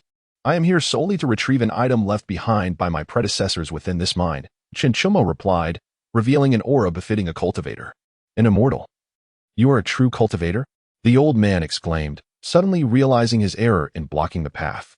This old man shall step aside at once. The elder, having encountered cultivators before, sensed a trace of spiritual energy emanating from Xiuxian.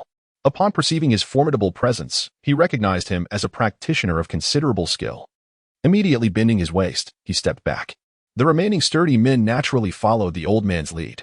Grandfather, why are we retreating? He must be a helper sent by the Zhu family from the village. The elderly man complied, yet a boy, not much younger than Xiuxian, sprang forth, brandishing a rusty hoe, standing resolutely in front of him. Ergo, step back quickly.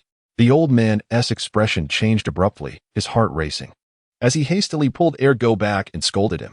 He then bowed repeatedly to Xiuxian, saying, "Forgive my impetuous grandson, esteemed one. Please, I implore you. Forgive his transgressions." Xiuxian cast a curious glance at the boy named Ergo, recognizing yet another protagonist's name. "Thank you. I will take what I need and depart." Xiuxian returned the gesture with a respectful nod, for he had also emerged from humble beginnings, lacking the arrogance often displayed by those from prestigious cultivation families. The old man repeatedly expressed his unworthiness, watching Xiuxian's receding figure, slowly exhaling in relief as he wiped the cold sweat from his brow. With a face lined with wrinkles, he turned to Ergo, scolding him in mild anger. "You foolish boy, daring to offend an immortal. Are you not afraid of bringing calamity upon our entire Chu family village? Humph, can an immortal snatch at will? We have only just found a complete spirit stone, and now this immortal has arrived. Alas, it is fate. As mere mortals, we must not overreach." Though Chinchumo had already distanced himself, he could still hear their conversation. A complete spirit stone? Chinchumo was not particularly interested in the stone itself.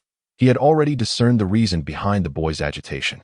Several villagers from the Chu family were still digging, appearing flustered upon Chinchumo's entrance. Their disarray intensified as they noticed his attire, clearly not suited for an ordinary person. Fortunately, the old man was quick-witted, arranging for a burly man to greet those in disarray, preventing any unwitting interruption. As Chinchumo approached the deepest part of the mine, he noticed a spirit stone barely visible. Curious, he observed it closely, and the few surrounding the stone instinctively shielded it with their bodies, startled. "Fear not, my friends. I come for other matters and shall not seize your inferior spirit stone," Chinchumo assured them with a warm smile and continued deeper into the mine. The others, although aware that they could do nothing should he choose to take it by force, remained on guard, their defensive postures instinctual, not to mention the villagers still mining.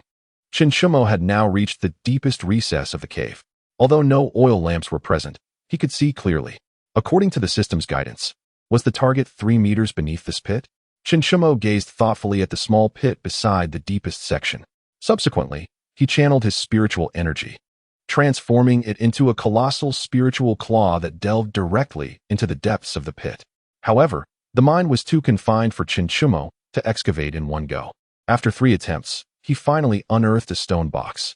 Without hesitation, Chinchumo opened it, and, in the next moment, beheld a palm-sized token. The token was as black as ink, yet adorned with 4 gilded characters, Secret Order of the 100 Clans. Is this truly the Secret Order of the 100 Clans? Is there anything remarkable about it? After observing for a while, Chinchumo could discern no particular significance and decided to take it back to present it to Xiuxian. After sealing the box and securing it, Chinchumo swiftly appeared at the cave's entrance. In the next instant, the few individuals at the entrance were taken aback, regarding Chinchumo with caution. Yet, the elderly man remained remarkably composed, for he was already aware that Chinchumo had not taken the spiritual stone they had discovered. "Your name is Ergo, is it?" Before Ergo could respond, the elderly man's expression shifted, fearing that Chinchumo intended to settle scores later, prompting him to step forward and plead for mercy. However, he found himself frozen in place, filled with both dread and concern. After all, Ergo was his only grandson.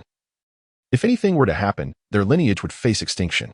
Yet Ergo, unfazed, replied candidly, "Indeed, I am Chu Ergo. I present you with a gift. May you possess sufficient talent." With a flick of his finger, Chinchumo directed a peculiar beam of light into Ergo's brow. Subsequently, Chinchumo's figure vanished from the spot. Chapter 63, Trial of the 100 Clans. Dear readers, from this chapter until the 70th, a minor subplot unfolds, laying the groundwork for future narratives in the grand world.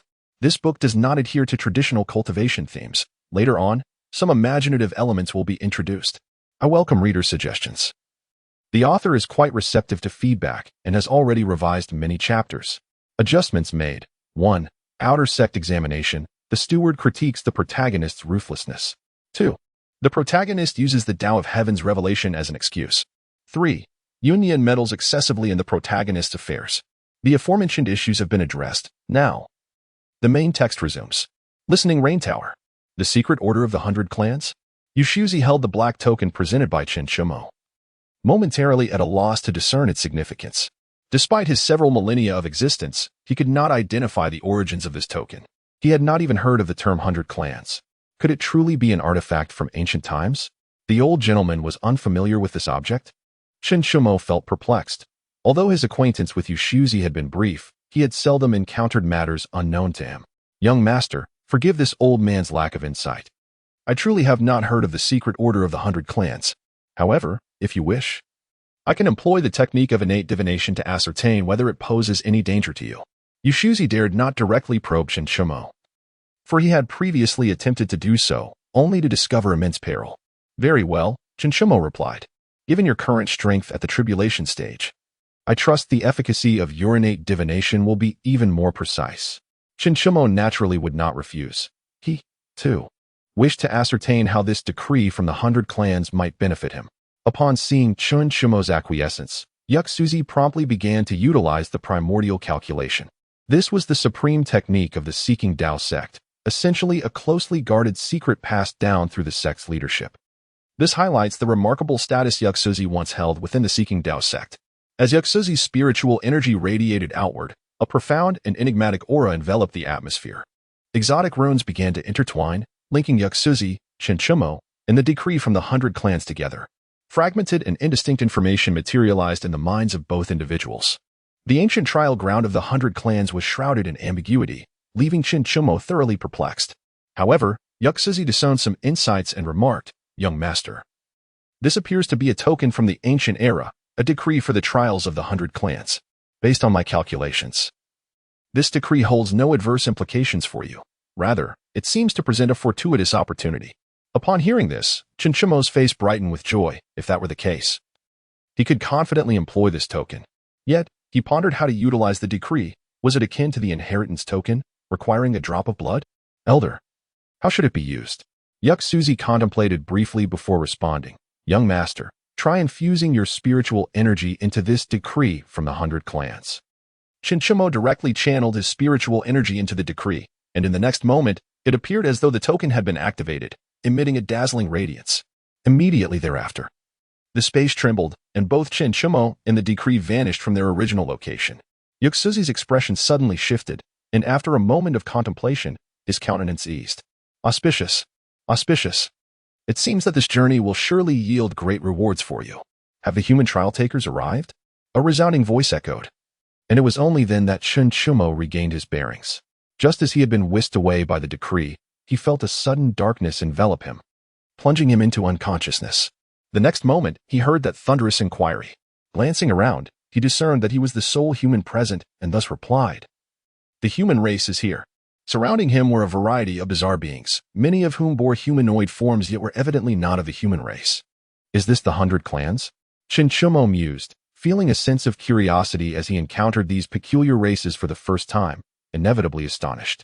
There were beings resembling stones, others covered in vines, colossal giants akin to small mountains, and diminutive sprites scarcely larger than a foot. The surrounding space was exceptionally bright. Yet Xiuxian could not discern any trace of the sun or other light sources, as if the very fabric of this realm emanated its own brilliance. In the distance, a stone-like humanoid snorted disdainfully. How dare the human race participate in the trials of the 100 clans? The vine-covered beings' tendrils writhed as they whispered among the various races nearby. Unfamiliar languages reached Xiuxian's ears, yet he was astonished to realize he could comprehend them. Xiuxian tightened his fists, although he was uncertain about the situation. He surmised that the human race was not particularly favored among the myriad of tribes. Enter, as that resonant voice echoed once more. Xiuxian felt the environment shift around him, and he found himself enveloped in a vast jungle. The sky bore a reddish hue, and colossal beasts with expansive wings occasionally soared overhead, casting immense shadows. Within those shadows, countless eyes seemed to peer at him, causing Xiuxian to feel a stiffness throughout his body, his fingertips tingling. He attempted to access the intelligence task system, only to discover it was utterly unresponsive. Damn it. This cursed place. What exactly am I supposed to do? Xiuxian pondered, utterly bewildered and clueless about his purpose for being there. No one had informed him of the requirements for this trial, and even the system appeared to be obstructed. A sense of confusion clouded Xiuxian's eyes as he instinctively took a step forward, only to find he had inadvertently stepped on something alive. "Ah, you stepped on me." Startled, Xiuxian leaped back and turned to the source of the voice, discovering it was the small sprite he had encountered earlier. Beneath its blue skin lay a texture reminiscent of human flesh, with drooping wings emitting a faint glow. "Are you also a trial participant?" Xiuxian inquired, curiosity mingling with a hint of caution. The sword of cold winter had already appeared behind him, poised for action. Humph. Naturally, those who come here are all participants. Hey, Big Oaf, you belong to the human race, right? The blue sprite flapped its wings, hovering before Xiuxian, its petite blue face etched with displeasure. "I am indeed human. Is there a problem?" "A problem? Oh, there is quite a significant one." The sprite placed its hands on its hips, scoffing. "The trial of the myriad tribes occurs once every 1,000 years. The last human to survive the first trial was a lunatic named Xiuxian. That sword behind you. You didn't steal it, did you? Xiuxian?" The mention of the name caused Xiuxian to momentarily freeze. The previous sect master of the Fengxia sect bore that name, and it was said he was the mentor of the current sect master, Xiuxian, which made him Xiuxian's own grandmaster. "It seems you all harbor a strong aversion toward humans. Would you enlighten me as to why?" Rather than directly responding to the sprite's remarks, Xiuxian voiced his perplexity. The sprite let out another derisive laugh. Heh, it appears you know nothing at all.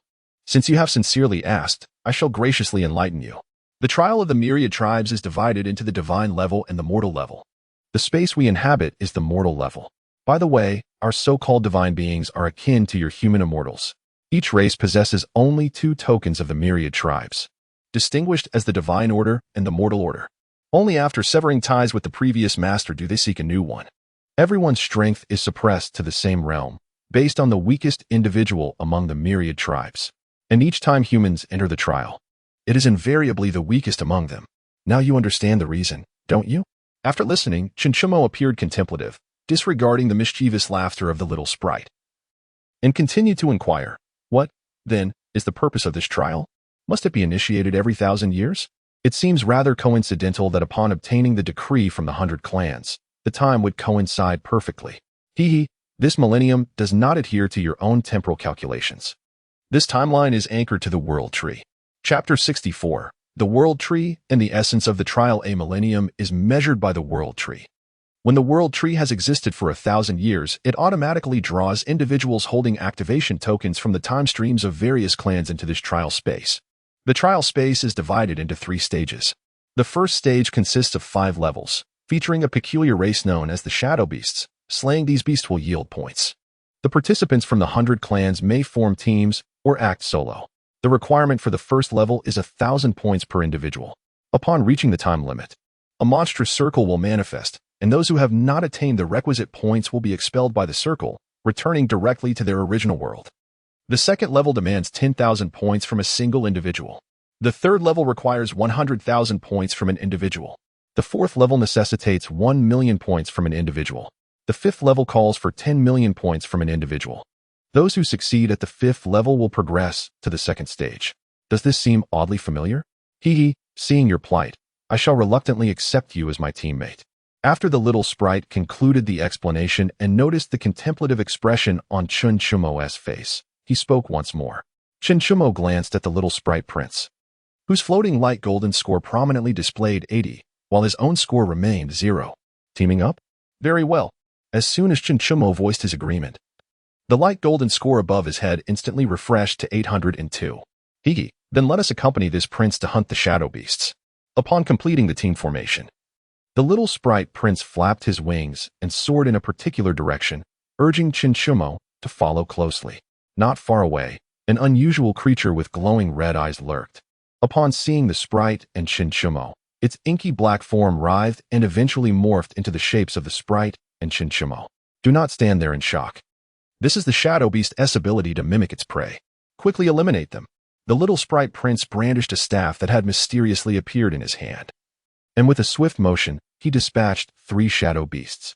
Upon hearing this, Xiuxian wasted no time, unleashing a flurry of sword shadows towards the oncoming shadow beasts. The defeated shadow beasts burst like fragile bubbles, vanishing from sight. With each successive slaying, their points rapidly increased. Yet, each shadow beast only yielded 1 point, meaning they needed to vanquish 2,000 in total. Hey, what is your relationship with Xiuxian? The little sprite prince seemed quite familiar with the shadow beasts, slaying them with great satisfaction. He is my master. Xiuxian closely followed the small fairy prince, the Xiuxian sword continuously weaving through the surroundings. The fairy prince suddenly realized. Thus it became clear why you wielded his exorcising sword. Exorcising sword? Xiuxian felt a twinge of confusion. Was he not holding the Xiuxian sword? Was it not meant for exorcism? The small fairy prince flew beside the Xiuxian sword, glancing at it and clicking his tongue in understanding. Ah. It turns out the sword spirit is sealed and has yet to awaken. Sealed? Are you saying that this Xiuxian sword is actually the exorcising sword? Xiuxian was bewildered. When his senior sister Yunyan bestowed upon him the Xiuxian sword, she never mentioned anything about the exorcising sword. Moreover, when the spirit sword first encountered him, it immediately submitted and recognized him as its master. How could it now be said that the sword spirit is sealed? This is indeed Li Changye's exorcising sword. During the last trial of the 100 clans, I was his teammate. You must understand, the exorcising sword is a divine artifact. The divine sword the small fairy prince spoke of is what the human race refers to as the immortal sword. Xiuxian was profoundly astonished, never anticipating such intricate connections. The Void clan and the Molar clan have been the first to reach 1,000 points. The barrier begins to constrict. A resounding voice echoed through the sky, and all the trial participants received this news. Damn, the Void and Molar have actually allied. It appears that the position of the Root Guardian Captain will once again fall into their grasp. Hey, kid, stop hiding your strength. We need to accelerate our efforts. The small fairy prince, feeling anxious, noted that their current points were still under 1,000. Furthermore, this 1,000 had to be shared between two. Yet the barrier was already in the process of constricting. All right, but you have yet to tell me the essence of the 100 Clans trial. What exactly is the Root Guardian?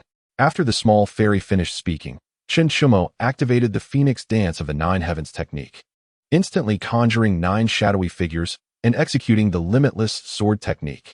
In a heartbeat, their points surged, swiftly surpassing the 1,000 mark. The small fairy prince, unwilling to be outdone, soared in midair, summoning countless fireballs that plummeted from the void. Simultaneously, he shouted while flying. The 100 Clans trial is a ritual for the World Tree to select Root Guardians. Races that pass the 3 trials can obtain the right to protect a realm, and your human race has scarcely ever succeeded. The World Tree serves as the foundation for maintaining stability across various worlds. Becoming a Root Guardian grants one a chance to randomly enter a past moment and reverse the flow of time, with the reverse time being intrinsically linked to the Root Guardian themselves. The captain of the Root Guardians can choose any point in time at will. Xiuxian had already been astonished countless times in this place, his expression laden with gravity. The human race has scarcely achieved success? What is the cost of failure? Why is the protection of the World Tree necessary? What happens if one fails? Do you know why our trial objective is to slay the shadow beasts? Before Xiuxian could respond, the small fairy prince continued to explain. Shadow beasts are the lowest tier of the Shadow Clan, subsisting on the consumption of world energy. They are the sworn enemies of the Tree of 10,000 Realms, poised to invade worlds bereft of its protection, depending on the world they enter. They manifest various corresponding adversaries, relentlessly attacking and slaughtering indigenous species to seize the essence of that world. Once a realm is wholly consumed, it transforms into a dark realm, which then begins to incessantly spawn the Shadow Clan, intent on corrupting other worlds. Upon hearing the words of the Elven Prince, the ancient sword essence within Xiuxian's consciousness quivered ever so slightly, only to quickly regain its tranquility. This subtle shift in the sword essence went unnoticed even by Xiuxian himself, as his thoughts turned to the 4 races: Buddha, Demon, Monster, and Ghost. These races are scheming to usurp the human race. Could it be that they are the embodiment of the Shadow Clan's invasion? Observing Xiuxian, who was preoccupied with slaying shadow beasts and had not responded, the Elven Prince inquired with curiosity. Why would your human race send the Son of Destiny to his demise when you were struggling to protect your own domain? Those chosen by the edicts of the 100 Clans are invariably the Sons of Destiny from various realms. After a moment of silence, Xiuxian replied, "No one sent me. I came of my own volition." He recalled the immortal he had conversed with upon entering the Xiuxian treasure map, who seemed to harbor a profound despair for the human realm. The prince mused aloud, "I knew it. Those selected by the 100 Clans' edicts are utterly oblivious. It appears the lineage has been severed." The Elven Prince immediately inferred some circumstances from the human side.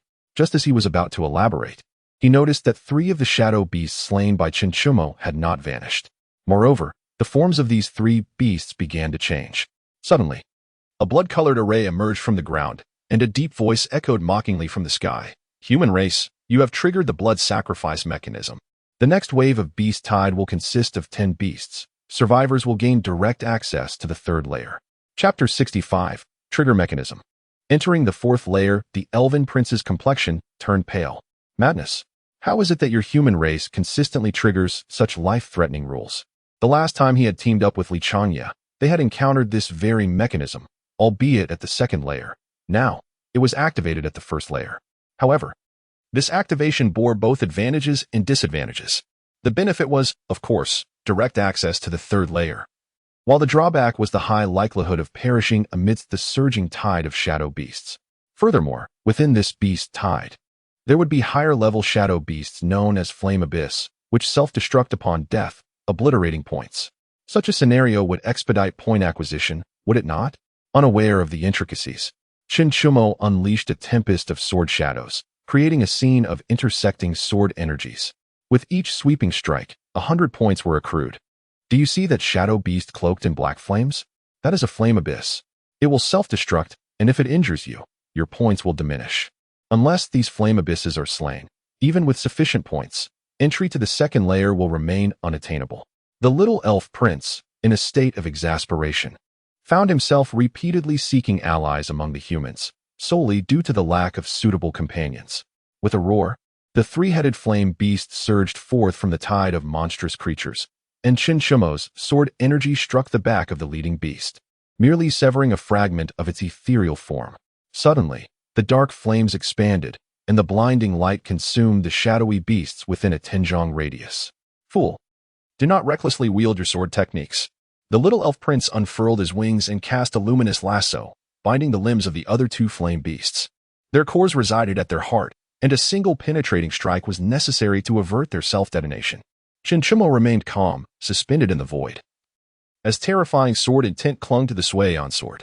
With the sound of clashing metal, the long sword pierced the core of the flame beast, and the dark flames dissipated like a receding tide. The faint golden numbers on the score finally flickered to 19,982. Just 2 more to go, and the barrier was shrinking. Before the little elf prince could finish his thought, he saw a massive luminous circle converging. A pale golden radiance gathered around Xiuxian, shooting forth into the distance. With 2 resounding thuds, as the luminous circle approached them, the score flickered again, 20,002. The little elf clan and the human race had passed the blood sacrifice checkpoint, entering the third layer. As the barrier began to contract, a resounding voice echoed across the sky, reaching all the trial participants. The luminous circle halted before them, and in an instant, the 2 vanished from their location, reappearing in the third layer. At last, we have succeeded. Let us continue the hunt. Although we are now in the third layer, our advantage remains slight. The little elf prince sighed in relief and, alongside Xiuxian, resumed their assault on the surrounding shadowy beasts. Their scores reverted to 0-2. However, the shadowy beasts of the third layer exhibited significantly greater strength than those of the first layer, making their task considerably arduous. Yet this time, each shadowy beast they felled yielded a score of 100, meaning they essentially only needed to eliminate 2,000. Little elf prince, utilize the luminous lasso from earlier to gather these shadowy beasts, and I shall unleash my ultimate technique to clear them out. The strength of the shadowy beasts in the third layer was nearing their own, making one-by-one elimination exceedingly taxing. Understood. The little elf prince did not refuse. He recognized this method as the most efficient. Soaring in midair, he released luminous lassos from his delicate palms, drawing together a multitude of shadowy beasts, at least 100 in number, each standing 3 to 4 meters tall.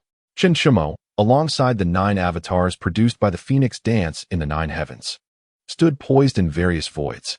The infinite sword technique comprised 5 moves: sword energy across the horizon, sword rain of the 8 directions, 1 sword across the 9 provinces, peerless sword slash, and the infinite sword. Among these, the peerless sword slash and the infinite sword could only be executed by Xiuxian himself for the time being, while his avatars could at most employ the 1 sword across the 9 provinces. Nevertheless, the formidable power unleashed by the simultaneous strike of the 10 swords of the 9 provinces is not to be underestimated. It promptly eradicated the shadow beasts ensnared by the luminous tendrils. The points of both individuals soared to 130002. Phew, I need a moment. This prince is utterly exhausted. Although the elfin prince was merely tasked with containment, managing such a multitude proved to be quite taxing. Other races must have also ascended to the 3rd level. We must hasten our pace. Xiuxian, undeterred by fatigue, wielded the Xiuxian sword to continue vanquishing the shadow beasts. Enlarged manifestations of human shadows dissipated one after another under his relentless onslaught. For the sake of securing the position of the Root Guardian Captain, this prince was determined to persevere. A fierce determination flickered across the elfin prince's azure visage as he brandished his staff and rejoined the fray. Each time Xiuxian neared recovery, another wave of annihilation would ensue. Time trickled by, and Xiuxian felt utterly drained, nearly numb from the incessant slaughter. The elfin prince was equally fatigued, lacking the strength to soar through the air. He now reclined upon Xiuxian's shoulder, occasionally waving his staff.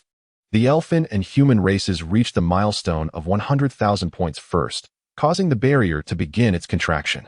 After a considerable interval, a voice resonated through the heavens, rousing the weary elfin prince into flight. His azure visage radiated astonishment. First again. We must hasten to the 4th level. Upon hearing this proclamation, Xiuxian felt a significant alleviation of his fatigue. The 2 swiftly made their way inward. At this moment, The fourth level spanned a distance of 10,000 meters. With their keen eyesight, they could easily survey any locale within this expanse. This layer seemed distinct. Though the shadow beasts persisted, only 20 were present this time, exuding an aura of slightly superior strength. Among them, 10 stood sword in hand like Xiuxian, while the other 10 flitted about, wings aflutter, reminiscent of the elfin prince. The fourth level posed little challenge. As long as one sword energy could breach the defenses of the shadow beasts, one could extinguish their core at the heart, akin to the slaying of the infernal flame. They would remain inactive unless provoked. The fifth level, however, presented greater difficulty. Despite featuring merely 2 shadow beasts, their power surpassed 2 major realms. To be frank, this prince was bewildered as to how Xiuxian had managed to defeat them. In this regard, the elfin prince felt no trepidation. During his previous collaboration with Xiuxian, overcoming the fourth challenge had been the most effortless. Upon hearing this, Xiuxian fell into a contemplative silence. He was uncertain of Xiuxian's prowess in swordsmanship at that time, but he was convinced that his current abilities were incomparable. Although he possessed the unbounded sword technique, altered into an innate sword spirit root by the ancient sword essence, his training had been brief, and his foundation remained insufficiently solid. Facing these 20 shadow beasts simultaneously would indeed prove to be a formidable task. Why not inquire about the ancient sword spirit? With this thought, Xiuxian directly posed his question to the ancient sword spirit quietly residing in his sea of consciousness. Brother, could you lend a hand? Chapter 66, How to Unseal the Xiuxian Sword. As if heeding Xiuxian's plea, the ancient sword spirit emanated a wisp of crimson golden sword in tint, which enveloped the Xiuxian sword. The moment the scarlet sword essence entwined around the blade, the Xiuxian sword emitted a faint yet resonant cry. The originally ice-blue blade revealed dark red patterns, and an illusion flashed before Xiuxian's eyes, an individual wielding a sword, cleaving through the sea of stars. Could this be Xiuxian? The seal of the evil exterminating sword is loosening. The little elf prince spoke the truth. A spark of inspiration ignited within Xiuxian. The fifth stance of the boundless sword technique, the boundless sword, began to operate autonomously. 20 shadow beasts had yet to make a move. Yet the sword light already enveloped the entire space like a web. The sword energy, now imbued with scarlet gold, instantaneously pierced through the core of the shadow beasts. Had they succeeded? The little elf prince gazed with anticipation at the shadow beasts ensnared by the crimson sword light. At that moment, an unexpected transformation occurred. 10 flying shadows suddenly converged into a towering shadow phoenix, 3 zhang in height. Meanwhile, the 10 humanoid shadow beasts shattered, transforming into chains that ensnared Xiuxian's feet. This is the shadow-devouring shackles. The little elf prince's staff erupted with dazzling white light, which instantaneously adhered to the black chains but was repelled in an instant. As the chains ensnared him, Xiuxian felt a devouring force siphoning off his spiritual energy. Sensing Xiuxian's peril, the ancient sword spirit surged in his consciousness, causing golden light to flicker in his pupils. In the next moment, Xiuxian's hands instinctively executed an arcane sword technique. The Xiuxian sword flew from his grasp, its frost patterns shattering, and a phantom of an elderly figure formed from the crimson golden sword in tint. Xiuxian. Upon seeing the apparition, the little elf prince could not help but exclaim. He was the one human who left a profound impression on him. Exterminate evil and slay the malevolent. With a flick of the phantom's sleeve, the shadow phoenix emitted a mournful wail as the black chains binding Xiuxian shattered in an instant. Seizing the opportunity, Xiuxian grasped the hilt of the sword, and the once formidable dual sword slash, which typically required a moment to gather strength, was executed effortlessly. Wherever the sword light traversed, the shadows were obliterated. The little elf clan and the human representatives were the first to reach 1,000,000 points. Causing the barrier to begin contracting, all challengers hurriedly completed their tasks to enter the 5th tier. As the majestic voice echoed through the skies, the phantom, identical to Xiuxian, vanished without a trace. Simultaneously, the evil exterminating sword, which had been in a state of unsealing, was sealed once more, reverting back to the Xiuxian sword.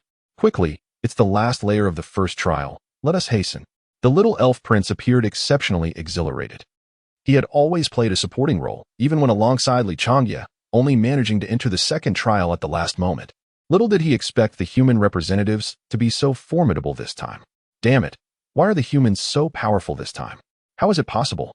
My sap family has just entered the 3rd tier, yet the human race has progressed so swiftly. It is infuriating that my esteemed clan is barred from the luminous circle. Has the world tree once again chosen to withhold its favor from us? Unlike the myriad of curses and discontent expressed by other races, Xiuxian found himself in deep contemplation as he gazed at the two shadow beasts before him, each resembling a small mountain. Is there still time to retreat? Prince, how shall we overcome this challenge?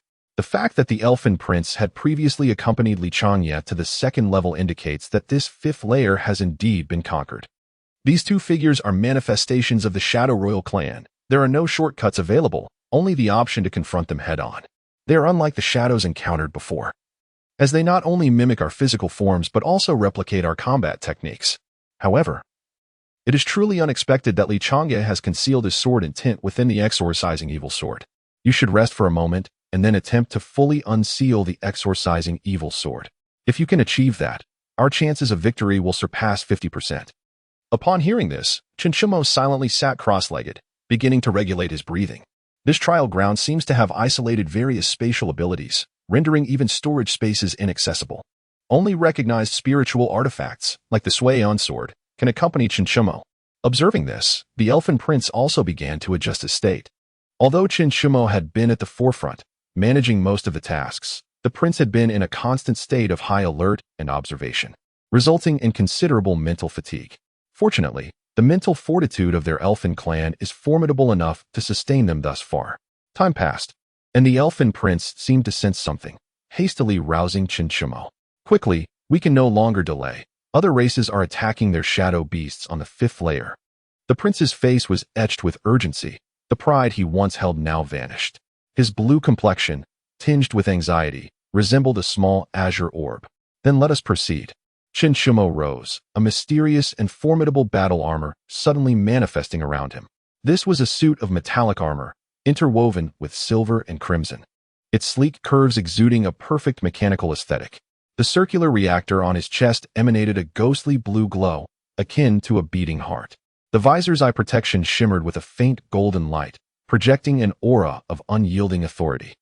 The overall design encapsulated a fusion of futuristic technology and the majestic contours of classical armor. Why does this resemble the battle armor of a technological civilization? Nearly a counterfeit. The Elfin Prince, with remarkable insight, immediately discerned the origins of this armor. This was indeed the inferior spiritual artifact known as the Linglong armor, which Xiuxian had acquired from Yuchongfu at the Spiritual Artifact Pavilion. It was also the first time he formally utilized it. Initially intending to emulate Iron Man and impress the Elfin Prince, he was surprised to find that his ruse was seen through at first glance. A faint blush crept across his face, an inexplicable sense of embarrassment overwhelming him. Resolutely, he grasped the frost sword and soared towards the two shadow beasts resembling small mountains. With a thunderous roar, before he could approach, Xiuxian was sent flying back by a colossal hand, as dark as ink. His exquisite armor instantly reverted to its initial form, its colors considerably dimmed. Fortunately, a beam of light tethered him, or else that blow might have sent him soaring into the unknown. Truly, a counterfeit, a single strike rendered him incapacitated. The sprite prince flitted to Xiuxian's side, his expression tinged with exasperation. Yet, having already endured his share of embarrassment, Xiuxian refrained from retorting, his gaze now fixated on the two shadow beasts charging towards them. The enlarged sprite shadow beast raised its staff, summoning a gigantic black fireball that descended upon them. Simultaneously, the humanoid shadow beast swung its massive sword, unleashing a formidable wave of sword energy. Boom! The two terrifying attacks struck simultaneously, creating a deep crater of 100 meters. Xiuxian had long since activated the Phoenix Dance of the Nine Heavens technique, transforming into a flurry of fiery sword shadows that scattered in flight. The sprite prince adeptly evaded the onslaught as well. Though the shadow beasts appeared powerful, their speed seemed lacking, with Xiuxian having successfully dodged. A glimmer of fragmented golden light flickered in his eyes as his mind raced to devise a solution. As for relying on the sprite prince for assistance, it would be a miracle if he could preserve his own safety in battle. However, the sprite prince had mentioned that fully unsealing the frost sword to become the exorcising sword would grant them a greater than 50% chance of victory. But how could he unseal it? Wait, could it be the sword spirit? Chapter 67. Unsealing the sword spirit and meeting Xiuxian initially. The sprite prince spoke not of the frost sword being sealed, but of the sword spirit of the exorcising sword being confined. This indicated that as long as the seal on the sword spirit could be broken, the frost sword could be completely unsealed, allowing the exorcising sword to re-emerge in the world. To unseal the exorcising sword, one must not be disturbed by external influences. With this thought in mind, Xiuxian decisively commanded 9 sword shadow clones to draw the attention of the 2 shadow beasts, while he concealed himself in the shadows. The phoenix dance of the 9 heavens technique typically manifested 9 fiery phoenix avatars in human form. However, during his initial training, the intervention of ancient sword essence had directly rewritten the technique. As a result, the avatars he could conjure possessed both the essence of the phoenix and the grace of sword intent, creating an enhanced version of the 9 phoenix avatars. Next, he focused his mind, communicating with the sword spirit of the exorcising sword. In an instant, a mysterious force pulled him into a peculiar realm. The surrounding space seemed haphazardly stitched together, chaotic and enigmatic. In the center of this space stood a towering dark red giant sword, as tall as a 3-story building. Its blade entwined with crimson chains, each inscribed with arcane runes that emanated a chilling pressure. Is this the sword spirit? Xiuxian's gaze was firmly fixed on the colossal sword, his mind brimming with perplexing questions. Who could have sealed it? Was it the work of another? Or had Xiuxian himself intervened? After all, this sword of exorcism was a celestial blade. Though its rank remained unknown, it surely could not be of low caliber. In a realm where immortals were forbidden to descend, how could it be that this sword was sealed? Was it perhaps sealed in the celestial realm before being cast into the Xiuxian realm?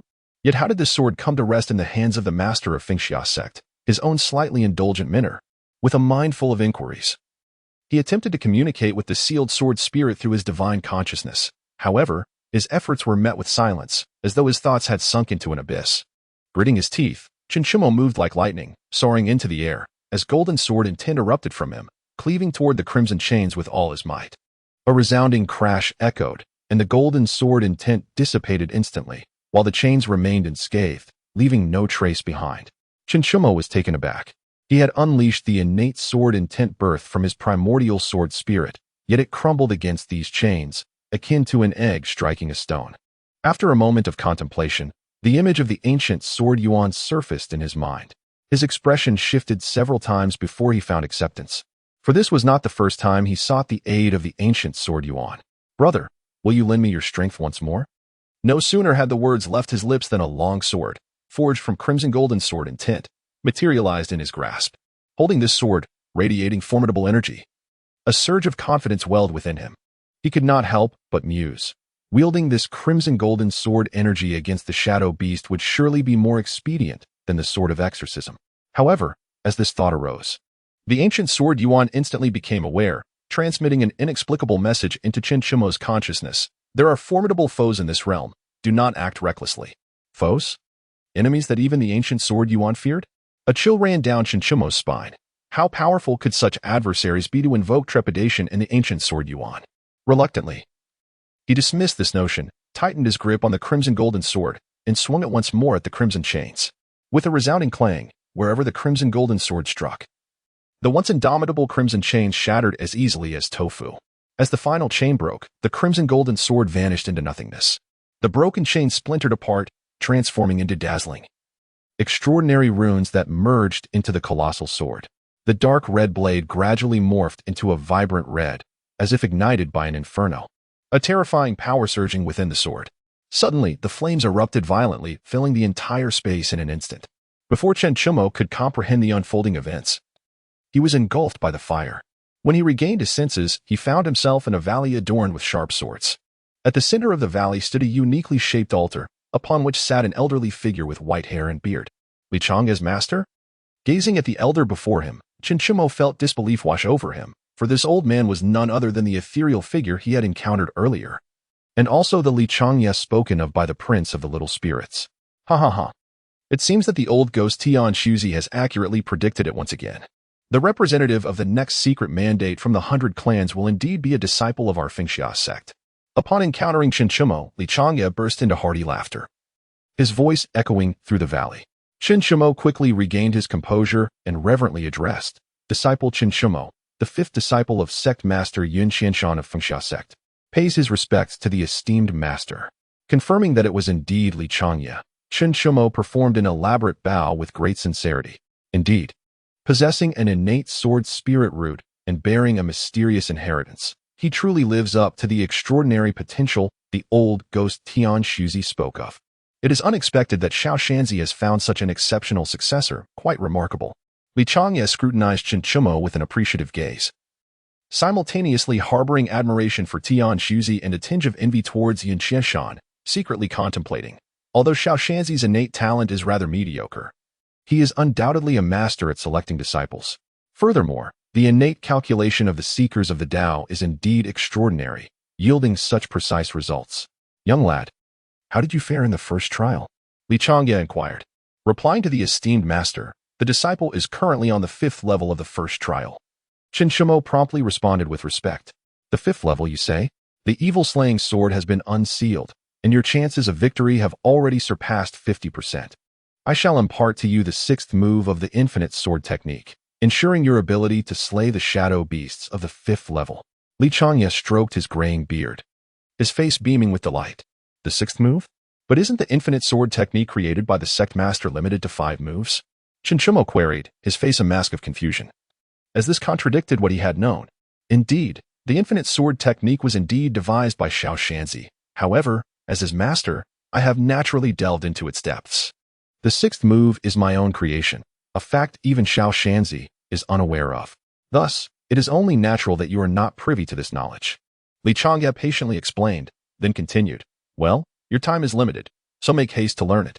This 6th move is called 10,000 Realms Returning to the Ruins, a sword technique I comprehended during the last trial of the 100 clans. Pay close attention. With Li Changye's demonstration, countless sword energies enveloped the valley, causing vast expanses of earth to be obliterated. After just one demonstration, Chen Chumo fully comprehended the technique. Have you memorized it? Li Changye inquired, his gaze filled with anticipation. Chen Chumo clasped his hands and confidently declared, the disciple has etched it in his heart. Ha. As expected of a disciple of our Fengxia sect, your talent is truly unparalleled in the world. Thus, you need not worry about the 5th level. However, Li Changye's tone suddenly shifted as he continued, after passing the first trial, 12 altars will appear in the second trial. Once you seize any altar and maintain possession for half a stick of incense, you must promptly withdraw from the trial. Do not be greedy for the remaining altars. Never become a guardian of the roots, and do not question why. There lies great terror and profound conspiracy within. The future of humanity can only rely on humanity itself. Chapter 68. Passing the first trial in Chen Chumo's dark eyes, a flicker of golden light shimmered, and his handsome visage was etched with astonishment. Was there truly an issue with the coveted quota for the root guardians, fiercely contested by the myriad clans? Master, Chen Chumo began to speak, but was abruptly interrupted by Li Changye's wave of his hand. The reasons will be revealed to you once you ascend to the celestial realm. For now, your utmost priority is to secure an altar. You must acquire one, by any means necessary. Li Changye's tone grew weightier as he spoke of the altar, clearly indicating its immense importance. Master, I shall exert every effort, Chen Chumo pledged. But, Master, are you currently in the celestial realm? Or have you already? Though he did not finish his sentence, the implication was unmistakable. Once you obtain the altar and return to the sect, you will learn all that you seek. Now, the time has come. This strand of sword intent of mine must dissipate. As his words faded, Li Changye's figure vanished entirely, and the valley, filled with swords, began to collapse. In the next moment, the surrounding scenery transformed once more, returning to the 5th level of the trial space. Not far off, 9 avatars had been reduced to merely 3 by the 2 shadow beasts. As Chen Chumo stepped forward, a soft, melodious voice echoed in his consciousness. Master, it is an honor to meet you. You are the spirit of the Xiuxian sword? Chen Chumo instinctively grasped the sword, which was now known as the Xiuxian sword. Its blade gleamed a deep crimson, adorned with peculiar patterns that blazed like flames. With a flourish, it sent waves of heat rippling through the air. Yes, master, I am known as Xiuxian, and I can finally fight alongside you. The sword spirit's voice brimmed with excitement and exhilaration, having been sealed for so many years and now finally given a chance to battle once more. Yet, the spirit's tone struck Chen Chumo as rather childlike. Let us vanquish these 2 shadow beasts together, he declared, his consciousness stirring as he brandished the Xiuxian sword towards the elusive little sprite prince. Prince, do you have a way to trap these 2 shadow beasts? Are you thinking of using that technique? I doubt it will be effective. But before he could finish, his gaze was captivated by the Xiuxian sword in Chen Chumo's hand. You've unsealed the Xiuxian sword? When did this happen? How was I unaware? Though he had been evading the shadow beast's attacks, he had noticed the commotion from Xiuxian's side. Astonishingly, the unsealing of the Xiuxian sword had not released a trace of power. With the Xiuxian sword in hand. Do you think we have a chance to try again?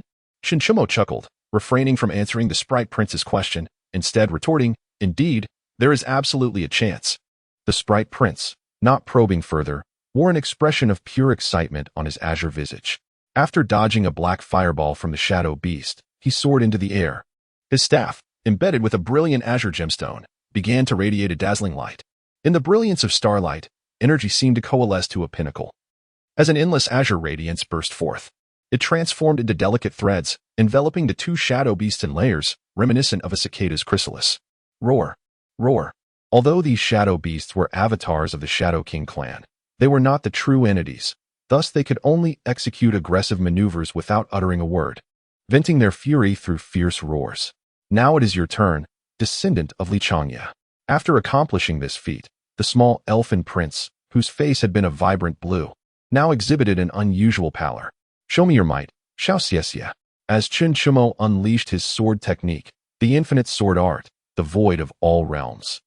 The trial space trembled palpably.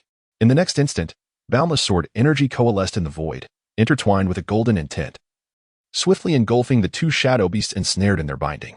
In a heartbeat, chaos erupted in the space, as if on the verge of collapse, giving rise to a golden halo that expanded outward from the position of the shadow beasts, stretching for 1,000 meters before beginning to contract. Once fully retracted, it left behind an unfathomable pit, while the two shadow beasts had vanished without a trace. This technique of yours is truly terrifying. The elfin prince, soaring in the air, regained some color but was left nearly speechless upon witnessing the void created by Xiuxian's sword. Had it not been for Xiuxian's comparatively lower prowess, that strike could have obliterated an area of at least 100 kilometers. Nevertheless, the prince was filled with trepidation. Had he chosen to oppose Xiuxian instead of forming an alliance, he would surely have become a casualty of that very sword. Xiuxian, equally astonished, gazed at the battlefield he had wrought, struggling to suppress a smile. With the evil-slaying sword in this technique of the void of all realms, he could potentially slay opponents across multiple realms, provided they remained stationary to receive his strike. The elfin tribe and the human tribe have achieved 10 million points, successfully passing the first trial.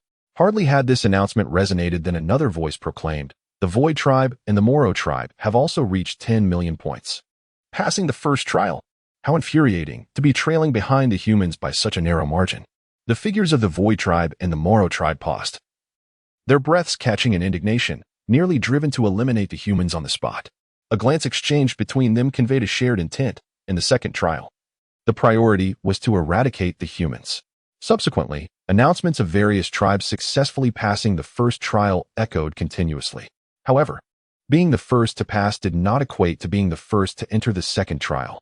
Rather, it conferred the right to choose first. The rules of the second trial were entirely distinct, devoid of any team dynamics, with each tribe fighting independently. Following the completion of the first trial, the rules and requirements for the second trial were transmitted into the minds of all successful participants by the Tree of All Realms. The second stage exists in the void, where 12 altars adorned with enigmatic runes hover in the emptiness. The top 12 races sequentially select the altar of their desire. Following this selection, they must defend their chosen altar for the duration of half an incense stick. Success in this endeavor grants them the right to claim the altar.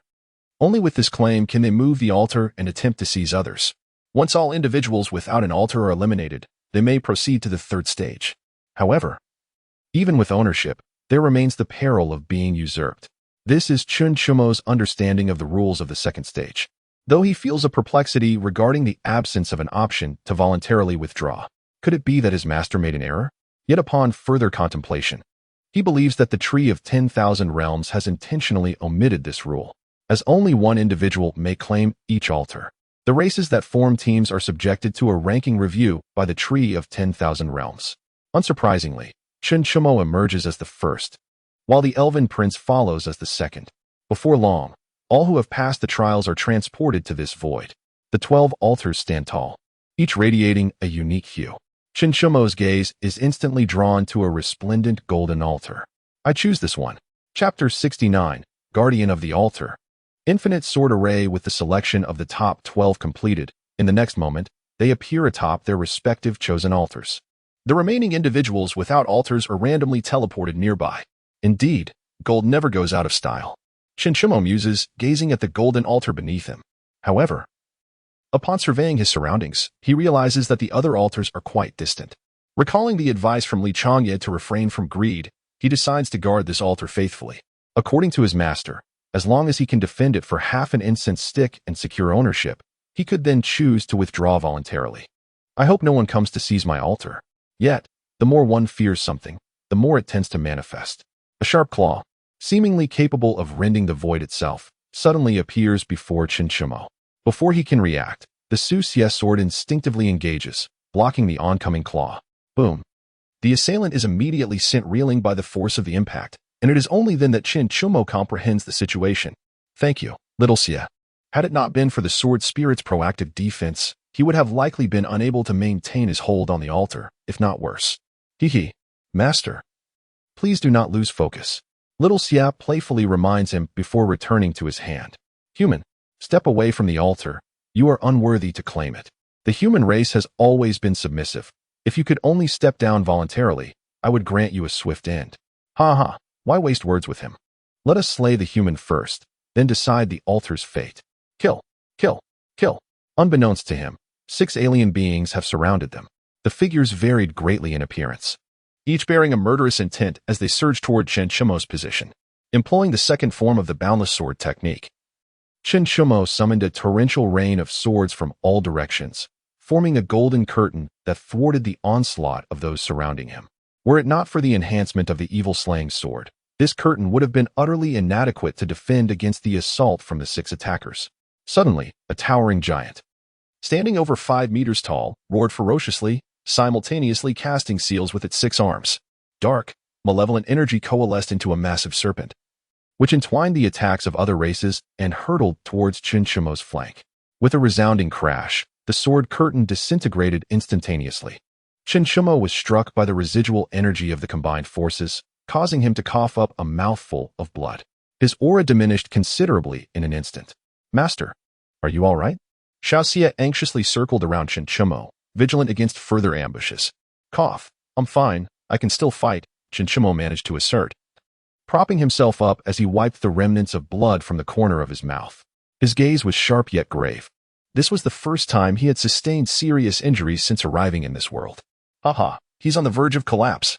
Finish him off. The 6-armed giant exclaimed with glee, brandishing curved blades as he charged toward Xiuxian, only for the other races to hesitate, each harboring their own ulterior motives. Seeing the renewed assault, Xiuxian gritted his teeth and forcibly activated the Phoenix Dance of the 9 Heavens, summoning 9 fiery avatars once more. However, after executing this maneuver, he collapsed onto the altar in exhaustion. Master, perhaps we should retreat and hide, waiting for them to engage in a deadly struggle before returning? Xiuxian suggested, circling around him. In response, Xiuxian shook his head resolutely, noting that he had already occupied the altar for over half the allotted time. No. We do not have much time left. We must endure until we secure ownership. If we retreat now, once the other altar masters gain their rights, our chances of victory will be utterly non-existent. This was not a matter of underestimating his own strength. After all, his initial success was largely due to luck. The other 12 altar masters, barring the Elven Prince, had all achieved their positions through genuine prowess. In mere moments, one of the 9 avatars dissipated, evidently eradicated by the incoming assailants. Master, if we are to defend, you must quickly employ the boundless sword formation, Xiuxian urged again. Aware that the boundless sword technique had a complementary sword formation, the formation consisted of a defensive array surrounding an offensive array. Xiuxian felt a pang of embarrassment. I haven't yet learned the boundless sword formation. Before the sect leader emerged from seclusion, Yunyan had been unable to instruct Xiuxian in the formation, and given the limited time, this matter had not been prioritized. With a light-hearted chuckle, the little imp exclaimed, Haha, master, I can certainly assist you. Little Xiuxian was taken aback by the fact that his new master was an inexperienced novice. The exorcising sword radiated a crimson glow, surging into Xiuxian's consciousness. In the next moment, a spectral image of an elderly man appeared within his mind, deftly performing sword gestures. Ancient runes manifested, transforming into various sword shadows that spread around him, creating a formidable net of blades. Master, this is the modified infinite sword formation devised by the old man. And I have meticulously recorded every detail. Impressive, isn't it? Little Xiuxian's tone carried a hint of pride. However, Xiuxian, engrossed in absorbing the essence of the infinite sword formation, paid little heed to the imp's words. Master, do not rush. The learning curve for the infinite sword formation is exceedingly steep. Even the previous master took a considerable time to grasp it, little Xiuxian cautioned. Yet, before the imp could finish, Xiuxian had fully absorbed the essence of the formation and mastered it completely. What did you say? Xiuxian, having been wholly focused on his studies, failed to catch little Xiuxian's previous remarks. You have mastered it? Little Xiuxian was taken aback, distinctly sensing that Xiuxian's consciousness had imprinted a unique sword formation under his command, freshly forged indeed. It's merely a formation, far simpler than the infinite sword technique. Xiuxian mused. The infinite sword formation was a tactical application of the infinite sword technique, making it exceedingly straightforward for him. Haha, it's no big deal. But to unleash the full potential of the infinite sword formation, Master must perfect the infinite sword technique. Little Xiuxian awkwardly shifted the topic. How did this backfire upon oneself? Xiuxian pondered, reflecting on his own swordsmanship training, which seemed to have reached perfection with little effort. Returning his gaze to the void, he noticed that only 6 of his 9 avatars remained, and they were on the brink of dissipating. Without hesitation, Xiuxian invoked the recently acquired infinite sword formation. Streams of sword nets appeared around him, intertwined with ancient runes, enveloping both him and the resplendent altar. After 5 layers, his replenished spiritual energy was swiftly depleted. What a pity. If only I had more energy, I could have layered it 10 times, Xiuxian lamented, hoping that the 5 layers would endure until the opportune moment. Simultaneously, all avatars vanished, leaving him encircled once more by the otherworldly beings. Human, this must be your final gambit. Let us all strike together and shatter this shell. Agreed. Chapter 70. Securing the altar. Retreat. Boom. The air shattered with a thunderous roar, fracturing the clouds above. The exorcising sword hovered around Xiuxian, vibrating incessantly, as if voicing its refusal to yield. The dazzling and resplendent assault surged like an unrelenting tide, crashing relentlessly upon the boundless sword formation conjured by Xiuxian, who had expended all his spiritual energy. The exorcising sword whirled incessantly around the meditating Xiuxian, its blade trembling with an urgency that seemed ready to overflow. The sword chi barrier quaked violently under the onslaught of dozens of combined attacks, with 4 of its 5 layers shattering explosively, leaving only the final layer to desperately hold its ground. Blood trickled from the corner of Xiuxian's mouth, his visage as pale as parchment. At that moment, the exorcising sword emitted a piercing wail, its crimson gold patterns pulsating as if alive, frantically spreading along the last barrier. The ancient sword essence stirred a tempest within his consciousness, a thread of mysterious and potent energy silently infusing the exorcising sword. In that instant, it appeared as though the sword had been activated by some arcane mechanism, a resplendent celestial power coursing through its blade and into the sword formation. As the crimson gold patterns merged seamlessly with the sword array, the barrier, teetering on the brink of collapse, abruptly solidified, becoming as crystalline and translucent as glass, yet exuding a heart-stirring aura of resilience. Xiuxian's keen perception captured every shift in this dynamic. He understood that the ancient sword essence had once again covertly assisted him. Although this infusion of power was exceedingly subtle, it had provided him with a sliver of hope at a critical juncture. Time was of the essence. There was no more room for concealment. The towering 6-armed giant bellowed, his roar resonating like thunder, distorting the very fabric of space. Hardly had the echoes of his voice faded when figures, hidden within the void, began to materialize, resembling phantoms emerging from the shadows. Master, we are besieged by over a dozen assailants. Xiuxian whirled about in a frenzy, for despite being an immortal sword, it was constrained by the rules of this realm, unable to fully unleash its celestial power. The celestial energy that had recently infused the sword array had nearly depleted all its strength. Witnessing this scene, Xiuxian's countenance darkened to an ashen hue. These individuals clearly viewed him as a soft target, their coordinated assault evidently premeditated. The thunderous roar of the array being struck reverberated through the void once more. The crimson gold patterns suffused with celestial energy, growing increasingly dim under the relentless barrage. Xiuxian, I have regained a modicum of spiritual energy and can unleash one more strike of the boundless sword, but I require your assistance to let them in. A glint of determination flickered in Xiuxian's eyes as he concocted a plan for mutual destruction in his mind. Master, are you suggesting we open the sword array and allow them to enter? That is exceedingly perilous, Xiuxian exclaimed, alarmed. Fully aware of the treacherous nature of such a trap, where a moment's carelessness could lead to their own undoing. Regardless, if we do not open the sword array, we shall not endure for long. It is better to let them in, to shift from defense to offense, and make one final desperate stand. Although he could not activate the system in this realm, instinctively, he chose to place his faith in the secret edict of the myriad clans acquired through favorable intelligence, firmly believing that no hidden snares lay in wait to ensnare him. Moreover, Xiuxian had predicted that he was not in any mortal peril, which granted him a measure of confidence. Little Xiuxian, no longer hesitating, unleashed a flash of sword light, causing the seemingly precarious sword formation that appeared on the verge of collapse to suddenly split in two. The assailants mistakenly believed that their attacks had finally shattered the defensive sword array. Without a trace of doubt, they eagerly rushed into the formation. The human sword formation is broken. Their time is up. Quickly, kill him. Only a few breaths remain.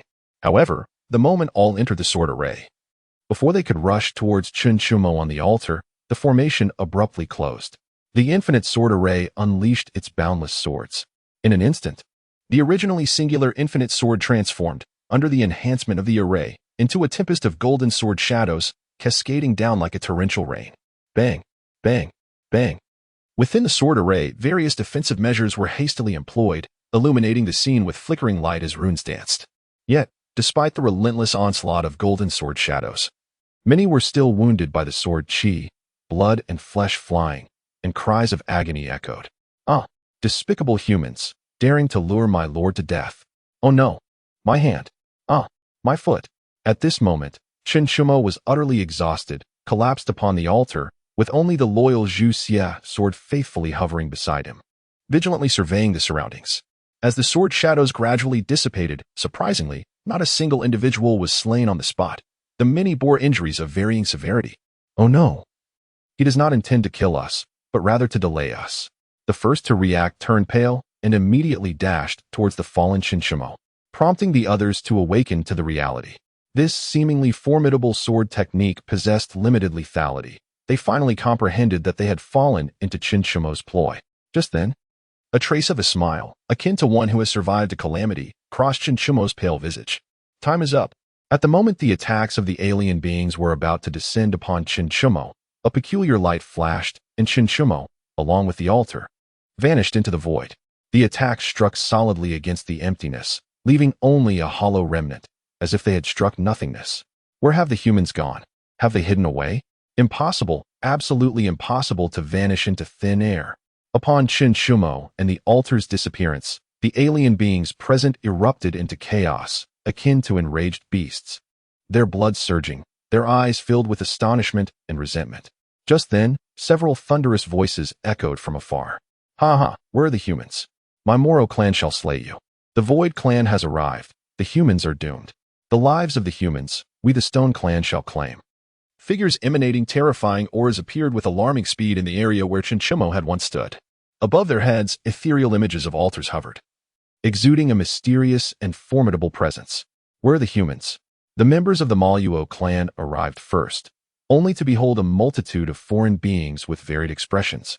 Yet the absence of Xiuxian was palpable, inciting their fury. Who has dared to seize the human altar? No one has stolen it. The human race has vanished of its own accord. Indeed, such a grand altar has disappeared along with the humans. Although they spoke thus, a glint of avarice flickered in their gazes directed towards the Maluo clan, not aimed at the clan itself, but rather coveting the enigmatic shadow of the altar hovering above them. Where have the humans gone? The Void clan soon appeared, followed closely by the Stone people, who posed the same inquiry. Sensing the greed in the eyes of the crowd, the Maluo clan's tone turned frigid. A hint of murderous intent surfacing, they claimed the humans have vanished. Vanished? Then let us first slay them, sparing one or two to seek the humans. Agreed, the Stone people are of the same mind. Kill. To slay this esteemed presence? This esteemed one still wishes to plunder your altar. Kill. In an instant, The void was engulfed in murderous intent, and chaos erupted. The quest to find Xiuxian was long forgotten. In their hearts, seizing the altar was of utmost importance. Yet, as they fought fiercely, the void suddenly trembled violently, startling the crowd before returning to normalcy. Nonetheless, this abrupt change did not halt their conflict. The allure of the altar overshadowed any unknown peril. A bloody melee over the altar intensified. Chapter 71. Return and Intelligence Mission in Tianlan City, atop the listening rain tower. Amidst the swirling mists, an ethereal energy seemed to flow. Since Xiuxian's disappearance, 16 days and nights had silently passed, and Xiuxian harbored a vague premonition that today marked Xiuxian's reappearance. After dispatching disciples to closely monitor the Wang family's preparations for the sacrificial rites, he hastily returned to the site of Xiuxian's disappearance. As he reached the tower's pinnacle, ripples began to emanate through the space, akin to a tranquil lake disturbed by a boulder. A chilling aura of terror spread forth, causing the surrounding air to feel as if it had solidified. Xiuxian's expression shifted dramatically. His hands swiftly formed seals, casting a spell like a fleeting light that barely shielded him from the disturbance. Yet beads of sweat had already formed on his brow. In the next moment, Xiuxian's figure appeared before Xiuxian, collapsed upon the ground. In that instant, he was devoid of his former grace, his complexion pale as paper, revealing a sickly grayish hue. His form was hunched, resembling a frostbitten eggplant, listless and faint, teetering on the brink of consciousness and oblivion. Just as Xiuxian was about to step forward to assess him, a crimson sword shadow darted past like a startled phoenix, its fierce sword energy cleaving through the void, unleashing a formidable presence not belonging to the Xiantian realm. A celestial sword. Xiuxian's pupils constricted, a cry of astonishment escaping his lips. With the wealth of experience amassed over countless years, even without possessing a celestial artifact himself, he was intimately familiar with that unique aura. The Xiuxian sword hovered around Xiuxian, its blade humming with a vibrant glow of crimson light. Though it had yet to unleash an attack, it remained vigilant as if facing a formidable foe. At that moment, a feeble voice called out, "Little Xiuxian, come back." "It's Xiuxian, a friend." Xiuxian slowly opened his eyes, still clouded with confusion. He instinctively glanced upward, where a resplendent golden altar floated, exuding an aura of mystery and antiquity. What is the situation with this altar? Can it not be stored away? Must I carry this altar wherever I go? Wouldn't that be utterly ridiculous? Upon hearing the call, the Xiuxian sword obediently transformed into a streak of light and merged into Xiuxian's body. Observing this, Xiuxian hastily produced a recovery elixir and offered it to him. Expressing concern, "Young master, was your journey smooth?" After consuming the elixir, the medicinal power coursed through his body, instantly restoring color to his pale face, and his breath gradually steadied. The journey was relatively smooth, yielding abundant gains. However, "May I inquire if you noticed what is above my head?" Xiuxian's gaze held an inquisitive glimmer. Xiuxian looked up to examine carefully but saw only emptiness. Prompting him to question, "Young master, I perceive nothing. Could it be another of your acquisitions?" Xiuxian, knowing Xiuxian well, had no reason to doubt his sincerity. The young master was always composed and reliable, never one to jest without cause.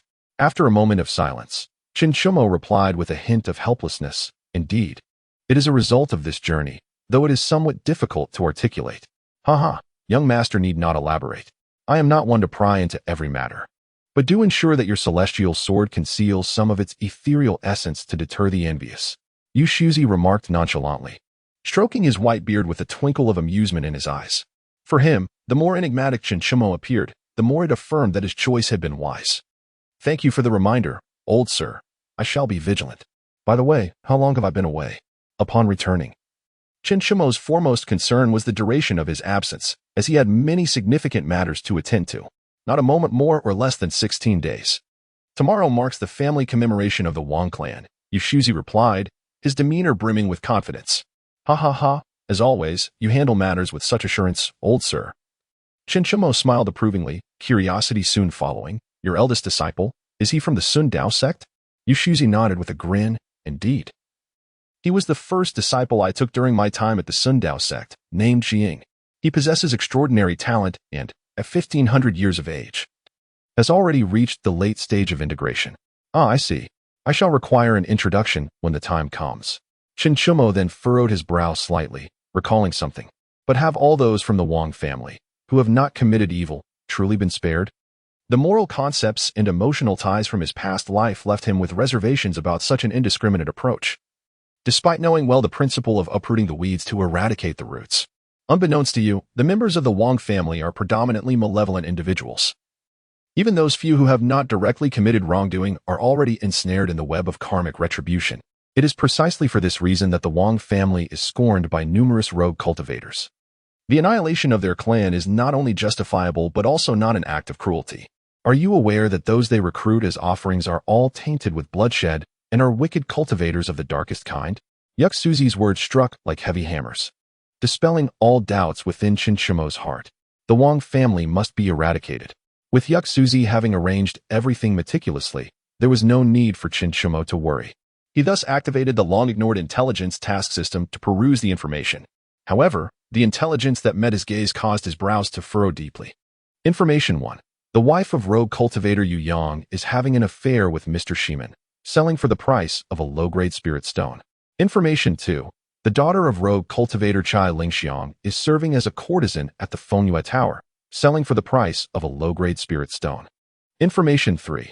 The nemesis of rogue cultivator Zheng Wenbin, who killed his father, is Mi Zurin, selling for the price of a low-grade spirit stone. What is this? Has my fortune run dry? Why are all these tasks so trivial? Since he did not recognize any of these individuals, Xiuxian simply relayed the tasks to Xiuxian for him to arrange, while he retreated to his private chamber to rest. After all he had been through, he had yet to truly rest. Sister, have you awakened? Upon returning to his room, Xiuxian tentatively sent a message to Sister Yunyan using his identity jade plate. Yet, as seconds ticked by, the jade plate remained unresponsive. A wave of disappointment washed over him as he murmured to himself. Brother Song had mentioned that Sister Yunyan would need about a month to awaken. Now that half the time had passed, he hoped she would awaken as promised. Suppressing his longing, Xiuxian attempted to manipulate the mysterious altar above his head. However, no matter how hard he tried, the altar remained utterly still, neither yielding to his touch nor allowing him to summon it freely, as if it had taken root atop his head. Could it be that, as his master suggested, it must be returned to the sect? With this thought, Xiuxian ceased his concerns about the altar, deciding instead to focus on resting well. Time flowed quietly, and soon the moon hung low in the sky. Xiuxian gradually awakened, stretching languidly. Ah, how delightful! Yet, in the next moment, he jolted awake, fearing he had overslept. Upon checking the system, he discovered it was indeed night, and he breathed a sigh of relief. Ah, the 3 tasks have already been completed.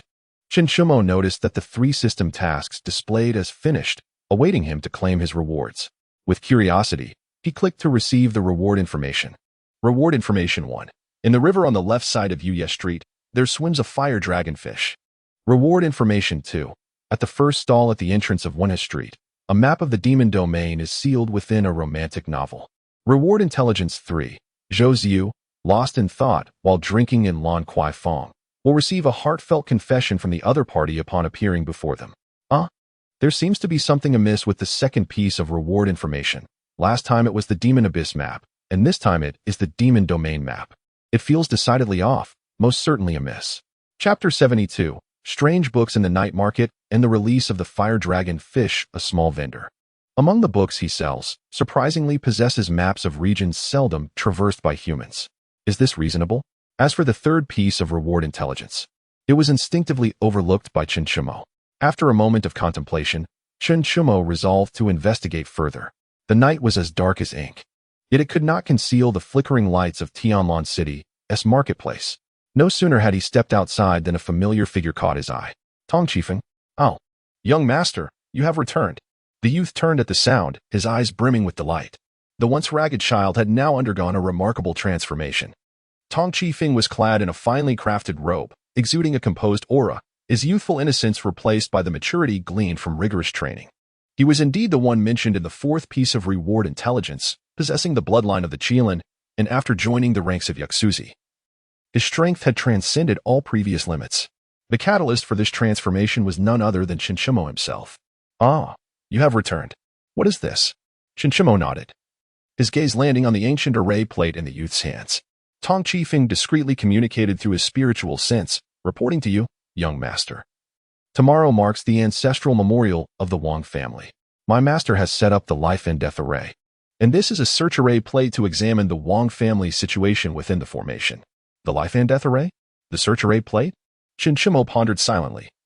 These concepts of formations were entirely foreign to him. He reminded himself that he must not solely immerse himself in cultivation and tasks, but also acquire such vital knowledge. Tong Qifeng, skilled in reading the room since childhood, swiftly perceived Xiuxian's confusion and transmitted an explanation. The life and death array was personally arranged by my master.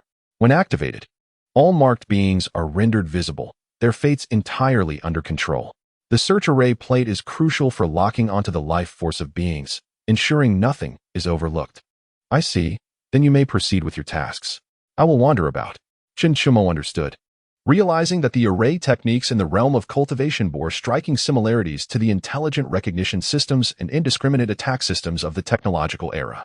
Should the figures of this cultivation world venture into the technological age, they might indeed become unparalleled experts in technology. Yes, young master. Tong Qifeng respectfully bowed and hurriedly departed. After all, urgent matters took precedence. There would be ample time for reminiscing after the fall of the Wang family. Having previously visited Wen Street, Xiuxian navigated his way to the stall with ease. The vendor was a middle-aged man, exuding a rather unremarkable aura, likely at the 5th level of qi refinement. He was seen reclining in a rocking chair, diligently engrossed in a book, occasionally displaying a peculiar smile upon his face. The street bustled with passers-by. Yet none paused at this particular stall, as if it were enveloped by an invisible barrier, isolated from the world. This scene inevitably stirred a sense of vigilance within Xiuxian. Ahem. As his consciousness swept over the books the stall owner was perusing, Xiuxian could not help but cough discreetly. What was this about fair skin, tumultuous waves, and deep ravines? It seemed rather too extravagant for the season. The stall owner, startled yet unperturbed, calmly closed the book and, with a warm smile, remarked, "Ah, this customer seems somewhat familiar. Have you visited before?" Despite his attempts to mask it, a faint blush graced the stall owner's cheeks. Indeed, during his last visit, Xiuxian had purchased a rather intriguing volume on strange tales. He nonchalantly continued, "I am here again to see if there are any other fascinating books to take home and study." Ah, fortunate timing. A few new titles have just arrived. All within the realm of strange tales, the stall owner exclaimed, his delight evident as his eyes narrowed into joyful slits while presenting several pristine volumes before Xiuxian. "I shall take them all," Xiuxian declared with a sweeping gesture, including the volume sealed with a map of the demon realm. After acquiring these books, he coughed lightly, his demeanor slightly wavering and reserved. Excuse me, proprietor, have you come across books of that particular type?" Indeed. Before Xiuxian could finish, the stall owner wore a knowing expression and produced several earnest-looking titles: The Legend of the Dragon and Phoenix, The Tale of Abi's Cultivation, The Diary of the Fairy by Jia. In a flash, Xiuxian waved his hand, and those books vanished from sight. "I shall take these as well." Finally, exchanging a knowing glance with the stall owner, their lips curled in silent understanding, they spoke no more. After tossing down some spirit stones, Xiuxian turned towards the direction of the fire dragon fish. Behind him, the stall owner reclined back into his rocking chair, once again lost in the world of books. While the night in Wenha Street remained tranquil, only the occasional sound of footsteps echoing on the cobblestones. "Indeed, I sense something amiss about this proprietor," Xiuxian mused. At the riverside of Yuye Street, the willows swayed gently in the night breeze, as if whispering ancient tales. The river shimmered with a ghostly blue light, revealing a crimson silhouette gliding beneath the surface. Before long, Xiuxian reached the riverbank, where he beheld a fire dragonfish, resplendent in its fiery hue.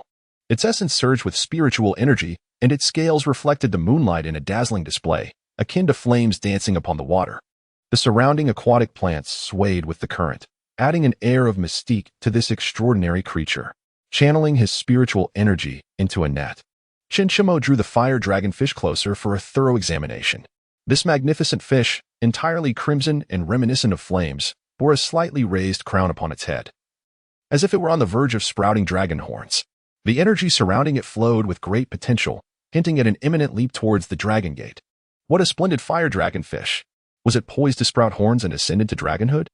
Xiuxian let out a soft exclamation before casting the creature back into the river. Feeling rather cheerful today, he granted it a chance for survival and urged it to depart swiftly to avoid detection. This was the first time Xiuxian had relinquished a reward after receiving one.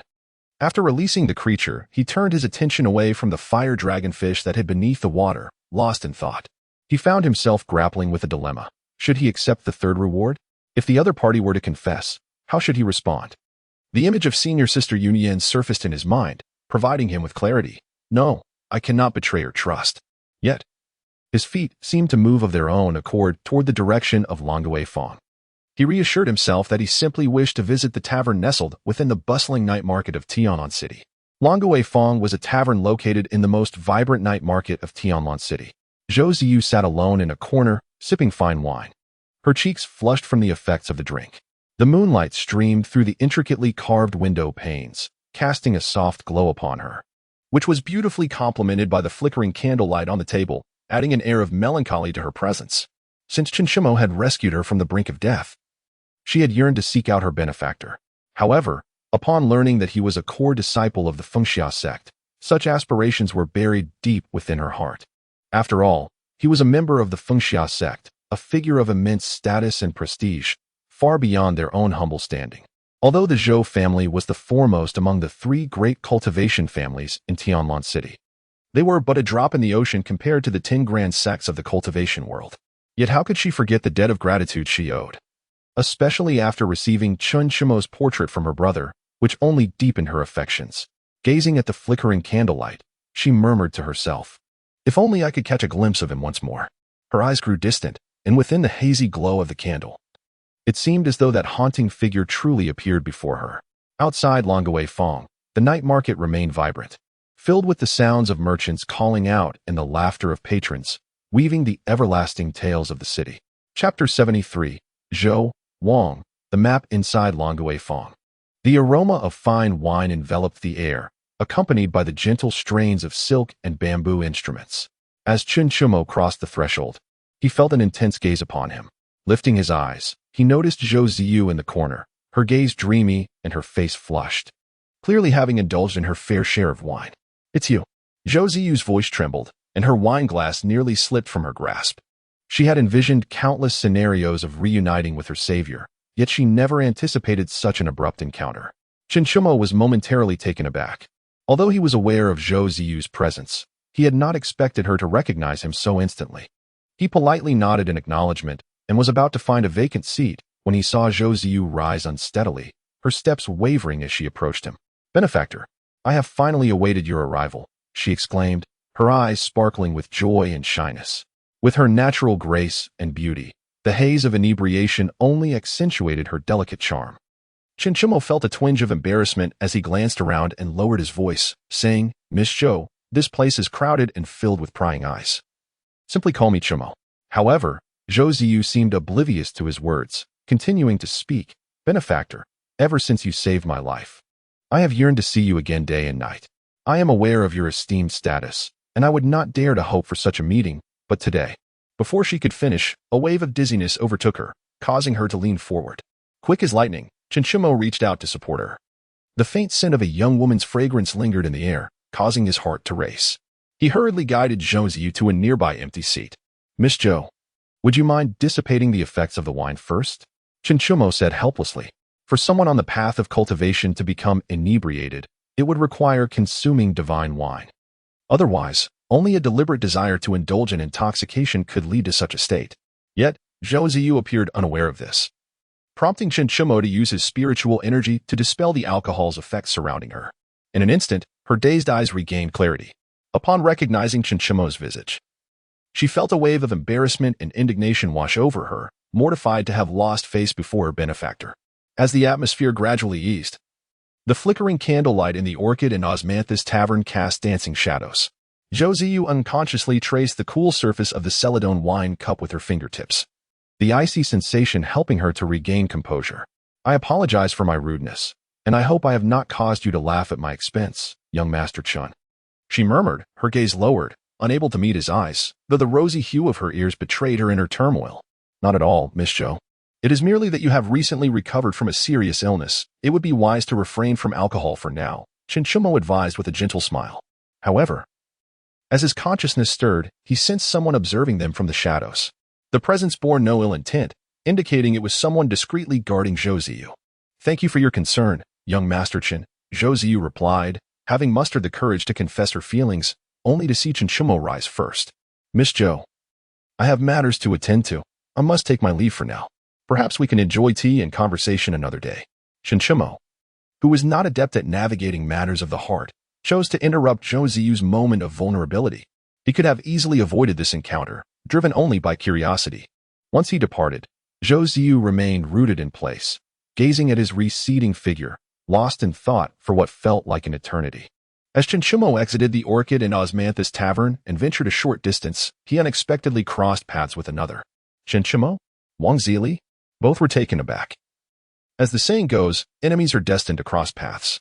Neither had anticipated encountering the other in this location, their expressions reflecting surprise. Chen Shimo was well aware that Wang Zili's presence in Tianlan City was due to a family memorial service. Yet he was perplexed by his choice to wander around the Zhou family's territory at night. Conversely, Wang Zili never expected to encounter Chen Shimo here. Considering that Tianlan City was within the Wang family's sphere of influence, a glint of cunning crossed Wang Zili's eyes as he forced a smile, probing. Are you on a solo mission, junior brother Chen, visiting Tianlan City?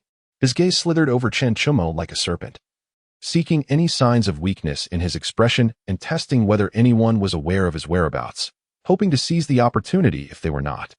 Is Brother Wang contemplating an act of violence?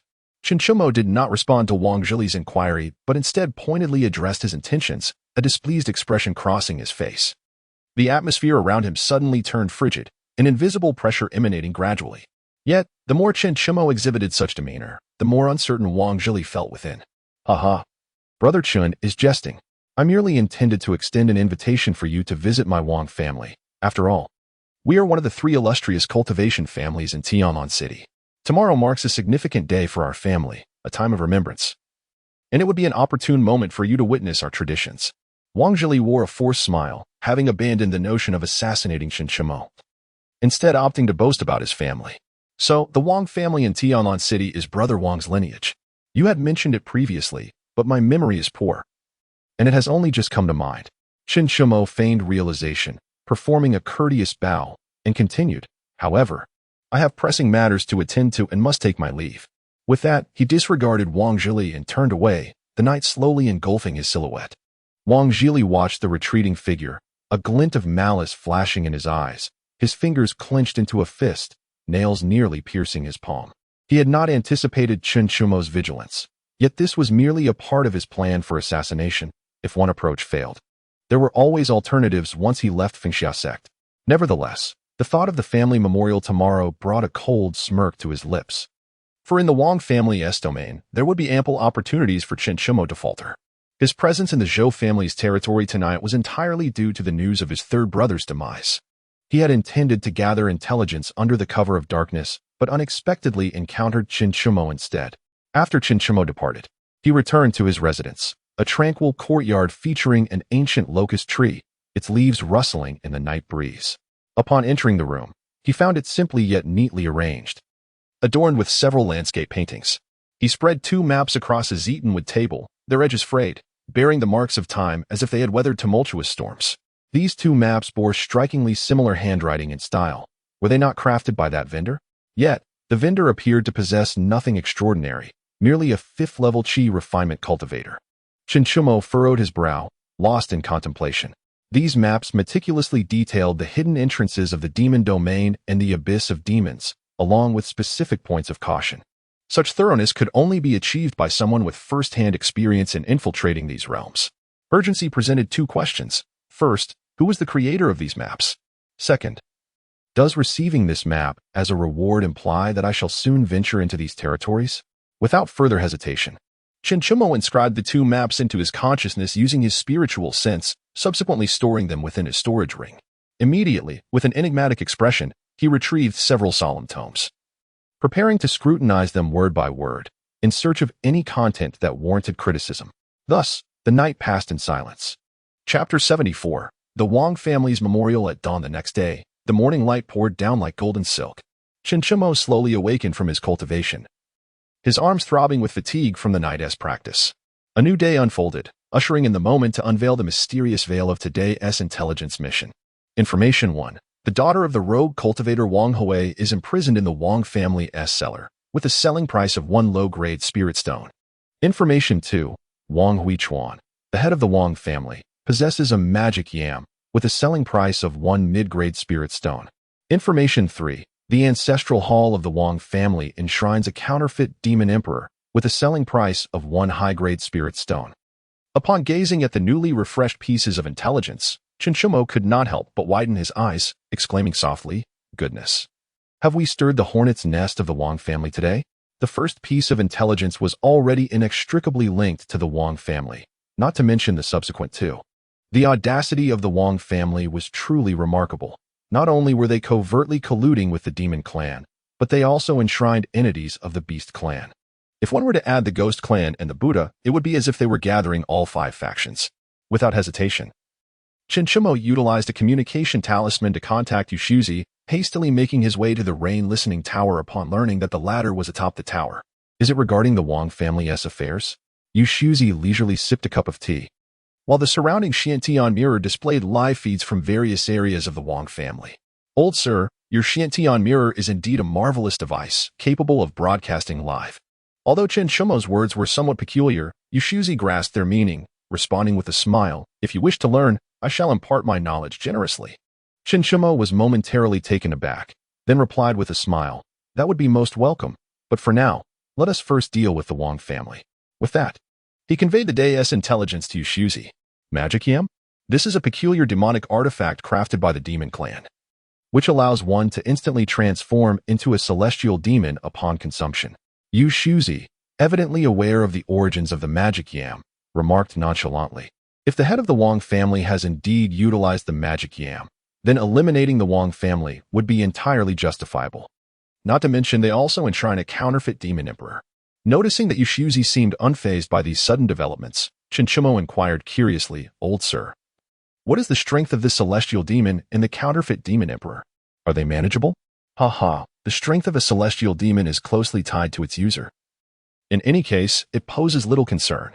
Under the Life Destruction Great Formation, it is a matter of life and death." Xiuxian exhibited indifference towards the celestial demon, but his tone grew cautious when discussing the demon emperor. The counterfeit demon emperor, however, is a formidable existence. The strength of a demon emperor typically lies within the tribulation and Mahayana stages. The tribulation stage is manageable, while the Mahayana stage is considerably troublesome.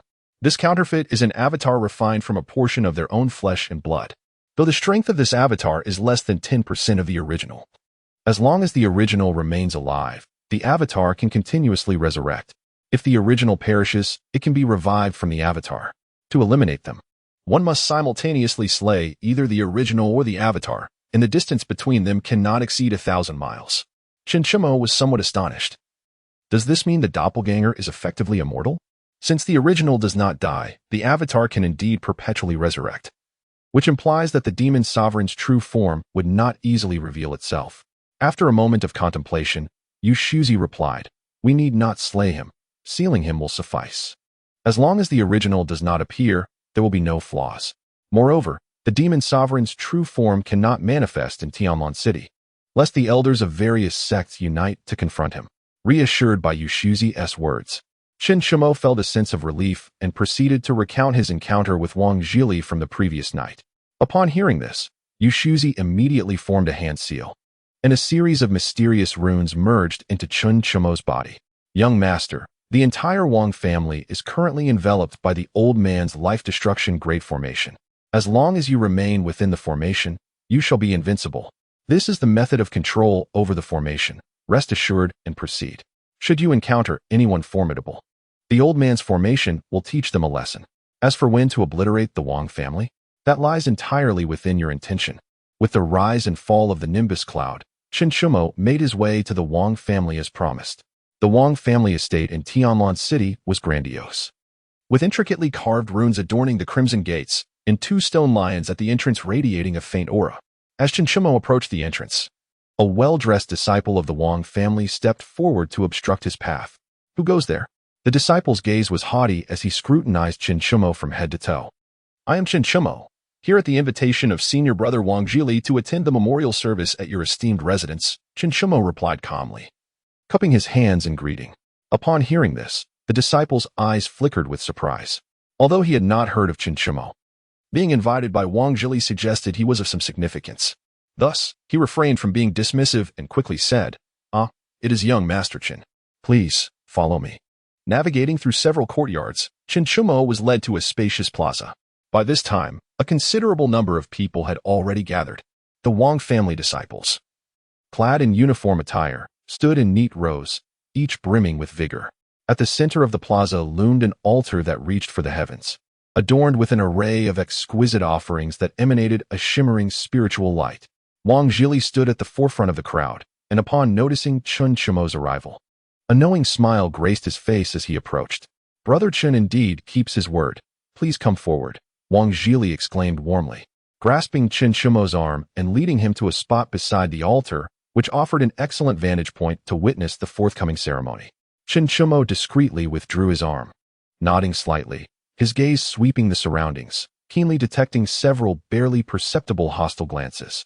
It appeared that Wang Zhili had already informed the Wang family of his arrival. After all, in order to avoid incurring the wrath of the Fengxia sect, the Wang family had personally severed Wang Jihong's arm as an offering of apology. Although this was not a demand made by Xiuxian, the underlying grievances had long been established. At that moment, a melodious chime resonated, prompting the crowd to fall into silence. A middle-aged man, stern in countenance and exuding an enigmatic aura, gradually ascended the altar. He was none other than the current head of the Wang family, Wang Huichuan. Wang Huichuan surveyed the assembly, his voice resonating with depth and strength. "Today marks the ancestral tribute ceremony of the Wang family. May our ancestors bestow their blessings upon us, ensuring our lineage flourishes and that talent emerges in abundance." As his words echoed, the rites commenced. The descendants of the Wang family stepped forward in succession, presenting offerings and bowing in reverence. "Junior brother Chen, do you see? This is the foundation of a family of cultivators." Wang Zhili, having completed his offering first, strode arrogantly to Xiuxian's side, surrounded by scornful gazes. A cold smile crept across Xiuxian's lips.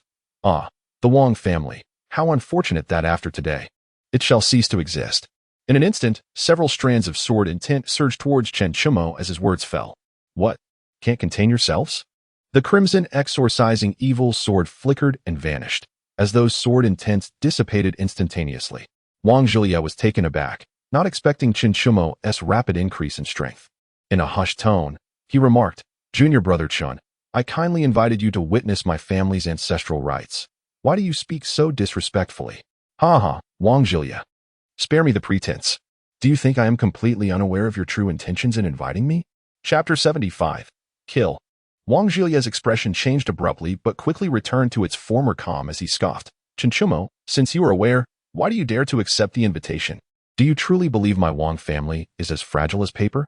As Wang Zhili's words echoed, a group of armed cultivators swiftly surrounded them, each bearing a murderous intent directed at Xiuxian, waiting for Wang Zhili's command to strike him down. The atmosphere grew tense, as if the very leaves falling around them carried an air of impending slaughter. "Wang Zhili, do you truly believe I am merely speaking for effect?"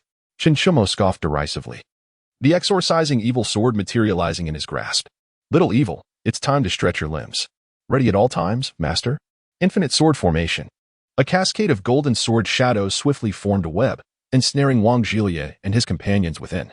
Wang Zhili's expression darkened as he recognized the origin of this formation, commanding, "Everyone attack." His entourage consisted primarily of golden core stage cultivators, with the most formidable among them being at the early nascent soul stage. They had assumed this display of force would grant Xiuxian sufficient respect, yet they were taken aback as he boldly established a sword formation to encircle and annihilate them. Within the formation, golden light surged, liberated from the constraints of the trial grounds. The exorcising evil sword, akin to a maxed-out expert entering a novice trial, rapidly dispatched foes amidst a flurry of sword shadows. None of those who dared to strike could reach Xiuxian. They were all swiftly cut down by the exorcising evil sword. How could this be? How could you possibly be so formidable? Even a cultivator in the early stages of the nascent soul was unable to withstand the might of the exorcising evil sword, let alone Wang Zhili, who has merely just broken through to the initial stage of the golden core. I hadn't even exerted myself, and you have already fallen? After unleashing the infinite sword formation, Xiuxian allowed the little demon to act freely while he stood quietly, observing the one-sided massacre.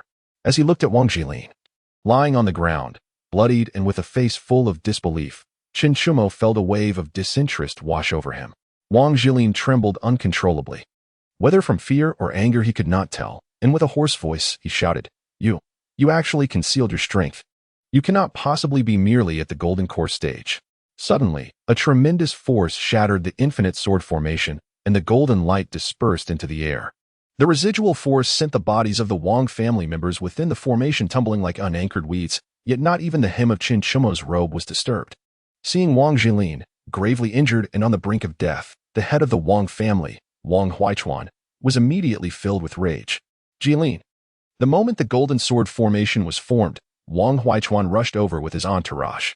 After all, today was their family's ancestral memorial, a significant event for their clan. And someone dared to disrupt it? Was this not a blatant insult to the Wang family? However, the sword formation was indeed formidable. It took several transformation phase experts working in unison to barely break it. To dare kill a member of my Wang family, I will ensure you cannot live or die. Come, capture him alive. Wang Huaichuan, fully aware of Xiuxian's identity, feared repercussions from the Fengxia sect if his identity were to be revealed. Hence he commanded a refining void expert to take action.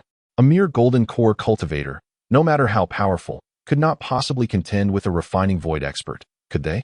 The refining void expert conjured a massive handprint that ruthlessly aimed at Xiuxian, the sound of the wind howling ominously. Infinite sword, unmatched slash. Xiuxian, having built up his strength, unleashed a strike imbued with golden sword intent, enveloping the exorcising evil sword as celestial might, as if tearing the heavens apart. The refining void expert's massive handprint was instantly obliterated by the sword chi, which, having consumed only a fraction of its power, continued to fly toward the refining void expert. Augmented by the exorcising evil sword, the potency of the sword chi surged exponentially. An aura of death promptly enveloped the refining void expert. What kind of jest is this? Is this the kind of power a golden core cultivator can unleash? The refining void expert felt utterly deceived. Such an assault could easily be mistaken for that of a refining void expert. His defensive spiritual artifact activated in an instant, blocking the overwhelming sword chi. As the sword chi dissipated, the protective artifact lost its luster. Meanwhile, Xiuxian remained unscathed, strolling leisurely to Wang Jilin, condensing a strand of sword chi in his hand. To kill you would sully the exorcising evil sword. Fear, a profound terror of death, flickered in Wang Jilin's eyes. You dare. Under the furious gazes of the Wang family, Xiuxian unleashed a sword aura that swiftly dispatched the ailing Wang Jilin. Yet, unbeknownst to all, ethereal entities resembling souls were being absorbed by the ethereal altar above Xiuxian's head. He, too, had noticed this phenomenon, but time did not permit him to dwell on it. Where were the offerings? Why had they not appeared? Wang Huaichuan trembled with rage. Astonished that Xiuxian not only possessed extraordinary strength but also executed his actions with such swiftness. Little did he know. The offerings had not made an appearance since the commencement of the sacrificial rites. A cultivator of the void refinement realm, who had closely followed Wang Huaichuan, hesitated before speaking. Old fool, do not expect those offerings. They are likely preoccupied with their own survival. With a swift motion, Xiuxian kicked Wang Jilin's lifeless body before Wang Huaichuan, mocking. Today marks the demise of your Wang family. I have awaited this day for a full month. The murderous intent in Wang Huaichuan's eyes was palpable. He yearned to eliminate Xiuxian immediately. However, the elite fighters of the Wang family were limited to a few cultivators at the fusion stage. With only a handful in the void refinement realm, one of whom had nearly faltered under Xiuxian's sword strike. Humph. Do you think you alone can annihilate the Wang family? You overestimate yourself. Wang Huaichuan coldly retorted, wishing he could slay Xiuxian with mere words. Xiuxian chuckled derisively. Old dog, I certainly do not come alone. Your Wang family has committed numerous atrocities over the years. Many are eager to feast on your blood and flesh. He then paused. Do you hear that? Boom. Kill. Kill. The earth-shattering battle cries erupted from all directions, and amidst the bright noon sky, thunder and lightning intermittently echoed. Wang Huaichuan's expression shifted dramatically as he bellowed. Quick, everyone, go support. Patriarch, what about this young man? I shall personally handle him. With that, Wang Huaichuan donned his battle armor, an exquisite spirit sword appearing in his hand, the power of the transformation stage radiating from him. Were it not for the catastrophic changes our family faced years ago, I would have long surpassed the void refinement realm. Today, I shall use your blood to honor my son's spirit. Swift windsword, slash. A blue sword shadow transformed into a torrential rain of blades, shooting towards Xiuxian like meteors. With a dismissive smile, Xiuxian brandished the exorcising evil sword and charged forward, unleashing the infinite sword rain, 8 desolations. The crimson sword shadows of the exorcising evil sword surged forth, instantly dispersing the torrential sword rain, all of it blocked by the 8 desolations. Old dog, it seems your prolonged life of luxury has diminished your strength to its nadir. Since today marks your demise, I shall graciously inform you of a piece of news. I have slain your third son as well. Chapter 76. The Annihilation of the Wang Family. In less than a moment, the air became thick with the scent of blood. The royal descendants of the Wang family fell one after another. Had it not been for the vengeful intent of those who infiltrated the Wang clan, the formidable life-death array would have been unleashed without mercy, leaving them utterly powerless. At this moment, Xiuxian was already blinded by rage, tears mingling with blood tracing horrifying patterns across her face. Tong Qifeng, consumed by the heat of battle, though still newly initiated into the foundational realm, only targeted those he could defeat. The Wang family members, significantly more powerful, were struck down by a sudden bolt of lightning from the heavens as they approached him. Such scenes unfolded throughout the Wang family's territory. With Wang Huaichuan's prowess, he could keenly sense the turmoil within the clan. The tragic fates of his kin came into sharp focus. A profound shock gripped his heart as he learned from Xiuxian that his 3 sons had also perished at the hands of the enemy. His countenance shifted dramatically as he perceived a colossal killing array and countless Wang descendants falling beneath the thunderous onslaught. Ultimately, a grim smile spread across his face as he laughed heartily, realizing the enemy had forged alliances with so many. No wonder they dared to venture into the Wang family stronghold alone. With the demise of the Wang clan seemingly inevitable, he resolved to take them down with him. As his words echoed, Wang Huaichuan produced a dark artifact, exuding a potent demonic aura, and without hesitation, consumed it. In the next moment, his aura surged violently, radiating the formidable presence of the merging face. A thick black fog enveloped him, and enormous black wings unfurled from his back. Is this the true form of a celestial demon? Xiuxian sensed a distinct aura of the shadow beast emanating from Wang Huaichuan, confirming that this demonic lineage was indeed connected to the Shadow Clan. Observing Wang Huaichuan's rapid transformation, Xiuxian did not impede his actions. Having witnessed the might of the life-death array, he had come to trust Xiuxi's words implicitly, even if unforeseen circumstances arose. The exorcising sword would come to his aid in time.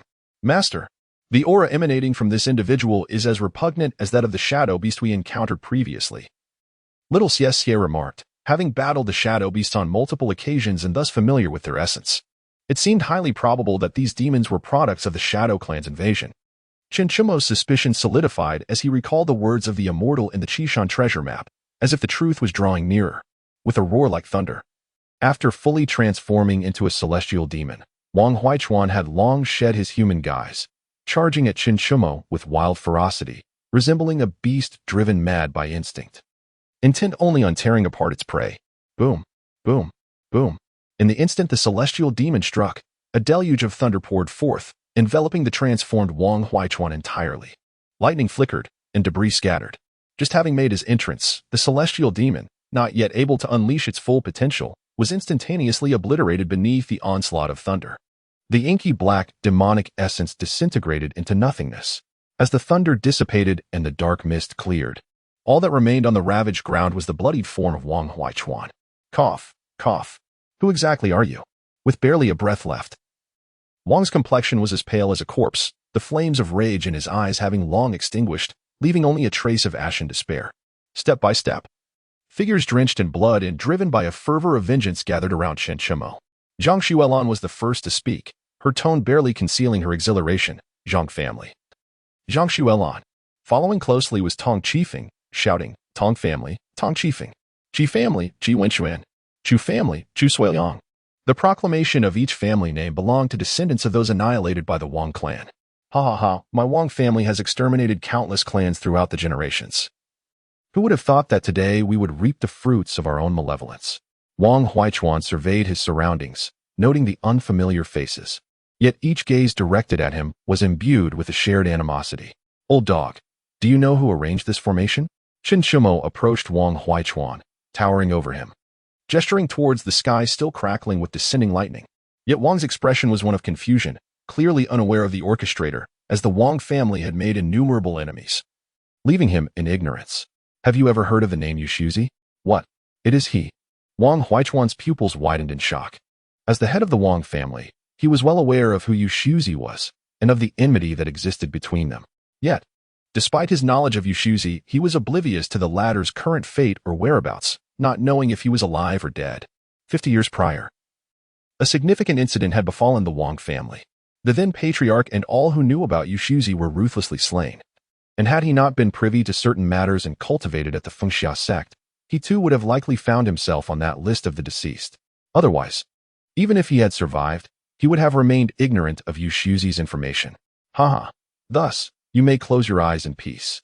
Xiuxian chuckled coldly and turned to leave. Attack. The crowd's murderous intent solidified as they lunged toward Wang Huichuan. Ha ha ha. What of my death? Can you withstand the might of a great ascendant demon emperor? Just before his demise, Wang Huichuan erupted into laughter, and with a final wail, he perished. His departing soul, like those before him, was drawn into the altar above Xiuxian's head. For cultivators above the nascent soul stage, as long as their nascent soul remains intact, rebirth is possible. For those above the transformation stage, as long as their spirit survives, they can seize a new body and be reborn. Yet now, under the relentless thunder, the nascent souls were reduced to mere ash. Their spirits, too, were absorbed by the altar, leaving almost no chance for resurrection. None present noticed this grim reality, save for Xiuxian, high in the tower of the Listening Rain Pavilion, who discerned certain ominous signs. Intriguingly, all souls gravitated towards the young master, likely drawn by the inquiries he posed to me yesterday. There seems to be a disturbance at the Wang family's ancestral hall. Could it be the Demon Emperor's avatar? Indeed, it is a Demon Emperor of the Great Ascension stage. In an instant, Xiuxian flickered and appeared above the Wang ancestral hall. As anticipated, a surge of demonic energy erupted skyward, reducing the ancestral hall to mere ruins. Boldly, they dared to slaughter this Demon Emperor's servants. Kill. A colossal beast emerged within the vision of the gathered crowd. This creature sported horns akin to a bull, its enormous eyes seemingly ablaze with ghostly green flames. The ghost-eyed evil bull. Xiuxian immediately recognized this creature, the very avatar spoken of by Xiuxian. The ghost-eyed evil bull lifted its hooves and stomped down fiercely, unleashing a terrifying shockwave that radiated outward. Though this avatar possessed only a fraction of the true body's strength, it was far beyond the capacity of those present to withstand, and fear swiftly spread across their faces. Yet, among them, Xiuxian and the members of Tingyu Tower remained unaffected. With a subtle gesture, Xiuxian initiated a hand seal, causing the figures of the Wang family to begin vanishing, leaving behind only those who still resisted. Chapter 77. The Doomed Ghost-Eyed Evil Bull Mu. Under the furious roar of the ghost-eyed evil bull, the remaining members of the Wang family were utterly unable to withstand the dreadful shockwave, falling like blades of grass under a scythe. The stronger among them might retain their forms, while the weaker were reduced to mere fragments. Thus, the Wang family faced complete annihilation. Had Wang Huichuan still been alive, he would likely have been struck dead on the spot, for the final downfall of the Wang family was not the doing of Xiuxian, but rather that of the demon emperor they had worshipped for generations. Ghost-eyed evil bull, how dare you rampage in the realm of humanity and disrupt the great life array? Kill. Xiuxian hovered in the air, fingers weaving the intricate seal of the formation. The once clear sky darkened instantly, heavy clouds swelling with rolling thunder like dragons in the heavens. Haha. A mere early-stage human cultivator dares to lay hands upon me? A trivial thunderstorm. Let this emperor shatter it with a single fist. The ghost-eyed evil bull transformed into a half-human, half-bull form, yet its size remained as formidable as a small mountain. As it charged into the stormy clouds, boom, boom, boom, the thick bolts of lightning struck the ghost-eyed evil bull, emitting a scent of charred flesh. And the once arrogant beast plummeted to the ground, akin to a frightened chick. How could this be? An early-stage human cultivator could inflict injury upon me? Upon landing, the ghost-eyed evil bull gazed at the clouds still gathering thunder with disbelief. Despite possessing only the strength of its avatar, it was still of the Great Ascension realm, albeit similar in power to an advanced stage of tribulation. Yet, the human before it was merely at the early stage of tribulation. The ghost-eyed evil bull began to question the very essence of its existence. Though I am but an early-stage tribulation cultivator, dealing with your mere avatar is more than sufficient. As the clouds gathered ominously, Xiuxian pointed his sword downward, and a blinding light cascaded from the heavens. The Great Calamity Formation unleashed thunderous might, reverberating with a cataclysmic sound that echoed endlessly. The once proud estate of the Wang family had transformed into a desolate wasteland, devoid of any trace of life. All energy surged violently within the confines of the Calamity Formation, with not a whisper escaping its bounds. This demonstrated the profound mastery Xiuxian possessed over his formations. Xiuxian watched with envious admiration, reminiscing about his gaming days when he reveled in playing as a mage, casting spells that summoned meteoric firestorms and violent lightning strikes, sweeping away foes in grand displays of power. He yearned to learn such skills, yet as a swordsman, his understanding of the sword path was unparalleled. But his grasp of these arcane arts was uncertain. Others in the Tingyu Tower shared his envy, particularly the new disciples of Xiuxian, each of whom gazed with eager anticipation, dreaming of one day mastering such splendid techniques. Unbeknownst to them, those who merely knew today as the Wang family's ancestral memorial were trembling in fear from the overwhelming force unleashed. Seeing the terrifying Demon Emperor, they almost believed the demon race had come to invade. Beneath the relentless flashes of lightning, the cursed cow, known for its ghostly eyes, bore no unscathed flesh. The scent of charred beef began to waft through the air. "Young master, come quickly." Just as Xiuxian was engrossed in the spectacle, Xiuxian's voice suddenly resonated within his mind. Trusting the call, he summoned his nimbus and soared towards Xiuxian's direction. "Old master, what is it that you wish to convey?" he inquired, fully aware that such a confrontation was beyond his capacity to partake. "Young master," Xiuxian replied without delay.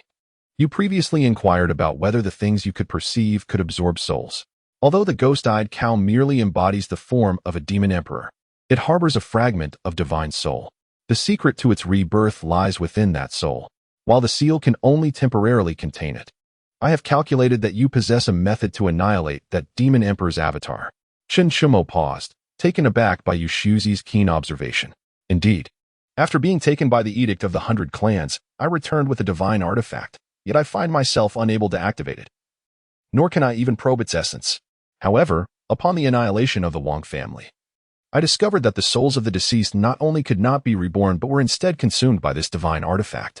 Uncertain of the altar's true purpose, he had no choice but to refer to it as a divine object. If that is the case, there is no need to seal the demon emperor's avatar. It can be directly slain." A smile spread across Xiuxian's face, his white beard dancing in the wind. "Can the old master truly slay that demon emperor's avatar? I perceive its strength to be formidable, and its imposing aura rivals even your own." The unwavering expression of Xiuxian astonished Xiuxian. If the true form of that demon emperor were present, the old man would undoubtedly be no match. Yet this is merely a false embodiment that cannot stir any significant turmoil. Observing the ghostly-eyed evil bull below, utterly subdued by the might of thunder, Xiuxian's confidence was palpable. As disciples of the Seeking Tao sect, their skills may be varied, but their proficiency in divination is unquestionable. "This is indeed splendid." Xiuxian sighed and continued, "Let that lad witness the old man's performance. The old man shall demonstrate the true power of the life-destruction array." Before long, Xiuxian began to weave intricate hand signs, channeling spiritual energy into the formation. The ominous clouds, laden with descending thunder, began to shift as purple light coalesced in abundance. The ghostly-eyed evil bull sensed the change, yet its body had long been numbed by the relentless strikes of thunder, rendering it a lamb awaiting slaughter. The once green, eerie flames in its eyes had turned to furious crimson. How could a demon emperor of its caliber endure such humiliation? It was a one-sided torment, devoid of any opportunity for retaliation. As the purple thunder continued to take shape, the evil bull, in a fit of rage, laughed maniacally. "Ha ha ha. What if the power of thunder is amplified? Since you are aware that this body of mine is but a false form, do you not realize that as long as my true self endures, I too shall not perish?" With its current form rendered immobile, the ghostly-eyed evil bull chose to lie flat, awaiting the descent of the purple thunder, for the moment of its death would herald its rebirth. Xiuxian, observing the bull resigned to its fate, could not help but chuckle. This beast truly believes itself to be immortal. Life destruction array, purple thunder dragon. Roar. The purple thunder coalesced into a shape resembling a thunder dragon, akin to a divine dragon descending from the heavens, enveloping the massive form of the ghostly-eyed evil bull in an instant. Although the thunder dragon's assault did not extend beyond the formation, the sheer terror of its presence had already instilled fear throughout the entirety of Tianlan City. The ghostly-eyed evil bull could only withstand for a brief moment before being reduced to ashes beneath the thunder dragon. After the purple thunder dragon dissipated, the Wang family estate was left with a colossal pit 1,000 meters deep. Ha ha ha, my soul endures unscathed.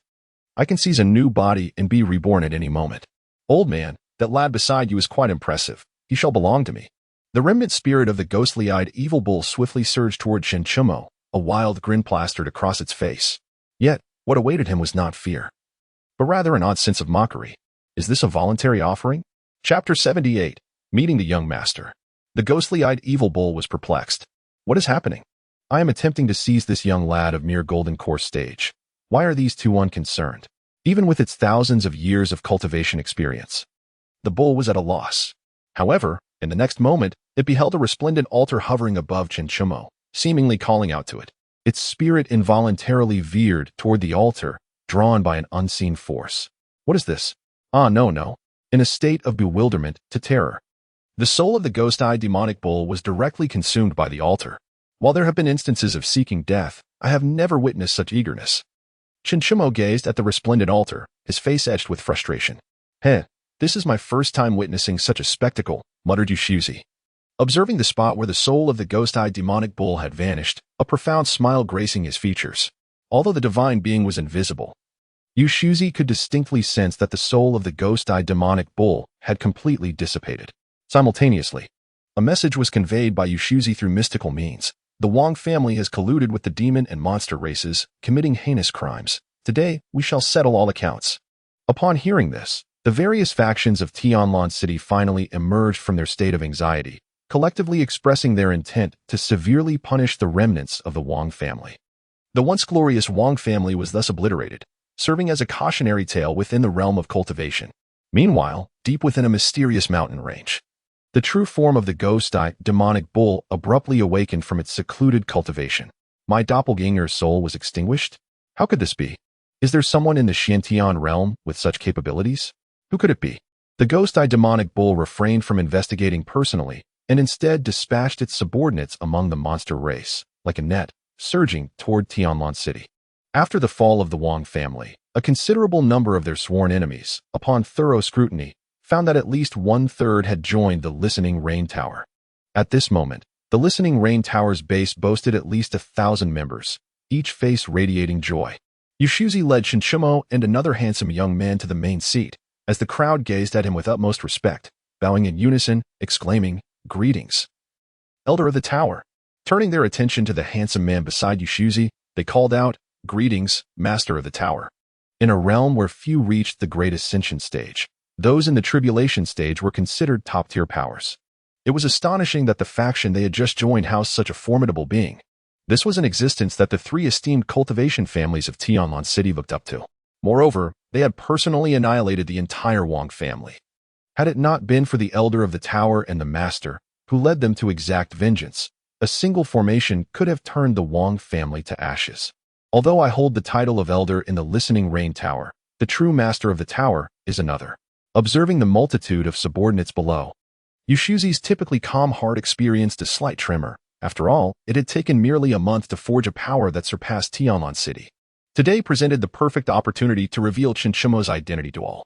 The named disciples of Xiuxian, including Zhang Xuelan, naturally knew to whom he referred, all regarding Xiuxian with utmost reverence. Others also noticed the figure of Xiuxian, the first to act against the Wang family, and regarded him with curiosity. However, most were unfamiliar with him, silently contemplating. Could the master be referring to this young man? Impossible, that seems too far-fetched. Almost everyone promptly dismissed the correct answer. The host, merely a shadow, is indeed the esteemed disciple of Xiuxian, a master well-versed in the art of pre-heavenly calculation. His profound respect for his mentor is genuine. Thus, amidst the astonished gazes of the assembly, he and Xiuxian stepped back, yielding the main seat, and declared in a resonant voice, "This young Master Qin is the true proprietor of the Listening Rain Tower. You shall address him as young master." The shadow bowed slightly and retreated 2 steps, exclaiming, "I have the honor to meet the young master." In an instant, the disciples led by Zhang Xuelan rushed forward to pay their respects. The words of the host reverberated in the ears of the others, akin to thunder, leaving them momentarily spellbound. Their gazes towards Xiuxian were laden with scrutiny and astonishment. If what the host proclaimed were indeed true, the identity of this young Master Qin must be exceedingly noble, perhaps hailing from an ancient clan of immortals. Humph. Did you not grasp the host's words clearly? Xiuxian snorted coldly, causing those still in shock to break into a cold sweat. They hastily fell in line behind Xiuxian, respectfully bowing, "We pay our respects to the young master." A chorus of 1,000 voices rose in grandeur. Yet none dared to question, for these were the very words of the host himself. "Please, no need for such formalities. Although I founded the Listening Rain Tower, future matters will still require the stewardship of Elder Xiuxian and Lord Jing. Any significant announcements must pass through the host," Qiuxian stated. As the Listening Rain Tower was an intelligence organization, he urged caution in their endeavors. He refrained from disclosing his identity as a member of Xiuxian sect, a secret known only to a few of Xiuxian's registered disciples. However, he did not intentionally conceal it, for in the realm of cultivation, how long could one truly remain hidden when revealing their true visage? Rest assured, we shall abide by the young master's orders. After the crowd once again paid their respects, Xiuxian waved his hand, commanding, "You may all disperse. Jing, arrange for some disciples to take over the Wang family's enterprises, while the rest shall remain at the Listening Rain Tower, awaiting further instructions." Upon concluding his words, Xiuxian escorted Qiuxian to the highest chamber of the tower. "Is there something you wish to discuss privately with this old man?" Upon hearing this, Qiuxian smiled and nodded, realizing that nothing could remain concealed from the venerable elder. Indeed, there was a matter requiring the elder's assistance.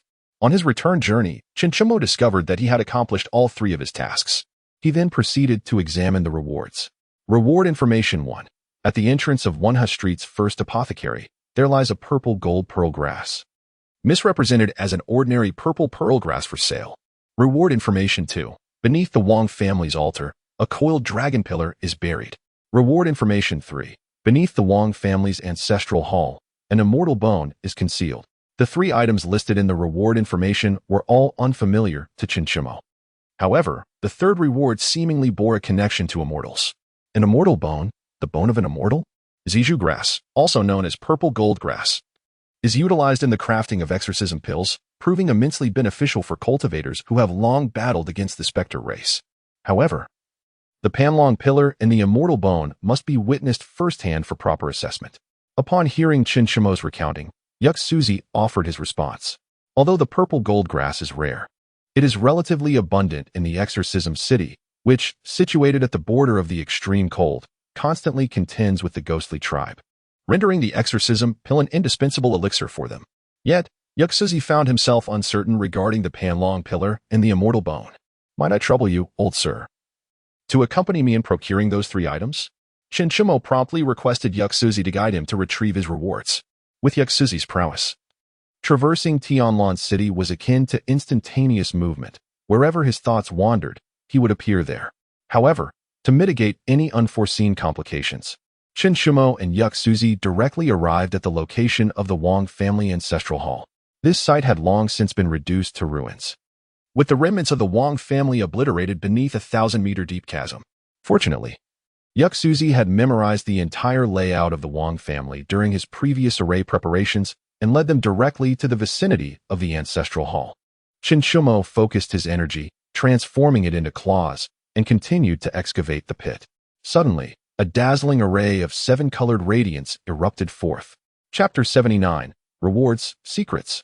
Refinement. In that instant of brilliance, Xiuxian had already cast a barrier. The immortal bone, even if not the bone of an immortal, must surely be an artifact of the celestial realm. Xiuxian constricted the barrier, ultimately enveloping the unearthed immortal bone, preventing even a whisper of its essence from escaping. "Is this the immortal bone?" Qiuxian's eyes brimmed with curiosity. He possessed a sword for vanquishing evil, but this was his first encounter with an immortal bone. The bone appeared translucent and radiant, reminiscent of glass, yet it radiated a spectrum of vibrant hues. Its shape resembled that of a human arm bone, yet it distinctly felt unrelated to any immortal being. "Young master, this immortal bone is not of an immortal, but rather an exquisite material resembling human bone. As for its purpose, I am currently uncertain. I have sealed its celestial energy. Please keep it safe, and in due time, its significance shall be revealed." Xiuxian placed the sealed immortal bone before Qiuxian, marking the second instance where Xiuxian had been unable to provide further insight. "Very well. Once you ascertain the function of this immortal bone, please inform me. Xiuxian replied without reproach, stowing the bone within his storage ring. Given its connection to the celestial realm, it was entirely understandable that Xiuxian, having recently undergone tribulation and been away from his sect for many years, remained unfamiliar with such wondrous artifacts.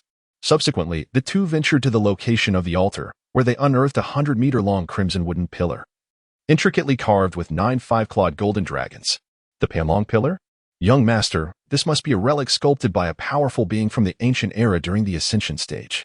This wood is known as divine golden wood, incredibly hard and classified as a premium material.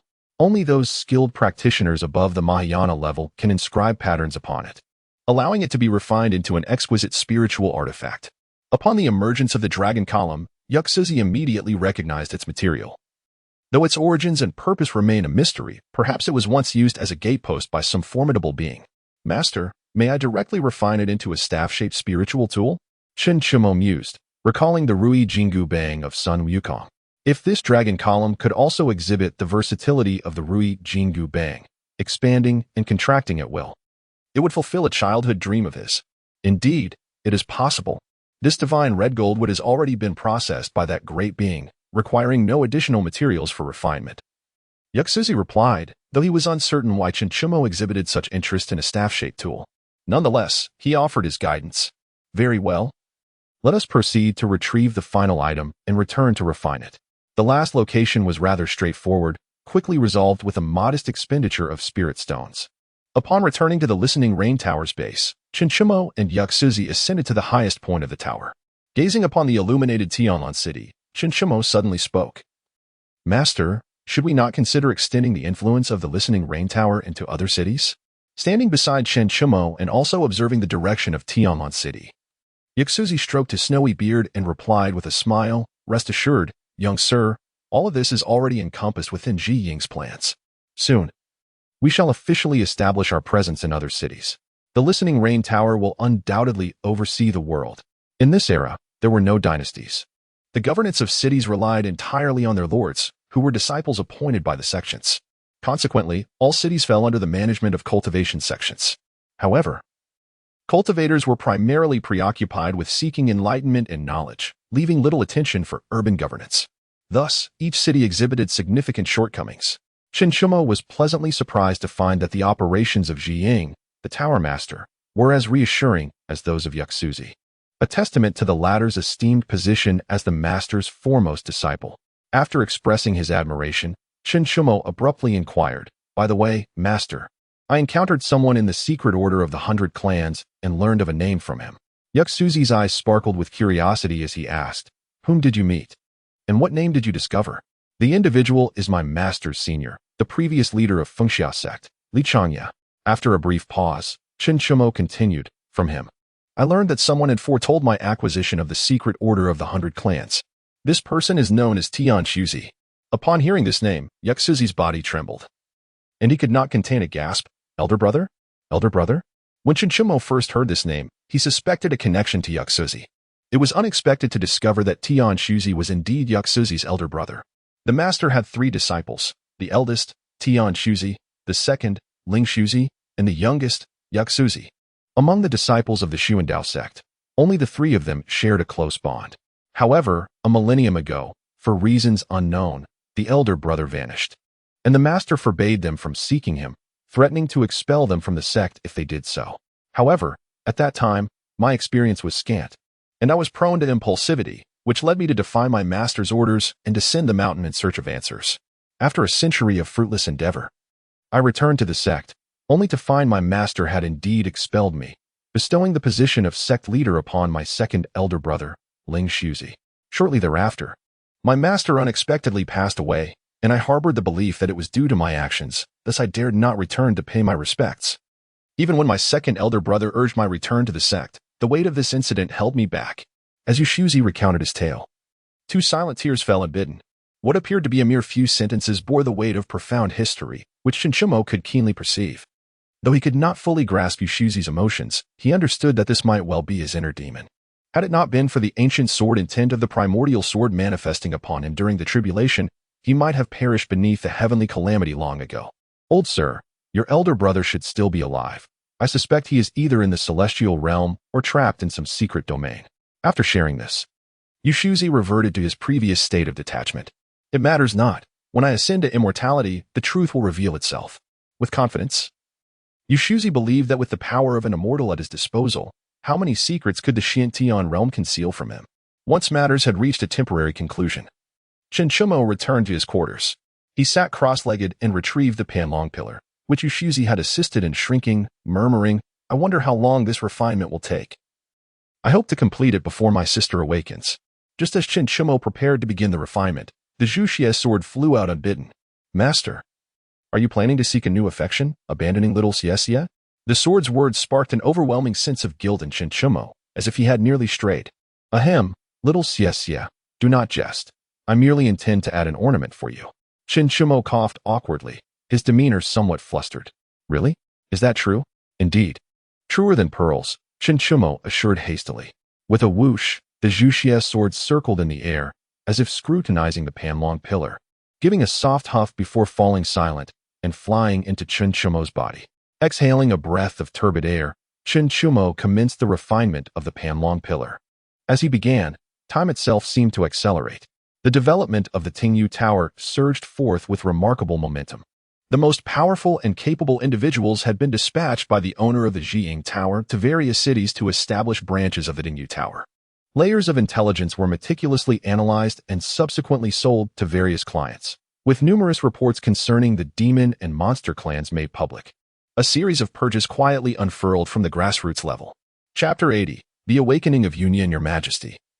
I report that the demon tribe dispatched to Tianlong City has suffered heavy casualties. What? Are they all a bunch of inept fools, unable to conceal themselves? Within the mysterious mountains, the voice of the ghost, evil bull resonated through the cave, filled with uncontainable fury, as a terrifying ghostly flame erupted from its nostrils.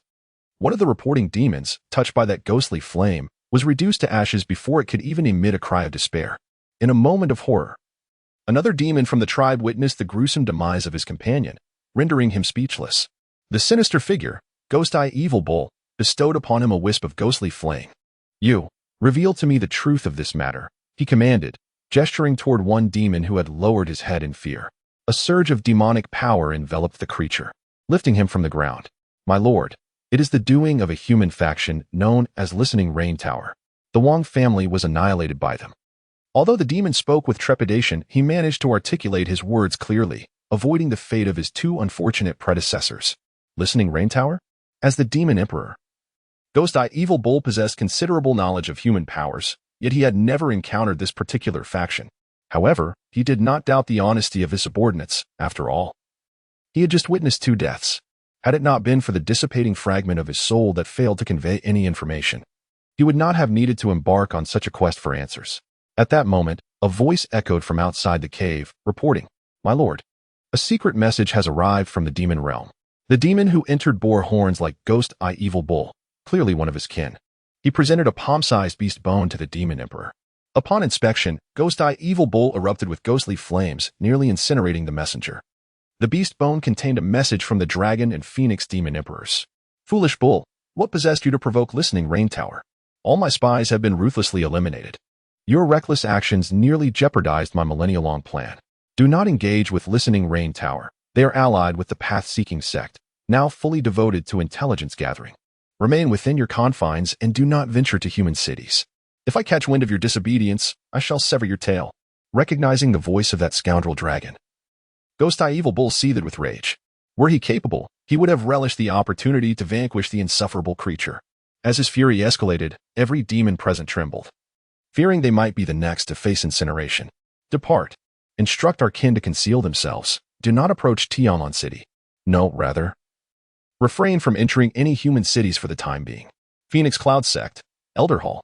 A powerful wave of energy surged forth, only to retract instantaneously. "Cousin Yuyan, you have finally emerged from your seclusion." The Grand Elder observed Yuyan, who had broken through to the transformation stage, and, upon noticing that the celestial demon physique showed no signs of leakage, he felt a sense of relief. "Grand Elder, am I in the Elder Hall?" Yuyan's memories were still tethered to Chapter 52, under the impression that he had been usurped by that bald monk. Awakening now. He realized not only had he retained his essence, but he had also ascended to the early stages of the transformation realm. Moreover, she is subtly progressing towards the mid-stage of the transformation realm, and it is anticipated that she will soon achieve a breakthrough. On the day of the ambush by that individual from the Buddhist sect, she narrowly escaped the peril of being possessed. Her junior disciple intervened and extinguished the monk's soul.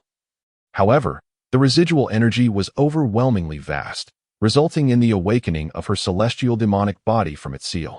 Fortunately, assistance arrived in time, and I have successfully resealed your celestial demonic form. Thus, you have inadvertently turned misfortune into fortune, breaking through to this significant realm. The Grand Elder wore a smile, filled with sentiment. He was one of the few within the sect who understood Yunyan's lineage and her unique constitution. How long has it been since then? Upon learning that it was Xiuxian who had rescued her, Yunyan felt a sweetness in her heart, becoming less concerned about her celestial demonic body and more about the passage of time. If she had been unconscious for too long, it would surely cause her junior disciple great distress. It has already been 40 days, the Grand Elder stated candidly. What? Has it been so long?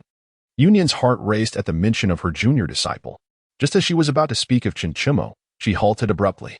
Your junior disciple left the sect 20 days ago. Although the Grand Elder was not one to meddle in the mundane affairs of the sect, he had kept a keen eye on Xiuxian.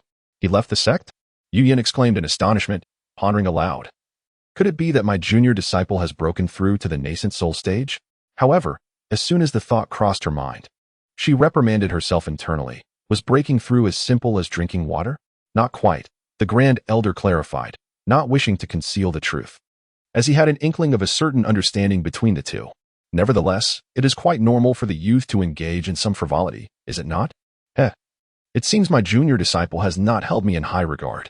At this, a frostiness graced Yunyan's exquisite visage, her lips curling into a cold smile. By the way, the grand competition of this sect will be held tomorrow, comprising 3 groups: Transformation, Nascent Soul, and Golden Core. The Grand Elder, undeterred by the chill in Yunyan's expression, continued. After all, her frosty demeanor was not directed at this old fellow. Is a Yunyan grand competition about to take place? As the daughter of the sect leader of Xiuxian sect, she was naturally aware of certain significant signals. Each grand competition not only selects disciples for the elders, but also serves as preparation for this Yunyan competition. The first place in each group will be designated to participate in the Immortal Cultivation Alliance competition. Following the Alliance competition, the top 3 from each group will be dispatched to various battlefields for training. After 6 months of training, they may return to the sect. And even if they break through to the void refinement stage thereafter, they need not return to the battlefield. It is essential to note that, in response to the invasions by various clans, the regulations established by the Immortal Cultivation Alliance stipulate that disciples from the top 10 sects within the alliance, upon achieving a breakthrough to the god refinement stage, must unconditionally serve on the front lines for a century. After 100 years, they may depart freely or remain. Meanwhile, smaller sects are required to send some personnel once they surpass the Golden Core stage. Once Yunyan confirmed the details of the grand competition, she inquired about Yuer and then took her leave. As Yunyan gazed at the hurried retreat of the figure, a peculiar smile graced the elder's face. Oh, the youth is indeed a splendid face. Sect leader, if you do not emerge soon, the little cabbage will be lost. After hastily departing from the elder's hall, Yunyan summoned her vibrant cloud and set her course towards the sect leader's residence. Simultaneously, she retrieved her identity jade tablet and discovered a plethora of messages awaiting her attention. Upon opening the communication from Xiuxian, a flicker of delight momentarily brightened her frosty visage, only to be swiftly replaced by indignation as she composed a reply. Oh, my esteemed junior brother, have you ascended to the nascent soul stage? She then perused the message from Yuer, which conveyed a similar sentiment, indicating that she had returned to the exclusive cave abode of core disciples for cultivation, with the Buddha's passage sealed. She urged Yunyan not to worry, expressing her intention to remain sequestered until she advanced to the transformation stage. Subsequently, Yunyan sent a message to Bai Yunfei, informing him of her emergence from seclusion, before stowing away her jade tablet and alighting before the sect leader's residence. It had been quite some time, and she wondered if her second senior brother had awoken. Chapter 81. Return to Fengxia sect in Tianlan City. At the Listening Rain Tower, after Yunyan dispatched her messages, Xiuxian felt an ominous premonition, prompting him to expedite his refining process. After a morning of intense focus, he finally awakened from his meditative state. However, upon awakening, He did not immediately gaze at the coiling dragon pillar, but instead retrieved his identity jade tablet. To his dismay, he discovered a message from Xiuxian. As he read it, a chill spread through him. How could he have forgotten the promise he made to her? Without a moment's hesitation, Xiuxian rushed out, summoning his Nimbus cloud and hastening towards the direction of Fengxia sect. Along the way, he sent dozens of messages to Xiuxian, yet none received a reply, causing his heart to plummet into despair. It was over. His senior sister was certainly incensed this time. Meanwhile, Xiuxian had just entered a concealed chamber. Within, a strikingly handsome man adorned in fiery red feathers sat cross-legged, emanating a formidable aura, his complexion markedly more vibrant. After several cycles of breathing, the man slowly opened his eyes. Congratulations, second senior brother. Your injuries have healed. Xiuxian's face brightened, shedding the icy demeanor she had earlier displayed. Sister, I am grateful for you and that junior brother's life-saving grace. This misfortune has turned into a blessing, and my cultivation is on the verge of breaking through to the mid-stage of the void refinement. Feng Changming's mood was equally buoyant, his face radiating joy. Curious, Xiuxian inquired. How did you discern that it was I and the junior brother who saved you? Were you conscious while in your egg form? Feng Changming nodded, responding, Indeed. It is a secret technique of my phoenix lineage's bloodline. At the brink of death, I could transform into a phoenix egg, which temporarily alleviated my injuries. I had only recently taken on that form, thus retaining my awareness, albeit unable to communicate with you. In the moment when my junior sister led me into this secret chamber and provided me with the phoenix feather ginseng, I succumbed entirely to an unconscious state. So it is, Xiuxian nodded with a smile. Second senior brother, the credit for your rescue truly belongs to our junior brother. I merely accompanied him. As for how our junior brother discerned your location of injury, it is not my place to disclose. Haha, no matter. Everyone harbors their own secrets. As long as the intentions are pure, Feng Changming chuckled heartily, unconcerned with the trivialities. By the way, second senior brother, this is for you. Also acquired through the fortuitous encounters of our junior brother. Xiuxian produced the phoenix red jade, which he had been safeguarding, and tossed it to Feng Changming. You must express your gratitude to our junior brother. He not only saved your life, but also prepared a splendid gift for you. Phoenix red jade? Feng Changming received it, his face alight with joy, the corners of his mouth curving upward in delight. With this phoenix red jade, after a month of seclusion, I shall surely ascend to the mid-stage of illusory refinement. Rest assured, junior sister, this favor from our junior brother shall be etched in my heart. Should he ever require assistance, I shall not hesitate to brave fire and water. Even if our junior brother harbors ambitions for the position of sect master, I shall wholeheartedly support him. Hee. Xiuxian chuckled with glee, turning to say, Then, second senior brother, retreat to your blessed cave for seclusion. I shall take my leave first. Humph, foolish junior brother. See how good your senior sister is, securing a staunch supporter for you. If you do not provide a reasonable explanation this time, humph. Achoo, achoo. What is happening? Why am I sneezing continuously along the way? Is my senior sister scolding me? Upon this thought, Xiuxian summoned the exorcising evil sword. Little Xiuxian, the speed of this nimbus cloud is still insufficient. Could you not lend it some assistance? Hee. Master, your nimbus cloud's flying speed exceeds even mine. How could I possibly help? Xiuxian hesitated momentarily before suggesting. How about you infuse some celestial energy into the nimbus cloud and see what happens? Hee. Master, be cautious. Testing it could lead to dire consequences, little Xiuxian joked. Yet obediently infused a strand of celestial energy into the nimbus cloud. In the next instant, the nimbus cloud's performance astonished both Xiuxian and little Xiuxian. With a series of booming sounds, the speed of the nimbus cloud surged dramatically, akin to having ingested a stimulant, increasing by more than tenfold. This explosive acceleration nearly flung Xiuxian off, but fortunately, at that moment, the nimbus cloud conjured several colorful clouds to envelop him. Wow, little Xiuxian. Did you see that? Your celestial energy combined with the nimbus cloud's speed has created a tremendous explosion. Xiuxian exclaimed in awe. This speed rivals that of Xiuxian. If we could travel at this pace in the future, wouldn't it be possible to make several round trips between Tianlan City and Fengxia Sect in a single day? Witnessing the sunrise at Fengxia Sect in the morning, then breakfast in Tianlan City, and back for lunch at Fengxia Sect? Wait a moment, I am cultivating immortality. Why am I even considering meals? As Xiuxian's mind wandered, the entrance to the Fengxia Sect came into view.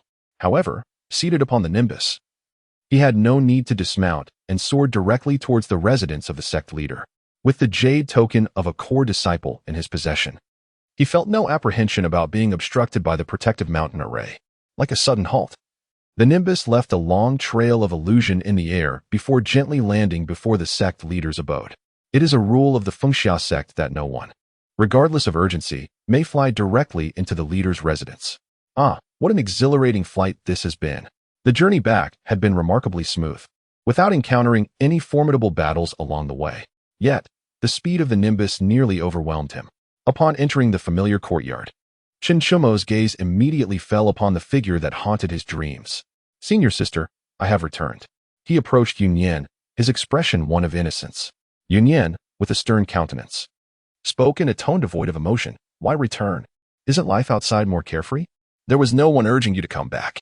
Xiuxian, like a child who had misbehaved, scratched his head and smiled sheepishly. Senior sister, I had urgent matters to attend to. Without waiting for Xiuxian's ire to rise, he swiftly recounted the events of his recent endeavors. The most effective way to quell a woman's anger is not to explain oneself, but rather to present a more significant issue, thereby diverting her attention. The annihilation of the Wang clan, the secret edict of the 100 clans, the tree of 10,000 realms, the Shadow clan, the mysterious altar, and Li Changye's exorcising sword. All these experiences from the past 20 chapters left Xiuxian astounded. The coldness of her fair visage softened considerably. The downfall of the Wang clan was indeed self-inflicted. Junior brother, you acted rightly in this matter. To conspire with the demonic and beastly clans. How could such traitors among humanity dare to affiliate with our Xiuxian sect? Had you not discovered this in time? Our sect might have found itself ensnared in a dire predicament.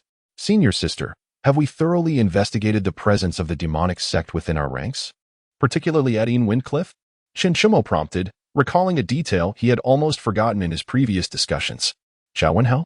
Upon hearing this name, Xiuxian's brow furrowed. It was familiar to her, though her memories were somewhat hazy. Ah, I remember now. It is he. Chapter 82. An urgent mission. Heir of the Li family through Xiuxian's introduction, Xiuxian learned that Xiao was the senior disciple of Xiuxian's father, Xiuxian.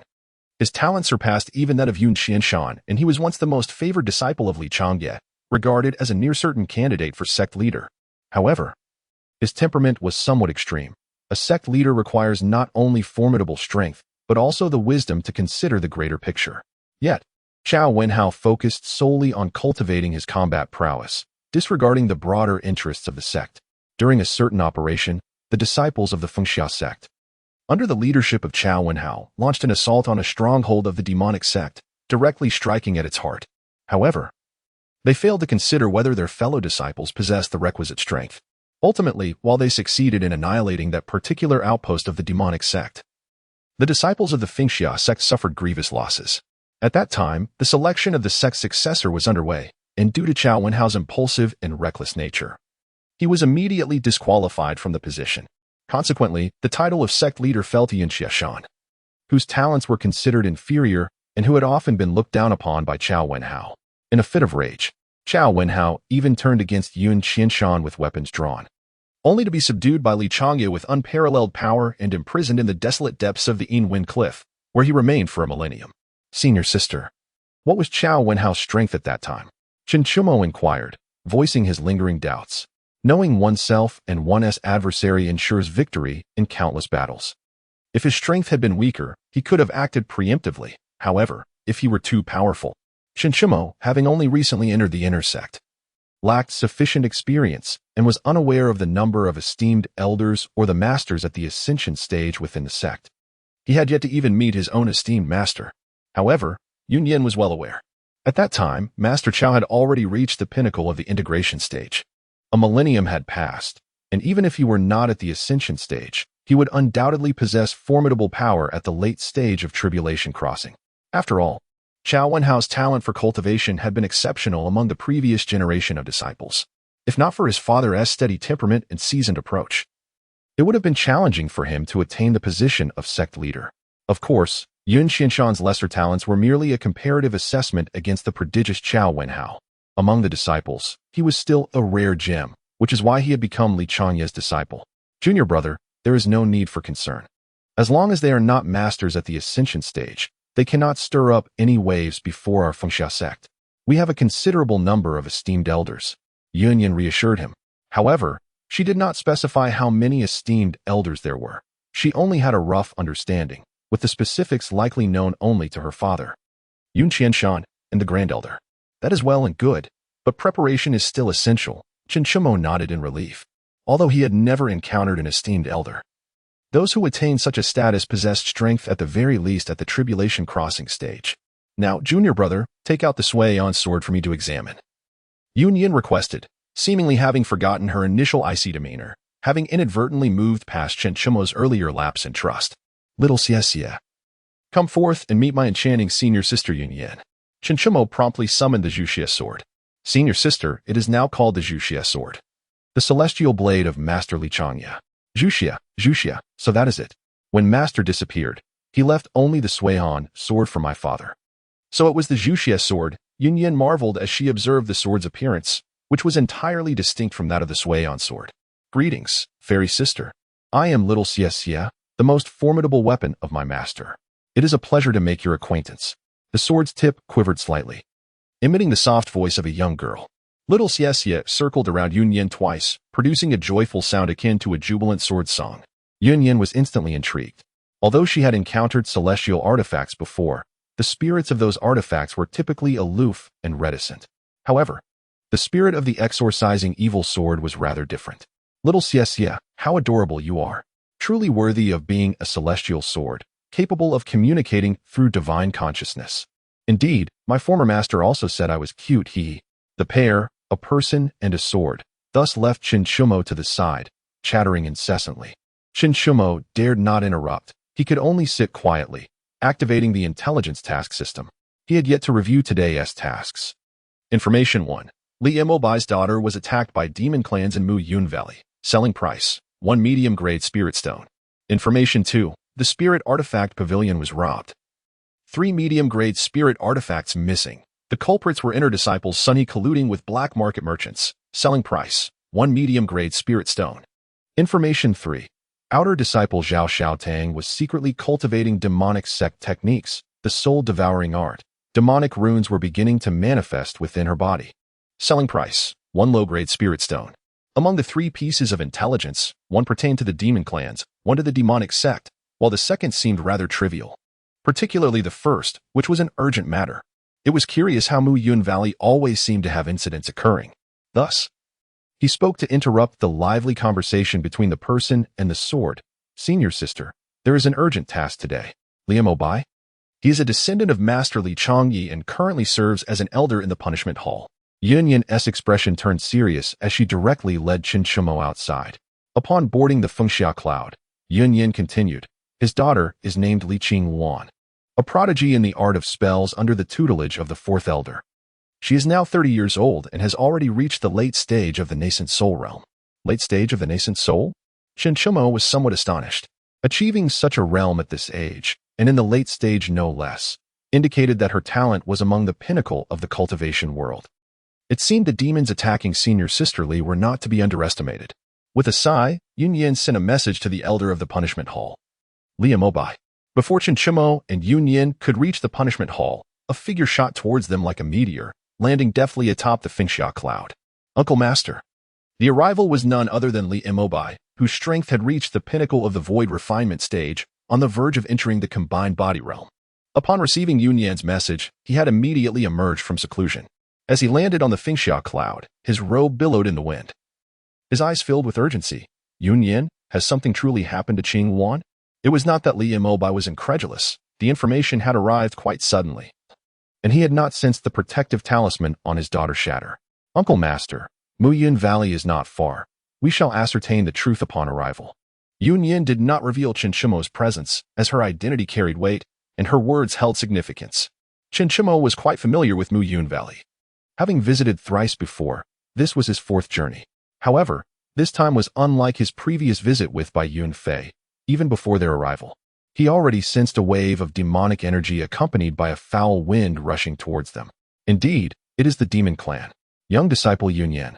I shall take my leave first. As Li Mabei's voice faded, his figure vanished from the spot. In the next moment, the resounding clash of battle echoed through Muyu Valley. A sword shadow, reminiscent of a blue lotus, soared into the air, while beams of sword light cascaded down like the Milky Way from the heavens. Hiss! Such a breathtaking sword technique. Observing the exquisite sword aura from afar, Xiuxian was nearly captivated. That was the Xiuxian sword song of the Li clan. Xiuxian sword song? Chapter 83. Slaying the serpent demon. As Xiuxian's voice fell, a deafening roar erupted from the depths of Muyu Valley. A shadow surged forth, crashing against Li Mabei's Xiuxian sword shadow with a sound akin to clashing metal. Xiuxian's pupils constricted. It was a massive python, its body covered in emerald scales, exuding toxic fumes as its forked tongue flicked in and out, its eyes glimmering with an unusual light. The Inshu poison python raised its head, releasing a purple-black toxic mist, while the viscous liquid seeping from its scaled seams dripped onto the rocks, emitting a hissing sound of corrosion. It is the Inshu poison python, likely at the refining void stage. Yuyan formed hand seals, and a protective barrier enveloped Fengxian. Junior brother, be cautious. Just observe from the side with your senior sister.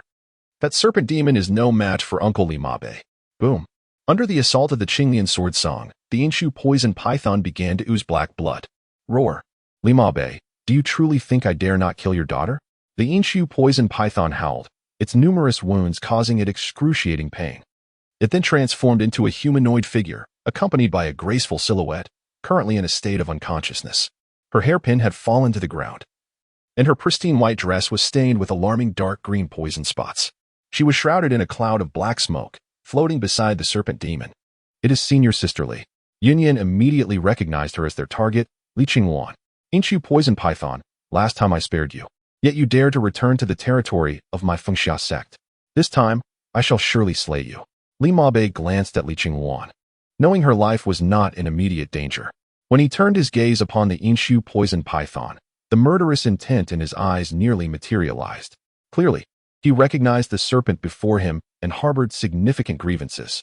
Li Mabei, had it not been for my protective scales, I might have perished beneath your sword back in the day. The Inshu poison python's emerald eyes radiated malice. I intended to discreetly take your daughter, yet despite my caution, I was still discovered. Thus, I present you with two choices: either allow me to leave safely, or witness me slay your daughter before your very eyes. Li Mabei cast a deep glance at the unconscious Li Qingwan, his grip on the sword tightening as veins bulged from his hand. His voice turned icy. Today, you shall die beneath my sword. With those words, Li Mabei activated another sword technique, poised to strike at any moment. Junior brother, I shall borrow your exorcising evil sword. Above the clouds, Yuyan gazed downwards with a grave expression. Little Xiuxian, go to Sister Yuyan. Without hesitation, Xiuxian summoned the exorcising sword, which soared to Yuyan's side. As she grasped the sword, she instantly transformed into 9 fiery silhouettes, hurtling towards the Inshu venomous python. At that moment, the python was anxiously fixated on Li Mabei, whose sword intent had reached a peak, causing its legs to tremble with trepidation. It was filled with regret and confusion, questioning how it had been detected despite its stealthy infiltration. Moreover, was not Li Qingwan the most cherished daughter of Li Mabei? Why did Li Mabei's reaction seem indifferent? As if he were regarding a stranger? Could it be that this day was destined to mark its demise? Resolutely, the Inshu venomous python resolved not to succumb passively, its mind racing to devise an escape. Just then, the fiery silhouettes attacked, catching the python off guard as it had been fixated on Li Mabei. Upon realizing the assault stemmed merely from a mid-stage transformation, it breathed a sigh of relief. A mere transformation stage? Surely, it cannot breach my defenses. The Inshu venomous python was momentarily baffled, unable to comprehend how an attack of that caliber could penetrate its defenses. Although it had not sustained any injury, the situation was utterly perplexing. In the next instant, a flurry of azure sword shadows enveloped it. Li Mabei, do you truly forsake your daughter? Where is she? The python bellowed, only to discover that Li Qingwan, whom it had ensnared with venom, had vanished. Wait, it must have been those fiery figures. Suddenly, with a resounding crash, the Inshu venomous python's form was annihilated by the sword intent that Li Mabei had been gathering for an extended period. At the moment of its physical destruction, the python's soul separated from its body, preparing to flee. Yet, it was abruptly drawn upward by an inexplicable force towards the heavens, where Xiuxian awaited. What is happening? Why can I not resist? The Inshu venomous python struggled fiercely, its face contorted with rage. Li Mabei and Yuyan exchanged alarmed glances. Fearing the python's soul intended to seize Xiuxian's body, they hurriedly attempted to thwart it, but it was too late. Yuyan's heart sank. The soul of a void refinement stage cultivator could hardly be resisted by Chen Chumo, a mere golden core stage practitioner. If the Inshu venomous python succeeded in possessing him, Li Mabai's temperament would likely lead him to eradicate them both. However, to their disbelief, the python's soul vanished. At that moment, Yunyan recalled Chen Chumo's mention of a mysterious altar. Could it truly possess the ability to devour souls, as the junior disciple had claimed? Li Mabai, oblivious to the underlying reasons, soared to Chen Chumo's side, wielding the Qinglian sword, yet he sensed not a trace of the Inshu venomous python's soul. Meanwhile, Yunyan ascended with the unconscious Li Qingluan, her face lighting up with joy. Junior disciple, are you unharmed? Did it make a move? Chen Chumo understood that Yunyan was referring to a certain altar and nodded in acknowledgement. Indeed, that is correct. Li Mabai observed the two cryptic individuals with curiosity, but refrained from probing further. After taking over Li Qingluan, he assessed the situation and discovered that she had merely succumbed to the venom of the phantom abyss python. And there was no cause for alarm. With a few detoxifying pills and a couple of days of rest, she would recover. Thank you immensely, Yunyan. I shall escort Qingluan back to the sect for healing. With that, Li Mabai prepared to take flight. Wait. Uncle Master, please, grant me a mid-grade spirit stone. It is of great use, Yunyan hastily interjected, recalling Chen Chumo's rigid stipulation regarding transactions. Was this peculiar custom perhaps a means to comprehend the intricacies of cause and effect? Li Mabai did not inquire further. He tossed a mid-grade spirit stone and vanished without a trace. Once Li Mabai departed, Yunyan turned to Chen Chumo, handing him the spirit stone and inquiring, Junior brother, has the mysterious altar had any effect on you? Chen Chumo sensed the enigmatic altar and shook his head. No, it is visible yet intangible, beyond communication and control. Is that so? Although the mysterious altar exists, you need not worry about soul possession, but one must still exercise caution. Yunyan recalled Chen Chumo mentioning that this was an item entrusted to him by Master Li Changya with utmost insistence, leading her to believe it would not bring harm to him. However, until any adverse events occurred, all remained uncertain. At present, it seems this is the only advantage for me, Chen Chumo sighed wryly. Master Li Changya had instructed him to bring this back to the sect, but he was uncertain how he would come to understand its significance. Rest assured, junior brother, the truth shall eventually be unveiled. Chapter 84. Do I, Yunyan, still require evidence for my actions? The Spirit Artifact Pavilion, the Refining Tower. The second task indicated that there had been a theft in the Spirit Artifact Pavilion storeroom. And coincidentally, Bai Yunfei was a disciple of the pavilion's elder in charge. Upon inquiring, Yunyan learned that he was currently on the 6th floor of the Refining Tower. As the two entered the tower, they were met by a robust voice. Oh, is that not Junior Brother Chen? It has been quite a while. Have you come to seek me out? A burly man with a full beard approached, his face lighting up at the sight of Chen Chumo. Upon noticing Yunyan beside him, he merely greeted her briefly, as he was not Bai Yunfei and thus had no need to overly flatter her. Nevertheless, he maintained the necessary courtesies, as she was the daughter of the sect leader and the pride of Xiuxian sect. Ah, brother you, it is I who has been remiss. Since our last parting, I have yet to visit you, Chen Chumo replied. The man was Yu Changfu, the one who had gifted Chen Chumo the exquisite armor. During his recent travels, Chen Chumo had completely forgotten about this familiar face in the Refining Tower. However, his purpose did not involve you, so he expressed a hint of regret. I apologize, brother Yu. I have come this time to seek Brother Bai. Looking for Brother Bai? As he arrived, Yu Changfu was about to inquire about Bai Yunfei's whereabouts when he saw the latter had already set down his belongings and approached. With a smile, he said, Very well. You may attend to your pressing matters first, and we shall reminisce at a later time. After speaking, Yu Changfu smiled and cupped his hands in greeting to Chen Chumo and the others before turning to leave. Junior sister, where have you been since your retreat? I came to find you, but saw no sign of you. It turned out that Bai Yunfei had rushed to the sect leader's residence upon receiving news of Yunyan's emergence from seclusion, only to find it empty. Just as he was about to return, he was called back due to some urgent matters at the Artifact Refining Tower. Ah, junior sister, you have broken through to the transformation stage? Bai Yunfei exclaimed, his face alight with joy, completely oblivious to Chen Chumo's presence. Yunyan smiled slightly and replied, during this retreat, I fortuitously made a breakthrough. On their way, Chen Chumo had informed Yunyan of Bai Yunfei's earlier inquiries, and thus, he directly mentioned his seclusion for cultivation. The two led Bai Yunfei to a tranquil spot, where Yunyan promptly relayed the information Chen Chumo had shared. Sunhe? How could it be him? Bai Yunfei was taken aback upon hearing the name but did not question the authenticity of Yunyan's words.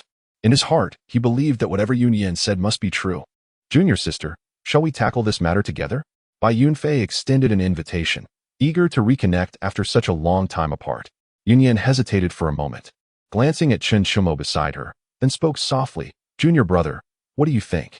Chen Shumo, noticing the jealousy emanating from Bai Yunfei, chuckled and replied with a hint of pride, wherever senior sister goes, I shall follow. I am at your command. Since Bai Yunfei had disregarded him upon their meeting, he decided to let him stew in jealousy for a while. Upon hearing Chen Shumo's response, Yunyan understood his intent and playfully replied, if junior brother wishes to accompany us, I will certainly take you along wherever I go. Thank you, senior sister. You are truly wonderful, Chen Shumo said, his tone sweet yet tinged with a hint of rivalry. Never mind. I shall go alone. Bai Yunfei could no longer contain himself, turning away in frustration. Yunyan and Chen Shumo exchanged knowing smiles, their understanding unspoken, and they quickly followed behind, concerned that Bai Yunfei might act impulsively and ruin the situation. Just a few turns later, Bai Yunfei found Sun He, who was the registered disciple of the third elder. Sun He was considered quite talented among his peers in the inner sect, possessing the strength of an early golden core cultivator at over a century old.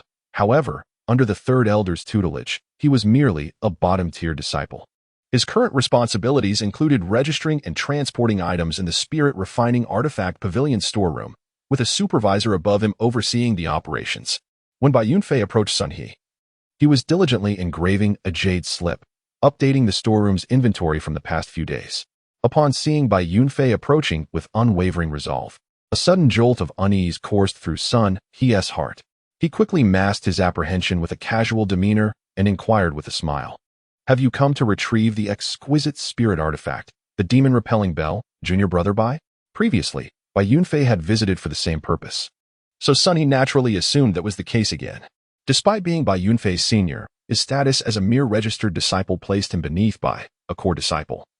Necessitating a show of respect, Bai Yunfei stood before Sun He, his expression devoid of emotion, staring intently at him. The intensity of the gaze unnerved Sun He, prompting him to speak. Senior brother Sun, has there been any report of missing spirit artifacts from the storeroom? Upon hearing this, Sun He felt a pang of dread. Could their misdeeds have been uncovered? He dared not admit anything outright and forced himself to maintain composure, responding, Junior brother Bai, you jest. I meticulously catalog the storeroom inventory daily. How could any artifacts be missing? He then produced several jade slips that had already been logged, confident they would withstand scrutiny. Unbeknownst to Bai Yunfei, who accepted the slips with a serious demeanor and began examining them, a voice interjected, there is no need to inspect the jade slips, as they have undoubtedly been tampered with. Yunyan entered alongside Chen Shumo, her luminous eyes radiating an unusual brilliance, exuding an air of pressure as she fixed her gaze upon Sun He. Sun He, colluding with others to illicitly steal and sell sect artifacts. Do you understand the gravity of your crimes? The sudden arrival of the two sent a wave of dread through Sun He. Though unfamiliar with Chen Shumo, Yunyan was a figure of renown, and her words implied knowledge of the extent of his thievery. Yet, faced with the mounting evidence, he resolved to maintain his facade, declaring, Fair Yunyan, you jest. I am a registered disciple personally appointed by the third elder. How could I possibly engage in such treachery? Bai Yunfei set the jade slips aside, confirming Yunyan's suspicions as the records contained recent entries. Without uttering a word, he emanated the suppressed aura of a mid-stage nascent soul, poised to act at Yunyan's command.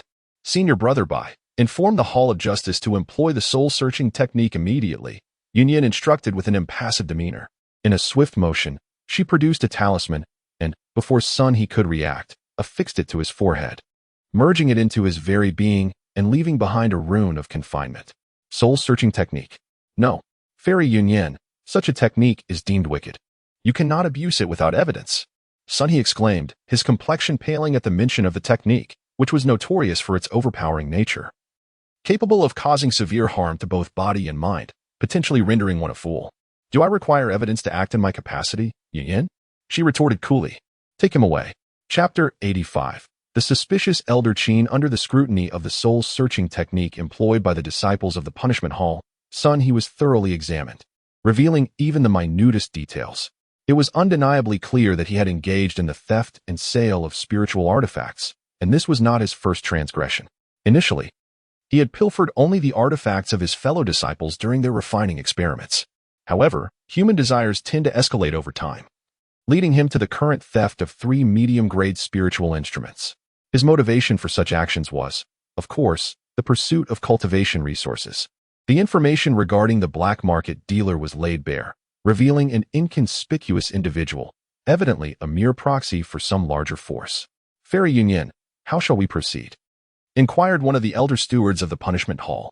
Since Li Maobai had returned with his daughter, he had not attended to the punishment hall, prompting Yunyan to seek out this elder directly. "Elder One, dispatch someone immediately to apprehend that black market dealer. This matter must be thoroughly investigated. Any opposition shall be met with merciless retribution." The steward's expression remained unchanged as he raised his hand in acknowledgement, saying, "Yes, I shall personally lead the effort." Glancing at Sun He, who lay on the ground like a puddle of mud, he asked, "What shall be done with this individual?" "Kill him," Yu Yin coldly retorted without even a glance, turning on her heel and extinguishing the candlelight with the spiritual energy flowing from her garments. Chen Chimo and Bai Yunfei followed closely behind. As the 3 figures vanished beneath the archway of the punishment hall, Sun He's anguished cries were swallowed by the barrier, resonating as a muffled sound in the depths of night. Their next destination, the outer sect, within a modest wooden cabin. Zhao Xiaotang was diligently practicing the soul-devouring technique imparted to him by a mysterious figure. From the outset, he had been acutely aware that this was a demonic art. Yet, he had no other recourse. As an ordinary disciple of the outer sect without any backing, he had witnessed the transformation of the outer sect servant, Chen Chimo, into a core disciple of the sect, reputedly taken under the wing of the sect leader, with his power soaring like a rocket. Envy was inflating within him endlessly. Just then, the mysterious figure had introduced him to the soul-devouring technique, and upon its cultivation, he reached the 9th level of Qi refinement, merely a step away from foundation establishment. To him, the elevation of his strength was paramount. Whether it was demonic or celestial, everything was dictated by power. As he stabilized the demonic patterns within his body, the wooden cabin trembled violently, shattering in an instant. He felt a sudden blur before being ensnared by a colossal hand formed of spiritual energy, sealing his aura in an instant. Indeed, a demonic cultivator. Elder Qin, conduct a thorough investigation of all outer sect disciples to ascertain if there are any other demonic cultivators present. The massive hand was a technique employed by Yunyan, easily subduing a novice who had yet to establish his foundation. "Certainly, I shall arrange this matter at once." Elder Qin nodded in agreement. As the chief overseer of the outer sect, he bore a degree of responsibility for such occurrences. Only the clouds and mist are aware that had Elder Qin not shown great kindness back then, there would be no Chinchimo today. Thus, no blame was cast. Upon arriving at the outer sect, Yun Yin and her companions did not immediately seek out Zhao Xiaodang, but instead approached Elder Qin, the overseer of the outer sect. Chinchimo glanced at Elder Qin before addressing Yun Yin. "Senior sister, I am acquainted with Zhao Xiaodang. When I was in the outer sect, his strength exceeded mine by only a slight margin. It seems likely that he acquired his demonic skills later on. Shall we bring him to the punishment hall?" "Very well.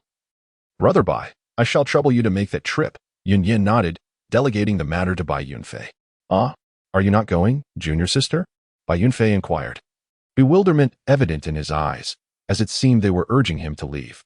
Yun Yin exchanged glances with her companion before speaking. "No, we have other matters to attend to. I trust Brother Bai will manage this situation adeptly." To Yun Yin, this was a trifling issue, as the primary concern lay with the hidden members of the demonic sect. Given the cautious nature of the demonic sect, unless they revealed their identities or Chen Chimo acquired intelligence about them, they would remain undetected. Ultimately, Bai Yunfei reluctantly departed with Zhao Xiaodang in tow. Elder Qin also took his leave to address this unexpected situation. Observing Elder Qin's retreating figure, Chen Chimo suddenly posed a question to Yun Yin. "Senior sister, is Elder Qin truly only at the initial stage of the Golden Core?" Previously, he had been unable to discern Elder Qin's strength, but after his own breakthrough, he sensed a comparable power. Yet, he harbored the impression that Elder Qin's true prowess was far more complex than it appeared. Elder Qin had been a venerable figure within the sect for centuries, achieving the Golden Core stage only after many years of cultivation. Thus, his future accomplishments seemed limited, which was why he served as an elder in the outer sect. Yun Yin, possessing only a superficial understanding of Elder Qin, responded, "What? Do you doubt Elder Qin?" "Not at all. Xiuxian quickly refuted, though he expressed some confusion. I simply feel that Elder Qin is not an ordinary individual. Upon hearing this, Xiuxian appeared slightly surprised, pondering for a moment before replying. The intersect elders may be privy to more about Elder Qin. We can inquire later. Regardless of any issues, as long as they do not endanger the sect's safety, let it be. Xiuxian nodded in agreement, refraining from further comment. Above the clouds, Xiuxian began to examine the reward information he had received, riding on his nimbus. Previously, he had traveled on senior sister Yun Yan's multicolored cloud. Now it was time for her to witness his own seven-colored cloud. Junior brother, your phoenix cloud may seem unremarkable, yet it must possess hidden depths. Yun Yan remarked after observing the nimbus for a while, unable to discern its true nature. She felt that the phoenix cloud should not be as mundane as it appeared. Xiuxian did not respond, but instead patted the nimbus, and in the next moment, a flash of seven-colored light flickered and vanished. Seven-colored cloud? Junior brother, you are truly fortunate. Upon witnessing the vibrant flash, Yun Yan comprehended the rank of the phoenix cloud, her gaze filled with complexity. After all, what one obtains is merely the colorful clouds of dawn. It is said that Master Chao was bestowed with the six-colored clouds, yet all of this transpired a millennium ago. The seven-colored clouds were once possessed solely by the second-generation sect master, and in the countless years that followed, no one has since acquired such a treasure. Fortuitously, I, as your junior, have encountered a stroke of luck. Xiuxian chuckled softly, subsequently providing a brief account of the rewards. Reward information 1. On the second floor of a dilapidated tea house deep within the sect's marketplace, concealed within a hidden compartment of a tea table, lies a long-lost manual of the Swift Wind Steps technique. Reward information 2. Beneath the 7th grave mound at the chaotic burial grounds outside the south gate, there lies a mid-grade spiritual artifact, the Crimson Flame Bracelet, which amplifies the power of fire-based spells. Reward information 3. In the ancestral hall of the sect, there exists a hidden cultivation technique that can be learned by showcasing an innate sword spirit root. Chapter 86. Ancestral Hall, Song of the Phoenix. The first reward was located in the sect's marketplace. This time, in order to avoid causing a disturbance, the two slightly altered their appearances and effortlessly acquired the Swift Wind Steps. Although this mid-grade technique was not particularly remarkable, capable of producing two illusory duplicates, it pales in comparison to the 9 Phoenix duplicates inherent in the Dance of the Nine Heavens. Nevertheless, when not utilizing the 9 Phoenix duplicates, the Swift Wind Steps still possesses some utility. Xiuxian briefly examined it before stowing it away, as they were now heading to the next location. The chaotic burial grounds outside the south gate. Such burial grounds are plentiful within the realm of cultivation, often serving as the final resting place for those who have met their demise through enmity. Some, aware of their impending fate, choose to bury themselves there to avoid being turned into puppets by their enemies. After all, these grounds do not have tombstones, but rather are filled with small mounds that naturally obscure one's perception. As night fell, an eerie atmosphere enveloped the burial grounds, typically deserted by all. It should be noted that such locations are most prone to harboring malevolent spirits, had it not been for the presence of the Xiuxian sect nearby to suppress them. These grounds might have transformed into a den of phantoms. Upon Xiuxian's arrival at the burial grounds, he discovered that many graves had already been unearthed, including the very grave where the reward was said to be buried, which now resembled a hollow pit. Had someone gotten there first? Xiuxian's heart raced in astonishment. This was a first for him. He had anticipated that these rewards awaited his arrival, only to find that the second reward had already been claimed. Yun Yan surveyed the graves and sensed the surroundings of the chaotic burial grounds. Junior brother, the soil beside this grave is still damp, suggesting it was recently excavated. Should we pursue? Although the individual had vanished from her perception, Yun Yan possessed secret arts that could track them down. Xiuxian glanced at the reward information, now turned gray, rendering it inaccessible. After a moment of contemplation, he shook his head and said, "Sister, please take me directly to the ancestral hall. A mid-grade spiritual artifact that merely amplifies fire-based spells is of little consequence. Even if we were to seize it, it would only serve as a gift. I can no longer afford to squander time on this matter." After all, during the time they were in the Xiuxian cloud, Sister Yun Yan had mentioned the upcoming grand competition. Such a prestigious event was not one he wished to miss. Seeing this, Yun Yan nodded in agreement. "All right, let us proceed to the Ancestor Hall at once." Although Yun Yan could be quite assertive at times, she refrained from voicing any objections since her junior brother had made up his mind. Her current responsibility was to support him diligently. The Ancestor Hall was situated not far from the sect leader's residence, at the very heart of the Xiuxian sect. As the most significant location within the sect, access was strictly controlled. Only the sect leader, the 7 elders, and the reclusive supreme elders were permitted entry. Even those powerful beings enshrined within the worship hall lacked the privilege to enter. Fortunately, Xiuxian possessed a sect leader's token bestowed by her father, allowing her entry into the Ancestor Hall. However, the token permitted only its bearer to enter, so Xiuxian stopped before the hall with Chen Chumo by her side. She presented the sect leader's token to him. "Junior brother, only those holding the sect leader's token may enter. I shall not accompany you inside. Hurry along. I will wait here for your return." Chen Chumo's eyes flickered as he accepted the token, saying, "Thank you, sister. I will return shortly." He performed a respectful bow to Xiuxian before turning towards the grand entrance of the Ancestor Hall. As he approached the door, the sect leader's token emitted a radiant glow, and in the next instant, Chen Chumo vanished from sight. At the moment of his disappearance, a figure hidden in a secretive corner of the Ancestor Hall expressed astonishment, musing, "Is this the lad with the innate sword spirit root? Little Shanzi has indeed stumbled upon a treasure." The interior of the Ancestor Hall was exceptionally vast, likely situated within a unique space, as its area was nearly equivalent to half of the Xiuxian sect itself. However, from the outside, the hall appeared quite modest. At the forefront of the Ancestor Hall stood a towering sculpture, 100 meters high, its visage remarkably lifelike. Chen Chumo instantly recognized the figure. It was none other than Feng Xiuxian, the founding ancestor of the Xiuxian sect. He had previously encountered a portrait of this figure within the Xiuxian Hall at the sect leader's residence, but here, numerous statues of various forms stood proudly. Presumably, these represented the successive leaders of the Xiuxian sect. Among them, Chen Chumo spotted a familiar statue, his master, Li Changye, whom he had seen during the 100 Clans trial. Due to the urgency of the situation, Chen Chumo did not linger to admire the sculptures. Instead, he activated the unique golden sword intent of his innate sword spirit root. In the next moment, the statues seemed on the verge of awakening, their previously vacant eyes glimmering with a spark of life. At that instant, a fiery phoenix flew forth from the center of Feng Xiuxian's brow, swiftly darting into Chen Chumo's sea of consciousness. The occurrence transpired so rapidly that Chen Chumo barely had a chance to react. Yet, this fiery phoenix posed no threat to him. Otherwise, how could the ancient sword essence remain indifferent?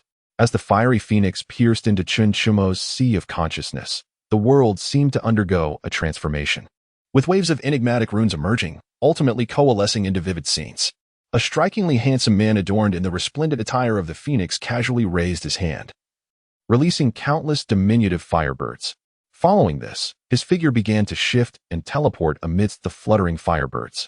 In but a fleeting moment, the heavens and earth were filled with the visage of this captivating man, rendering it impossible to discern reality from illusion.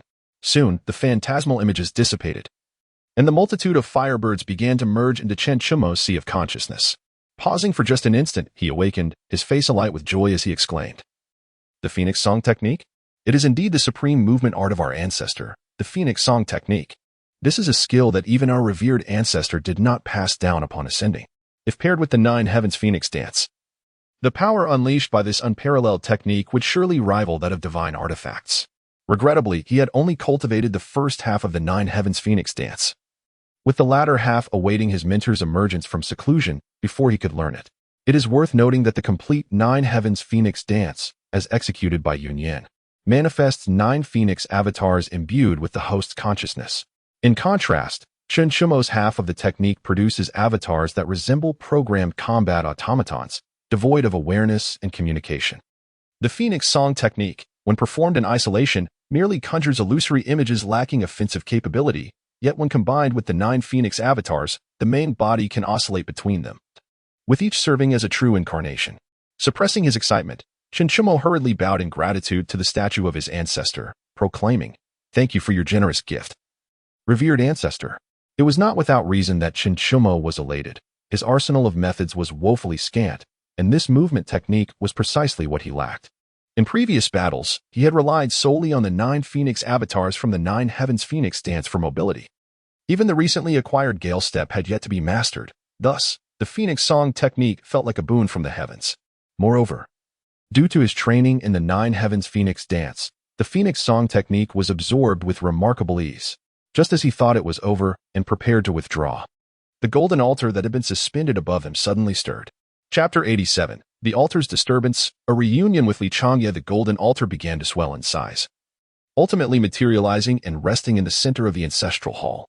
Following this, the statue of Li Changye emanated a radiant light, illuminating the entire ancestral hall with an extraordinary brightness.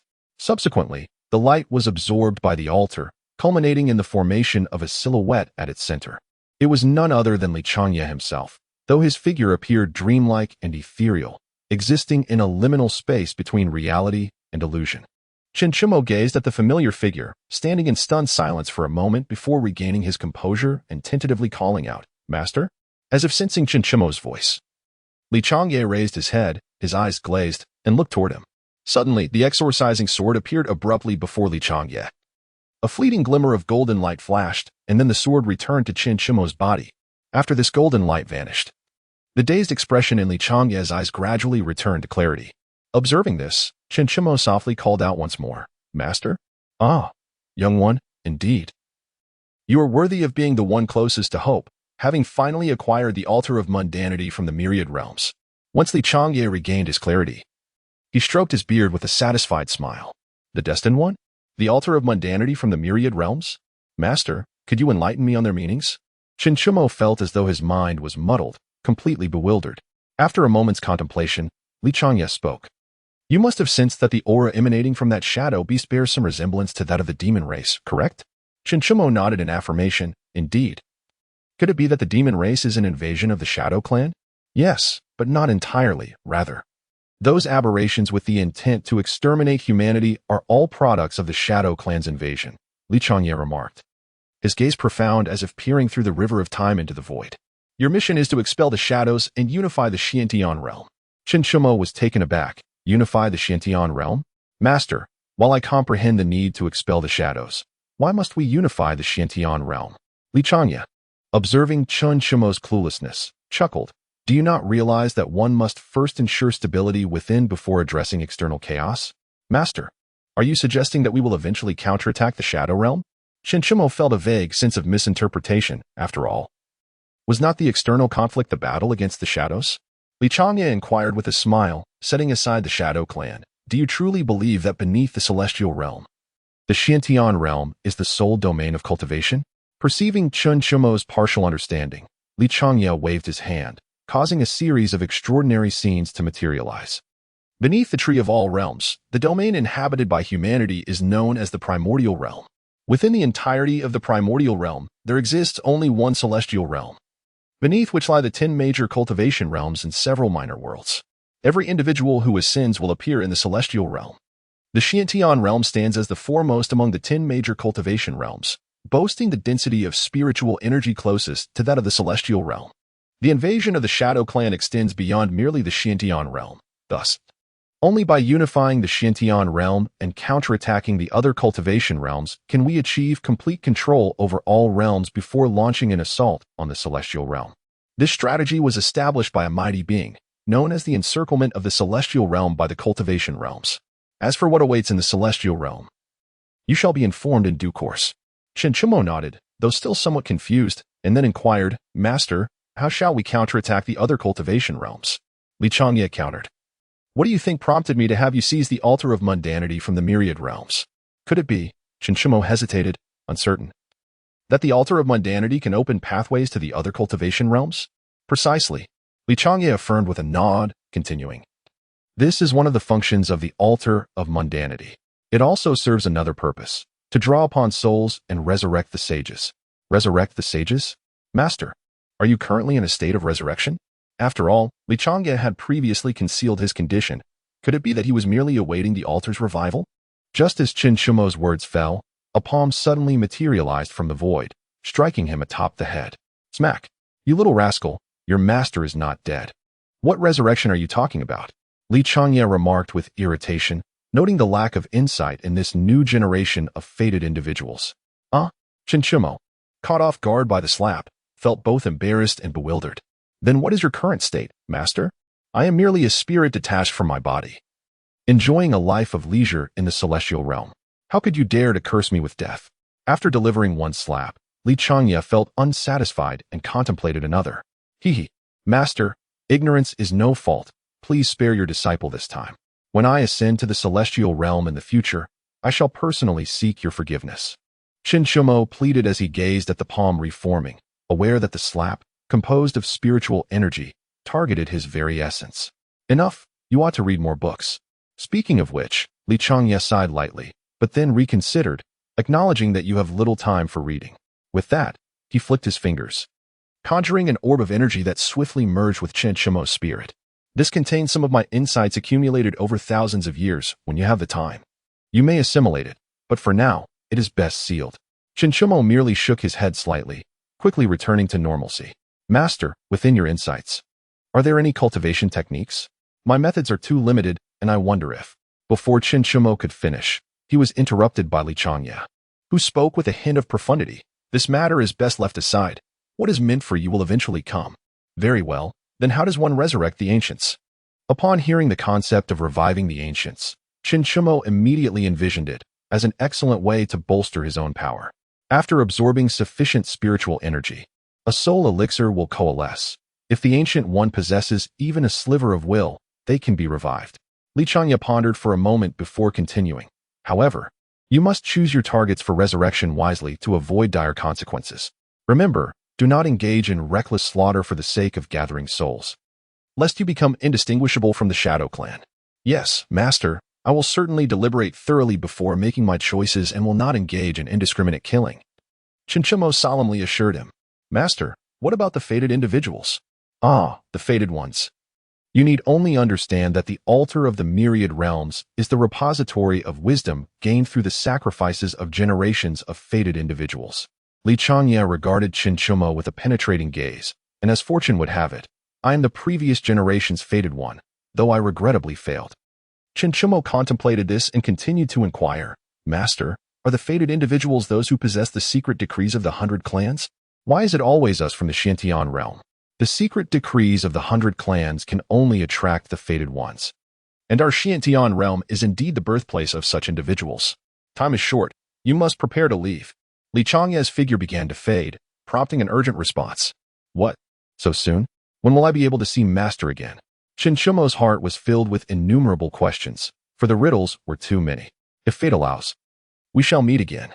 Well, I must return to the realm of immortals." As he spoke, Li Changye's figure began to drift away from the altar. "Master, did you not think that unifying the Xiuxian realm would be an insurmountable challenge?" Xiuxian shouted after the departing figure of Li Changye.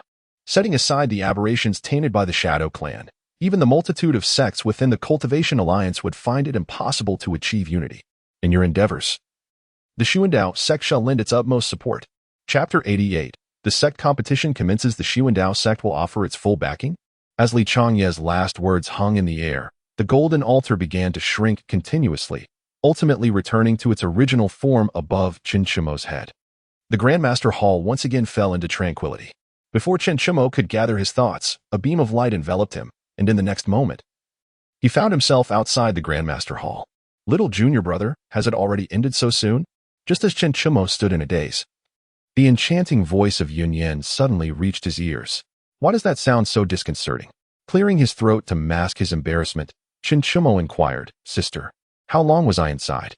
Yunyan cast a puzzled glance at Xiuxian and replied, "You emerged in less than 3 breaths. Little junior brother, you didn't just linger at the entrance before slipping out, did you?" "What? No way. I clearly ventured deep inside. It must have been several hours at least."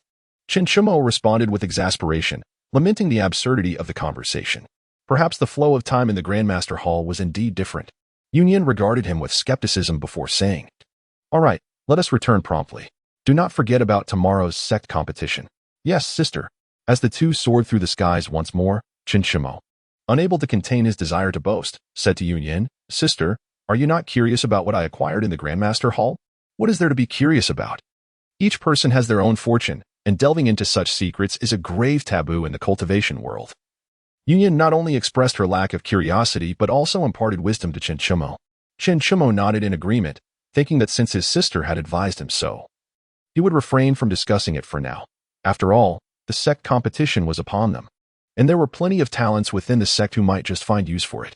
The next morning, the inner sanctum of Xiuxian sect was already abuzz with excitement, particularly the sect square, which had gathered a considerable number of disciples.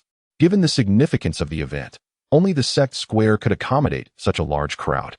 Upon his arrival, Xiuxian was met with a chorus of exclamations. Yet, these cries of astonishment were not directed at him, but rather at Yuyan. Did you see? The fairy Yuyan is actually in the transformation stage at just 18 years old. She is undoubtedly the first of her kind since the founding of our Xiuxian sect. Indeed. Indeed. She is truly the foremost prodigy of our Xiuxian sect, our first fairy. Oh, at 180 years old. I have only barely reached the early stages of the golden core. The talent of fairy Yuyan leaves me in the dust. Is it not somewhat disadvantageous for the cloud smoke fairy, who has just entered the initial stage of transformation, to join the transformation group? After all, those eligible to participate in the grand competition are all individuals of exceptional talent. The so-called grand competition does not grant entry to everyone. It comes with specific prerequisites. The age limit for those in the golden core stage is 50 years, for those in the nascent soul stage is 100 years, and for those in the transformation stage is 200 years. Consequently, most participants are either disciples of the elders or the sect leader. Nevertheless, a considerable number of ordinary disciples also partake, as the Xiuxian sect is rich in spiritual energy, giving rise to hidden talents who have diligently honed their skills. Although the rewards for each grand competition are not disclosed in advance, they are well aware that the prizes are indeed substantial, comprising not only spiritual tools and medicinal pills but also various cultivation resources. The Xiuxian sect is affluent and would not skimp in this regard. Since Xiuxian is participating in the Golden Core Group's competition, he cannot converge with Cloud Smoke. The competition for the Golden Core Group is presided over by a formidable being from the Hall of Offerings, as the risk of accidental injury during the competition is significant. And all participants are promising talents from the sect. Only a master of the integration stage can ensure that the combatants do not shatter their foundations. While injuries are certainly inevitable, as long as the foundation remains intact, these injuries are merely trifles. The first match features Chu Wenbing and Fu Wanan. This pairing had long been announced, and Xiuxian's opponent is a senior brother named Xiuxian, who is precisely 50 years old and possesses the strength of the initial Golden Core stage. Among the ordinary disciples, he is somewhat gifted, yet still pales in comparison to true geniuses. It is said that he is a disciple from the Punishment Hall, with a future path already mapped out. But the unexpected sect competition has ignited a final burst of ambition within him. Chu Wenbing, the direct disciple of the seventh elder, Chu Wenbing?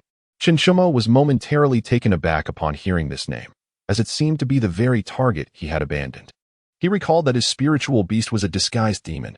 He wondered if it still remained. Just as Xiuxian was lost in thought, a voice of lamentation reached him. Alas, junior brother Fu is likely to kneel at the outset. His luck is abysmal to face that scoundrel Chu Wenbing. What does Brother Fong mean by this? Is there something amiss with Chu Wenbing? Inquired a curious companion. Brother Fong sighed and shook his head. Chu Wenbing is the direct disciple of the seventh elder. Over 40 years of age, and has already reached the late Golden Core stage, while junior brother Fu is merely a registered disciple of the fifth elder, just entering the initial Golden Core stage. However, that is not the primary concern. Chu Wenbing's methods are notoriously ruthless, and I hope the elder presiding over the competition can intervene in time. The individual continued. Brother Fong, the matchups were announced in advance, so Fu Wanan must be aware of his opponent. Why does he not simply concede? Concede? Brother Fong shook his head once more. This lad Fu Wanan only admits defeat when thoroughly beaten. He would never voluntarily surrender. Upon the arena, a muscular, ebony-skinned giant with a gleaming bald head descended heavily from the air, firmly establishing himself upon the stage. He was none other than Fu Wanan, the disciple of the fifth elder. Meanwhile, Chu Wenbing gracefully landed on the platform, cradling a pristine white fox with a golden tail. Once both contenders were positioned, the elder officiating the match waved his hand, enveloping them within an intangible barrier. At the sound of a command, Fu Wanan was the first to strike, brandishing a pair of spirit-infused gauntlets that unleashed a flurry of shockwaves with each movement of his fists, transforming the air into a tempest of striking fists aimed at Chu Wenbing. With a dismissive smirk, Chu Wenbing's golden-tailed fox emitted a peculiar cry, causing the barrage of fists to abruptly vanish. Beast ensnarement. Chu Wenbing chanted a spell, conjuring an enormous cage that ensnared Fu Wanan within its confines. In the next moment, ferocious beasts clawed their way from the ground, releasing blood-curdling roars. Akin to famished predators catching sight of their prey, they lunged at Fu Wanan.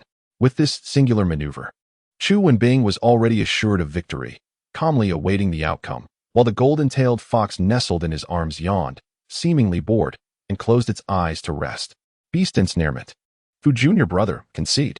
Do not continue fighting, implored Brother Fong, visibly anxious, having witnessed Chu Wenbing's formidable technique before. The beast ensnarement was Chu Wenbing's signature secret art. Once the cage was formed, it would continuously conjure beasts to attack the captive within.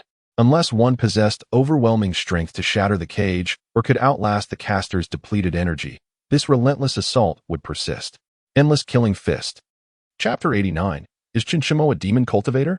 Perhaps hearing Brother Fong's call, Fu Wen'an chose to ignore it, unleashing a barrage of murderous fists that shattered beast after beast. However, for every beast he vanquished, more emerged. Soon, Fu Wen'an's body was marred with numerous wounds. Quite resilient. No wonder you are a body cultivator. Enduring for so long. Let me add some fuel to the fire. Chu Wenbing's face twisted into a cold smile as he cast another spell. The beasts within the cage suddenly began to merge, and in the next moment, three-headed behemoths appeared, glaring menacingly at Fu Wen'an. Gasping for breath, Fu Wen'an stared at the trio of monstrosities, fully aware of his impending defeat, yet his obstinate character spurred him to refuse surrender. Endless killing fist. Fu Wen'an summoned his remaining strength, coalescing a deadly aura that generated a punch more lethal than the giants themselves. This was his final strike. Yet, this seemingly fearsome attack was effortlessly torn apart by the three colossal beasts. The monstrous trio closed in on Fu Wen'an, casting a shadow of death over him. Lying on the ground, he struggled against his fate, but the beast's massive claw was already descending upon him. Should one be struck by that colossal claw, even survival would mean the obliteration of one's cultivation. At that moment, the previously silent elder finally intervened, with a mere wave of his hand. The prison formed by the 100 beasts was instantaneously dissolved, along with the three enormous creatures within it. The victor was none other than Su Wenbing. As the various matchups concluded, it was finally Xiuxian's turn to take the stage. In the next round, Xiuxian faced off against Ji Huaixing. Xiuxian? Is he not the legendary core disciple? Was it not said that he was merely at the foundation establishment stage? How has he already attained the golden core? My junior. Do you not check the battle roster? If he is listed in the golden core category, he naturally must be a practitioner of that level. And what of the golden core? He is still the weakest core disciple of the Xiuxian sect. Have you not noticed that Xiuxian appears to be only 15 years old? Look, is that not the case? Though handsome, he is somewhat shorter in stature. I'm curious to see what abilities this Xiuxian possesses to have ascended from a mere servant to a core disciple of the sect. Given his appearance, it is quite possible he relied on the connections of the Fairy Xiuxian. Brother, be cautious with your words, should Fairy Xiuxian hear this. Xiuxian, having just stepped onto the stage, was acutely aware of the murmurs from the crowd, and he felt a wave of frustration wash over him. Indeed, his height was a significant drawback, but he was only 15. While some at that age towered close to 2 meters, he might simply be a late bloomer. As for the insinuation regarding his connection to Fairy Xiuxian, it was a difficult claim to refute. Ji Huaixing appeared youthful, wielding a low-grade spiritual sword marked with the emblem of the Punishment Hall. Junior Brother Chen, I have long heard of your esteemed name. Ji Huaixing did not engage in pleasantries. He had heard of Xiuxian prior and was surprised to meet him in the arena of the great competition. Brother Ji recognizes me. After returning home last night, Xiuxian had unlocked some of Li Changya's knowledge orbs, allowing him to easily discern Ji Huaixing's intent. Ji Huaixing shook his head, revealing a name that Xiuxian was nearly forgetting. I wouldn't say we know each other, but I have long admired you. I am on the same team as Brother Li Si. Ah, that makes sense. Xiuxian recalled Li Si, though they were not particularly close.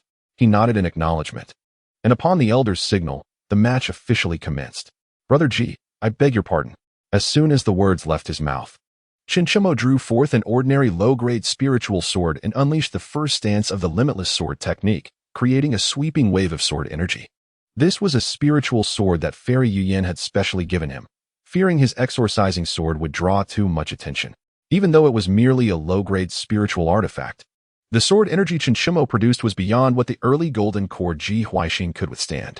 In almost no time at all, Ji Huaixing was defeated. The victor is Xiuxian. The elder's voice echoed, causing an uproar throughout the arena.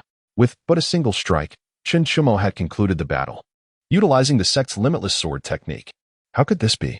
Was he not only just promoted to the golden core stage? How could one strike defeat the equally formidable Ji Huaixing, who is also at the golden core stage? Surely, there must be some deceit involved. Xiuxian, relying on his status as a disciple of the sect leader, must have coerced Xiuxian into submission. My senior brother's reasoning holds merit. After Chu Wenbing's victory, he did not depart but instead settled upon a high platform, cradling a golden-tailed fox as he observed the ongoing competition. Upon witnessing the entry of the once-renowned Xiuxian, a flicker of disdain crossed his eyes. Especially when he saw the ease with which the latter achieved victory, he could not help but scoff. How amusing. A mere servant disciple has ascended from the Qi refinement stage to the golden core stage in less than 2 months. Such rapid advancement is only heard of in demonic cultivators. Before Chu Wenbing could finish, the crowd erupted into a greater uproar. A staged match is inconsequential, at most tarnishing one's reputation, but if he were indeed a demonic cultivator, it would mean certain death.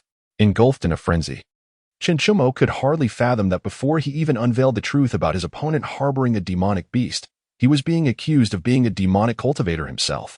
Brother Chu, if you had even an ounce of sense, you would refrain from uttering such absurdities. Having been unjustly slandered, Xiuxian was not inclined to respond kindly.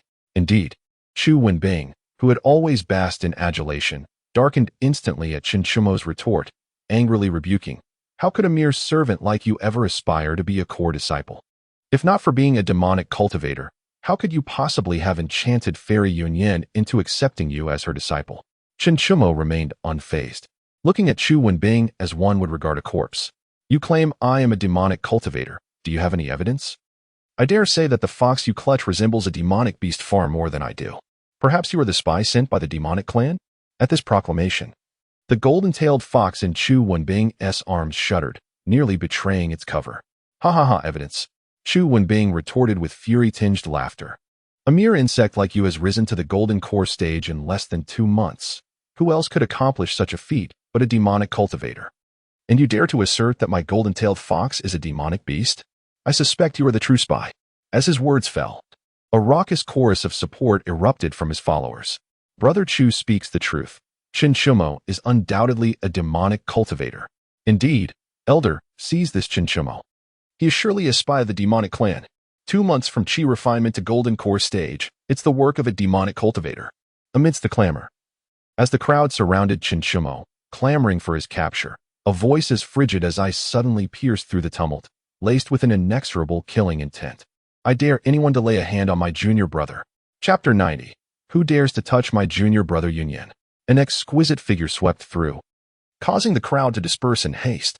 The previously boisterous Golden Core group fell into an immediate hush.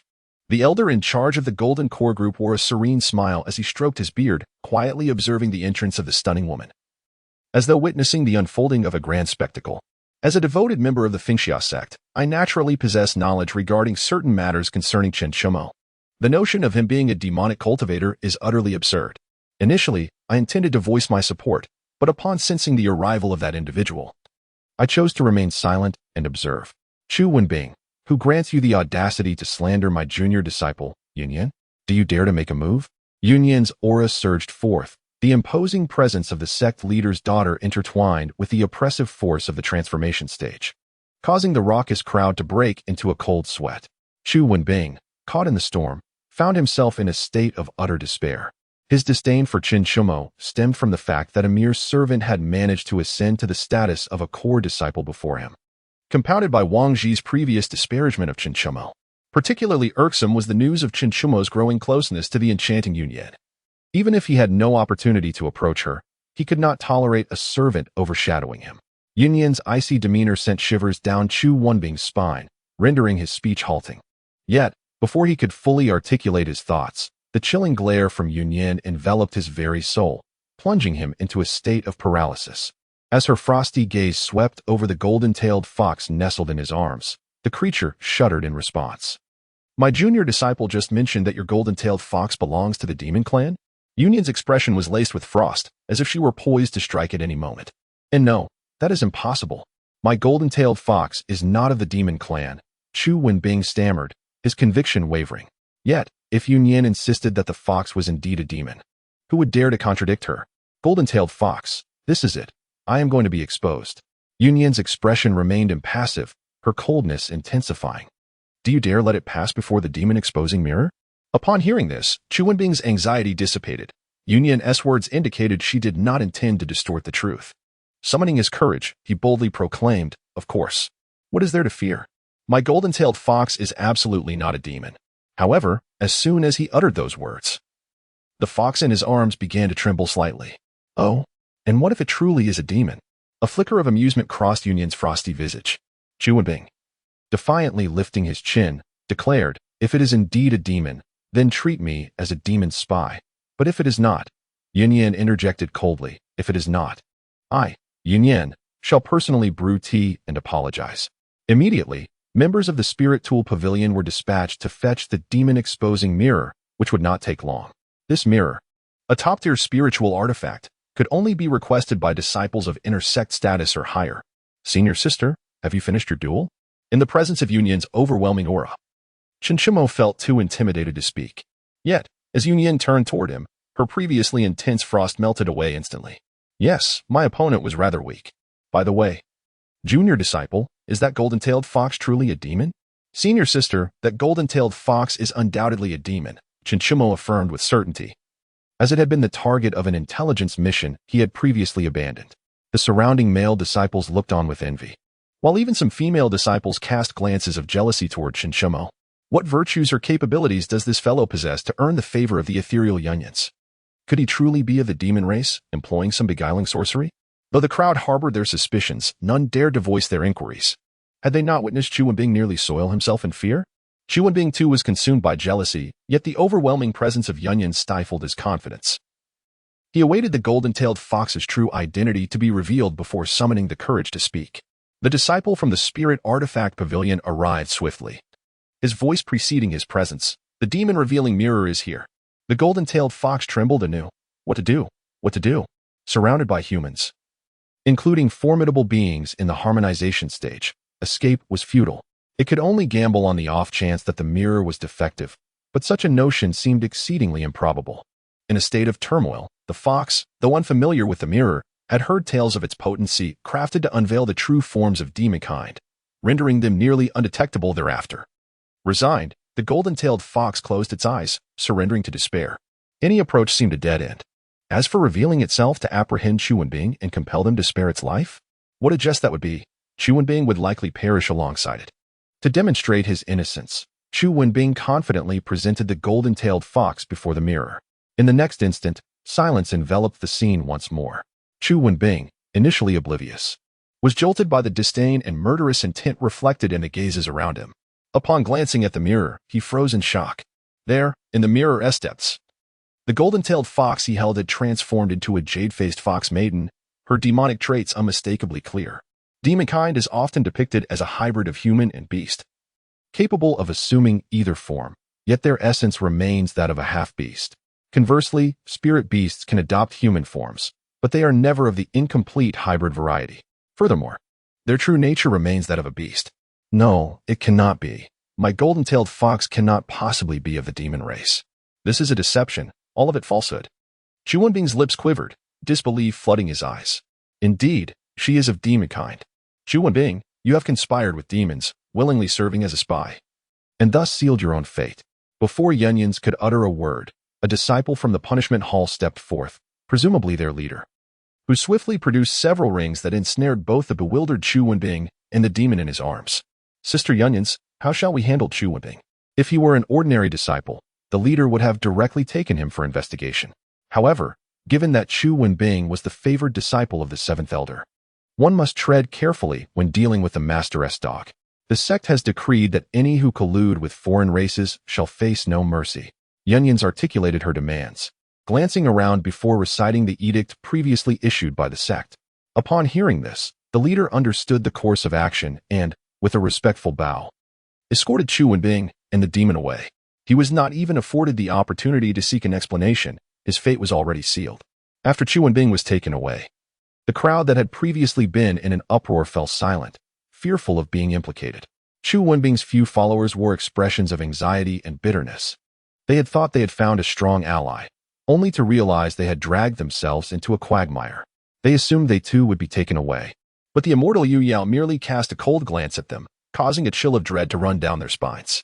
I was already aware of the rumors that had circulated within the sect, slandering my junior brother. I had thought the mere jest among fellow disciples. Yet they use such gossip to insult us. Do they truly believe that my lineage is so small that we can be easily bullied? Yunyao's aura coalesced with intensity. Should anyone dare to wag their tongues again, let them not blame me, Yunyao, for being merciless. Junior brother, do not hold back later. Let them witness what it means to be a core disciple. Yes, senior sister. Chapter 91. I, Xiuxian, apply for the guardian battle. Yunyao came and went in haste. Indeed a favored child of the immortal Yunyao, who so ardently protected him. What does Xiuxian possess beyond his handsome visage? A mere servant. Suddenly elevated due to Yunyao's favor? I seem to have uncovered the truth. Alas, how tragic for the sect. Merely possessing good looks can procure vast resources for cultivation. The onlookers regarded Xiuxian with a mixture of fear, curiosity, and a hint of concealed disdain.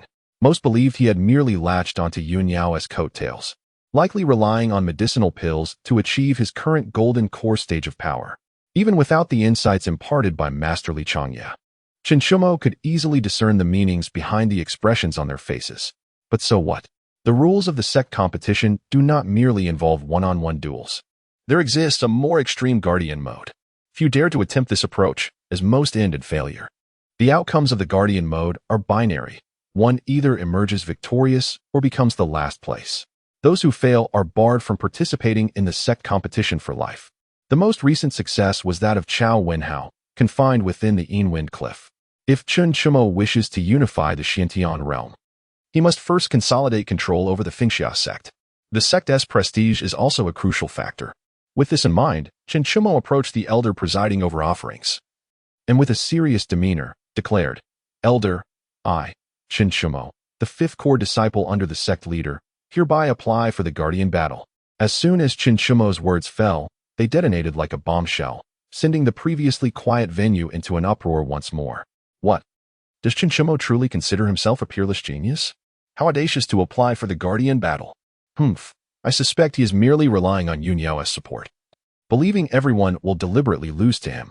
Indeed, perhaps his opponent, Xiuxian, intentionally lost. Otherwise, how could he be defeated in a single move? The guardian battle? I have resided in the Fengxia sect for over 500 years and have never witnessed anyone successfully defend their position. He is likely just a performer seeking attention. Were it not for my age exceeding the limit, I would willingly take the lead. It seems that Xiuxian's words were so provocative that those around him momentarily forgot the imposing presence of the Union Xianzi. The venerable elder, with a grave expression, gazed intently at Xiuxian and inquired, Are you certain you wish to apply for the defending battle? Without hesitation, Xiuxian nodded affirmatively, indeed, receiving confirmation. The venerable elder cast a deep glance at Xiuxian before addressing the eager disciples around, declaring loudly, after the first round of the Golden Core group concludes, the defending battle will commence, with the defender being Xiuxian. To apply for a defending battle is not something that just anyone can do. However, with Xiuxian's dual status as both a sect master disciple and a core disciple, he naturally possesses the qualifications to make such an application. Otherwise, if everyone were allowed to apply for a platform battle, how could this grand competition possibly continue? The sect's square is vast, yet all present are cultivators, and the venerable elder did not impose any restrictions on the range of his voice. Thus, even those in the nascent soul and transformation stages heard the news of Xiuxian's application to defend. Who is Xiuxian? This question would not even cross their minds, for his name has long resonated throughout the Fengxia sect. They simply had not encountered him in person. Not long after returning to the transformation stage, Yunyanshan learned of this news and furrowed her brow, saying, It seems my junior brother has hidden his strength. After the second round concludes, I must go and support him. Unlike Xiuxian, Yunyanshan did not apply for a platform battle. After all, her status dictated a cautious approach. In contrast, due to the controversies surrounding his identity, Xiuxian's extreme methods served to enhance his prestige even further. Having just returned from completing their tasks, Song Yufan and others also caught wind of this news and swiftly made their way to the sect square. Bai Yunfei, upon hearing this news, wore a look of astonishment. Junior brother Chen is applying for a platform battle? Has he advanced in strength so rapidly? Despite his confusion, his steps did not falter.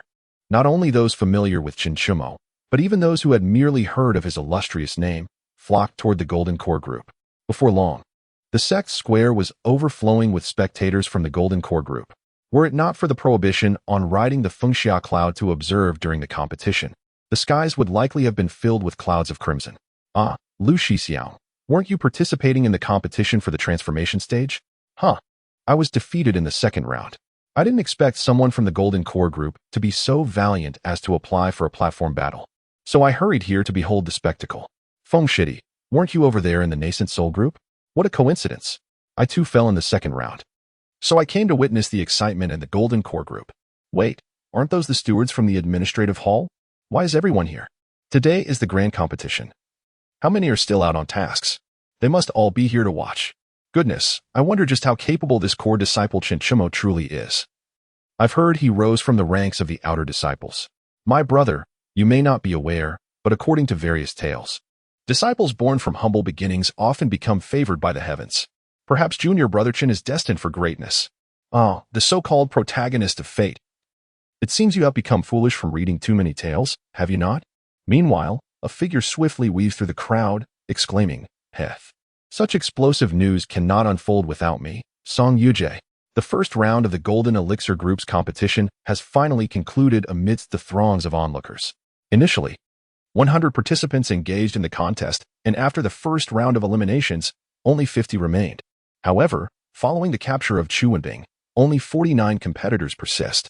This implies that Xiuxian must now confront the challenges posed by 48 opponents.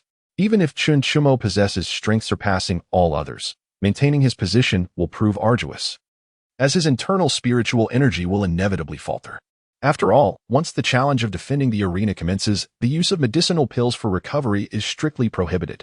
If one were to recuperate after each battle, what would be the essence of defending the arena?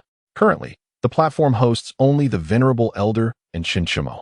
According to the sequence, the first to take the stage is the victor of the second group from the initial round. It is he, the shadowless blade god, Wei Wuyo. Goodness, the first challenger is a master of the perfected golden elixir realm. Does this mean the defense will conclude before it even begins? Perhaps Xiuxian also possesses the prowess of the perfected golden elixir? Don't jest. Can you not discern that Xiuxian is merely at the initial stage of the golden elixir? This is precarious indeed. Bets are being placed. The Song family is hosting wagers. Come forth and bet on whether junior brother Chen can secure victory in this first match. Bets? I wager on Wei Wuyo's victory, 10 mid-grade spirit stones. I wager on Wei Wuyo's victory, 100 mid-grade spirit stones. I bet on Wei Wuyo's triumph, 10 high-grade spirit stones. Clad in dark attire, Wei Wuyo stands before Xiuxian, brandishing a massive blade. His aura is subdued, yet a domineering presence emanates from him, instilling an unspoken sense of awe.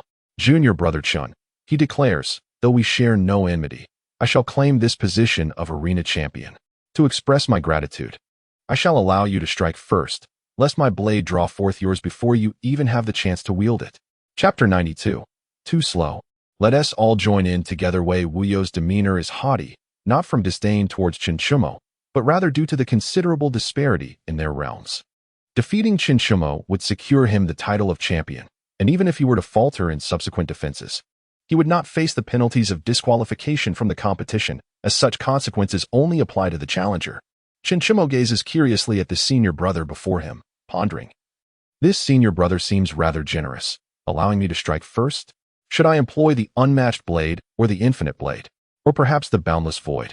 Thank you, senior brother. I shall not refuse your kindness. Since you are so magnanimous, I will not conceal my intentions from you.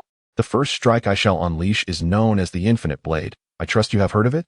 With that, Xiuxian draws forth a low-grade spirit sword, channeling energy throughout his being. Both the unmatched blade and the infinite blade require a certain duration of accumulation. The longer the accumulation, the mightier the sword's momentum. Out of respect for this senior brother's generosity, Xiuxian even channels a portion of his golden sword intent. Wei Wuyo's expression momentarily froze, for he was well aware that the infinite sword represented the pinnacle of the sect master's creation, the infinite sword technique, and possessed extraordinary might.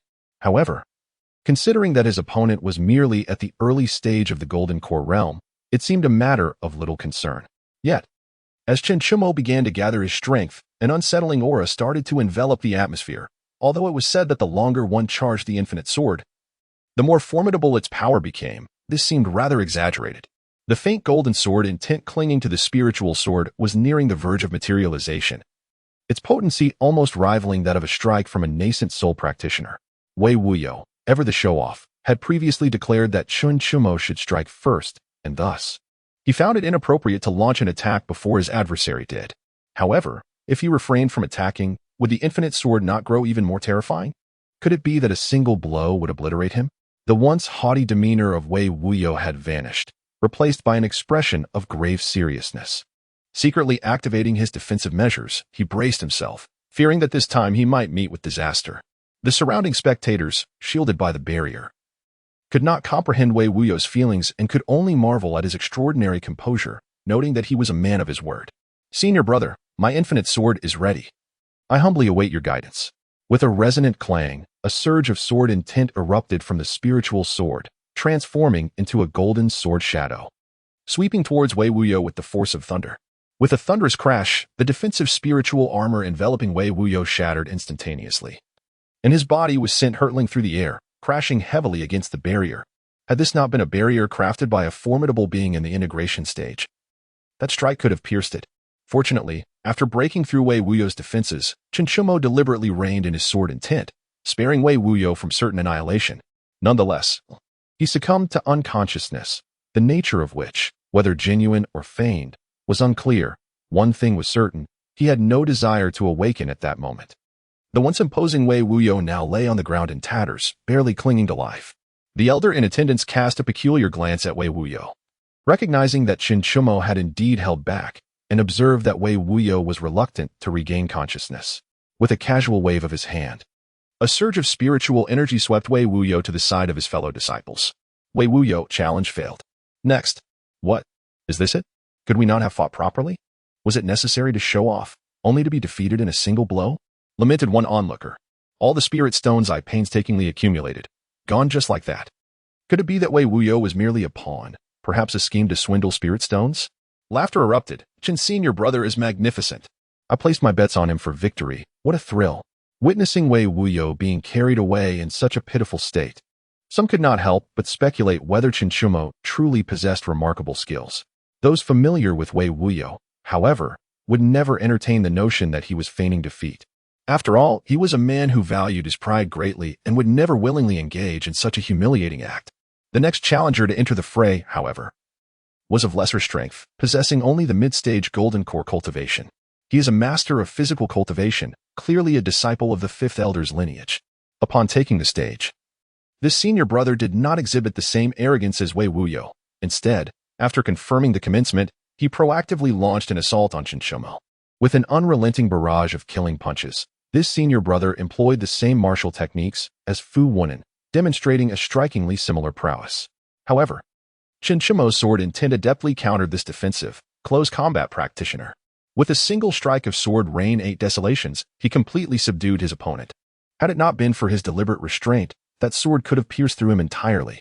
The man cast a complex glance at Xiuxian, already recognizing that Xiuxian's strength far surpassed his own.